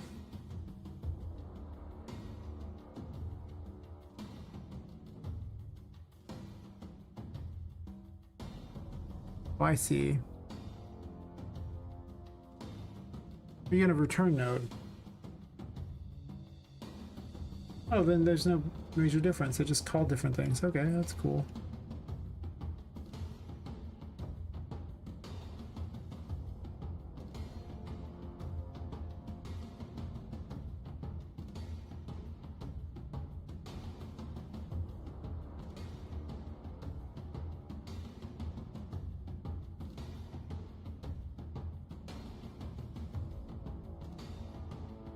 But the difference is that you can't have different connectors out, it looks like. It's just one or the other. I think. I'm just curious to see if I can. I don't know if this is possible or not, but... Oh, can't type. Execute. Really can't type. Yeah, it doesn't, so... You can't have multiple flows out of it, essentially, is what I'm seeing. Good to know.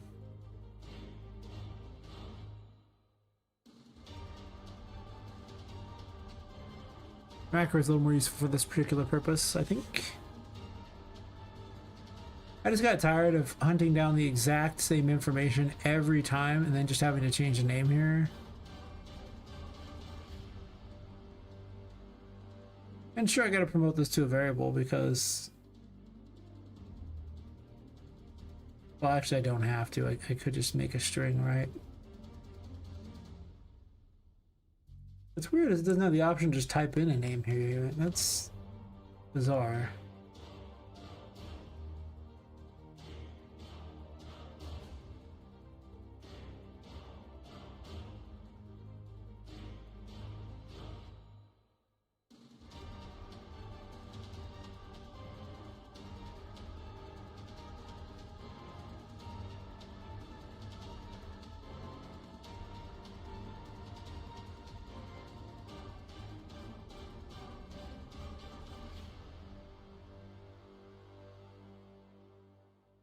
Yeah. I mean, I restarted mine earlier because it was having a bunch of problems. Poppet was no longer showing up just for reasons. I restarted it, she's able to show up again. Sometimes we need to refresh. Just what we do. Strange world it is, but that's what we do.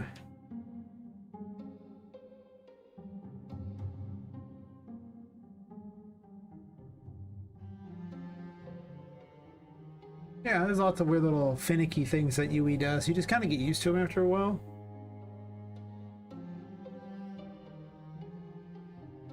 Yeah.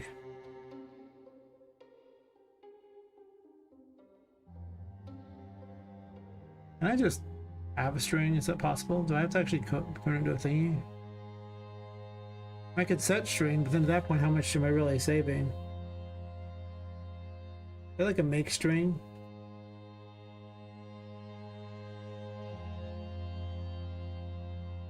Make literal string. There you go.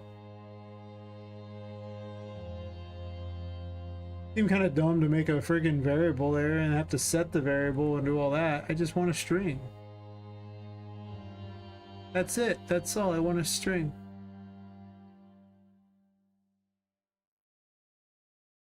Honest. Well, do I want to do I have this? Oof, I don't know about that.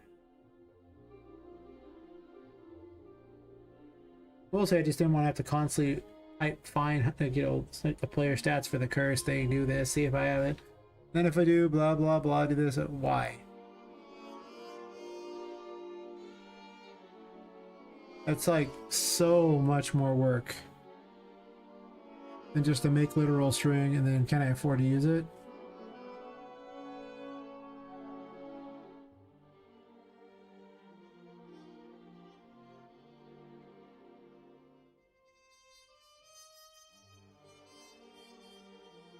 So I admit that almost all of them have a do I have this, and then they run a bunch of code.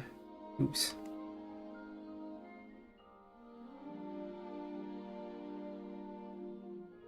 And they all kind of, well, that one doesn't, but eventually they kind of all end up with the same crap, right?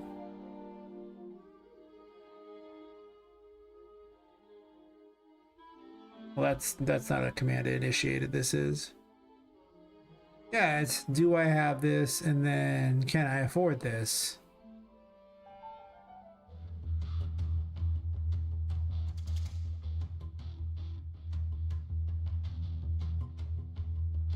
So there probably should just be that.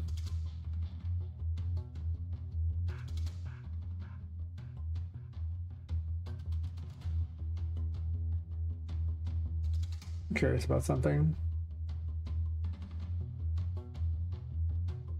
I mean, I'm probably gonna need this command 66 times, which is why I'm looking at making it. That's a lot of times. And if a simple name can like dictate everything and I never have to individually type all that, that's gonna be pretty good for me. I'm just saying.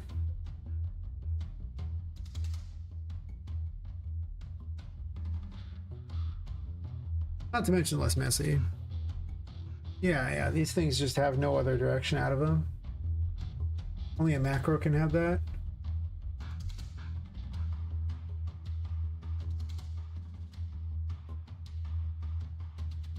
Why does this have a name and the other doesn't? There's got to be an option I'm missing here.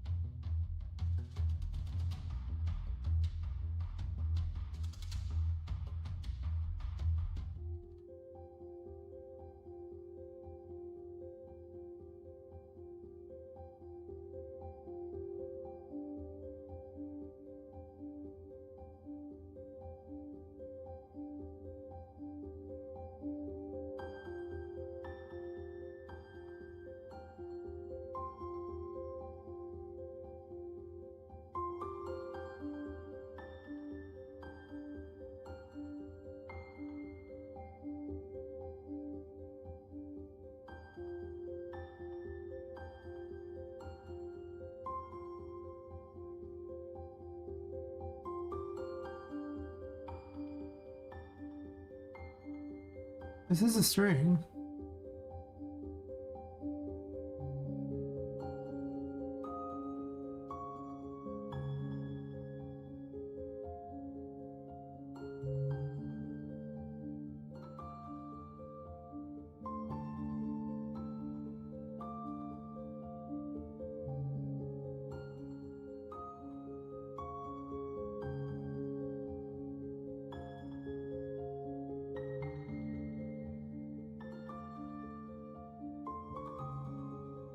Oops, do that.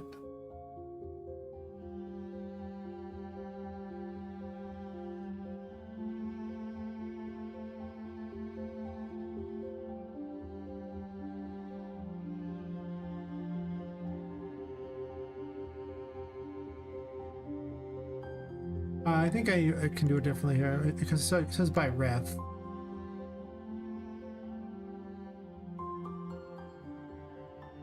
So delete that one. And then +1 and then just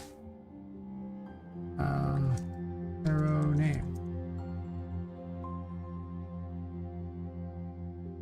I just want to see who's being dumb. Yeah. So if you drag it and connect it, it makes it a by ref. But if you just type it in there and add it yourself, then you can get either or, which is stupid that it's not just that way all the time. Got it. Just saying.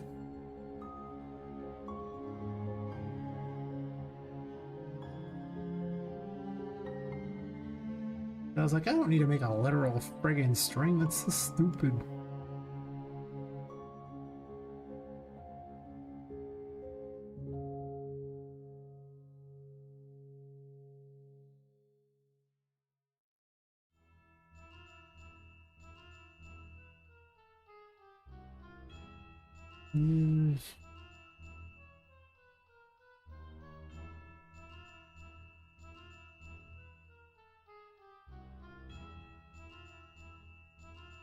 Can't use.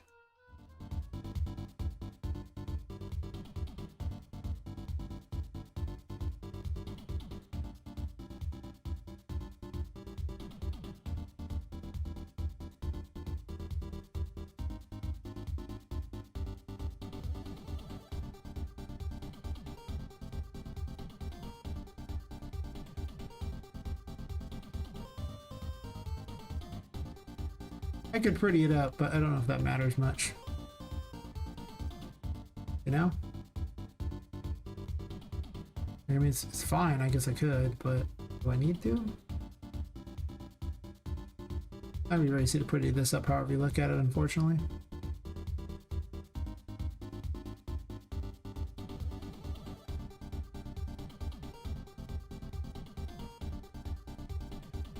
Do this, I guess, and then maybe that pretties it up a little. Oh, that's true.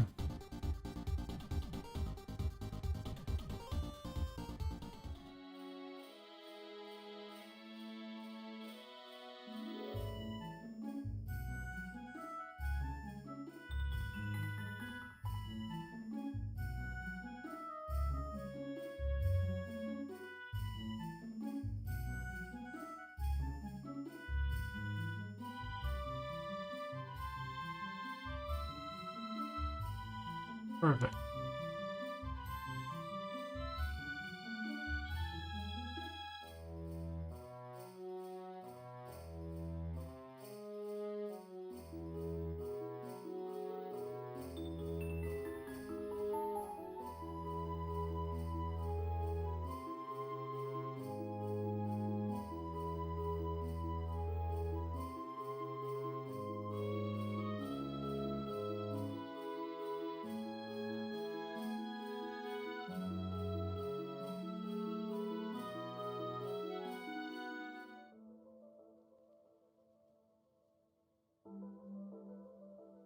Probably call it fairly soon.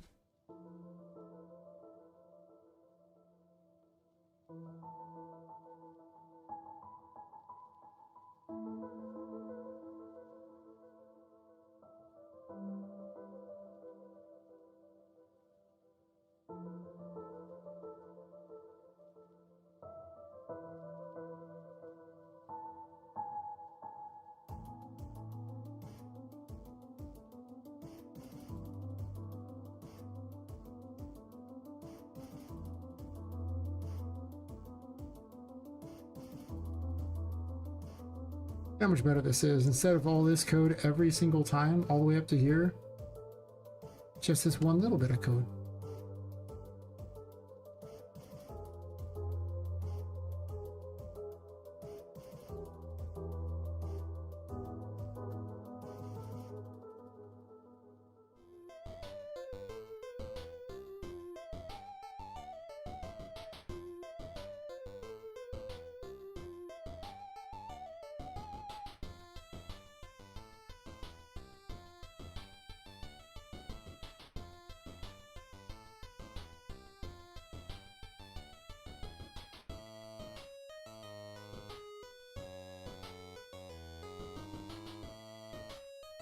Finally a good use for macros. Took years to figure it out, but I found something. I don't even have another ability for those.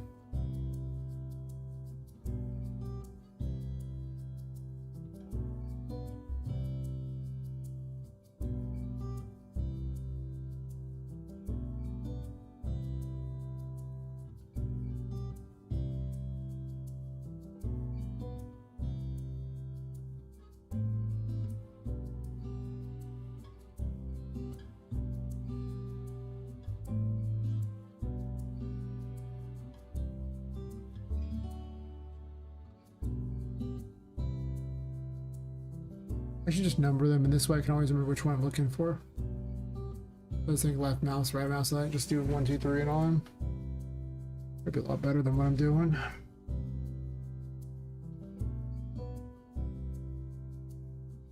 And this moon ability is not even useful anymore because I have basically the Empress's, sorry, the High Priestess is already literally a similar version enough. I can't imagine any world I'd want to keep this version of the moon because both abilities are kind of like variants of it.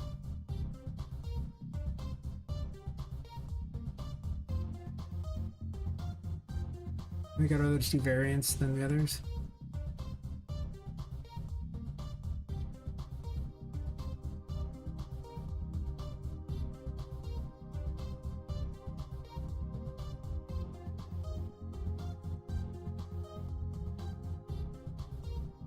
Really cleans up the code quite a bit though.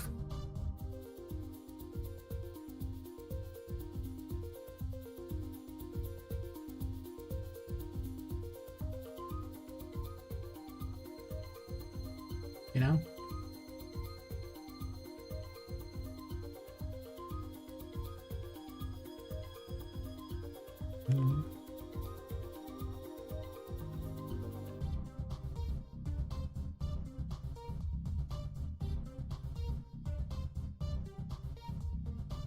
Can't put a function takes a variable inside a timer. Usually you can run functions basically anywhere. You can't put time inside of a function. That's true. Nothing time related.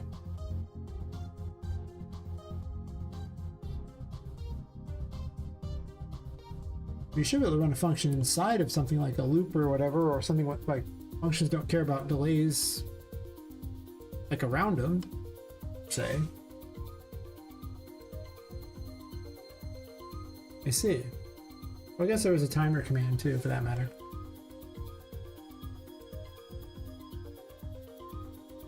Why did I do this before? This will save me so much time. It didn't take that long. You know, if I was only going to replace like 2 or 3 things, I wouldn't have done it, but since I got to replace 66 of them, we'll need 66.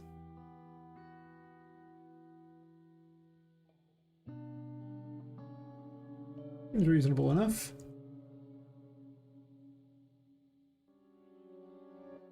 I go buy some diapers? That's fair. I'm probably not going to be doing this too much longer today. I was just kind of working on this and excited, but definitely fading a wee bit fast on this one.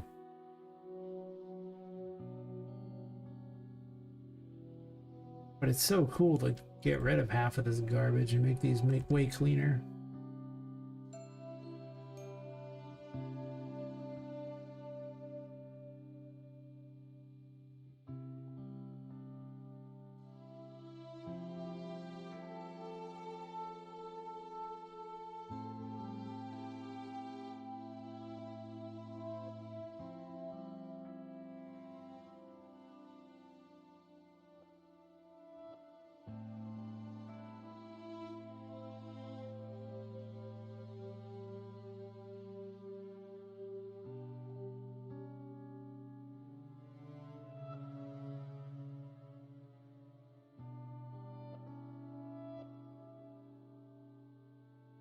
This doesn't even have a thing connected. Nice.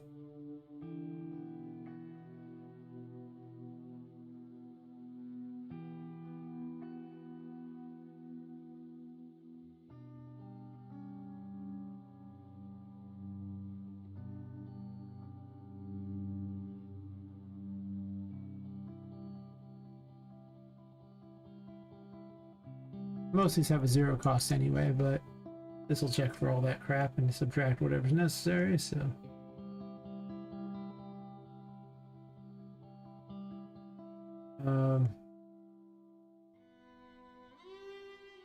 Strength's not an active ability. It literally just sets a number. It's built into Yui's own system. So it would never check.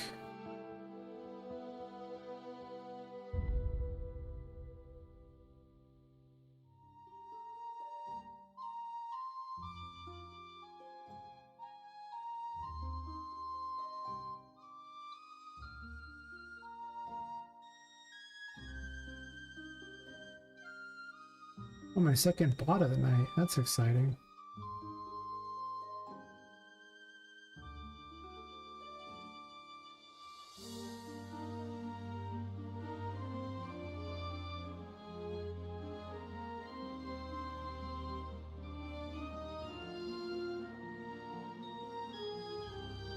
I put like a can't act check in here too, so I can just kind of loop it through all of them, because like I say, 66 of them.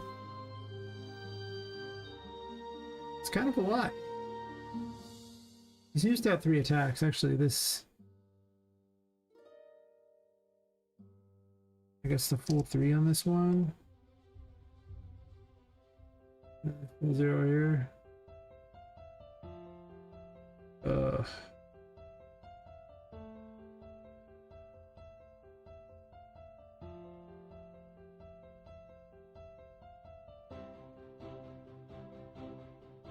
And the bot.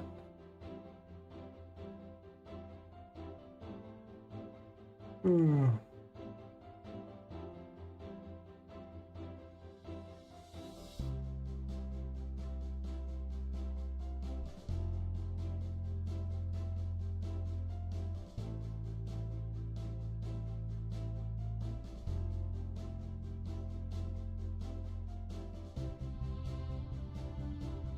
Test a few of these.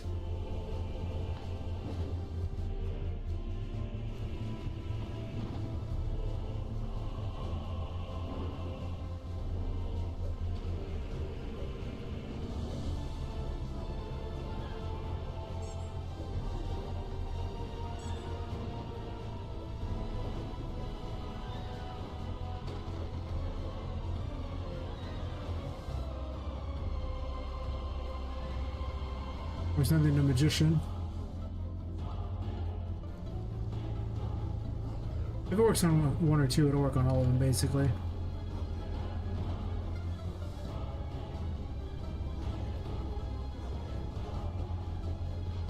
Oh, that's right, there's thingies there.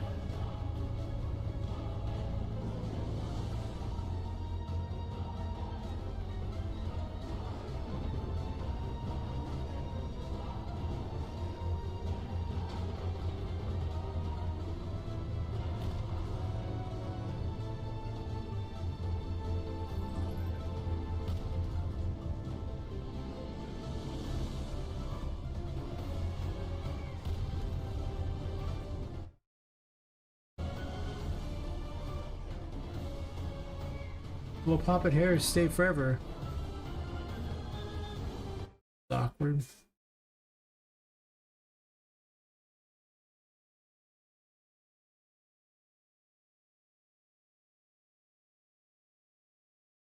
How is it just staying forever? It should go bye-bye. I marked it this thing here and it's like, oh, blah, blah, blah, blah, blah, blah, blah. Oh, uncompleted. My bad, I just didn't connect it. Nope, this one's on me. I was the dumb.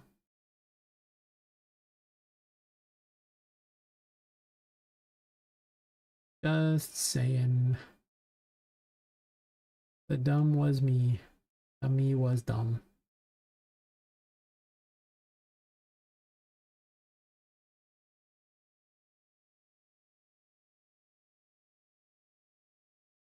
Yeah, we're close enough. I'm very excited that I have a whole other tarot card made today.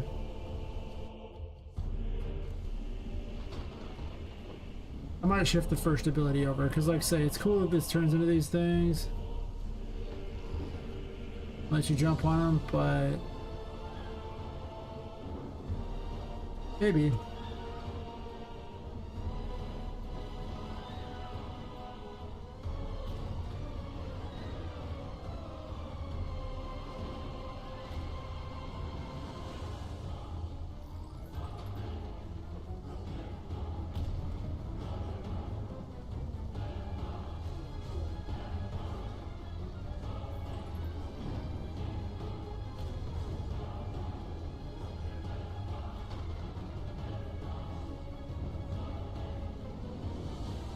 Is the one known as Poppet Moon. Apparently. Ow.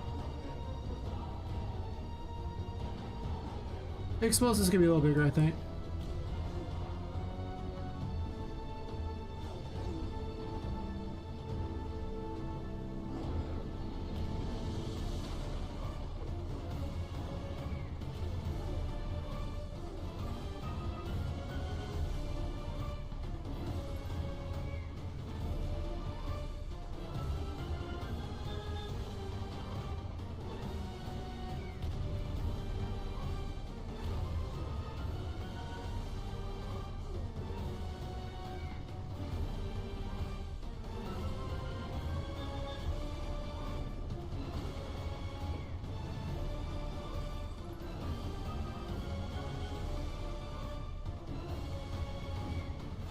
You have to actually get near him in order to use the ability to actually have him hit something. You can run away and use it too, but... oops.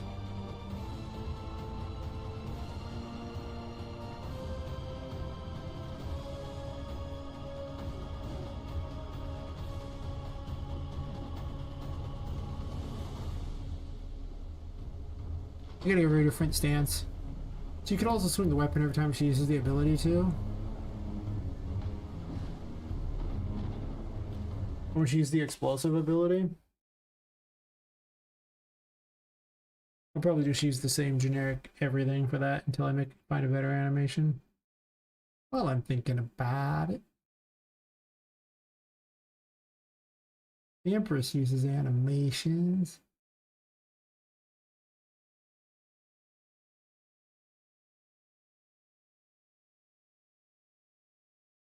It'll do.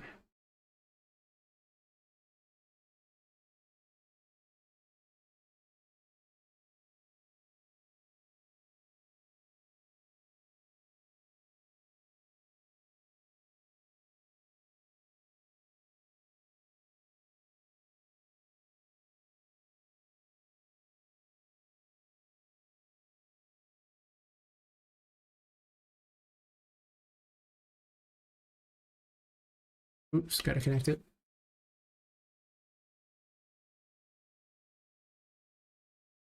Just forgot.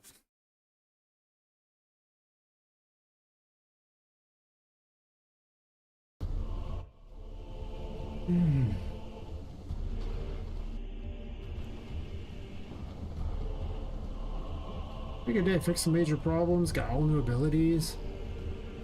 Made 4 ability stakes. I made the High Priestess. First one for that, which was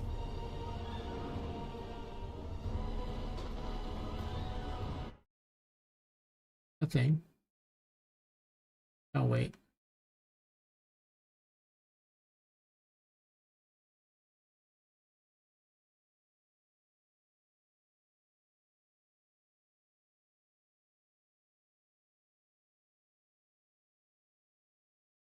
Yeah, so with all the weapons like working now where I can swap between them without them breaking, and did a bunch of optimization thingies, which was, I don't know if it's successful it was, but it's interesting.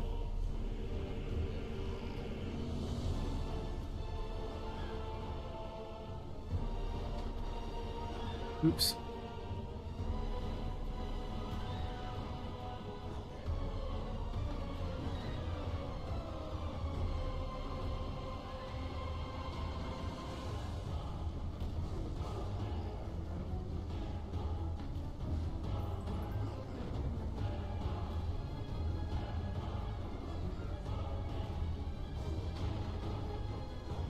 almost feels like these could be a little bit bigger. You know, like I thought it was bigger than it was, but it ain't.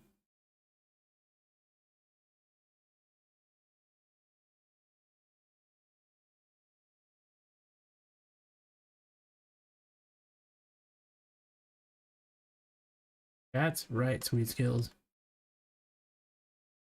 That's right. Ooh.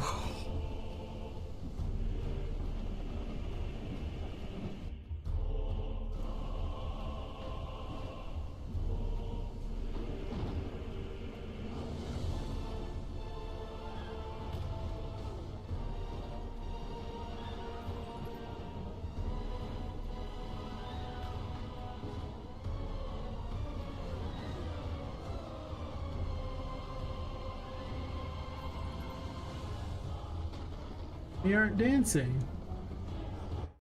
You're supposed to dance for me.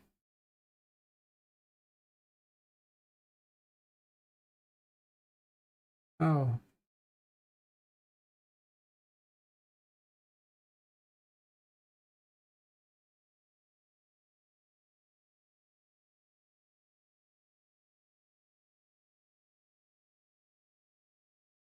That's backwards from like a million years ago.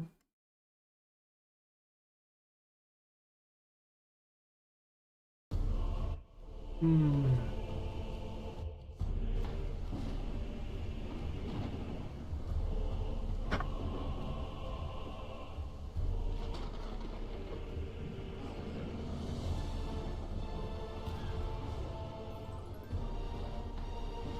Hell yeah. Got him go. Doot, doot, doot, doot. They're a little smaller than me though. Think.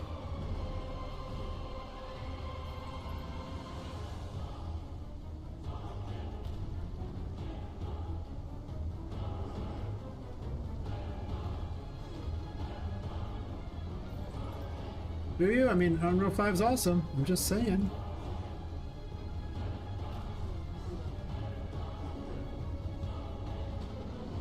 Oh, I want to describe what I'm doing? Well, right now I'm testing an ability that I made where she places a clone where she was at and basically moves the direction, like whichever way she is in velocity. Then I have another ability that blows them all to bits. Damage player, or damage enemies. And I'm just testing. This is just a test area for everyone where I made a bunch of things. I was very excited because I made these things. I was making a bunch of terror weapons. Takes forever. I hate 66 of them.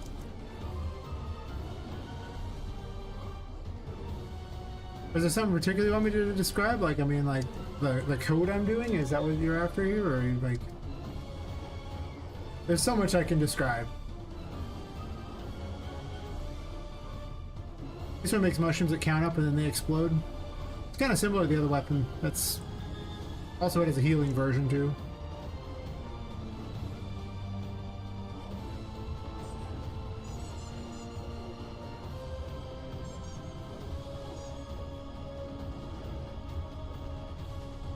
You don't want an explanation on how to do this stuff? What's that?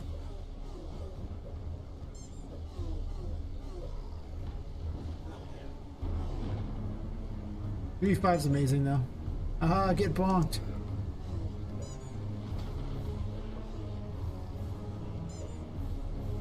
Four.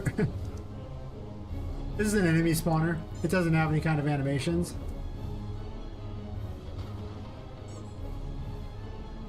Apparently I can just butt bounce it, huh? Is that a thing? I butt bounce it? No, it's a Google glitch. They're gonna just rock out there. Hell yeah.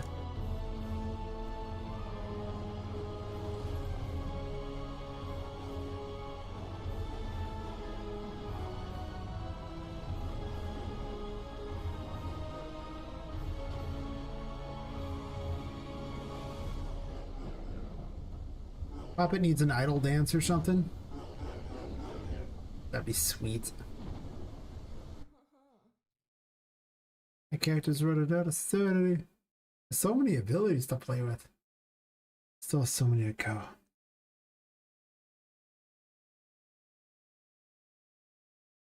Well, technically the engine's in, you know, C++, but I don't use C++, I just use blueprints. I'm just saying. I just make the little nodes and the nodes do all the cool stuff and I don't have to type any code out.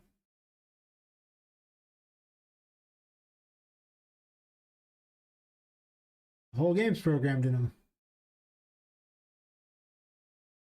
There are people who will try to tell you that you need C++.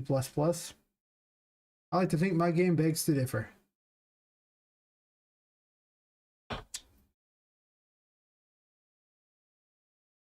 I recommend everyone try just blueprints. I don't think anyone should learn C++. Not really. It just takes forever. Unless you're a part of a team and you have all the time in the world. But if you're a solo dev, the main draw of Unreal Engine, besides the fact it does all the graphical crap for you, is you can just use blueprints and it's so fast. Easy. But that's just me.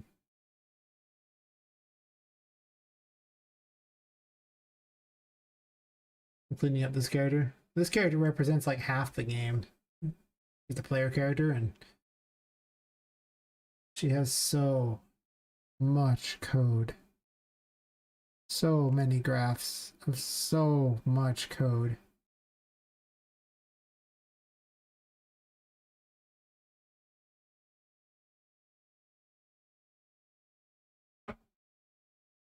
Yeah, if you have specific questions, you know, you can ask me, and I attempt to answer what I can. It's usually some amount of stuff. As long as it's blueprints related. If it's C++ related, there's usually someone in the chat that has some idea about C++. Probably. Maybe, I don't know, they watch me, so maybe not. Maybe they're like, I can't take it. It's too much spaghetti. I understand. I can't look at their code because it's inefficient and awful looking, but we will have to agree to disagree. I used to do JavaScript and typing all that crap out, so. Not like I don't type out code, never typed out code, I just never want to again. That's all. I guess I can go hit Voo with it a couple times just for funsies.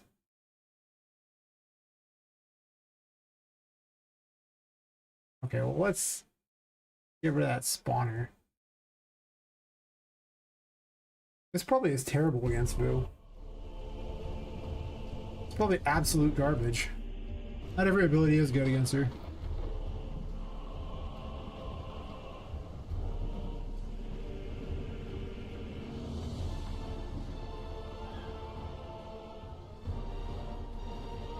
Let's test it. Oh, maybe it's not bad against her. Oh, is there no nav mesh? You need a nav mesh, don't you? Oh, there's a nav mesh. I don't know why you're just doing what you're doing. Okay, whatever. Clicked on something. Mistakes were made.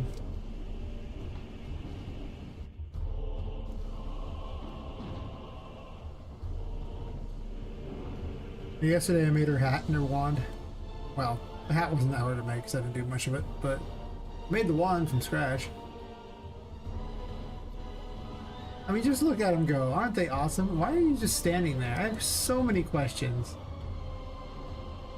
You're making me look bad. That's like your job, isn't it? You're such a diva. This currently has no cost, though.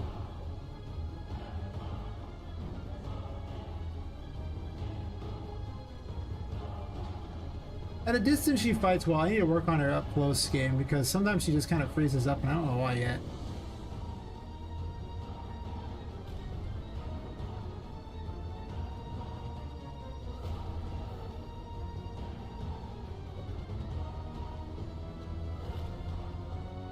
You gotta be really close. Such a weird thing, because unlike the Empress where you place the bombs and you try to run away, this one you have to actually plan to teleport away from the thing in the direction you want to go. Which makes it kind of its own weird mechanic that I don't know if I haven't quite figured out how to fight effectively with it yet.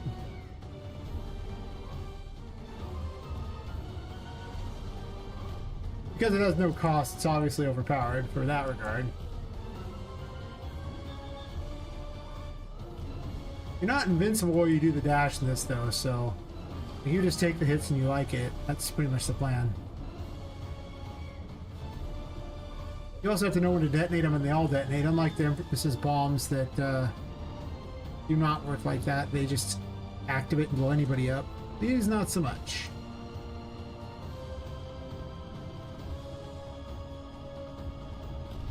This might be uniquely terrible against those things.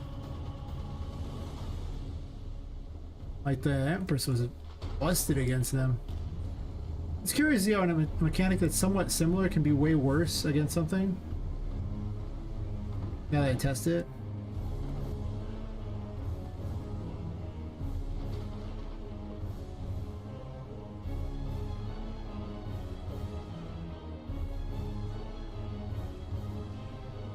The one known as Poppet Moon. Ow. That was deserved, but you know. Ow anyway.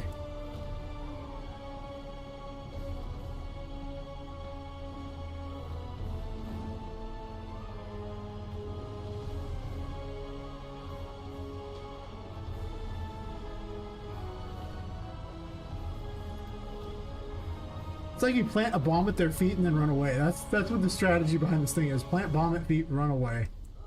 It's so weird.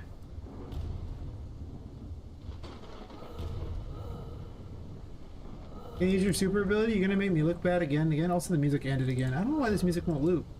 It literally has loop tech on both things. And yet here we are.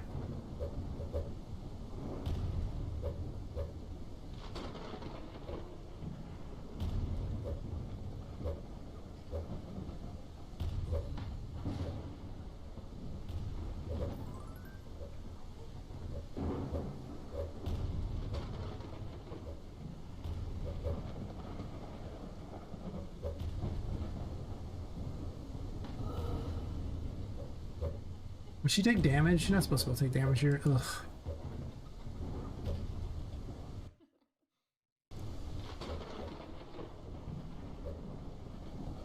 I didn't even check the... I wasn't even watching for the... Oh. No other message on YouTube. Fair enough. I think the Empress is better against these things. I actually think the Empress is probably better in general. Just in testing. I think the Empress is considerably better. But the Empress can also heal bosses and things too, so it's not like it's completely free. Heals nearby targets, so... You do kind of pay for it, but... That's why I'm testing this out.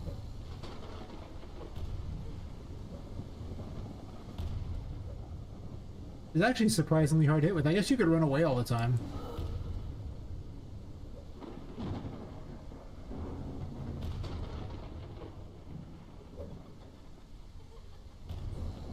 It's also up to you to decide when is best to detonate it. It does let you dash, except for it's not a real dash because you pretty much roll over and die to hits, so it's not like a real dash, but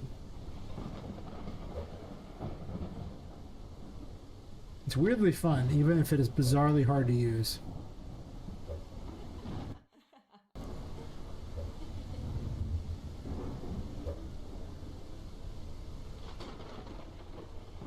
How are all this going along?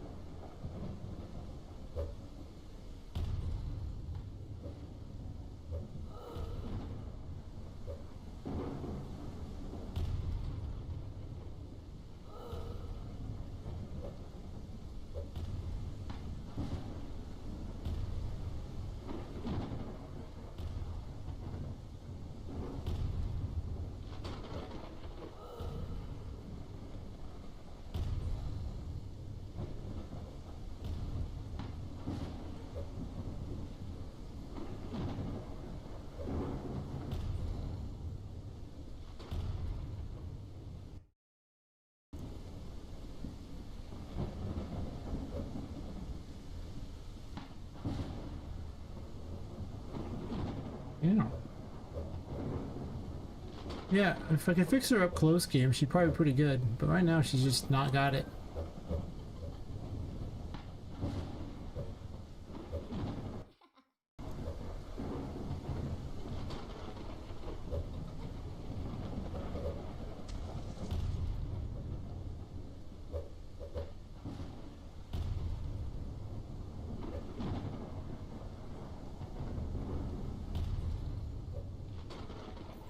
Kind of a disturbing ability when you think about it. She makes copies of her and blows into tiny bits.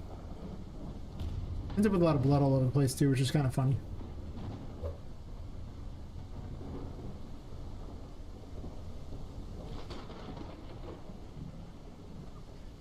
Did you get outside of the circle somehow? Ow!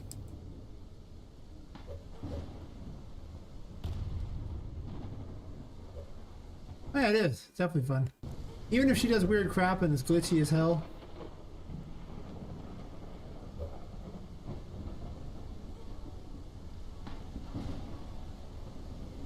It's kind of a brutal fight. I can't hit her with this, I don't think. If I kill all her helpers, maybe she'll come back to the center and fight me again. It's okay, I still love you. You're still an okay boss. You can stay, you can fight. I won't throw you out of the game, probably. I can't really confirm that. You have to wait for her to come back to the center, I guess.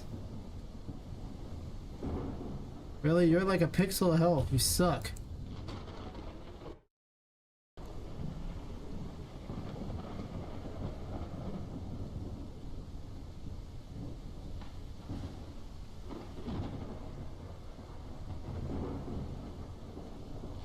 She is ready to do that once she gets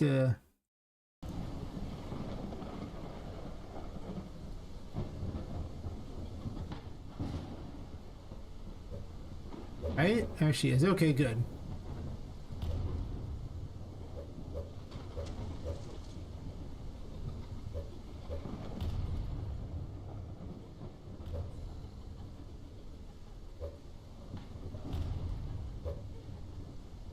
This is not a true teleport. It's actually pretty damaging to just take the hits. It's not the best. Mushrooms. Don't eat my mushrooms, you suck. Nah, she getting healed. You're the worst. You're not supposed to get healed. Only I'm allowed to heal.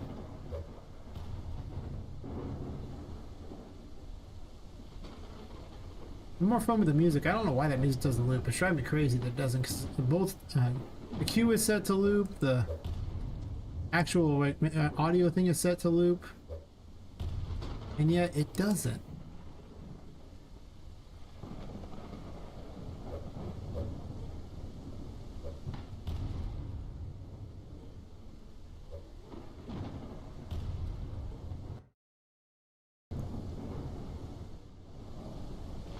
I should probably not run against the grain. It's like the worst strategy in this, to run against the grain. You want to run with it since it's spinning.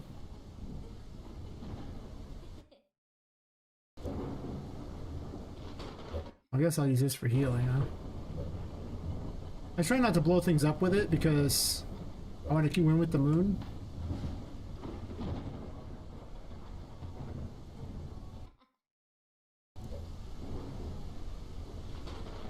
Even though it seems like strictly worse than the Empress for fighting her.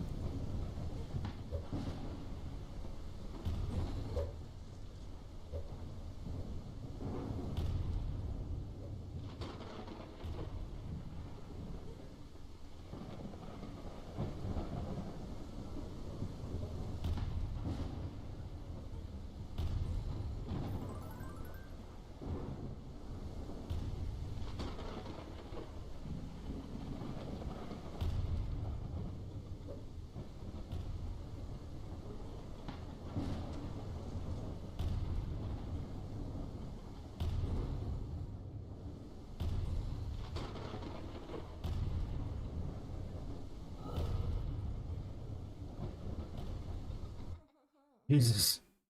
She's so hard to beat. Oh no, I can't use that. I'll die.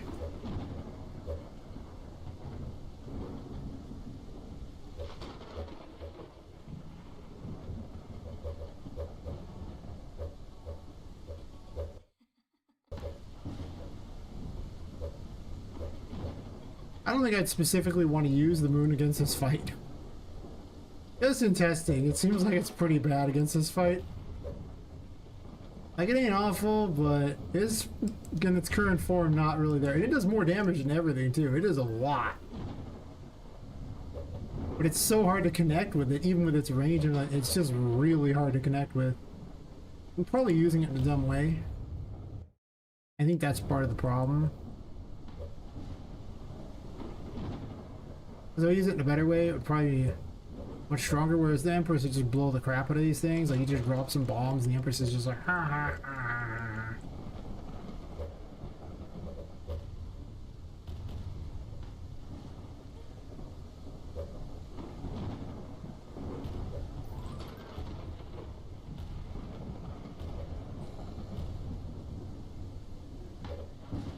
It's already cleared like half the things on the things, just doing its thing.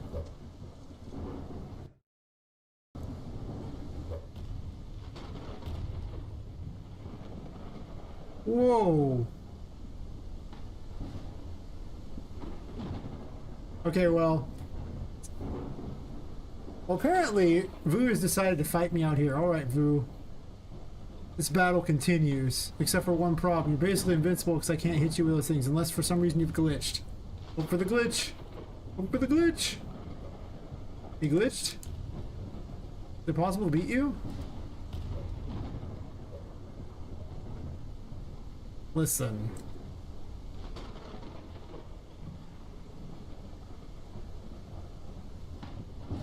This is just a catastrophe fight, but that's fine.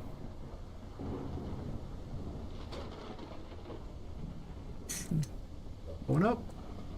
I gotta get back in here because all the enemies I have to kill in order to use their things are over in here.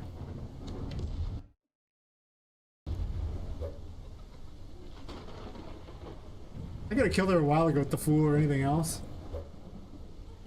Like, this is like so bad at fighting this fight. Funny though. Credit where credit is due, it is pretty funny. And a new experience, even if it is quite lousy for the fight. Managed to heal. Whew. I was dead there.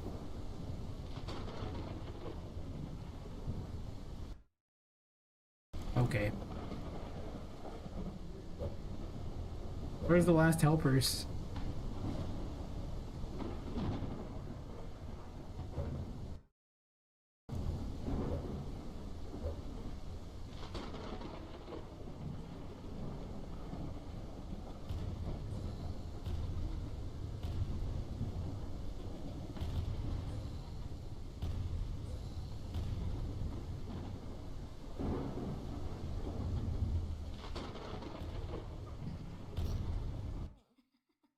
Actually on the Empress.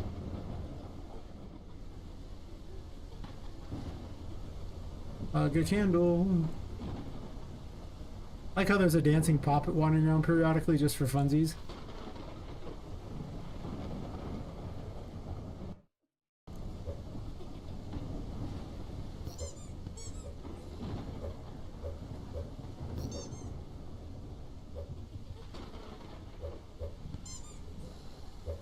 I think Vu should not have as much health. She should also be less glitchy than this. This is... I don't know how she got launched over. Couldn't have been possible, but here we are.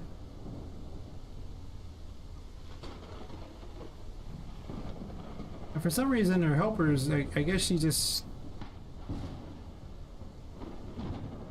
Where are your last helpers? Like, she might just be glitched at this point. I'm not sure I can actually win the fight. I have to find any remaining helpers she has. But she appears to...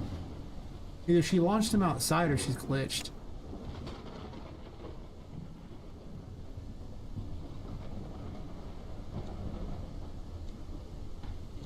Pew pew pew! Pew pew! You take damage? I take damage. No, she doesn't like the blimp. Well, that's mean. I like the blimp.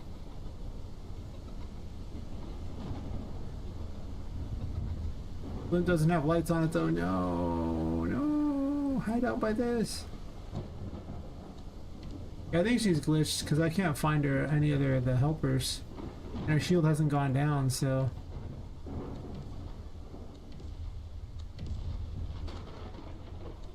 I can make this thing do huge amounts of damage or something. It doesn't do hardly anything.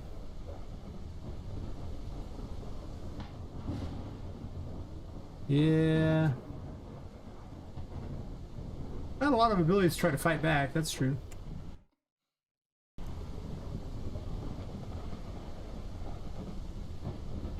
Oh, she's like, I'm fighting out here, sucker.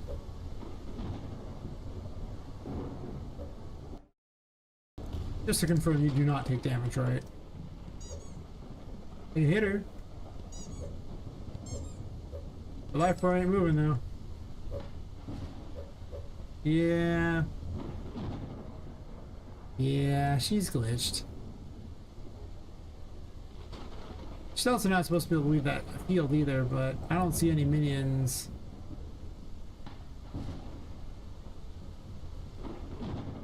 Oh, don't jump on this, it spins. I guess I could be using the moon, you know? It does let you move really fast. Yeah. Ain't no one left. She just wants to fight. She's like, I'm fighting. I'm just fighting with it. Unless it ran off into the distance.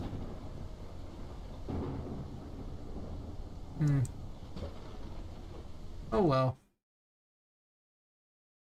So, she's still got glitchy things, but she managed to launch me to the whole thing there. But I think that was a combination of the Empress plus dashing. Because it's multiplying your velocity, and since you get exploded, you go flying up into the air.